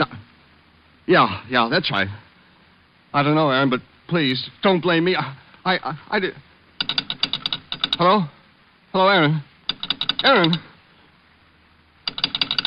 He hung up. Good. You do the same. You don't know what he'll do, Diamond. You don't know him. Oh, but I do. Well, happy landings, Glamour Boy. You can't leave me like this. You know, after a long look at you, I don't think I'd like to stay. Bye, Saxon. 20 feet of the East River will look good on you. Okay, so it was a bluff. I knew Ziegler wouldn't be scared off that easily, but when you go hunting ducks, you put out a decoy. I did. The decoy was me. It was an hour later that I got back to my office building and walked into the lobby. The elevator door there was open, but the jockey was missing. I was about to take the hard way up the stairs when... Diamond. Oh, hello. Where'd you come from? I'm under a cabbage leaf. Don't believe it. Get in the elevator. I'll walk. Hey, Mac. Mr. Diamond don't want to get in the elevator. Maybe he gets car sick. Get in, Diamond. What's the big idea? Close the door, Mac. Sure.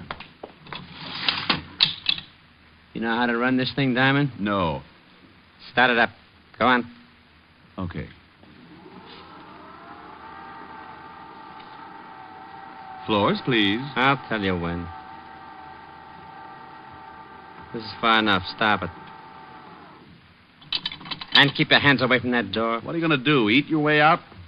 He's a card, ain't he? Oh, now, come on. Fun's fun, but I got business. So have we. We told you to take your hands off those doors. Oh, you did, huh? Yeah. Oh, he won't go down. Sure he will. He's just stubborn. Give me that sap. You see? Yeah. Think he's still tuned in? Let's see. Diamond. Hey, Diamond. He should know better than that. It ain't polite not to listen. Kick him in the ribs. Now, how about it, Diamond? You want to listen? He's shaking his head. He says yes. Okay. Now, stay away from the dame you're supposed to take care of. Go back to Victor and tell him you don't want the job. Tell him it's too rough, and if he don't understand, show him your bruises. Hey, give him a bruise where it shows. Look at that. I don't think he likes you kicking him in the chops. What does he want? Bedroom slippers? Okay, open the doors and let's get out of here. Hey, think I ought to give him another boot, just to make sure? Ain't you ever satisfied? Go ahead. Okay, let's go. You know something? You got an awful disposition. You don't come out of a beating like that right away. A professional working over is like spending a weekend in a taffy machine. I reached out and tried to touch things, but it was like trying to paint the inside of a balloon with a hammer. I was numb, and when the little jabs of feeling started pinching my cheeks, I found out that I was warm and sticky. Finally, I pulled myself up, stood there for a minute, decided my legs weren't macaroni, and went to the washroom to clean up. Then I headed for the Nocturne Club. It was too early for customers, but there was a bartender and a girl with blonde hair playing the piano. We ain't open yet, Mac. Oh, you ain't? Well, give me a bib. I may cry all over the place.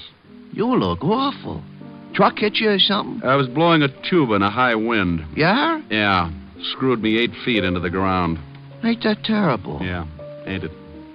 Hey, who's the dame with the fingers? Oh, Eddie Taines here. Name's Victor, Kathy Victor. Got a swell set of pipes. If you're looking for a job, we don't need no tuba players. Look, Here's for a drink, and here's something for you because he ain't open yet. Fix me something that'll turn me all one color. Sure. Will it be black or blue? Anything that goes with my tie. Bring it to the piano. I thought you wanted it. Oh, I'll laugh later. I thought it was pretty good.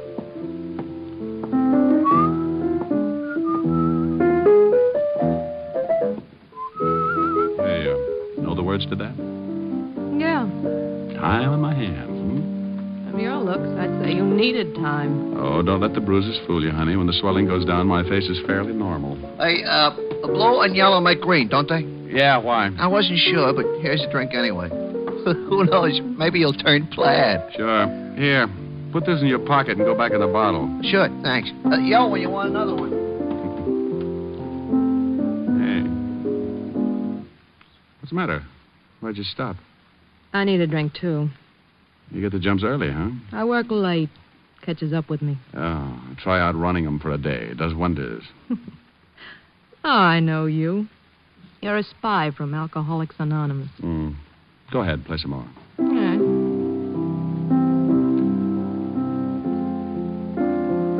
Kathy. Your father sent me. What? Remember him? Why don't you leave now? Before we're really acquainted? I don't know who you are or what you want, but if my father sent you, I'm not buying. Okay, so you're having a good time now, but there's always the next morning. Thought of that? I don't need anyone to take care of me. Miss Victor, I'm not trying to take care of you. I'm doing a job. Maybe you don't know this, but you're being measured for a patsy. And your father's going to fit the same frame Saxon and Ziegler are working up for you. You're crazy. But I like you, so I'll forgive you. Now, cut it out. I thought you wanted me to play. Look, you're spoiled. You had a mouthful of silver spoons and a handful of gold pieces for building blocks when you were a kid. But you're not a kid anymore. You're playing with bad boys. Maybe that's the way I like them. What do I have to say to make you realize, young lady? What, Diamond? Doug. Oh, well, Mr. Saxon. I thought you weren't going to be around here anymore. I changed my mind. You're changed, too, since I last saw you. Well, only my looks. They'll heal. But tomorrow, you'll still be a greasy little gigolo. You can't talk that way to me. Oh, shut up. Well, never mind. Mr. Ziegler would like to see you. He saw you come in. And where is Mr. Ziegler? In his office, right back that way. Okay. I haven't seen Ziegler for a long time. Maybe he wants me to set his broken arm. His arm's all right. Well, stick around. You may find out you're a chronic liar. Keep playing, baby. I'll be right back. Like I said, I knew my bluff with Saxon wouldn't work, but I had what I wanted. A look in on Ziegler. And maybe a hint on what the frame was going to be. I walked to and into his office. Well, Diamond. Hello, Ziegler. Oh, what happened to your face? Oh, got it caught in an elevator. Oh. What do you want with me? Diamond, here's $1,000. Go out and have fun tonight, huh? All night. Oh, that money won't do me any good. Why not? That ain't counterfeit. Well, it's yours. That makes it so lousy it's liable to crawl right out of my pocket. Well, then get rid of it in a hurry. You get rid of it. No, it's better waking up with a headache than not being able to find your head at all. Oh, look, Ziegler, you don't scare me. Now, let's level. You know why I'm here. Let Kathy Victor alone. You want to see me, boss? Well, look who's here. Oh, you know Tony Diamond? We met, yes. He stubbed his toe on my chin. I don't know what you're talking about. When was this, Diamond? You know what it was, about an hour ago. You're crazy. Yes, Diamond. Tony was right here with me all morning. Okay. Are you leaving, Diamond? Yeah. Got any other ideas? Yes. I think you should consider my proposition. I'll let you know. About what? Things in general. Oh, no. All of a sudden, you're happy. You make me that way, Diamond. You're working the dark, aren't you? I'll feel my way around. Believe me, Diamond, there ain't a thing wrong. Why, we love Miss Victor here. Just because her old man gets excited and hires you to bend an eye over her, don't mean anything is wrong, does it? Since you asked me, I'll tell you. The answer's yes. You think so? Yeah. Otherwise, why beat me up? Why offer me $1,000 to look the other way? I don't know nothing about the beating. And as for the $1,000, I like you. Oh, yeah. Well, okay, Ziegler. I think I'll go now. And just to make you happier, I'll probably stick with the case. So long, Diamond. Oh, by the way, Ziegler. What now? Did you say this gentleman's name was Tony? That's his name. Okay, Tony. What? I wouldn't do this for everyone, but your shoelace is untied. You're allowed to trip over it. What are you talking about? Bombs away. Oh, that ain't nice, Diamond. When you do that to a man, you're liable to bust all his teeth. So what? You probably had your eye on the Goldmans anyway. Be good, Ziegler. Well, hi there. You looking for another drink? Now, I got one here that I just fixed. You kind of got me started on that color business. Where'd the girl go? Huh? What girl? You know, Ann Saxon. Where's he? Never heard of him. Have you ever been to Hamilton? Huh? Has his picture on all $10 bills. This one's suitable for framing. In your pocket. Can't do it, mister. 2 pictures of Hamilton? Well, they sure would look nice on me, but, I work here, mister. I got a wife and kids, see? Yeah, I see. Okay, fella, forget it.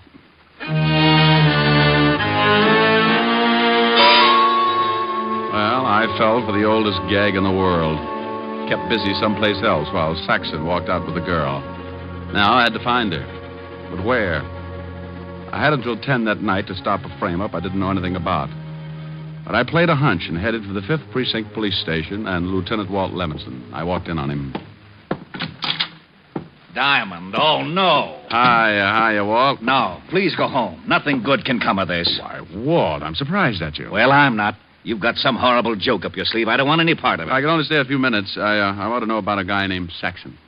Douglas Saxon? That's it. What's the matter? Can't you find things out for yourself? Right now, Lieutenant, I'm a citizen asking about a guy. Now, what have you got on Saxon, Walt? Not a thing. He was clean when we picked him up a couple of times. Why was he picked up? Why are you so interested in him? Oh, it goes with my business. Oh. And if I tell you? Well, I'll tell you something sometime. Now, come on, Walt, give. Okay. He was picked up on suspicion of handling narcotics.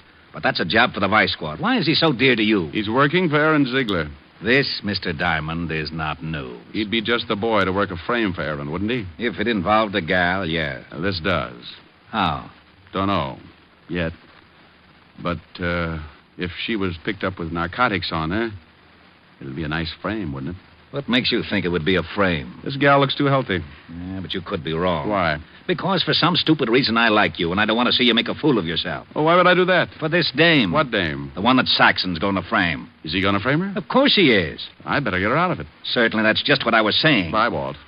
Rick. Yeah? Thanks. What for? For not dragging out that who's on first routine. I don't think my stomach could have stood it today. Oh, Walt, you're an idiot. Yeah. Be a good boy.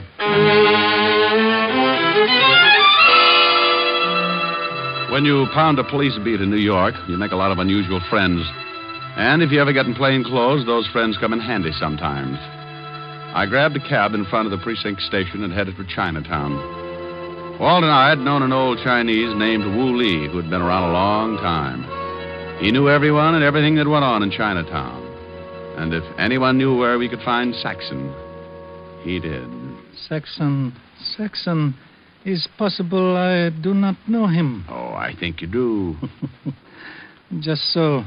He said this man Saxon deals in sweet dreams. However, is rumor not proved. Does he ever come to Chinatown? You like perhaps a cup of tea? I ask this as a favor, Wu Li. Enemies are made to do evil. Friends to ask favors. Sometimes is no difference. Will you tell me, Wu Li? You ask in name of friendship? I do. Very well. In Chinatown is establishment owned by a man named Fu Shen. Perhaps, I say perhaps, this man Saxon is there. He's been there before, huh? My eyes are old, perhaps mistaken. Not your eyes. I shall give you address, then make call to Fu Shen. You will be allowed to enter his establishment. May you live 10,000 years. And may you live to mourn at my funeral. The old boy gave the address, and I left his shop. 5 minutes later, I walked through the back door of the old frame building, and Fu Shen bowed from the waist and led me upstairs to a private room that fronted a long hall. I noticed there were 3 other closed doors in the floor, aside from the big room downstairs. If Kathy Victor was in the building, she had to be in one of those rooms. I walked into my room, closed the door behind me. There was a bed in one corner and a chair near it. A low table was near the bed, and a dim light threw diagonal shadows like fingers across the walls. I waited until the proprietor had time to get downstairs, then I opened the door and looked out in the hall. It was empty, so I started throwing open doors. I had to be quick before I had a dozen hopped-up thugs on my back. The first was a cold turkey.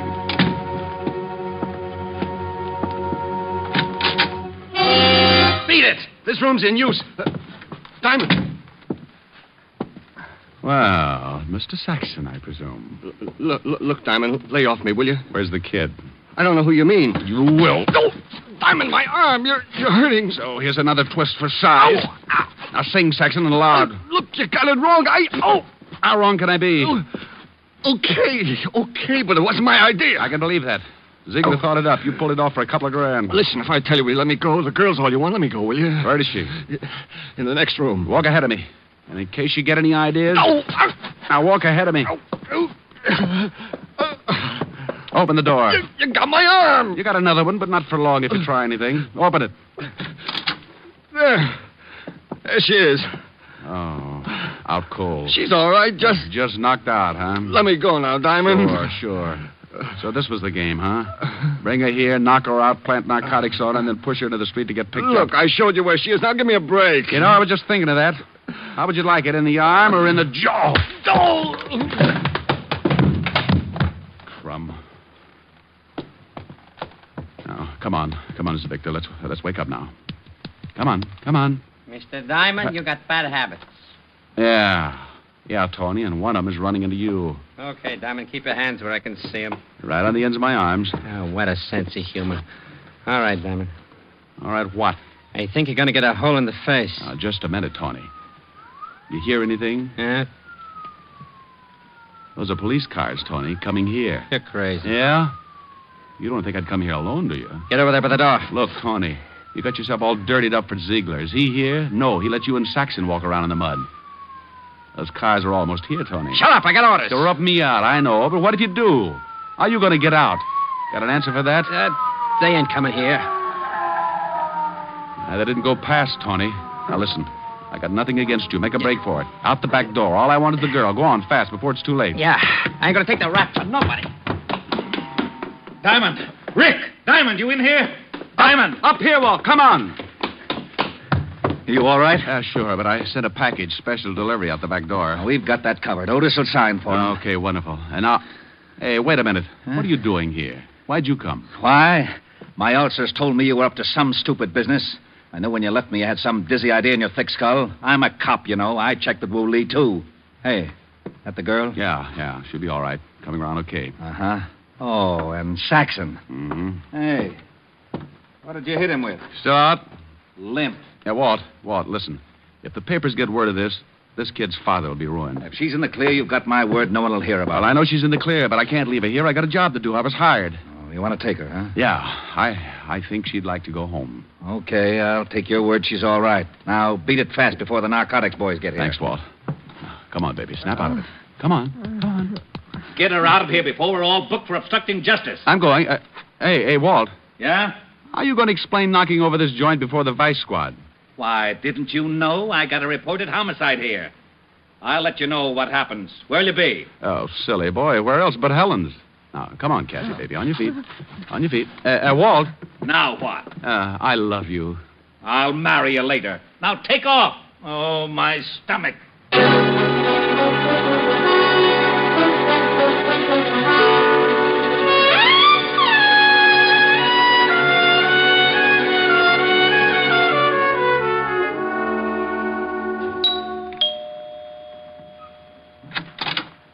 Oh. Hello, Rick. You're late. Hey, get a load of those silk slacks. They're lounging pajamas, darling. I've been in a lot of lounges, dear. Never saw anything like those. You like them? Yeah, they're all right. It's the stuffing that gets me. Rick. Be proud of what you got, baby. I knew a guy who had 16 toes on each foot. What good did that do him? He used to tell everybody he was a duck, made a fortune selling his hair for pillow stuffing. You look awful. Could have been worse. Oh? Was she pretty, Rick? Who? The girl in the case. What case? Why were you late getting here? Oh, well, I I had to take a girl home and introduce her to a man, her father. I see. How long did that take? How'd you know about the girl? Lieutenant Levinson phoned, asking for you. Oh. I took the message. He said, she's all right. And a man named Saxon did a lot of talking. Oh, wonderful. Who's she? Who's Saxon? Oh, read all about it in the papers, dear. Is she blonde or brunette? Both. Blonde with a brunette disposition. Got the piano too. Huh? Is she as pretty as I am? Oh, honey, nobody is. Oh, well, nothing to do until the office opens again tomorrow. Time on my hands. You in my arms. Nothing but love in view. And then if you fall once and for all, I'll see my dreams come true. Moments to spare for someone you care for. One love affair, just the two. With time on my hands and you in my arms and love in my heart, all for you.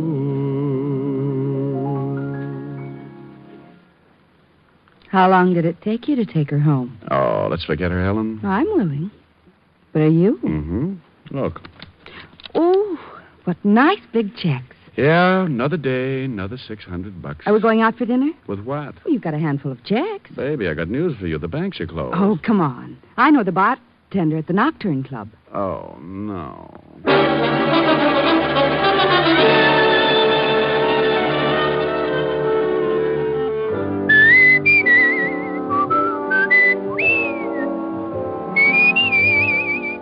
You have just heard Richard Diamond, Private Detective, starring Dick Powell, with Virginia Gregg as Helen and Ed Begley as Lieutenant Walt Levinson. Also in the cast were Wilms Herbert, Larry Dobkin, Gene Bates, Stanley Waxman, Paul DeBob, and Hy Averback. Music was under the direction of Frank Worth. Richard Diamond is written by Blake Edwards and directed by Russell Hughes. Dick Powell currently may be seen in the motion picture version of the best-selling novel, Mrs. Mike. This is Eddie King inviting you to be with us next Sunday at this same time when we will again bring you Dick Powell as Richard Diamond, Private Detective.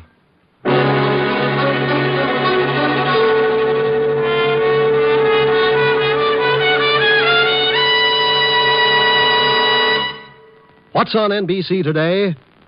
Great shows for Sunday on NBC include The Adventures of Sam Spade and Theater Guild on the Air. Helen Hayes and Walter Abel co-star on Theater Guild today. And for his caper, Sam Spade turns to television for help. You'll enjoy both these stellar shows, Sam Spade, then Theater Guild, today on NBC. Now stay tuned for James Melton and Harvest of Stars on NBC.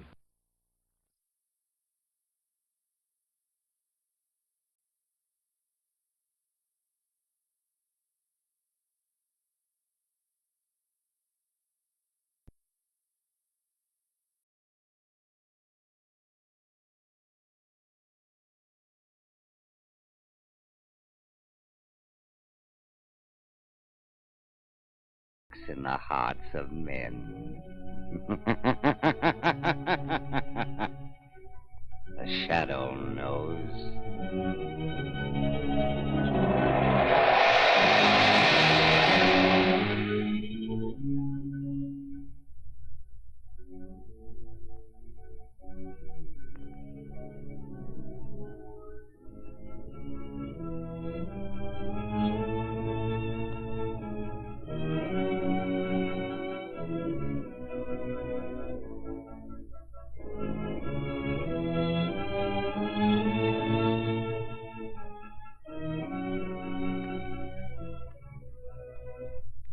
Ladies and gentlemen, the Shadow will be with you in a moment.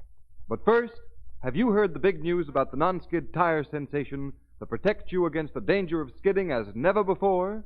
This new Goodrich Silvertown was turned over to the nation's largest independent testing laboratory, the Pittsburgh Testing Laboratory. Test this new kind of tire against the regular and premium-priced tires of America's 6 largest tire manufacturers were the orders. And here's what the impartial engineers found.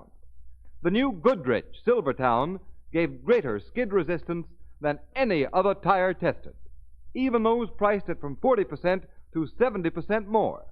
Furthermore, this new Silvertown averaged 19.1% more non-skid mileage than the other tires tested in its own price range, which means you get every 6th mile free. And remember, the Goodrich Silvertown offers you both Lifesaver Tread skid protection and Golden Ply blowout protection at no extra cost. The Shadow, Lamont Cranston, a man of wealth, a student of science, and a master of other people's minds, devotes his life to righting wrongs, protecting the innocent, and punishing the guilty. Using advanced methods that may ultimately become available to all law enforcement agencies, Cranston is known to the underworld as the Shadow. Never seen, only heard, as haunting to superstitious minds as a ghost, as inevitable as a guilty conscience. The Shadow's true identity is known only to his constant friend and aide, Margot Lane.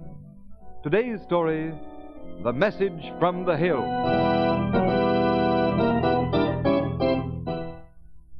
Hand me that map, Jake. Okay, boss. Spread it out on the table, Jordan. Okay. Now, let's check the whole thing once more. All right. Now, here's the bloomin' desert island we're camped on right now. Yeah? It ain't so much bigger than that dot at that. Oh, shut up, Jake. And here's Swaneo Island. Righto. There's Mount Raleigh and that blessed diamond mine right smack in the middle. See, Jake? 3 weeks from the coast and Government House by trail. Isolated, you might say. All right, Limey. Is our plane in good shape? Top hole. You're sure you can find that mountain? Well, I've flown up there often enough. Limey, we don't want to get tangled up with the mining company's plane. We won't. The plane goes up from the coast on Friday, comes back on Saturday. We pays our little visit to the diamond mine in between. You're sure they ship the diamonds out every 3 months? Listen, Jordan. I've worked for those fat-headed birds for over a year. I know. Well, looks foolproof to me. And there's enough diamonds in one of them shipments to keep us all like aristocrats. Are the rest of the native boys in good shape, Jake? Yeah, boss. The cream of the South Seas. They can fight? They may have to. That blasted Major White said, what's the chief? He's a tough old bird, he is. Oh, we'll take care of him. Wonder what he'll say when he sees me again. Well, why worry? He won't talk long. What do you mean, boss? I mean that when we get through and ready to leave, we'll wipe out every one of the white men. That's the ticket, Jordan. Don't leave no witnesses. They'll all be corpses.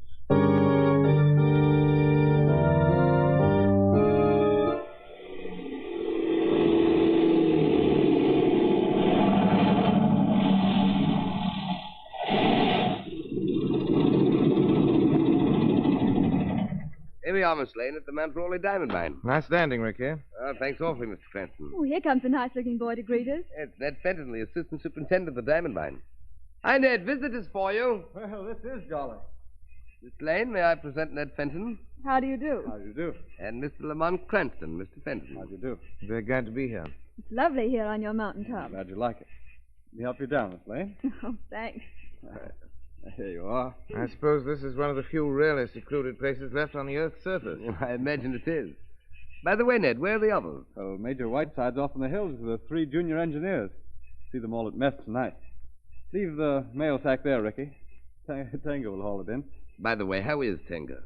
Still down in the mouth? Oh, frightful, poor old chap. Who is Tenga? And what's the matter with him? Oh, Tenga's our houseman, butler, cook, and so on. He's mourning for his son who lives on a small island about 1,000 miles from here. Poor fellow. When did he hear? Months ago. Same night he thinks the boy died. But I thought you had no wireless station here. No, we haven't. Then Tenga's wife told him by telepathy. Told him? You mean he believes his son dead because of a mental message sent by telepathy? It's ridiculous, isn't it? Oh, I don't know. Oh, come now, Mr. Cranston. You don't believe such rot. Well, frankly, I don't think it is all rot. I believe when two minds are in tune, sometimes they can communicate. Across 1,000 miles of ocean. From the ends of the earth. Oh, after Don't all, laugh too loudly, Mr. Fenton. Your disbelief might get a rude shock if you stay in the Orient long. You can never tell what strange things may happen today, tonight.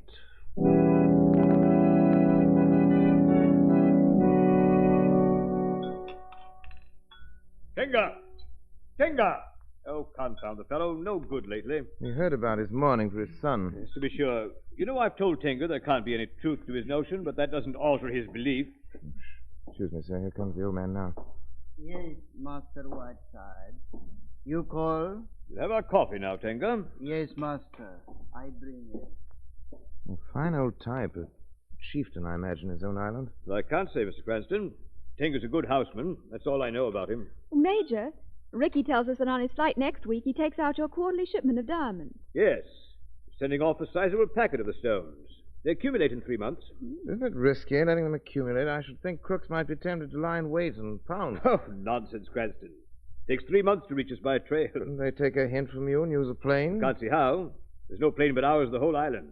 None nearer than Australia, I should fancy. Major... Now, if you'll forgive me, I'll take a squint at my mail from the office. No, of course. You other boys must want to read yours, too. Oh, thanks awfully, Miss Lane. There is one from home I'm aching to get. Well, by Joe. Anything wrong, Major? No, nothing wrong. Just deuced odd, that's all. I bring coffee now, Master Whiteside. Oh, yes. Tenga. Yes, Master. I have a letter from the office. Message for you in it. The fact of the matter is, your wild guess was right. Your son did die a month ago. Oh, no. Yes, Master, I know. Tinga's wife tell him boy dead. I say, Tenga, we're awfully sorry. Thank you, Master Ned. Well, that'll be all, Tenga. We'll help ourselves. You may go. Yes, Master. Tinga, go. Oh, fancy that now. I said that in the East the unbelievable always happens. Now, will you excuse me? I think I must speak to Tenga, sir. Well, whatever for? I'd like to give the old man a few words of consolation. Oh, I say, that won't do. We never have personal dealings with the natives, Cranston. Bad for discipline, you know. I'm afraid I must ask you to refrain. Why, naturally, Major, if you wish.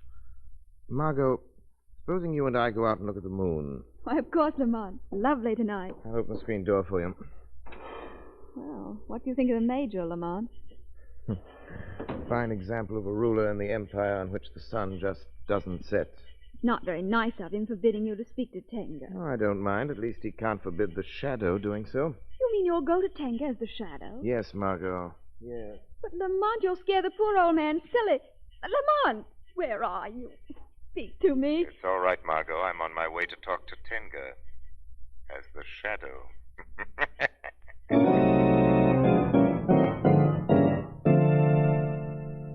Do not be afraid, Tenga. Why should Tenga fear? Many fear the shadow because they cannot see him. The shadow is strange magic. Tenga not understand. But an old man whose son has gone down in the land of dead fears nothing anymore. The shadow weeps for you. The tears of friend are balm to the heart. Is not your sorrow greater tonight because the letter has come making your son's death certain? No. Tenga need not white man's foolish letter. The white major does not understand how you could communicate with your wife across the waters. White men do not know wisdom and magic. Some white men know. That may be. I do not know. You do not question the shadow. You do not ask where I come from. No. The young and foolish question. The old take what comes. Soon I shall be gone. Far away toward the sea. But Tenga, though I am far off, I will still be your friend. Then our souls will speak to each other again when we are troubled. Yes. For when two spirits are in tune, the waters of the earth, the many miles of forest, do not part them.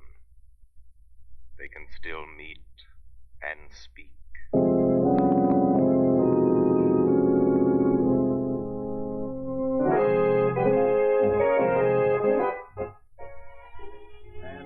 Then the Roger backed down and paid for every one of the cows. Oh, how interesting, Governor. Yes, must tell that yarn to Cranston. Yes, indeed. Why, that's funny. I thought he was dancing with Lady Brainford. No, I saw him going to the garden a moment ago. Your friend's a very restless chap, isn't he? Not ordinarily, Governor, but I must confess that he certainly has been jumpy this evening. Perhaps the flight back from the hills upset him. Oh, I don't think so, Governor. Well, if you'll excuse me, I think I'll go and try to find him. I certainly, Miss Lane.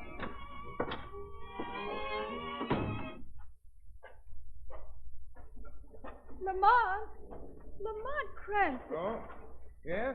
What is it? It's I, Margot Lane. Oh, you, Margot. Yes, what are you doing down here on the beach by yourself? Margot, shh. Listen. Listen. I can't hear anything. Nothing at all? What is the waves lapping on the shore? There's nothing else to hear. But there is, Margot. You've just interrupted a very interesting conversation. Interrupted? But Lamont, there's no one here for you to talk to. Who was it? Tenga. Tenga. You mean that old native up at the mine? Yes, Margot. But it doesn't seem possible. He's 100 miles away. In the Orient, Margot, many strange things happen. All evening I've been restless. I had the feeling someone was trying to speak to me. I came out here to put myself in a receptive mood. Well, what did Tenga say, Lamont? Your coming disturbed me, and the contact was broken. Oh, I'm sorry. Yes. And just as you called out, Tenga spoke of danger. Danger? Yes, something to do with the Mount Raleigh diamond mine. Let's establish contact with him quickly. Sit down here beside me. Yes, Lamont. Now, clear your mind, Margot. Think of Tenga. Think of the hills about the mining camp. Listen. Shadow. Ah.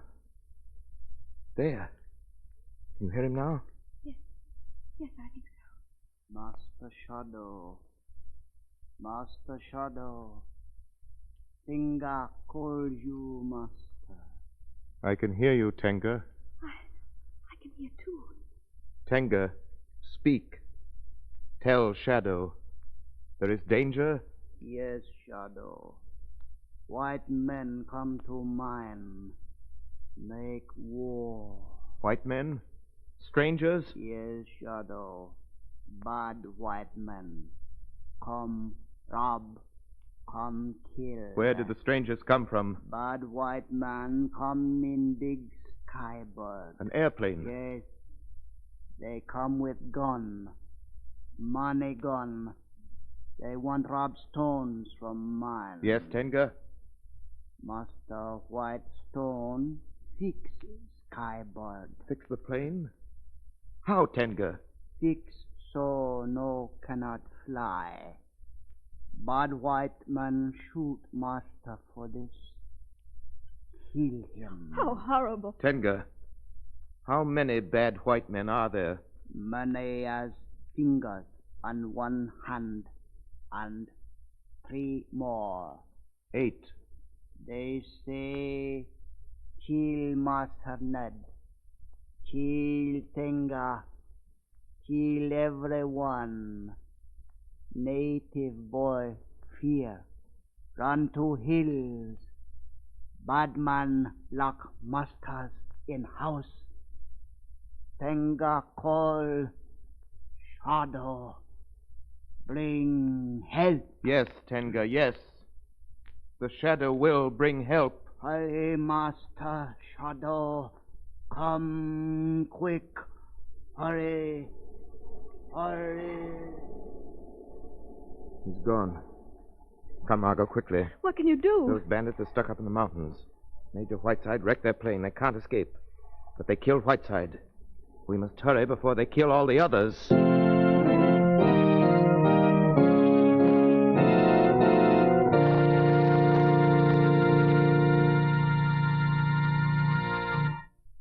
Ladies and gentlemen, there's danger ahead for the Shadow, and he's ready for the consequences. But who knows what danger lurks in your path as you roll along over a wet, glistening highway? The Shadow knows today's high-speed, slippery, oil-filmed roads and quick-acting brakes all spell SKID. Is a treacherous car-spinning skid just around the corner for you? Or are you going to play safe? To fight this dangerous hazard that killed and injured thousands of motorists last year, to protect you in the hazard zone of motoring, where a slippery film of water may make complete command of your car almost impossible, Goodrich has developed the new Safety Silvertown with the special skid protection of the Lifesaver Tread. This new development in tread actually dries wet roads. Its never-ending spiral bars act like a battery of windshield wipers. Sweep the water right and left. Force it out through deep grooves.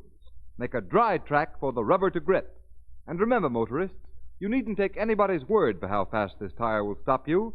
One free demonstration ride will prove to you that the new Silvertown will stop you quicker, safer than you've ever stopped before, no matter how wet the going is. Many of your friends right here in town have already discovered what it means to be saved by a Silvertown stop. They'll all tell you that Silvertowns below mean greater safety above. Don't take chances. Protect your family, your car, and your friends. Ride on the new Goodrich Safety Silvertown tires.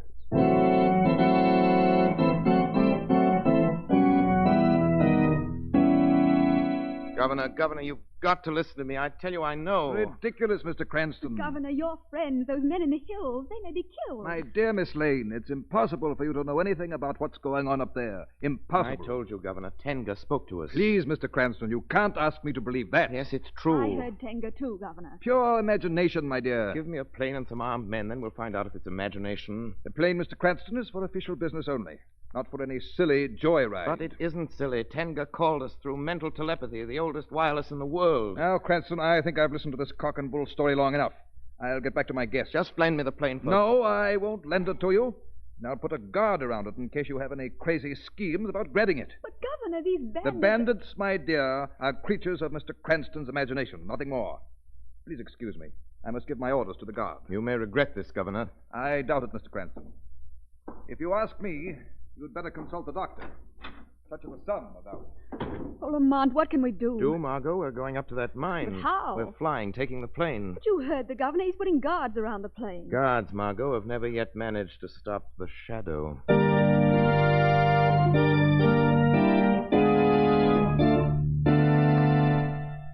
Say, Corporal. What is it? Sitting in this hangar guarding the plane. Ain't it kind of silly? It ain't for you to question the governor's orders. No, sir. But... Well, who's going to meddle with the plane? Never mind that.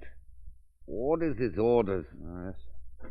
Hey, someone's opening the small door. Who's there? Don't see anyone. Ain't no one, I guess. Maybe the wind blew the door open and shut. Wind, there's no sign of a breeze. Oh, maybe whoever it was saw us and stayed outside. Just keep your eyes on that plane. Yes. Hey, Corporal, look at the hangar door. It's sliding back. Yeah, nobody's near it. Who's there? Answer, I said I'll shoot. I'm afraid you can't hit anything, soldier. Who's Corporal? It's spooks. Yes, my friend, something like that. I'm getting out of here. Blimey, this ain't regulations, you know. Leave before it's too late. Yes, sir, I'm leaving. Right. Lamont! Come on, Margot. Coast is clear. Hurry. Oh, those poor soldiers. They're still running. Get in, Margot, before they come back. Yes, I'm with you. I'll run her right through the open door and take off. All right. Shut the door. Yes. Thank heaven this plane's got an automatic starter. Hurry. Strap your belt. Here we go.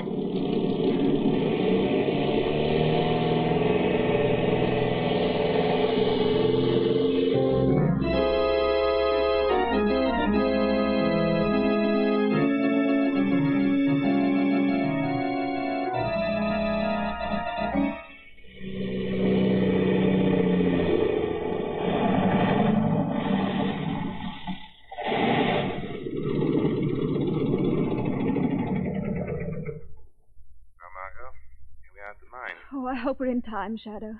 Here come some men now. They heard the plane landing. They're strangers and they have guns. No doubt they're the robbers. The plane's a surprise to them. Yes. There'll be another surprise later. They'll be hardly expecting the shadow. No. Now remember, Margot, you're alone. No one on the coast suspects what's happening here. I'll remember. Be careful, Shadow. Here they come. Don't move. Come on, now drag that pilot out of here, Jake. What's the matter? Hey, boss. It's a woman. Well, what is this? What's the matter? I don't know you. Hey, let me in there. Why, a girl. Alone. Yeah, look. Hey, what are you doing here, sister? Well, please put down that gun. Answer my question. Well, I borrowed the plane and flew up to see a friend, Ned Fenton. Well, your friend ain't receiving, sister. But thanks very much for the plane. Bring her out, Jake. Sure. Come on, babe, and keep those pretty paws up. Very well. There she is. Now, come on, miss. Jump down here. This is a hold-up, isn't it? You catch on quick. Limey, can you fly this crate? Sure, easy. But I used up all the gas. There's gas over in that shack, Limey. Fill her up. We'll bump off the rest of these mining guys and get out of here. I'll get the gas right away. All right, Jake. Bring the dame. I want to talk to her. Okay, boss. Come on, you. I'm coming. Let go of my arm. Come on, get over here.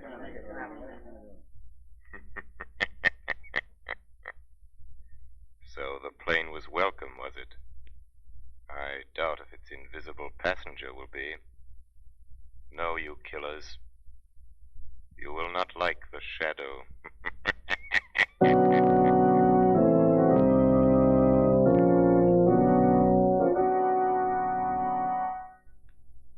Hey, you. Bozo, what's your name? Tenga. Yeah? Well, Tenga, the boss says to get him a couple of drinks. And fast, you hear me? Tenga here. Scram. Pep it up. Pigs. Tenga? Who calls?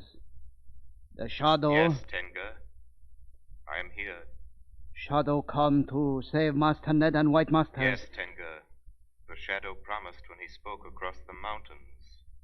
He is here to help. Yes, Shadow. Tell me, where have the bandits put Master Ned and our other friends? They locked in room main bungalow.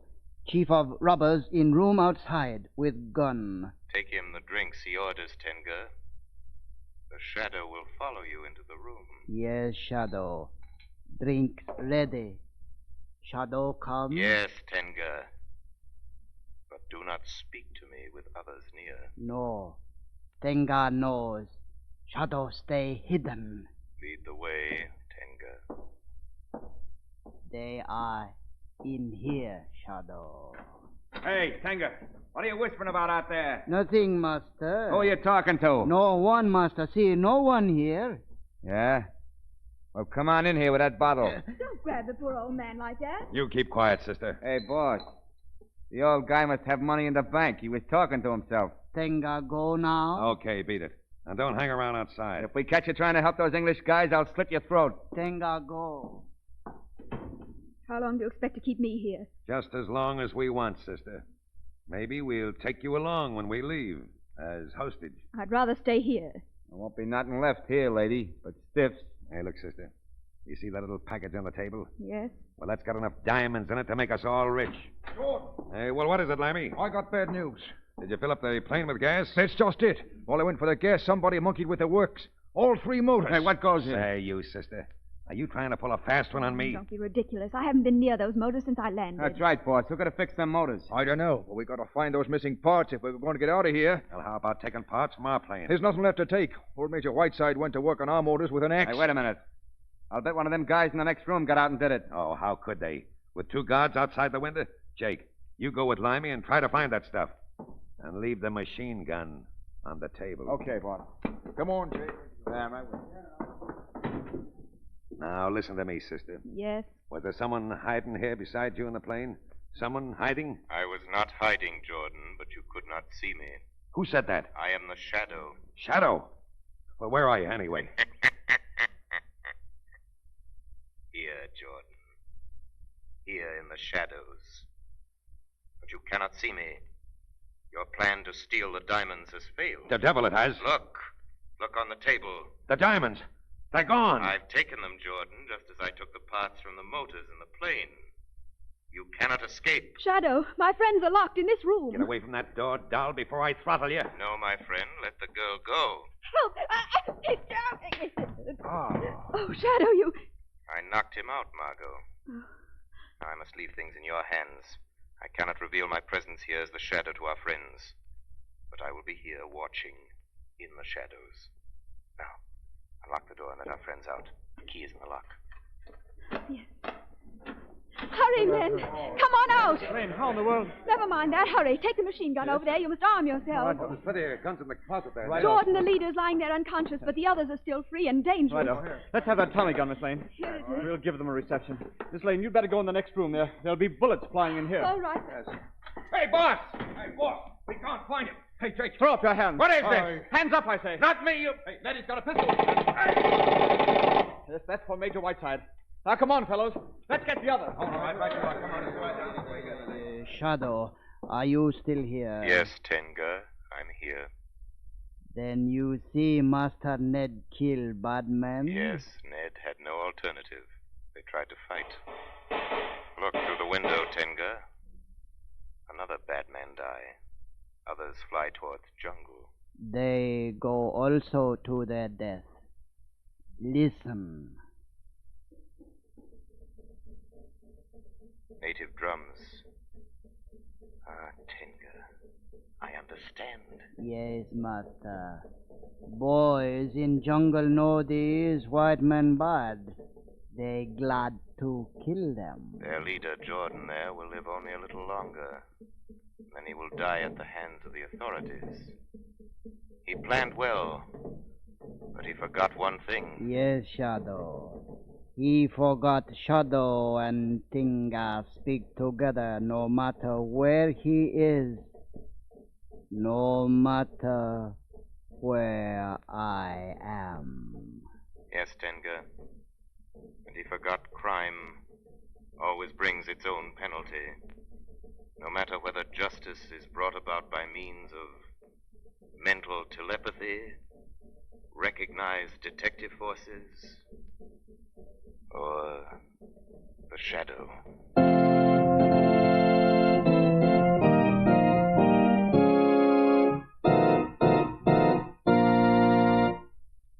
You have been listening to a dramatized version of one of the many copyrighted stories which appear in the Shadow magazine.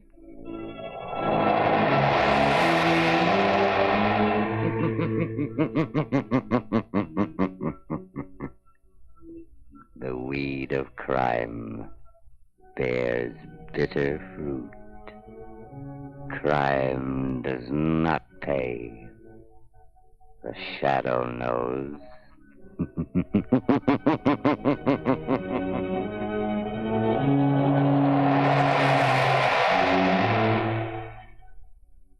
All the characters and all the places named are fictitious. Any similarity to persons living or dead is purely coincidental.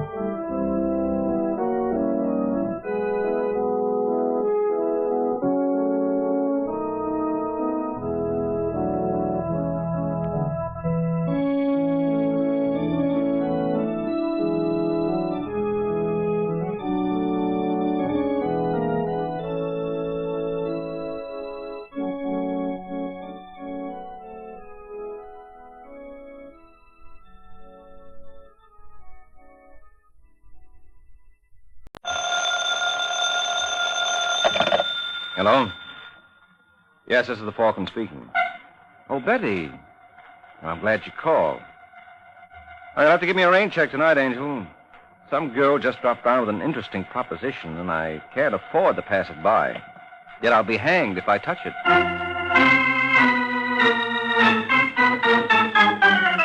This is Ed Hurley, friends, inviting you on behalf of the Kraft Foods Company to listen to The Adventures of the Falcon, starring Les Damon. You met the Falcon first in his best-selling novels. Then you saw him in his thrilling motion picture series. Now join him on the air when the Falcon solves the case of the Dutch doll.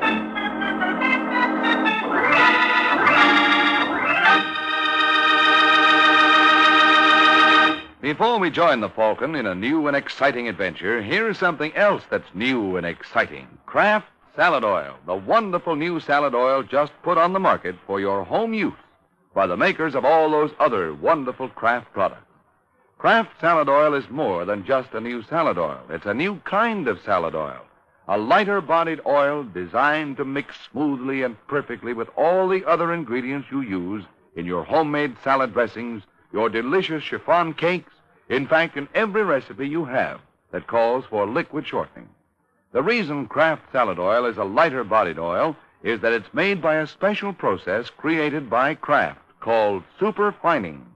The first time you try this wonderful new lighter-bodied superfine salad oil, you'll know you've discovered something really new, really wonderful.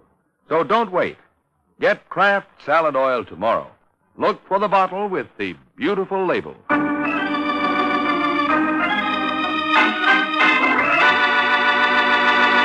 And now, the case of the Dutch doll. It is late Sunday evening in New York. The kind of night where only Noah would feel at home. But Harry Roberts, the stocky gentleman in a wet overcoat, is no biblical character. Harry is Dutch Stevens' chief lieutenant, and right now he's on a mission for his boss. He tries the door of a nearby telegraph office. Finding it locked, begins banging on the glass. Hey, you. Open up. Come on, open up. What's the matter, you deaf? Just a second. Well, about time. I could float away out there. Boy. I want to send a couple of wires. Oh, sorry, mister. We're closed for the night. Well, open up again. Now, one telegram... you don't goes- understand. It's a company rule. Well, change it.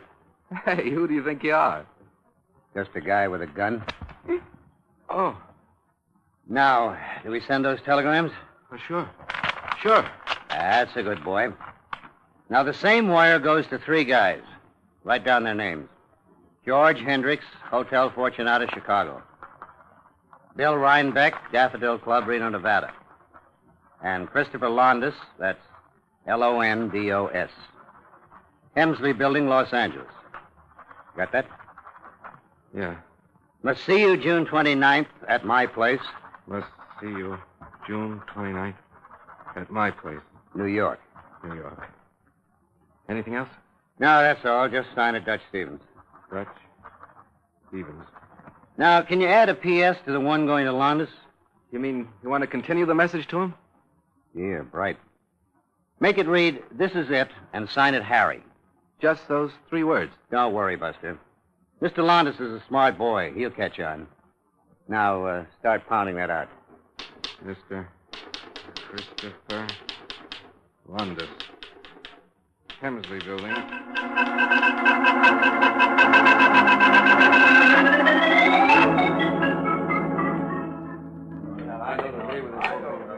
Well, now, if you gentlemen will give me your attention for a moment, I'd like to explain the purpose of this meeting.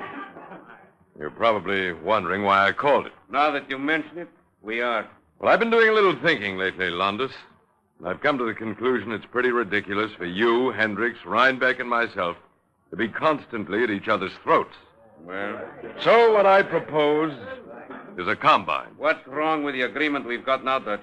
Nothing, except nobody's abided by it. You, Londos, have been running joints in my territory. Now, look here, Stevens. Don't bother denying it, Chris. I caught 4 of your hoods in New York last week. And don't tell me they came to see the Empire State Building. What's the matter? Didn't you try to open a club in Los Angeles? Sure I did. And what did it cost you to close it? Enough. That's exactly my point. Why spend time and money fighting each other? With one organization, we could cut down on overhead. I'm willing to bet now you'll increase your take at least 50%. And who is going to be head of this organization? I am. That's what I figure. And what's going to prevent you from, say, someday deciding you don't need Londos and freeze him out? Now, don't talk like a kid, Londos. No, I think I've got a very important point You there. don't know what you're saying. No, I think the rest of these boys are willing to go along. Am I right, gentlemen? Well, make up your mind, Londos. I think maybe I'd try it alone for a while. You're making a serious mistake. Could be. But you've got to prove it to me first. All right, Londos. And I don't imagine that'll be quite as difficult as you think.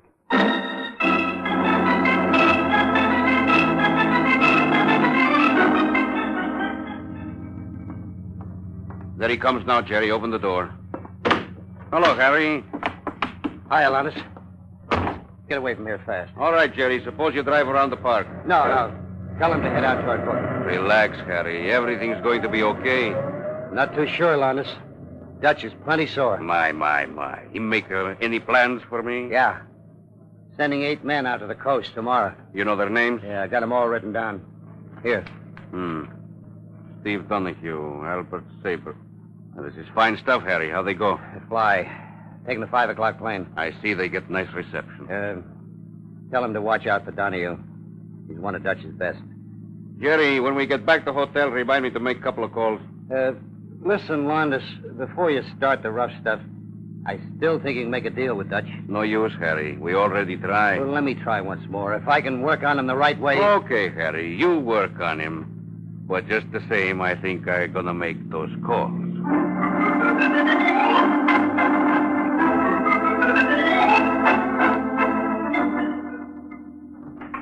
Is that you, Harry? Yeah, you busy, Dutch? No, come on in. What's on your mind? Well, look, Dutch, I don't know how to say this. You don't know how to say what? Well, I've been with you for a long time. 15 years, isn't it? Yeah. Never once did I open my yap and give advice when it wasn't asked for. But obviously now you'd like to break a precedent, huh?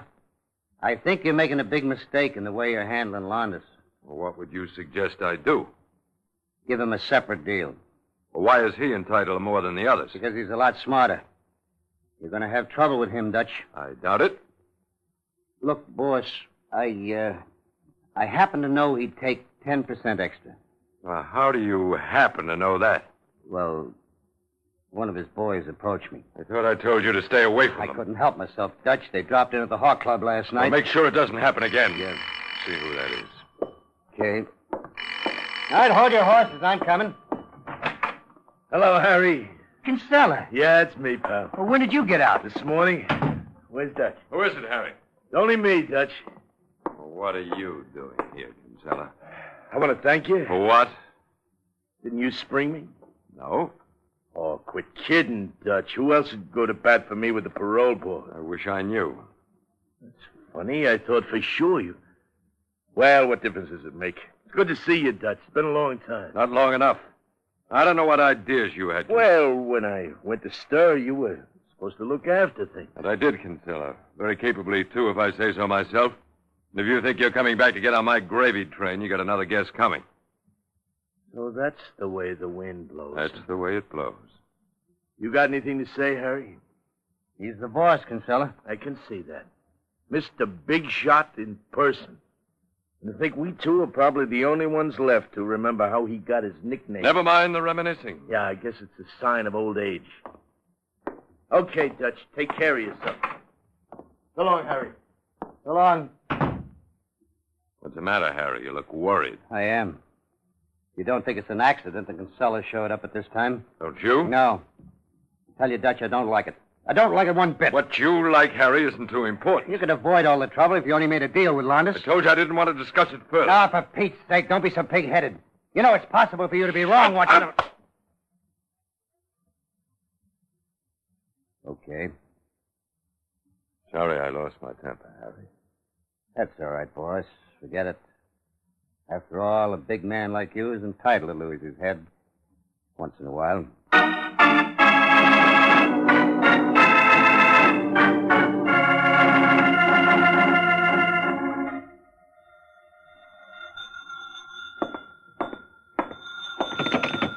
Hello? Western Union calling. Is this the home of Mr. Dutch Stevens? Yes. I have a cable for Mr. Stevens. Is he there? This is Mr. Stevens speaking. Oh, it's from London, Mr. Stevens. The message reads, Dear Father, can't wait to see you. Taking Clipper tomorrow morning. Arriving New York Friday. Love, Beatrice. Did you say Friday? Yes, sir. Thank you very much. Harry. Harry. Yeah? You want me? Yes. Beatrice is coming home. What? She'll be here day after tomorrow. You can't let her do that. What's the matter with you, Harry? You don't seem to realize I haven't seen my daughter in 10 years. Well, then it won't hurt to wait another one. All we need now is a dame around here to complicate things. If you ask me... Well, go on. Wait a minute. You see what I did? Where? Window. Well, you're imagining things, Harry. No, it was... Get down, boy! Don't... Dutch. Dutch.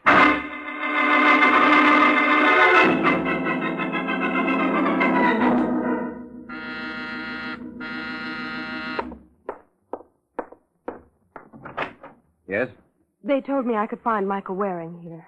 I don't know who the they are, but they told you right. Are you the one they call the Falcon? When they can't think of anything worse. What's your name? Beatrice Stevens. Well, come in. Thank you. Sit down. If you don't mind, I'd rather stand. All right, suit yourself. Now, what can I do for you, Miss Stevens? Well, I don't know if you can do anything. Well, I certainly can't if I don't know the problem.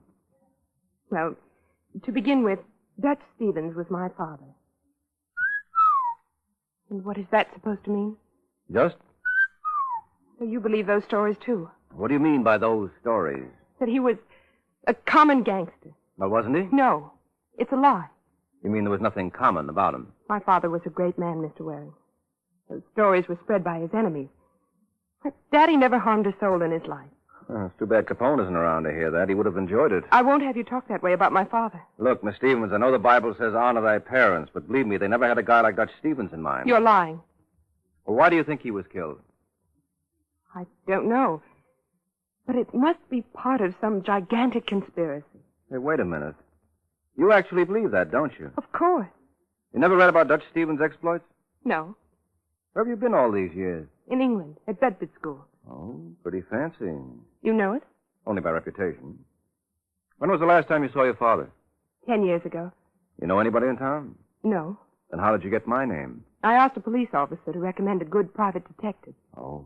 And just what do you expect this detective to do for you? Find my father's murderer. Well, that's a job for the police. You've got to help me, Mr. Waring. I don't know how I'm going to reimburse you, but I'll manage somehow. Are you kidding? I'll get a job. The daughter of Dutch Stevens working? What happened to all his money? What money? Look, your old man was loaded, Beatrice. Rumor has it that in the last 2 years alone he managed to put away a couple of million. Now, where is it? I have no idea. Well, as his only child, you're entitled to it. Aren't you interested? No. Well, it interests me. Then you'll find out who killed my father. Let's put it this way, Angel. I'll try and find out what happened to his money. And if, incidentally, I can turn up his murderer, that's so much velvet.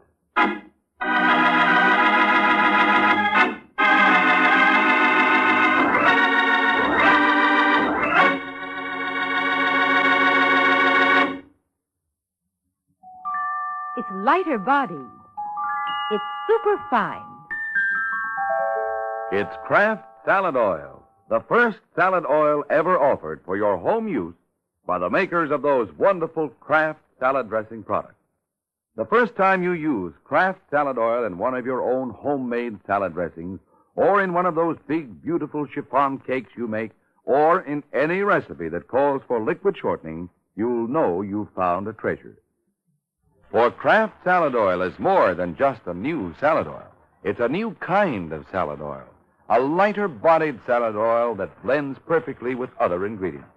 That's because Kraft Salad Oil is superfined salad oil. Yes, superfined by a special process created by Kraft. Because it's superfined, it's lighter-bodied. Because it's lighter-bodied, it blends new magic into your salad dressing, baking, and cooking masterpieces. So don't wait to try this new Kraft Salad Oil. Remember, It's lighter bodied. It's super fine. get Kraft Salad Oil tomorrow at your grocer's. Look for the bottles with the beautiful labels.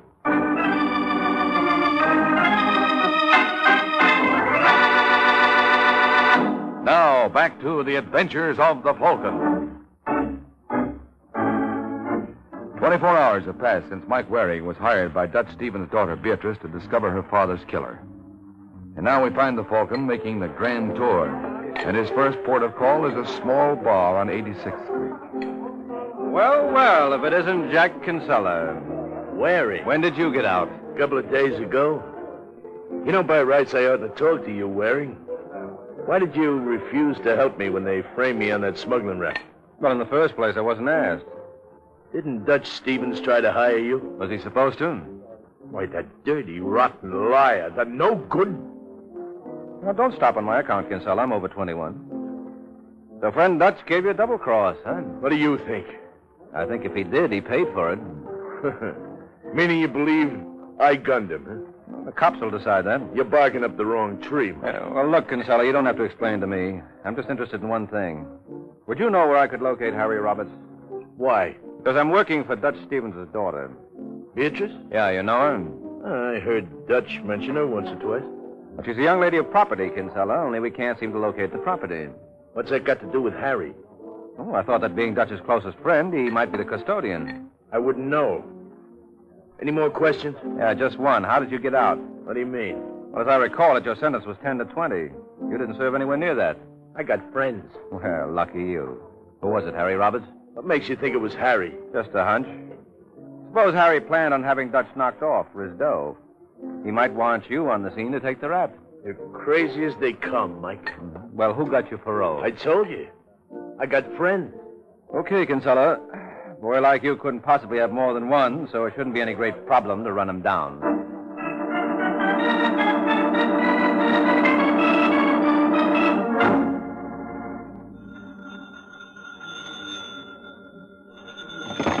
Homicide, Sergeant Corbett. Hello, Corbett. This is Mike Waring. Hi, Mike. I understand you're on the Stevens case. Yeah, that's right. And look, Corbett, I'm trying to find out if it was Harry Roberts who put up the bail for Jack Kinsella. Well, why don't you ask me? Okay, I'm asking. Kinsella apparently didn't know anything about it. From what I understand, it was put up by a fellow who's here from the coast, a guy named Christopher Londas.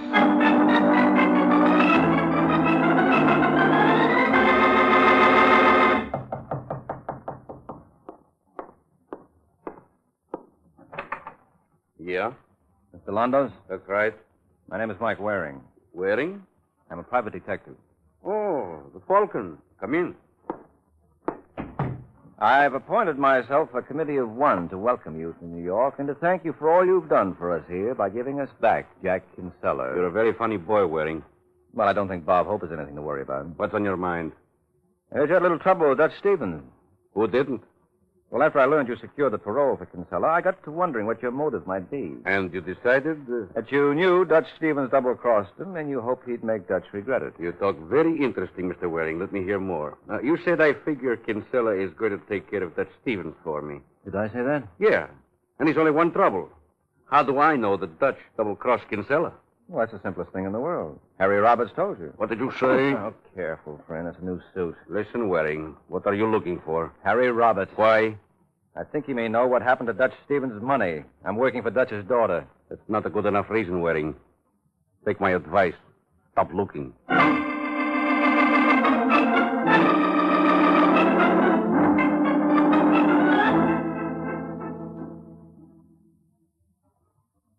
You've made absolutely no progress at all, Mr. Waring. What do you call progress, Beatrice? And you haven't discovered who killed my father. Well, I told you, Angel, I wasn't looking for his murderer. That's a job for the police. But what have they accomplished? I'll give them time. They do all right. All I want to do is look after your interests. That means getting you a bundle of cash.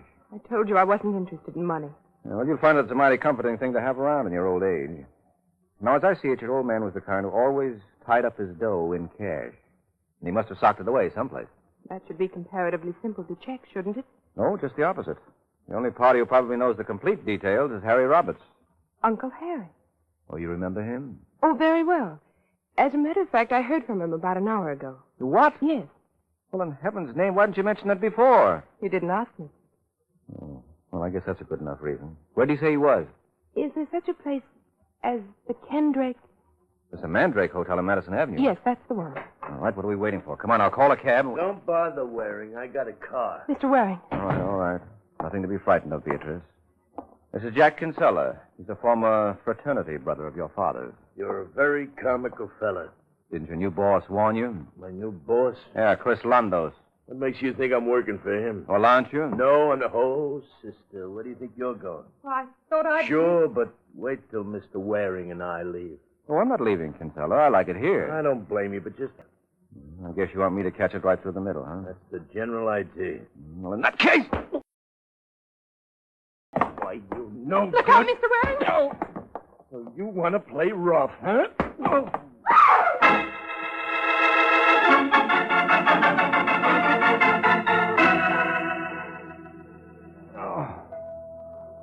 Take it easy, Mike. Who are you? Sergeant Corbett. Oh, naturally. What am I doing in a hospital? Never mind. I remember now. You're a lucky boy. Well, if your head felt like mine does, you wouldn't think so. At that, you shouldn't complain. If it hadn't been for Miss Stevens screaming, Kinsella might have killed you. Did you pick him up? Yeah, it was no trouble at all. Look, you want to hold on to him, Sergeant. I think you've got Dutch Stevens' killer there. Why? But what other reason would he have for coming after me? He claims he thought you were trying to pin it on him. I'm not trying to pin it on anybody. All I want is to find Harry Roberts. Oh, I can tell you that. You can? Well, where is Harry? In the morgue. What? In the morgue, Mike. And with 3 slugs in his brain, I don't think he's in the mood to do much talking.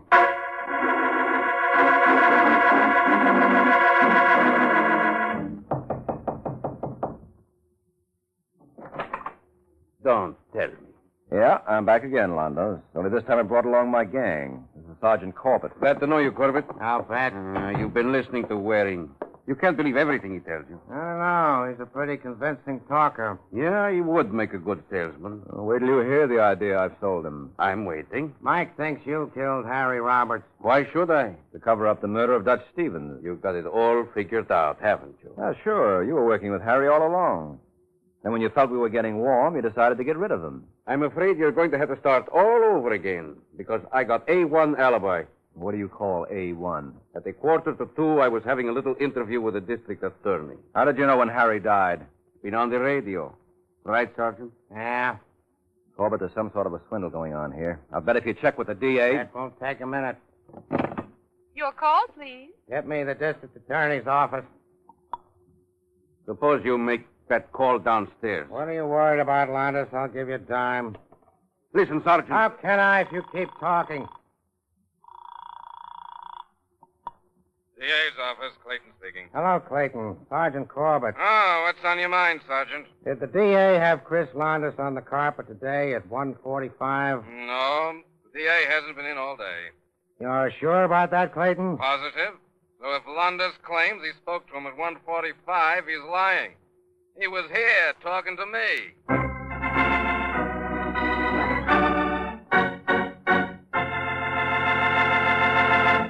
Tomorrow at your grocer's, remember to pick up a pint or quart bottle of wonderful new Kraft salad oil. The first salad oil ever offered for your home use by the makers of all those other wonderful Kraft salad dressing products. Try this new salad oil in your homemade salad dressings, your baking, your cooking. It's lighter bodied because it's super fine. Look for the bottles with the beautiful labels. Get Kraft salad oil.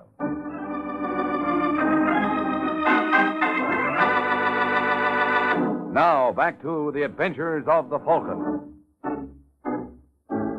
An hour has passed since Mike discovered that Chris Londos had a perfect alibi for the time of Harry Roberts' murder. And now, as we find Mike, he is about to break the unhappy news to his client.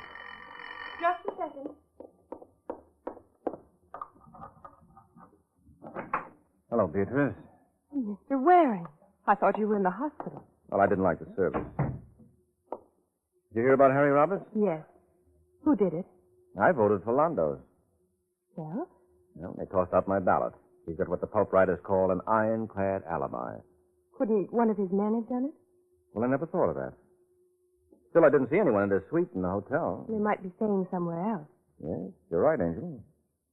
But there's a more immediate problem. What? Oh, I think that's for me. Hello? Yes, this is Waring. What? Okay, thanks. What were you saying, Mr. Waring? Oh, I was wondering what I was going to do about you. I've let you down pretty badly. Not at all. Yes, I have. First of all, with Harry dead, we're never going to find out what happened to Dutch's bankroll. That's not your fault. Well, I should have known Harry was living on borrowed time. How could you possibly? Because the same party who killed Dutch had to kill Harry, too. You mean for his own protection? No, I mean for her own protection. I think that calls for an explanation, don't you? I don't see why, Beatrice. I was under the impression the statement was perfectly clear. Since there's only one woman in this case, naturally, it could only mean you.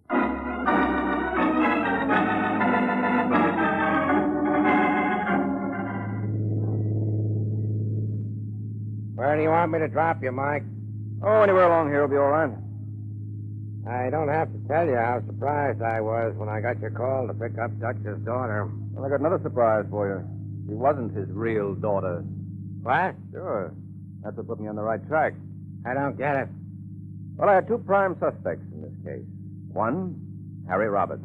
And when Harry was murdered, obviously that ruled him out. Oh, that must have made him feel good.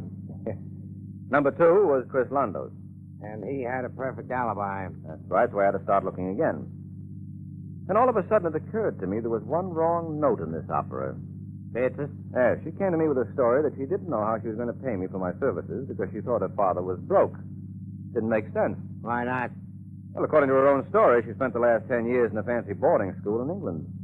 The money for her tuition had to come from somewhere. She overplayed her hand. Once I hit on that, the rest was easy. So, I checked Scotland Yard. Uh-huh. And there you learned the real Beatrice Stevens was still in London. Yeah, this gal was just trying to pick up a fast million by posing as Dutch Stevens' daughter. Hey, how about that? How about what? All that filthy lucre being buried somewhere. Think it'll ever turn up? I doubt it. You know, a man could do a lot with that kind of money. Why don't you try to find it, Mike? Oh, I'm the practical type, Corbett. If I'm going to spend my time looking, I'd sooner hunt for something more interesting. What's more interesting than money? Women. So let me off at the next block, and I'll start my search there.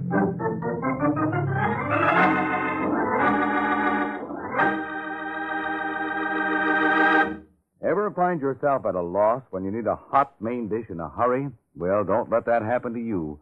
Always keep a package or two of Kraft Dinner on your pantry shelf.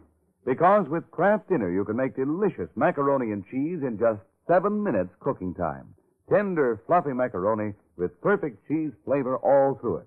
You see, every package of Kraft Dinner gives you a special quick-cooking macaroni and just the right amount of Kraft grated to sprinkle in for wonderful cheese flavor.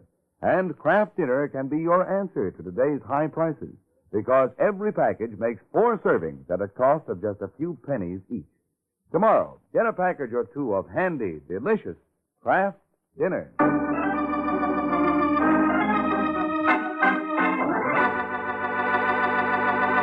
The Case of the Curious Cop. The Case of the Curious Cop. That's the title of next week's adventure of the Falcon, when Mike Waring learns that for some special problems, a policeman has a Colt special answer. So be sure to listen at this same time next week to another exciting adventure of the Falcon, brought to you by the Kraft Foods Company. The Adventures of the Falcon are based on the famous character created by Drexel Drake, produced by Bernard L. Schubert, written today by Eugene Wang, and directed by Richard Lewis. Music was by Arlo. Les Damon was starred as the Falcon, with Ken Lynch as Sergeant Corbin. Be sure to hear the Great Gildersleeve next Wednesday evening over most of these stations. In next Wednesday's broadcast, Gildy comes face to face with a hilarious problem and solves it in a way that will keep you laughing for days. Remember the show, the time, and the place. The Great Gildersleeve next Wednesday evening over most of these stations. Check your local newspaper for time of broadcast. This is Ed Hurley, he's speaking for the Kraft Foods Company. Rosalind Russell and Melvin Douglas both star on Theater Guild tonight on NBC.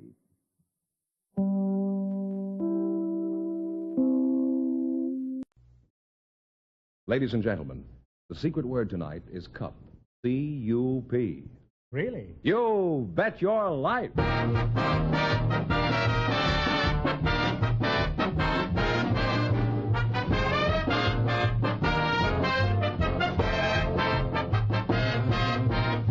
more than 3,000 DeSoto Plymouth dealers of America present the best of Groucho.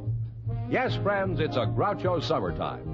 By popular demand from your letters, from rating histories, and the acclaim of critics, the DeSoto Plymouth dealers bring you selected shows from You Bet Your Life, the comedy quiz series produced and transcribed from Hollywood. Groucho Marx is on vacation, friends, and will return in the fall.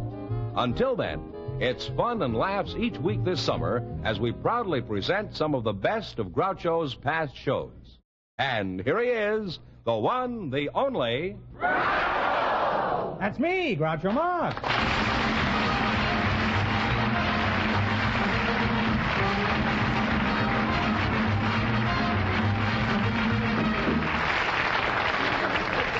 Well, here I am again with $3,500 for one of our couples. Okay, George, who's first to try for the $3,500? Well, we invited some students of economics and some men from the Internal Revenue Office to the program tonight. And just before we went on the air, our studio audience selected Francis Blevins and Mr. Raymond Sorensen. Come on in here, folks, and meet Groucho Marx. Well, welcome. Welcome for the DeSoto Plymouth dealers. And if you say the secret word, you'll divide $100. It's a common word, something you'll find around the house. And I wish it was you.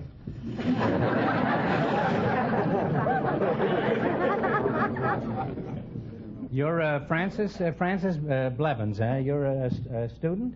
Yes, I am. Where are you from, Francis? Huntington Park, California. Oh. And you're with the income tax office, huh? That's right. Where are you from? Moorhead, Iowa. Cornhusker, eh? Yes, it's kind of a small town back there. That's all right. Some of the nicest towns in the small ones. Are you married? No, I'm not.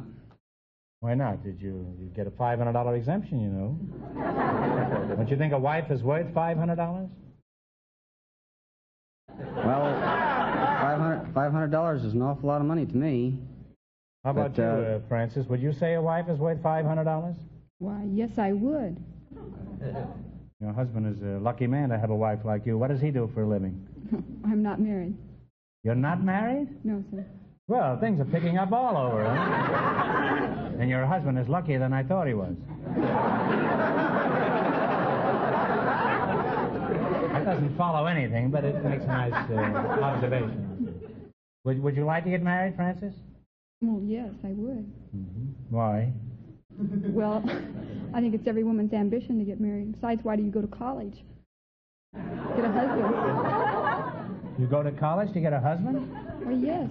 You can get one of those in a butcher shop. You don't have to. Where are you studying economics, Francis? The University of Southern California. Well, just what is economics? Well, it's a study of the principles that regulate the purposes and activities of human beings. No. That's certainly a long-winded way of saying you want to get married.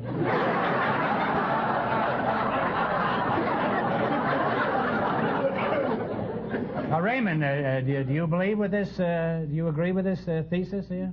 Well, yes, I do. Well, tell me what she said. Such a wise guy. Well, she said, it's a study... Income tax department. It's a study of human beings and their natures. Said what? It's a study of human beings and their nature, and, I don't know. You've got biology on the brain.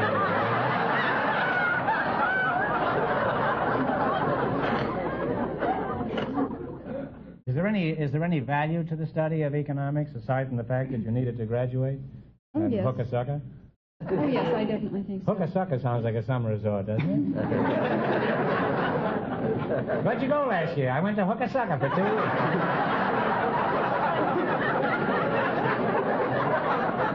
And don't think they don't when they get there.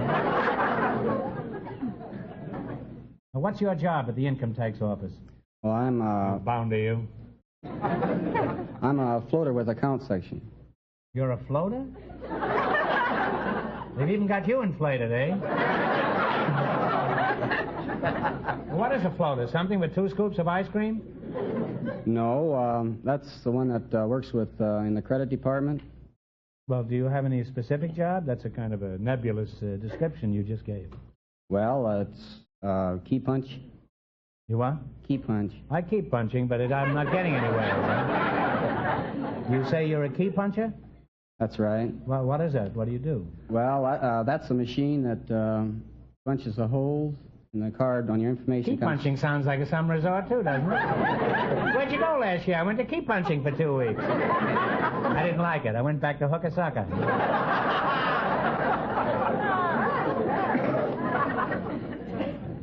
How many of these miracle machines do you have?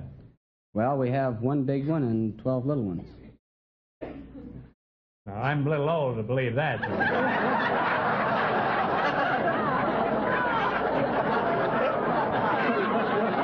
I don't care how big the machine is, it would still take 2 of them.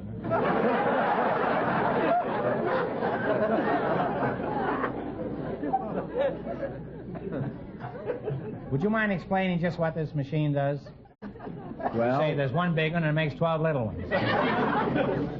No, you see it multiplies and adds, subtracts on your card. Takes care of your card within a second. Within a second? Well, that's a remarkable machine. Now, in other words, your machine can figure out exactly how much tax I owe in less than a second. Is that it? That's right. Well, its tubes are going to be old and gray before it figures out how to collect it.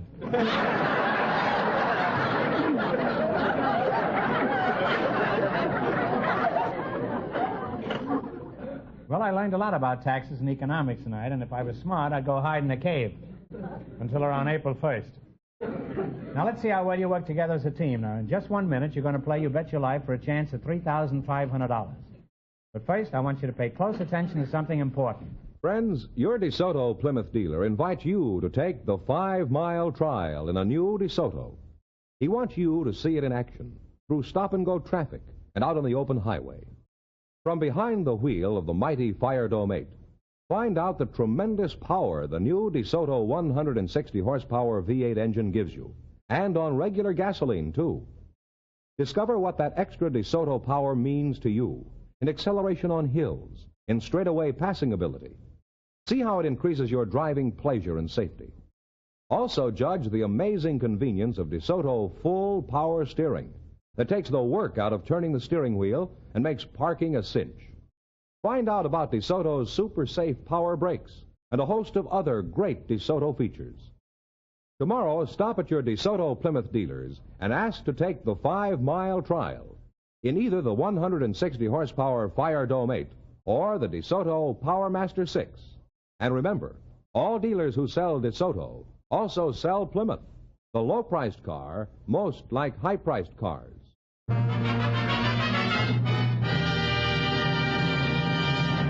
Well, let's see if you'll get the chance at the $3,500. George? I used to call him Fenneman. George, we're getting very chummy now.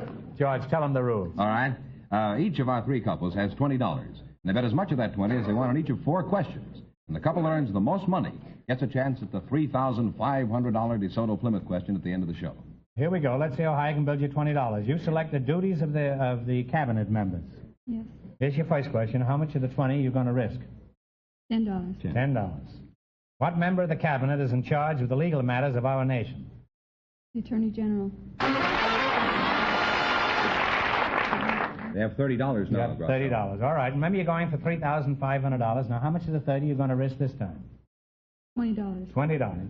What member of the cabinet is in charge of domestic trade?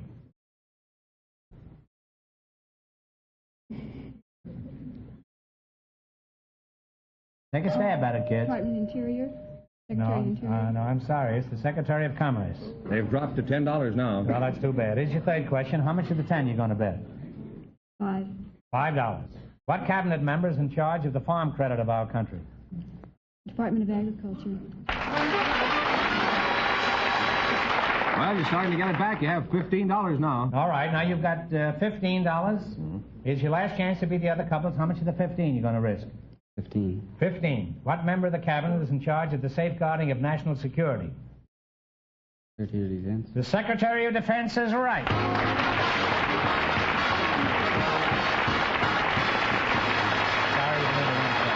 And you'll wind up with $30 from the DeSoto Plymouth Dealers of America. Don't go away, Francis. Groucho. Groucho, the secret word is still cup. Still Cup, eh? I used to know a man named Still Cup. He ran a pool hall in Savannah. No relation, though, I suppose. None. Who's next, Mr. Fenneman? Just before we went on the air, our studio audience selected a public stenographer. Her name is Miss Lou Laurie. Her partner is a married man from the studio audience, Mr. Earl Brown. Folks, come on in here and meet Groucho Marx. Welcome for the DeSoto Plymouth dealers. You say the secret word and you divide $100. It's a common word, something you'll find around the house. A public stenographer and a husband, eh? Lou Laurie, you're the steno? Yes. Where are you from, Lou? It's a man's name, isn't it, Lou? It's not a man's name for me. Well, I shouldn't think so. I'm from Evanston, Illinois. You couldn't fool me by pretending you're a man. Because... People call up and ask for Mr. Lou all the time, though. Well, if I call up, I'll ask for Mrs. Lou. I won't ask. You're from where? Evanston, Illinois. Evanston, oh, well, that's where Northwestern University right. is. Huh? And Earl Brown, eh? That's right, sir. What's your hometown? Well, I was born right near Cubs Park in Chicago. Oh, on the infield or the outfield? Just a few blocks away. Uh-huh. Who do you work for, Earl? I work for Oshkosh B'gosh. Now, this is no time for facetiousness, Earl. I asked you a civil question. I expect a civil answer. Who do you work? These are serious days. These are grave times we're living in. And we just don't subscribe to those kind of answers, no. Who do you work for? Oshkosh Bagosh Overall Company, I should say. Out of Oshkosh, Oshkosh Wisconsin. Bagosh? That's right. That's the name of the firm. What do you do for them? Are you the Bagosh or the Oshkosh? I'm a salesman. Salesman? Traveling on the road. Uh-huh. Now, you're a public stenographer, is that right? That's right. Lou? What are your duties as a public stenographer? Oh, I take dictation and transcribe notes and type and do mimeographing, and I'm a notary public. Oh. Suppose I came into your office. Would you take a letter from me? I sure would. Okay, let's see how good you are. Take a letter. Oh, well, I don't have any pencil or paper or anything. Oh, you don't, huh? George? Mr. Fenneman? Have you got a piece of... Oh. How did you anticipate this? Oh, this is my scorecard here. Oh, I see. Are you ready to take dictation, Lou? Yes. Oh, would you rather sit down and take it? Yes, I would. Well, so would I. Come here, babe. I think I can take it standing up, thank you. I can take it standing up. What's the matter? You're a secretary, aren't you? Yes. Now sit on my lap and let's get to work.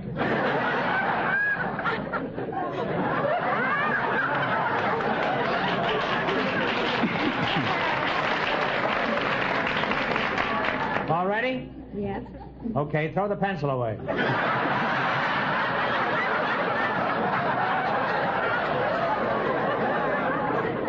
I'll tell you what you do. You sit down and I'll stand up and dictate. Now, let's go. I want this letter to go to Sam Gribelovich in St. Paul, Minnesota.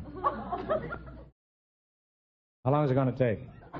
Oh, it'll take about 2 days. 2 days? In that case, you better get back on my lap again.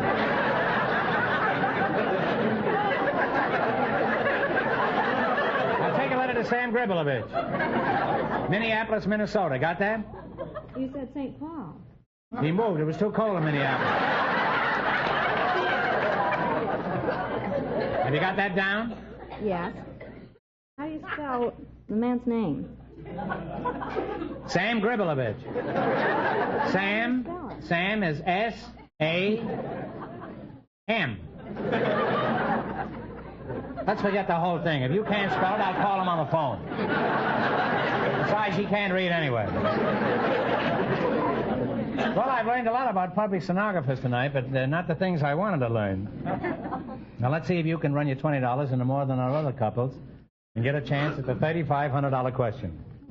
That's the DeSoto Plymouth question. Now, George is off stage to remind our listeners how much the first couple won. The student of economics and the Internal Revenue man won $30. Here we go. Let's see how high I can build you $20. You select the Dictionary Digest. Here's your first question. How much will you bet? Yeah, 15. All right, now you're going to give me a synonym. If you were inebriated, what would you be? Drunk. Drunk is right. Well, you're on your way. You folks have $35. $35. Remember, you're going for $3,500 tonight. Now, how much of the 35 you're going to try now? All but 5. Yes, that's fine. All right, if you were corpulent, what would you be? Fat. Fat is right. Fat is right. And you'll have $65. That's a very... Here's your third question. You have $65. How much will you bet? 60. 60. Now, if you were loquacious, what would you be? Talkative. Talkative is right. You now have climbed to $125. You wouldn't call, you'd say Gabby Hayes. You wouldn't call him Talkative Hayes or Loquacious Hayes. Nobody'd know what you were talking about. You have $125. Here's your last chance to be the other couples. How much of the 125 are you going to venture? 120. 120. If you were indolent, what would you be? I-N-D-O-L-E-N-T. Lazy? Lazy, I guess. Lazy is right.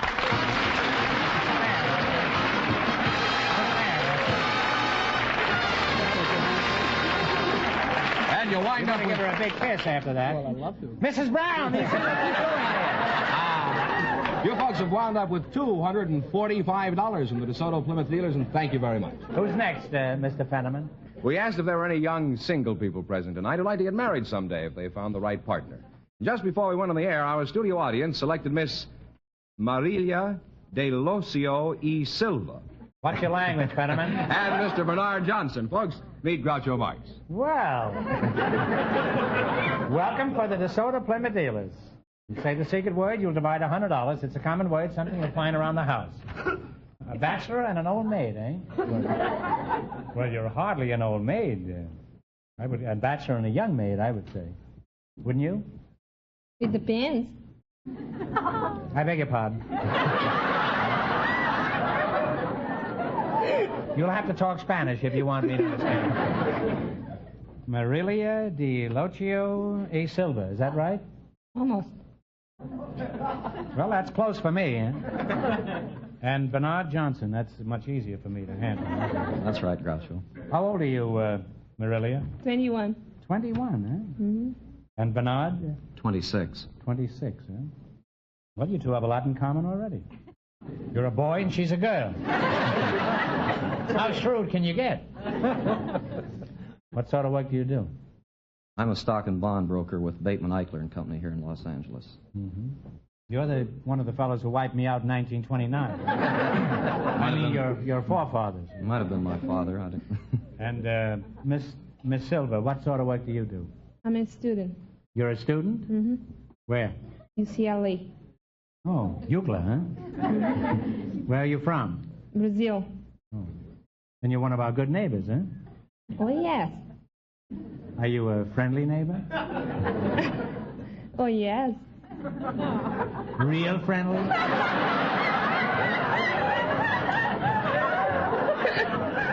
Yes.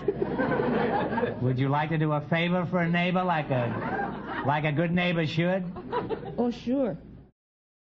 How about lending me half a pound of coffee? Where in Brazil are you from? São Paulo. Well, how long have you been at UCLA? 1 year and a half. Why did you choose UCLA in preference to any other university? Did you hear about it in Brazil? No, it's because they have the field that I'm interested in. Well, you're interesting in any field.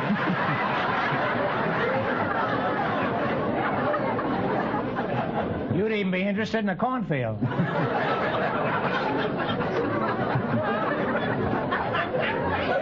Or a wheat field. Let's not confine this to any particular field. You are almost right, because it's about that I'm interested in. You're interested in a cornfield? Yes. Well, you see, I'm a pretty accurate prophet. That's all. Now, how long have you been up here? In the United States or in California? Yes, in the United States. Well, I'll thank you not to differentiate like that.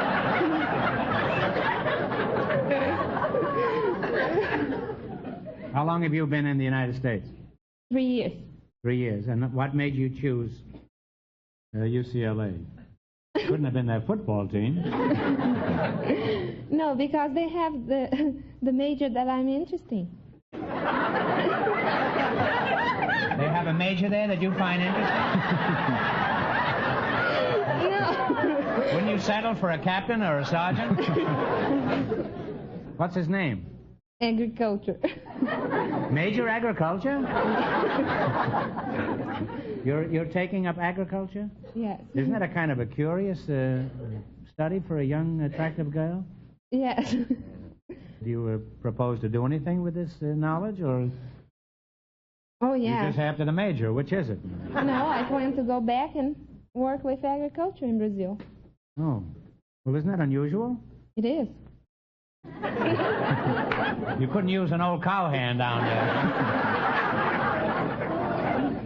By the way, I've often wondered how Latin Americans feel when they hear us calling ourselves Americans.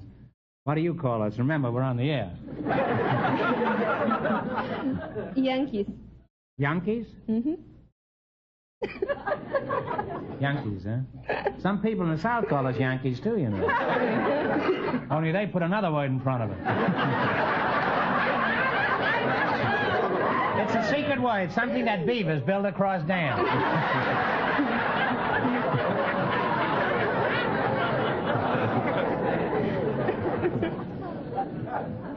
Now, what language do you speak in Brazil? Portuguese.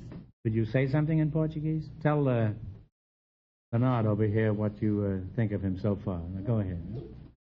Você é rapaz muito alinhado. Well, that's probably true, but he'll lose it as he gets older. Now, you look intelligent and alert. What did she say about you, Bernard? I haven't any idea. A lovely girl, young, single, and Latin, and you haven't any ideas at all? You're not as alert as I thought you were, Bernard. Well, you make a charming and attractive and clever couple, and I hope you'll be very happy together. Now you're going to play You Bet Your Life. You beat our other two couples, and you'll get a chance at the $3,500 DeSoto Plymouth question. I can't tell you how much our other couples won, but George, Mr. Fenneman is off stage to remind our listeners. The public stenographer and the married man are leading with $245. Well, let's see how high I can build you $20. You selected famous painters as your category. Here's your first question. How much are you going to bet? How much shall we bet? 10? Mm-hmm. Okay, 10. Okay. What famous artist painted The Last Supper? Leonardo da Vinci. Leonardo da Vinci is right. When you're on your way, you have $30. To be or not to be, whether 'tis noble in the mind to suffer the slings and arrows of outrageous fortune.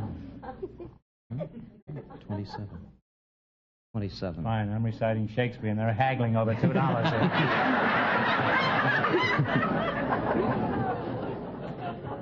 Remember, you're going in for $3,500. How much are you going to bet? How much? $27. $27. Okay. Who painted The Age of Innocence? Reynolds. Reynolds is right.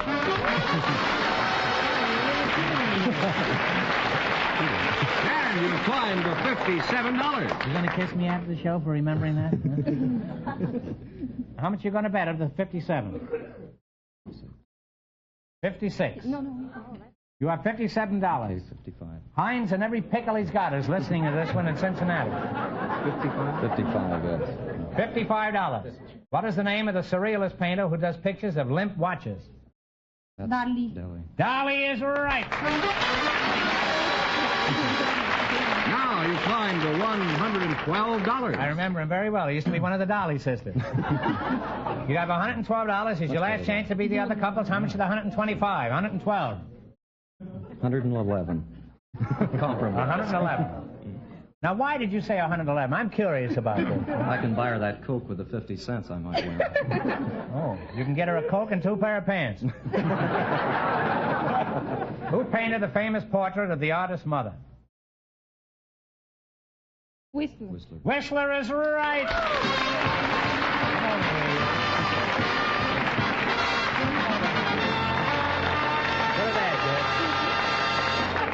And you two wind up with $223.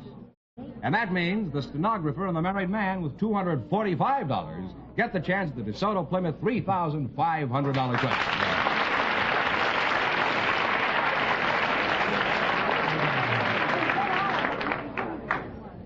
George, I'll ask them the big question in just 1 minute, but first I want them to hear about something real important. Friends, in this hot weather, it's especially important to keep your car in good running order by taking it regularly for service to your DeSoto Plymouth dealers. Now, more than ever, the cooling system should be checked. Oil filters and air cleaners should be examined to protect the engine. Then, too, faulty ignition creates excess heat and wastes gas and oil. These things are easily corrected, and even major repairs are a cinch for the master technicians at your DeSoto Plymouth dealers. These men are thoroughly experienced and trained in factory methods. They use the most modern tools and equipment. And if a new part is required, your DeSoto Plymouth dealer can supply you immediately with the right factory-tested and approved part. So be sure your car is fully protected these hot days.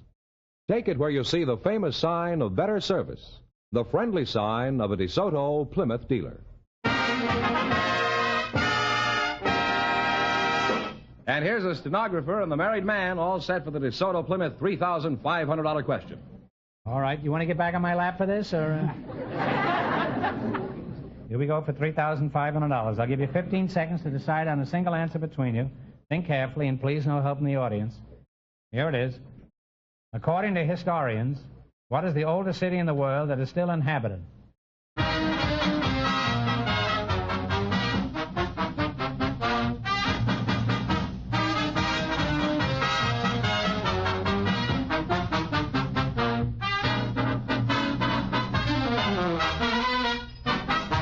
All right, what is the answer you two have decided upon? Egypt. Oh, I'm sorry. The answer is Damascus. Well, you lost the big money, but you won how much? $245 in the quiz. Well, congratulations and thanks to both of you and to all of our contestants on the show tonight.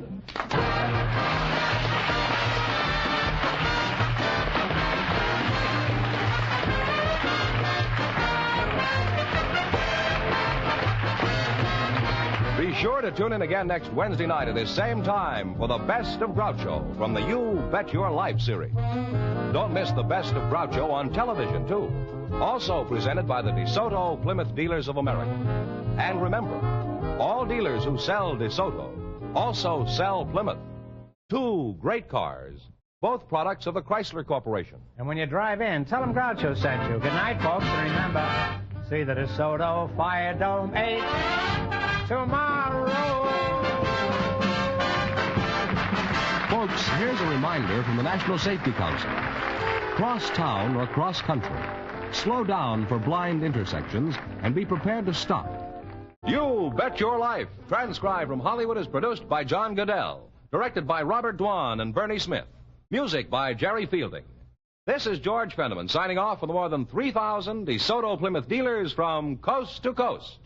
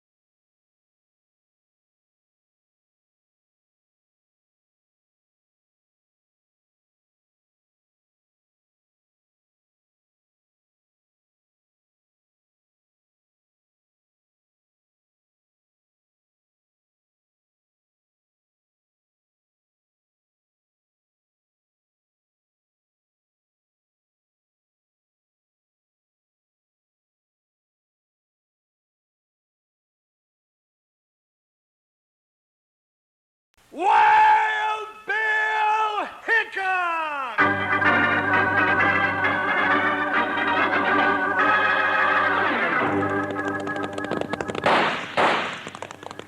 Hiya, folks. Hold on to your hats and pass those Kellogg's Corn Pops. 'Cause here comes Guy Madison as Wild Bill and his pal Jingles, which is me, Andy Devine. We got another rootin' tootin' Wild Bill Hickok adventure story for you from that great new cereal with the sweetening already on it, Kellogg's Corn Pops!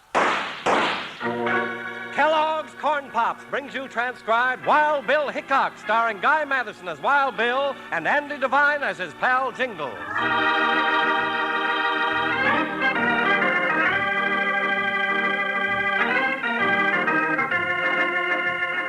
The stagecoach road to Flat Rock winds through country that's wild and uncivilized, but at the moment all is peaceful.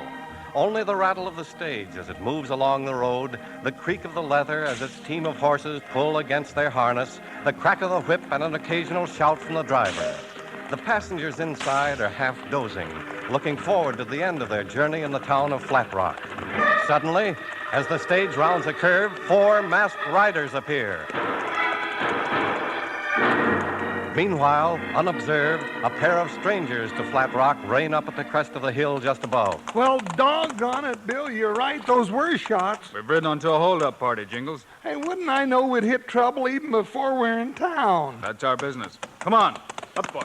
Hey, they've seen us, Bill. Let's let them have it. Hold your fire, Jingles. You might hit one of the passengers in the coach. Will they break for it? Hey, there they go. They're getting away, heading for the rocks. Rein up, Jingles. Let me have your rifle. Oh. Best we can do from here is mark one of them for the future. Hey, You winged him, Bill. That's what I wanted to do. Come on, up, boy. Ho, ho! Hey, you mean if they try to get help for him? Right. They'll give us a lead. Well, here's the stagecoach, Bill. Everybody all right, driver? Ah, sure. Fine. Our payroll shipment's safe, too. Hey, haven't I seen you someplace? Doggone it, Bill. Why doesn't anybody ever ask me that? Any idea who they were, driver? Well, I'm sure they belong to the Shadow Hills gang. Same masks and everything. They might double back. You going to follow us into town? Sure. Climb on up there. Good. Oh, trouble, trouble, trouble. Now we ride along and back so the Shadow Hill gang can take a pot shot at us. And there must be some other way I could make a living. Something easy. Yeah, like raising polecats. Get up there. Hey, give it.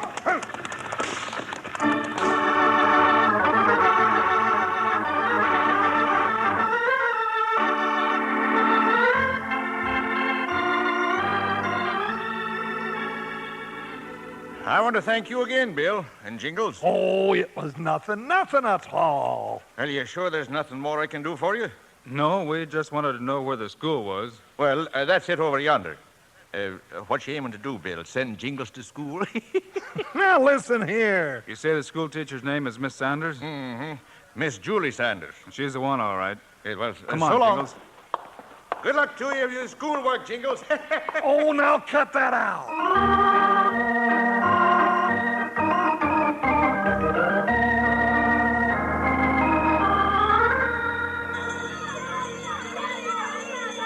Mr. Hickok, I have to go in soon. It's time for school. Just a few questions, Miss Sanders, about the Shadow Hill gang. The Shadow Hills gang? Reed Bradford's bunch.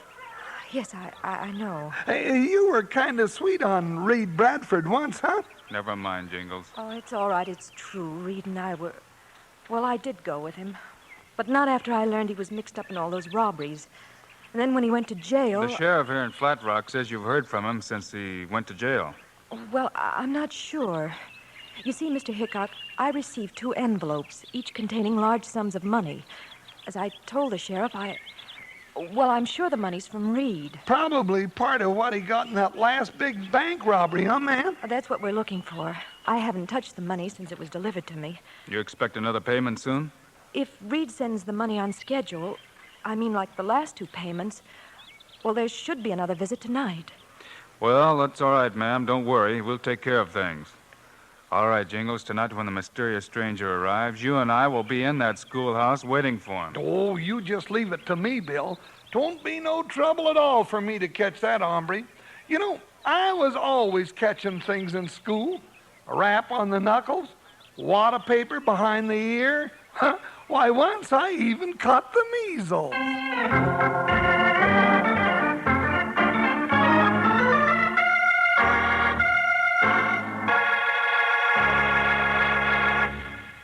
Wild Bill and Jingles sure don't fool around when it comes to getting after the lawbreakers. And your old pal, Panhandle Jim, don't fool around when it comes to eating McKellogg's corn pops either.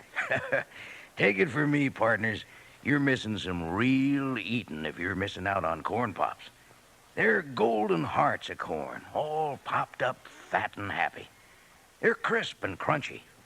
And listen to this, they're already sweetened for you. Eat 'em right out of the box, or for some real fun at breakfast, in a bowl with milk. No sugar needed, mind you. The sweetening's already there. Yes, sir, you've never tasted a cereal as downright good as Kellogg's Corn Pops.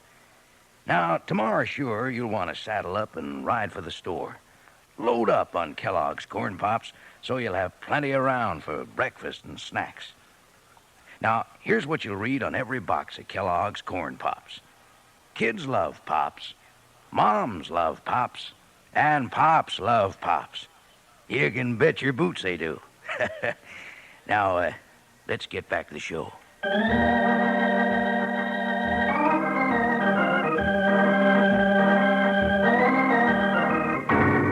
Back to Bill and Jingles. Several hours later now, and they wait, hidden in the shadows of the darkened schoolhouse. Hey, you think he's going to show up, Bill? Shh. Listen. Get back. Well, I'm doing my best, but there's more of me. Quiet. That's funny. What? Oh, hey, look, Bill. He's stopping out in front. Hey, now he's putting something in the school mailbox. I know, the money from Reed Bradford, you reckon? I think so. Let's get him.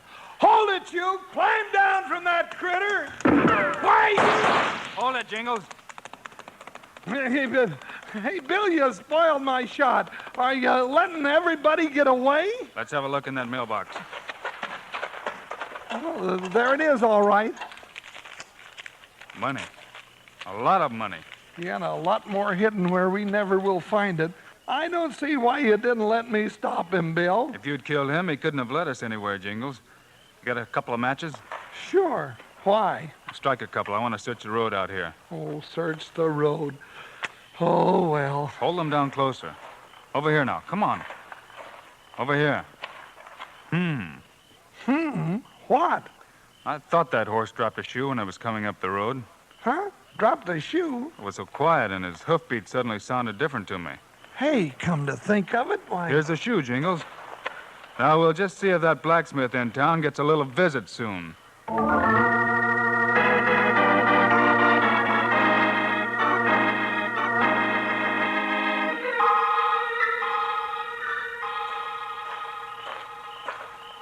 Any sign of Trigg yet, Chris? Yeah. How's Shorty? That bullet he stopped this afternoon ain't doing him any good, that's for sure. It ain't doing any of us any good. If he hadn't gotten himself plugged, we'd be miles away by now. Hold it. Hold it, Chris. Somebody coming. It's Trigg. Oh, hold it. Yeah, about time you got back. Well, where's the doc? He's out of town, over to Willow Creek. Won't be back till morning. All right, that settles that. We ain't waiting. We're moving on. Shorty ain't in no condition. I don't care if he is or not. It's too risky staying here. Well, okay. Only Reed wouldn't have... I don't care what Reed would do or wouldn't. I'm running this outfit now. Sure, Chris. I only meant that your brother... My brother's in jail, and he's going to stay there a long time. Now, forget him. Come on, let's start moving. Maybe you won't be so anxious to move on after I tell you who I saw in town a little while ago. Yeah? Who'd you see? Our old friend, Pop Willis. Pop Willis?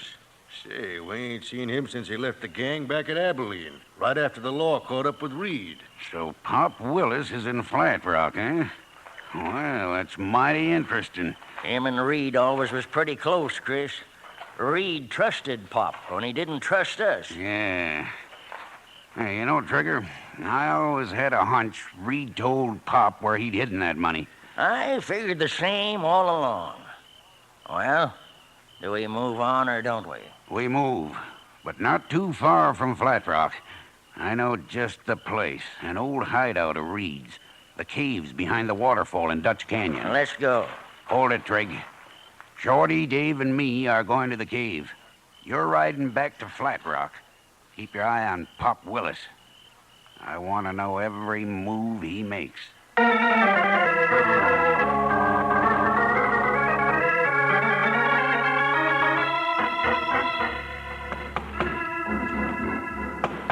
I'm coming. Did you bring the... Did we bring what, Pop?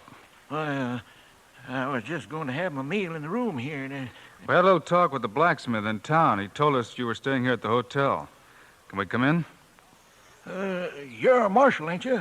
U.S. Marshal? 2 U.S. Marshals. And you're Pop Willis, Reed Bradford's best friend. Go on in, Jingles. After you, Mr. Hickok. Hickok? You've come to... Look, I'm not with the Shadow Hills gang anymore. I left him as soon as Reed went to jail. Oh, sure. I believe him, Jingles. Sure. They like to get their hands on me, too. So you could lead them to the money you and Bradford hid? I don't know about any money. We were watching you at the school last night, Pop. Oh.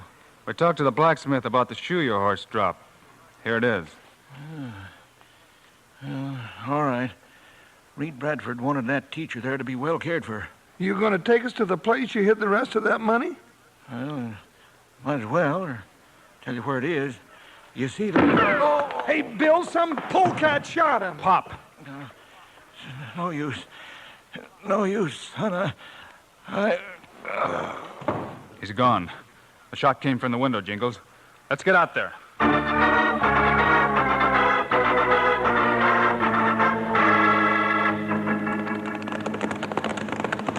Ho, ho. No use, Jingles. Our killer had too big a start. Yeah, trail gets away from us just down the river there. Right. We'll ride up the canyon just on the chances he swung off at the waterfall. Well, he's around here somewhere. Sure. I'll bet the whole gang is. Somewhere. Oh. Come on. Up, boy. Up.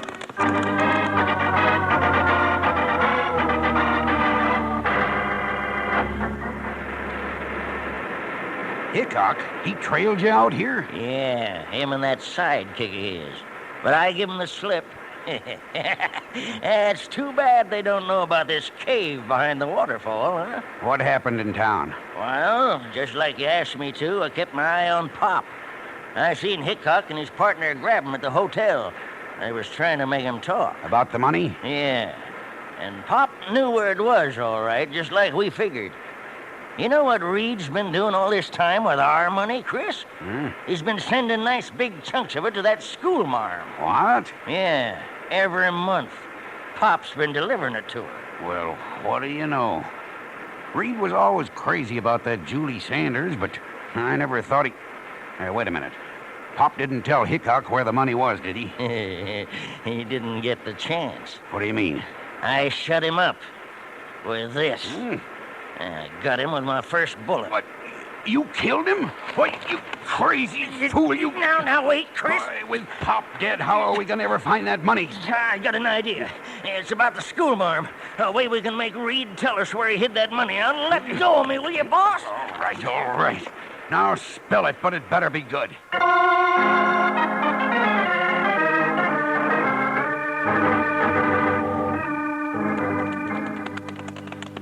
Doggone it, Bill, that hombre's given us the slip. No sign of him anywhere. Afraid you're right, Jingles. We'll forget him for now. We got more important things to do back in Flat Rock, like paying a visit to Miss Julie. What for? We don't know how long the killer was standing at the window of that hotel. He might have heard a lot. You mean about Bradford sending all that money to the schoolmarm? Yeah. Reed sure must have been plumb loco about that little filly to do that. And it stands to reason he wouldn't want anything to happen to her. That's right, but...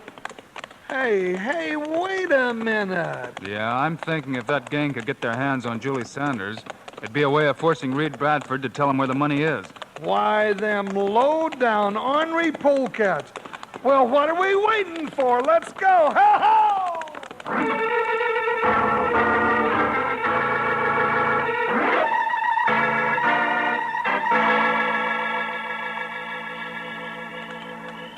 Thank you, ma'am. Good night. Well, Bill, did you talk to the schoolmarm? Nope. That was her mother. Miss Julie's gone. Gone? Left about a half an hour ago, right after she got my message. Your message? You didn't. Of course I didn't. Mr. Sanders said a man came by, told Miss Julie I'd sent him, that I wanted to see her right away. Doggone, did Miss Julie's mother say what the critter looked like? Yeah, kind of tall and skinny. Trigger. Yeah. Come on, Jingles. Let's ride. Say, Bill, where are we heading in such a hurry? Got a long ride ahead of us, Jingles. We're going to Abilene. Abilene? Why? Bradford's in jail there, isn't he? Sure, but what about the schoolmarm? Quickest way to find her is to go to Abilene. We could spend days up there in the hills looking for the gang hideout. Might find her too late. But, Bill... No harm will come to her, Jingles. Leastways, not until after one of the gangs had time to talk to Bradford. You know, I got a hunch he's going to get a visitor by morning, and I want to be there when that hombre shows up.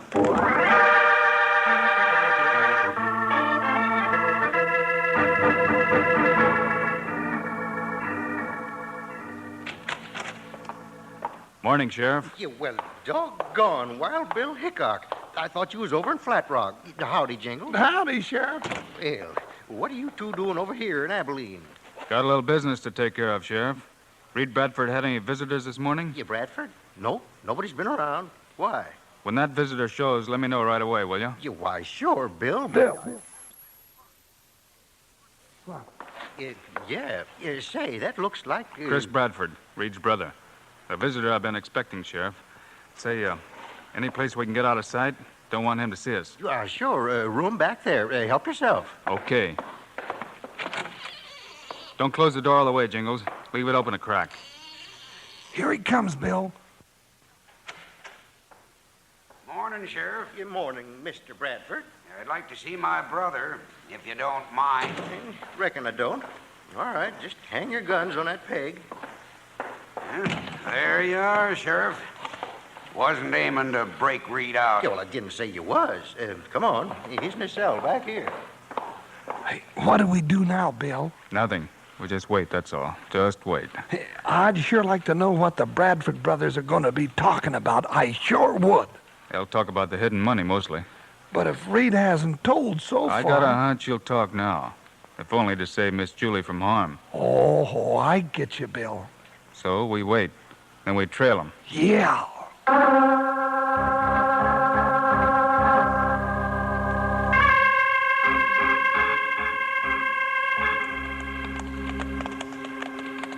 Ease up, Jingles. We don't want to get too close to him. Hey, look, he's stopping, Bill. Reckon the money's close by? Yeah. He's getting off his horse. Heading for that big cottonwood just off the trail. Come on. We'll go the rest of the way on foot. Easy. We don't want him to hear us. Hold it. I think he heard us. He's looking this way. No, I don't think so. Look.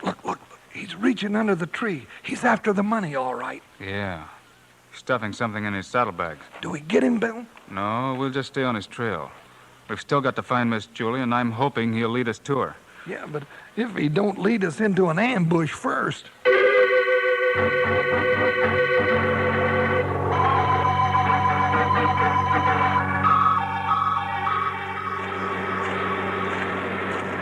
That you, Chris? Yeah. Ease up on your guns, Trig. You get the money? There it is. I told you Reed'd see it our way. The pretty little lady here give you any trouble? Had to put a gag on her this afternoon. She heard someone out front start to holler for help. There's only Dave coming back from town. I got him up on lookout now. Yeah, I talked to him on the way in. I ain't sure, but I got a hunch I was being followed. If that's so, Dave will be ready for whoever it is. Well, what's the matter, lady? That gag uncomfortable, huh?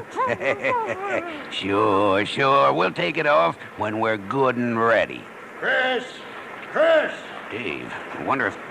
Yeah, what is it? Got a couple of visitors, Chris. Caught these two hombres sneaking around outside the waterfall. Howdy, Bradford. Well. Wild Bill Hickok and his partner. Nice place you got here. But for a boy of my size, well, it's a little snug. Keep 'em covered, Dave. Look who's come to pay us a visit, Miss Sanders. The great Wild Bill himself. I got plans for you, Mr. Hickok. For you and your friend. Yeah, I got plans. And I don't think you're gonna like those plans at all.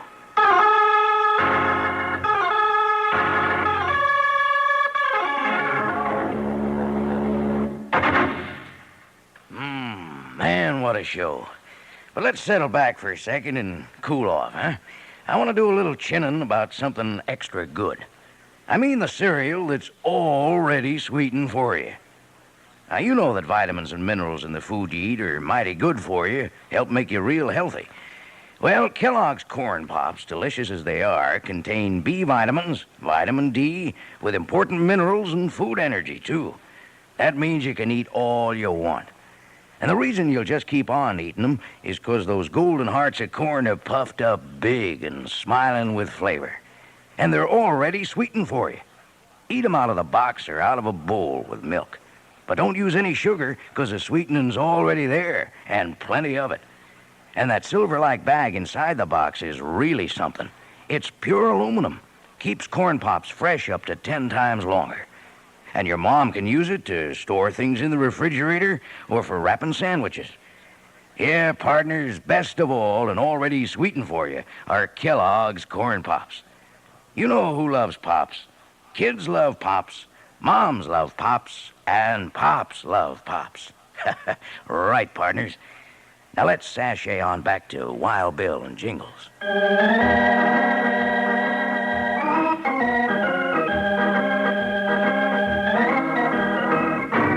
Back to Wild Bill Hickok. It's a few moments later now. Bill and his friend Jingles, at the point of a gun held by a member of the Shadow Hills gang, have been led into the cave hideout to face Chris Bradford.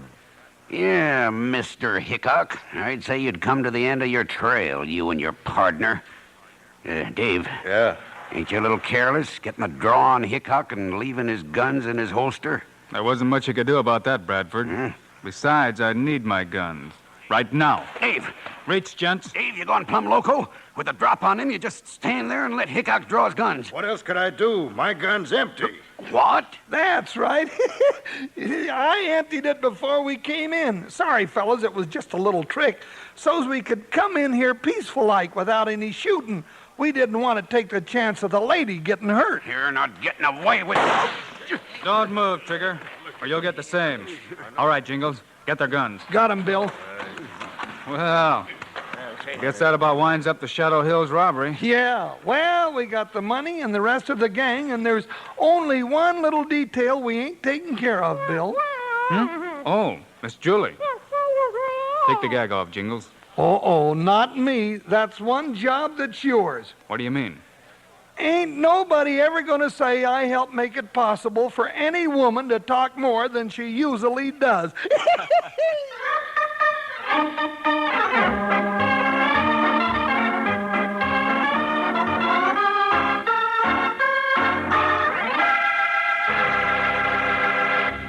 And now, here are the stars of Wild Bill Hickok, Guy Madison, and Andy Devine. Well, folks, we'll be around again next week with another adventure. So, hope to see you then. Right, Andy? Yeah, that is, if I don't start raising polecats in the meantime. Andy and I also hope you'll remember to get Kellogg's Corn Pops. Right. It's the great new cereal with the sweetening already on it. You bet it is. Andy and I think Corn Pops are great. So long. See you next week.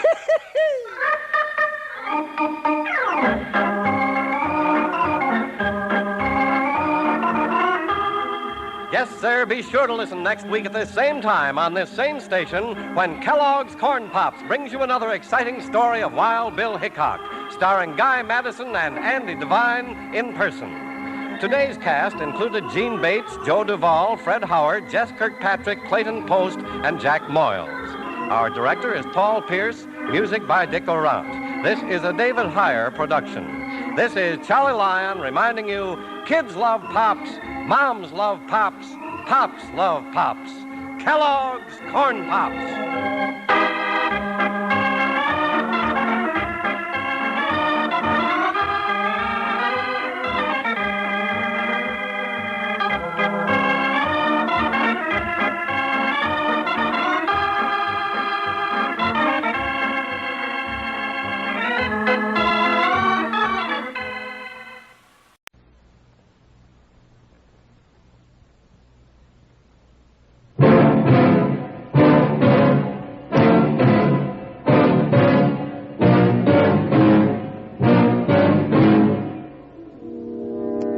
My gun was handcrafted to my specifications.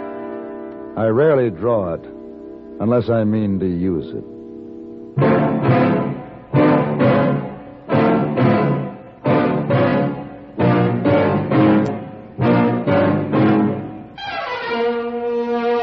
Have Gun, Will Travel.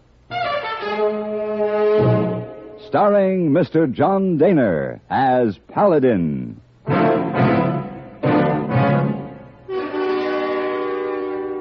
San Francisco, 1875. The Carlton Hotel, headquarters of the man called Paladin.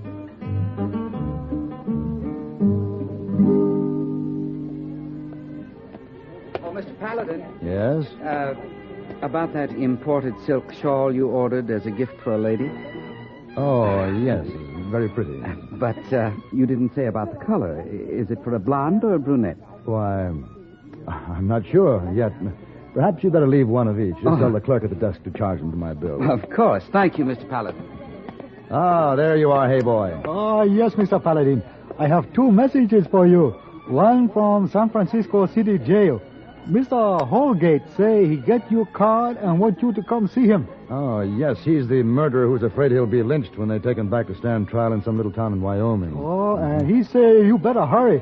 Sheriff come here and take him away on 9 o'clock train tonight. And the other message? Ah, pretty lady wait for you. Huh? Over there. Oh, it's too bad. What I tell her, Mr. Paladin? Give her my sincere regrets, hey boy. Tell her later. I have a train to catch.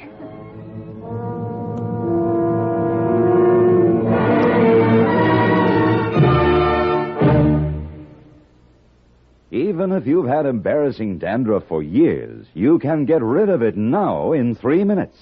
That's all it takes with Fitch Dandruff Remover Shampoo. Yes, unsightly dandruff's gone in 3 minutes with Fitch, quickest, easiest of all leading shampoos.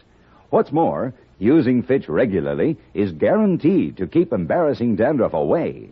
Just apply in the unique Fitch manner. Before you wet hair, rub in 1 minute. This way, Fitch shampoo penetrates right down to the scalp. Next, add water. Lather 1 minute to wash every trace of dandruff out of your hair. Then rinse 1 minute. All that loosened dandruff goes down the drain. In 3 minutes, with Fitch, 1 rubbing, 1 lathering, 1 rinsing, dandruff's gone. At the same time, gentle Fitch can leave your hair up to 35% brighter. To get rid of dandruff problems forever, brighten hair too, use Fitch regularly. Get Fitch Dandruff Remover Shampoo today, only 59 cents.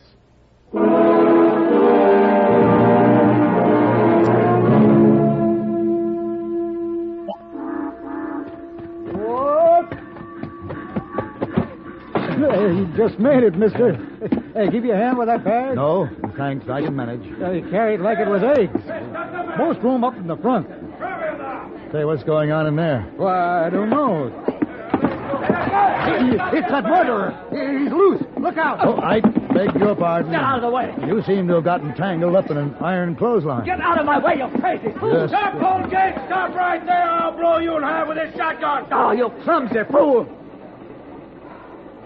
Well, Sheriff, why didn't you just pull the trigger and end it right here? You might as well have. You just get back to your seat real careful like.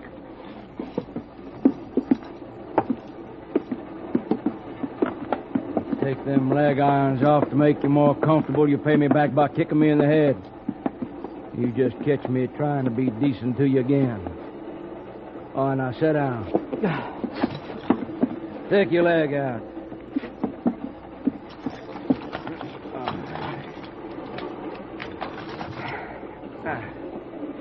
And to you, mister, thank you. Glad to be of help to an officer of the law. You're only helping a man get lynched, that's all. Shut up, Holgate. If you don't mind, Sheriff, I'd like to talk to your prisoner. Oh, sure. That's it. Thank you.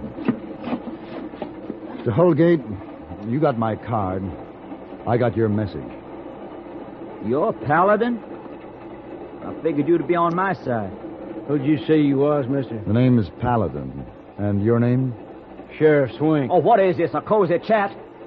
Listen, Paladin, I hired your gun to turn me loose. You're hired to turn him loose? Mr. Holgate has his facts slightly confused. Would you mind pointing that some other way, please, Sheriff? Thank you. Now, Mr. Holgate, what makes you think you'll be lynched? Easy. The town's named Bender, after Max Bender. It was his son caught my bullet. How did you come to shoot him? Oh, just an argument in a saloon, a few drinks. You know how it is. You got a gun? Well, he had one. Oh, sure. It was home on his dresser. Well, how'd I know that? I didn't notice. I see. Well, Mr. Holgate, tell you what I'll do. For $200, I'll see that you're delivered alive to stand trial. You call that a bargain? Man has a chance with a fair trial, but there's no debating a lynching bee. All right. You'll get the money when I step into the courtroom. Just to be sure, I'll choose somebody to hold the fee. When's the trial, Sheriff? Circuit judge is due at the end of the week. We'll beat him there by, a day, maybe. And what are the chances of my employer here being lynched? I reckon somebody's going to try. Will you stop it? Well, that'd be a hard decision to make. But I can assume we're on the same side. Aren't we, Sheriff? I reckon. That puts two of us on the side of the right. Well, don't crow, mister. Them ain't good odds with the whole town on the other side.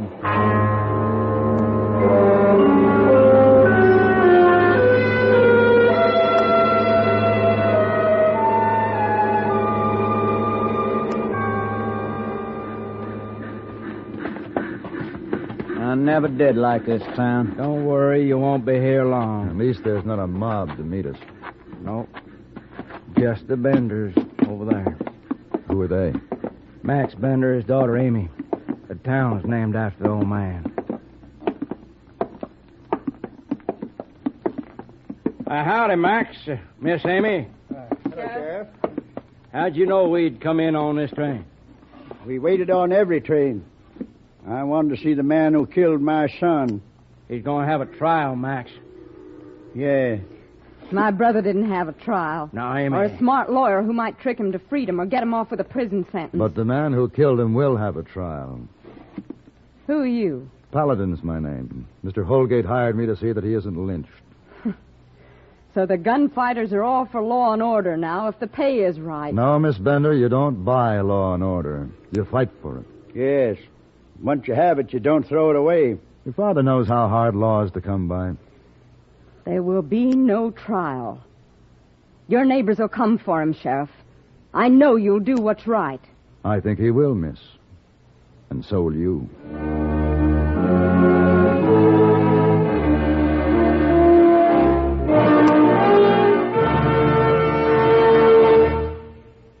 7 nights a week on CBS Radio, most of these same stations present The World Tonight. On The World Tonight, ace CBS newsmen broadcast direct from where the news is developing, along with well-detailed eyewitness reports on current events. The World Tonight brings you lively interviews with people in the news. When big things are happening in London, Paris, Moscow, Tokyo, or Rome, they're all within speaking distance on The World Tonight. For a penetrating look beneath the surface of the news, CBS Radio invites you to hear Eric Severide's news analysis. Wise in the ways of the news, Eric Severide explores a particular and important aspect each weekday evening. Invariably, he comes up with new keys to understanding. Always interesting, always illuminating, Eric Severide's perceptive news analysis makes an exciting companion piece to The World Tonight. Listen for both of these fine news features regularly.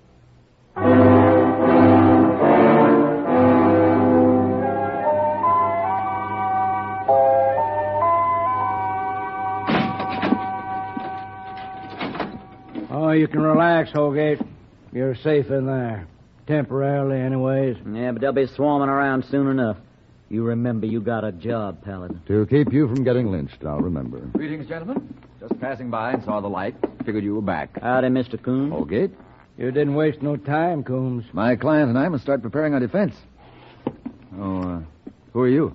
He's all right. I've hired his gun. Name's Paladin. Oh? Well, now, if we can have some privacy. Oh, sure. Prisoner's got a right to have counsel with his lawyer. Just rap on the bars when you're through. Oh, that's right. We still have some business details to arrange, Holgate. You tell your lawyer to turn the fee over to the person I name. I'll tell him.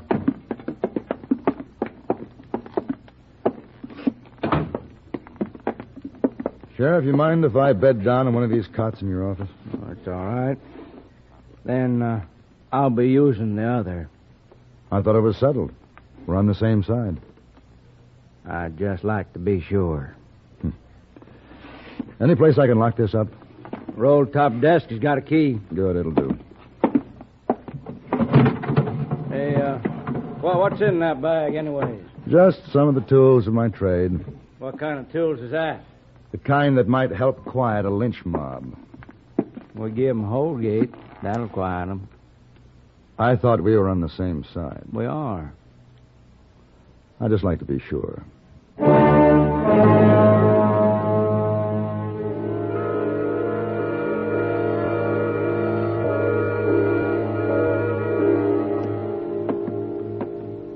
Which one is the Bender store, Mr. Coombs? That one, up there.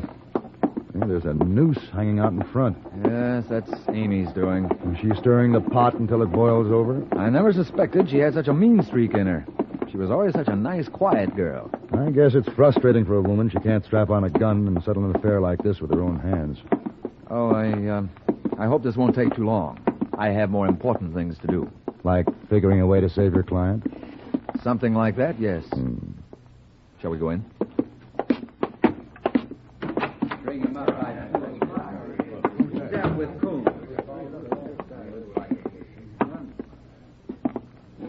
Well, what do you want here?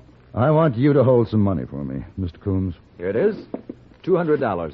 You're not to give it to me until Holgate steps into the courtroom for trial. If he dies before then, return it to Coombs. You think I'll hold your blood money? Blood money for keeping a man alive? I'll hold that for you. Dad. Give it to me.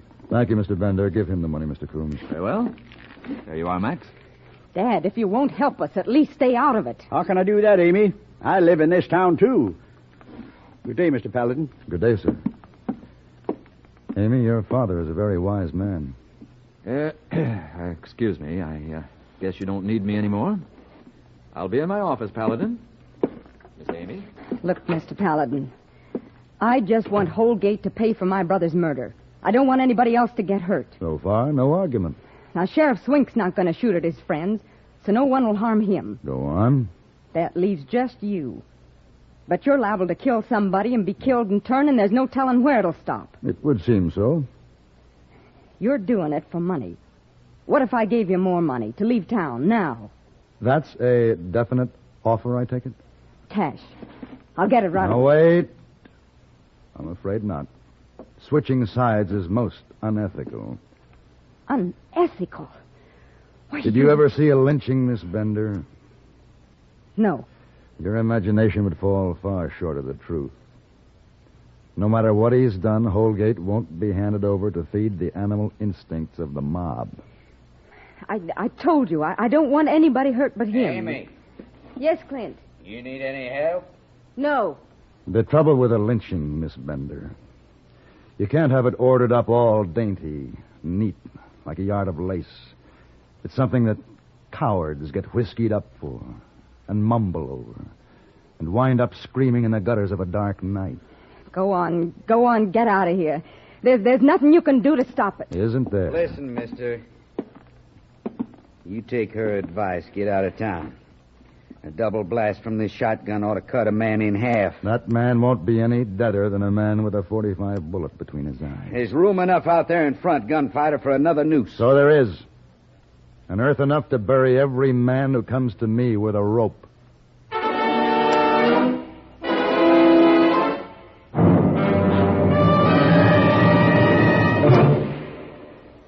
Men, think how thrilled your wife would be if you made her a bedside table that swings on hinges like a gate and brings everything within easy reach.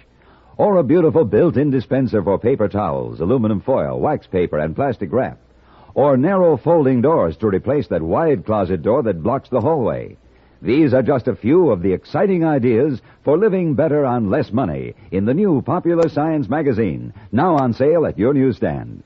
It's crammed with new ideas, new products, new tips and techniques for lovers of cars, boats, woodworking, metalworking, photography, hi-fi. 282 pages, 380 pictures. There's even a special money-saving 20-page booklet on how to fix electric motors. It's bound right into the magazine. And this month, to win new friends for Popular Science, the magazine is now on sale at your newsstand for 10 cents off the regular price, only 25 cents. Get the new February Popular Science today. Look for the bright blue band on the cover. Popular Science magazine.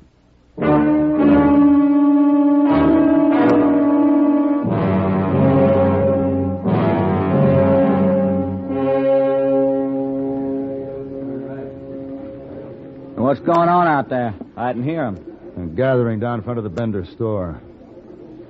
Getting steamed up. They'll be moving before long. Yeah. Well, you fellas don't be napping. We won't. What you looking at me like that for? What are you thinking? Just wondering what you're thinking. You're mighty cheerful for a man about to face a lynch mob. Well, I got confidence in you and the sheriff. I figure you'll give him what's for. Coming. Well, see you in court. You better. So you don't get paid. What is it? Oh, here, have a look. What? Funny thing. See them two riders just leaving Coombs' place, heading down the side street, trailing a third horse? Yeah, they look like two cowboys. Yeah, and Willie and McKeith, Holgate's friends. Now, what would they be doing at his lawyer's? I got a better question to chew on. Who do they figure to ride that extra horse? Yeah. Oh, I reckon that question's going to have to wait. They're getting about ready to move. There's another shotgun in the closet, Paladin. No, thanks. Incidentally, Miss Bender says you won't use that shotgun against your friends out there. Miss Bender's mistaken. Sheriff, I'll buy you a drink after this is over. Maybe.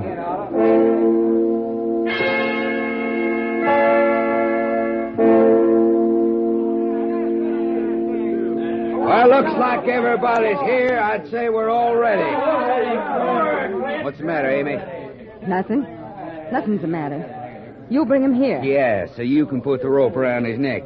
You just wait here, and we'll bring him to you.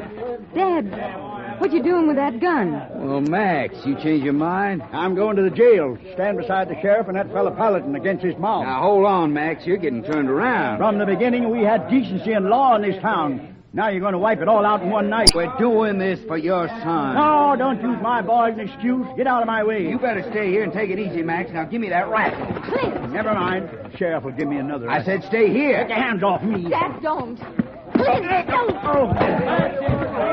All right, now. Come on. Let's go. Let's do it. Dad. Oh, Dad. I'm all right. But, Amy, what have you done? I'm sorry. I'm sorry. I didn't know it would be like this.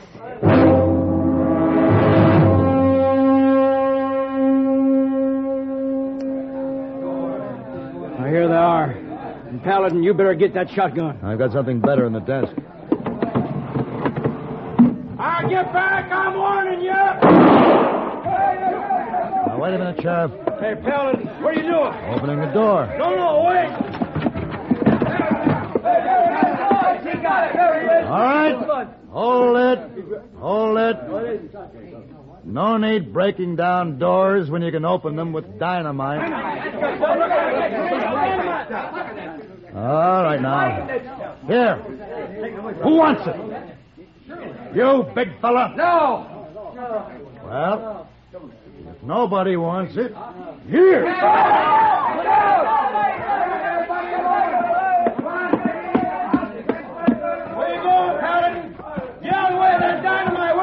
Just putting out the fuse. It was a long, slow-burning one.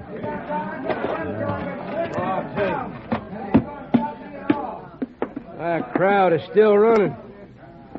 I don't blame them. Well, they won't collect again. Mob courage is a momentary thing. Once it's gone for good. The street's clean deserted of them. Except over there. Yeah, there's Clint. Let's go after him, Paladin. You go ahead. I got a client who thinks he doesn't have to go to court. I'll nail Clint. We can tie this thing up. Go ahead. I'm going back and check Holgate.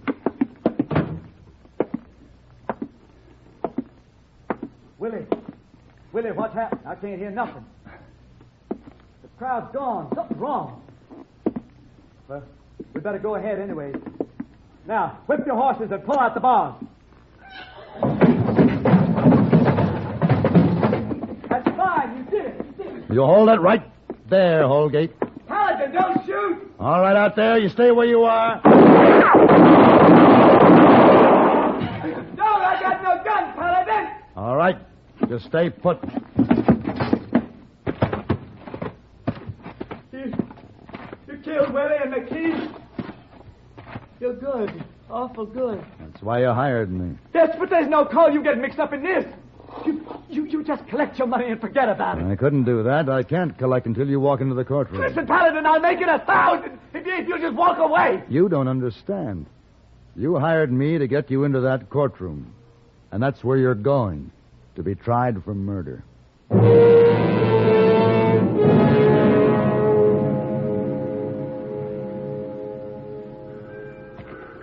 Mr. Paladin. Mr. Paladin. Oh, hello, Amy. Mr. Bender.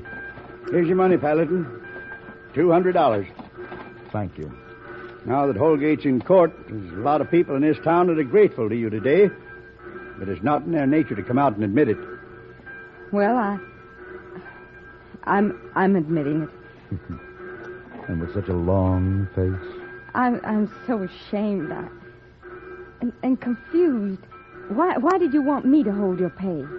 Because it's an honest face, too. Oh, come back to Bender again, Mr. Paladin. I'd be delighted. Goodbye. Goodbye. Goodbye.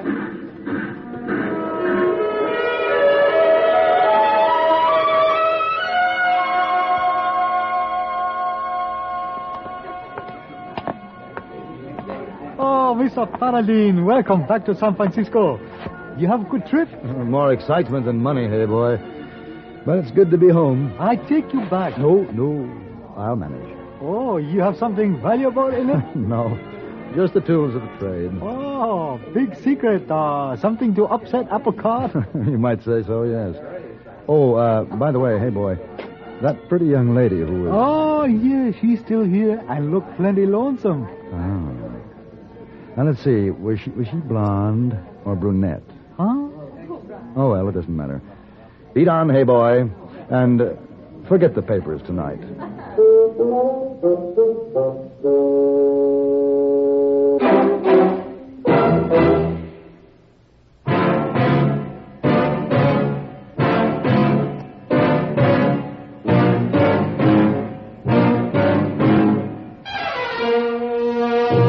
Have Gun, Will Travel.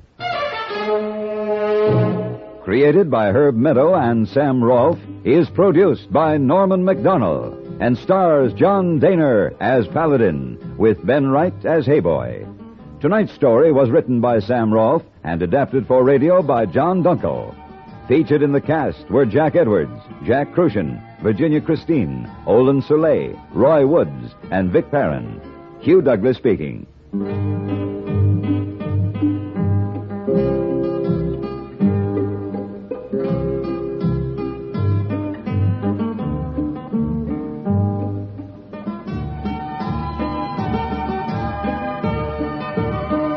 Join us again next week for Have Gun, Will Travel.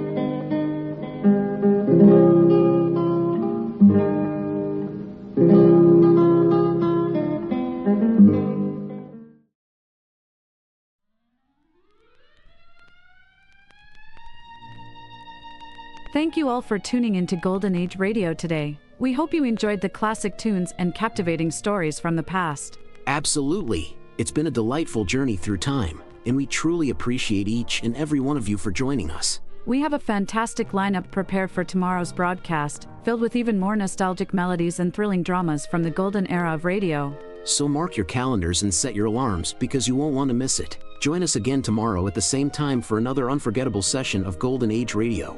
Invite your friends and family to come along too. Let's make it a delightful gathering filled with timeless entertainment and warm memories. Once again, thank you for being part of our wonderful audience today. We look forward to having you with us again tomorrow as we dive into the enchanting world of the past. Until then, take care and have a fantastic day ahead. See you tomorrow. See you tomorrow. Attention all business owners and aspiring database wizards. If you want to take your data management to the next level, G3PL.com is your ultimate destination for expert Microsoft Access support and training. That's right. G3PL.com believes that every successful database journey starts with a dedicated individual guiding you to success. That's why we're proud to introduce G3PL.com, a Microsoft Access expert.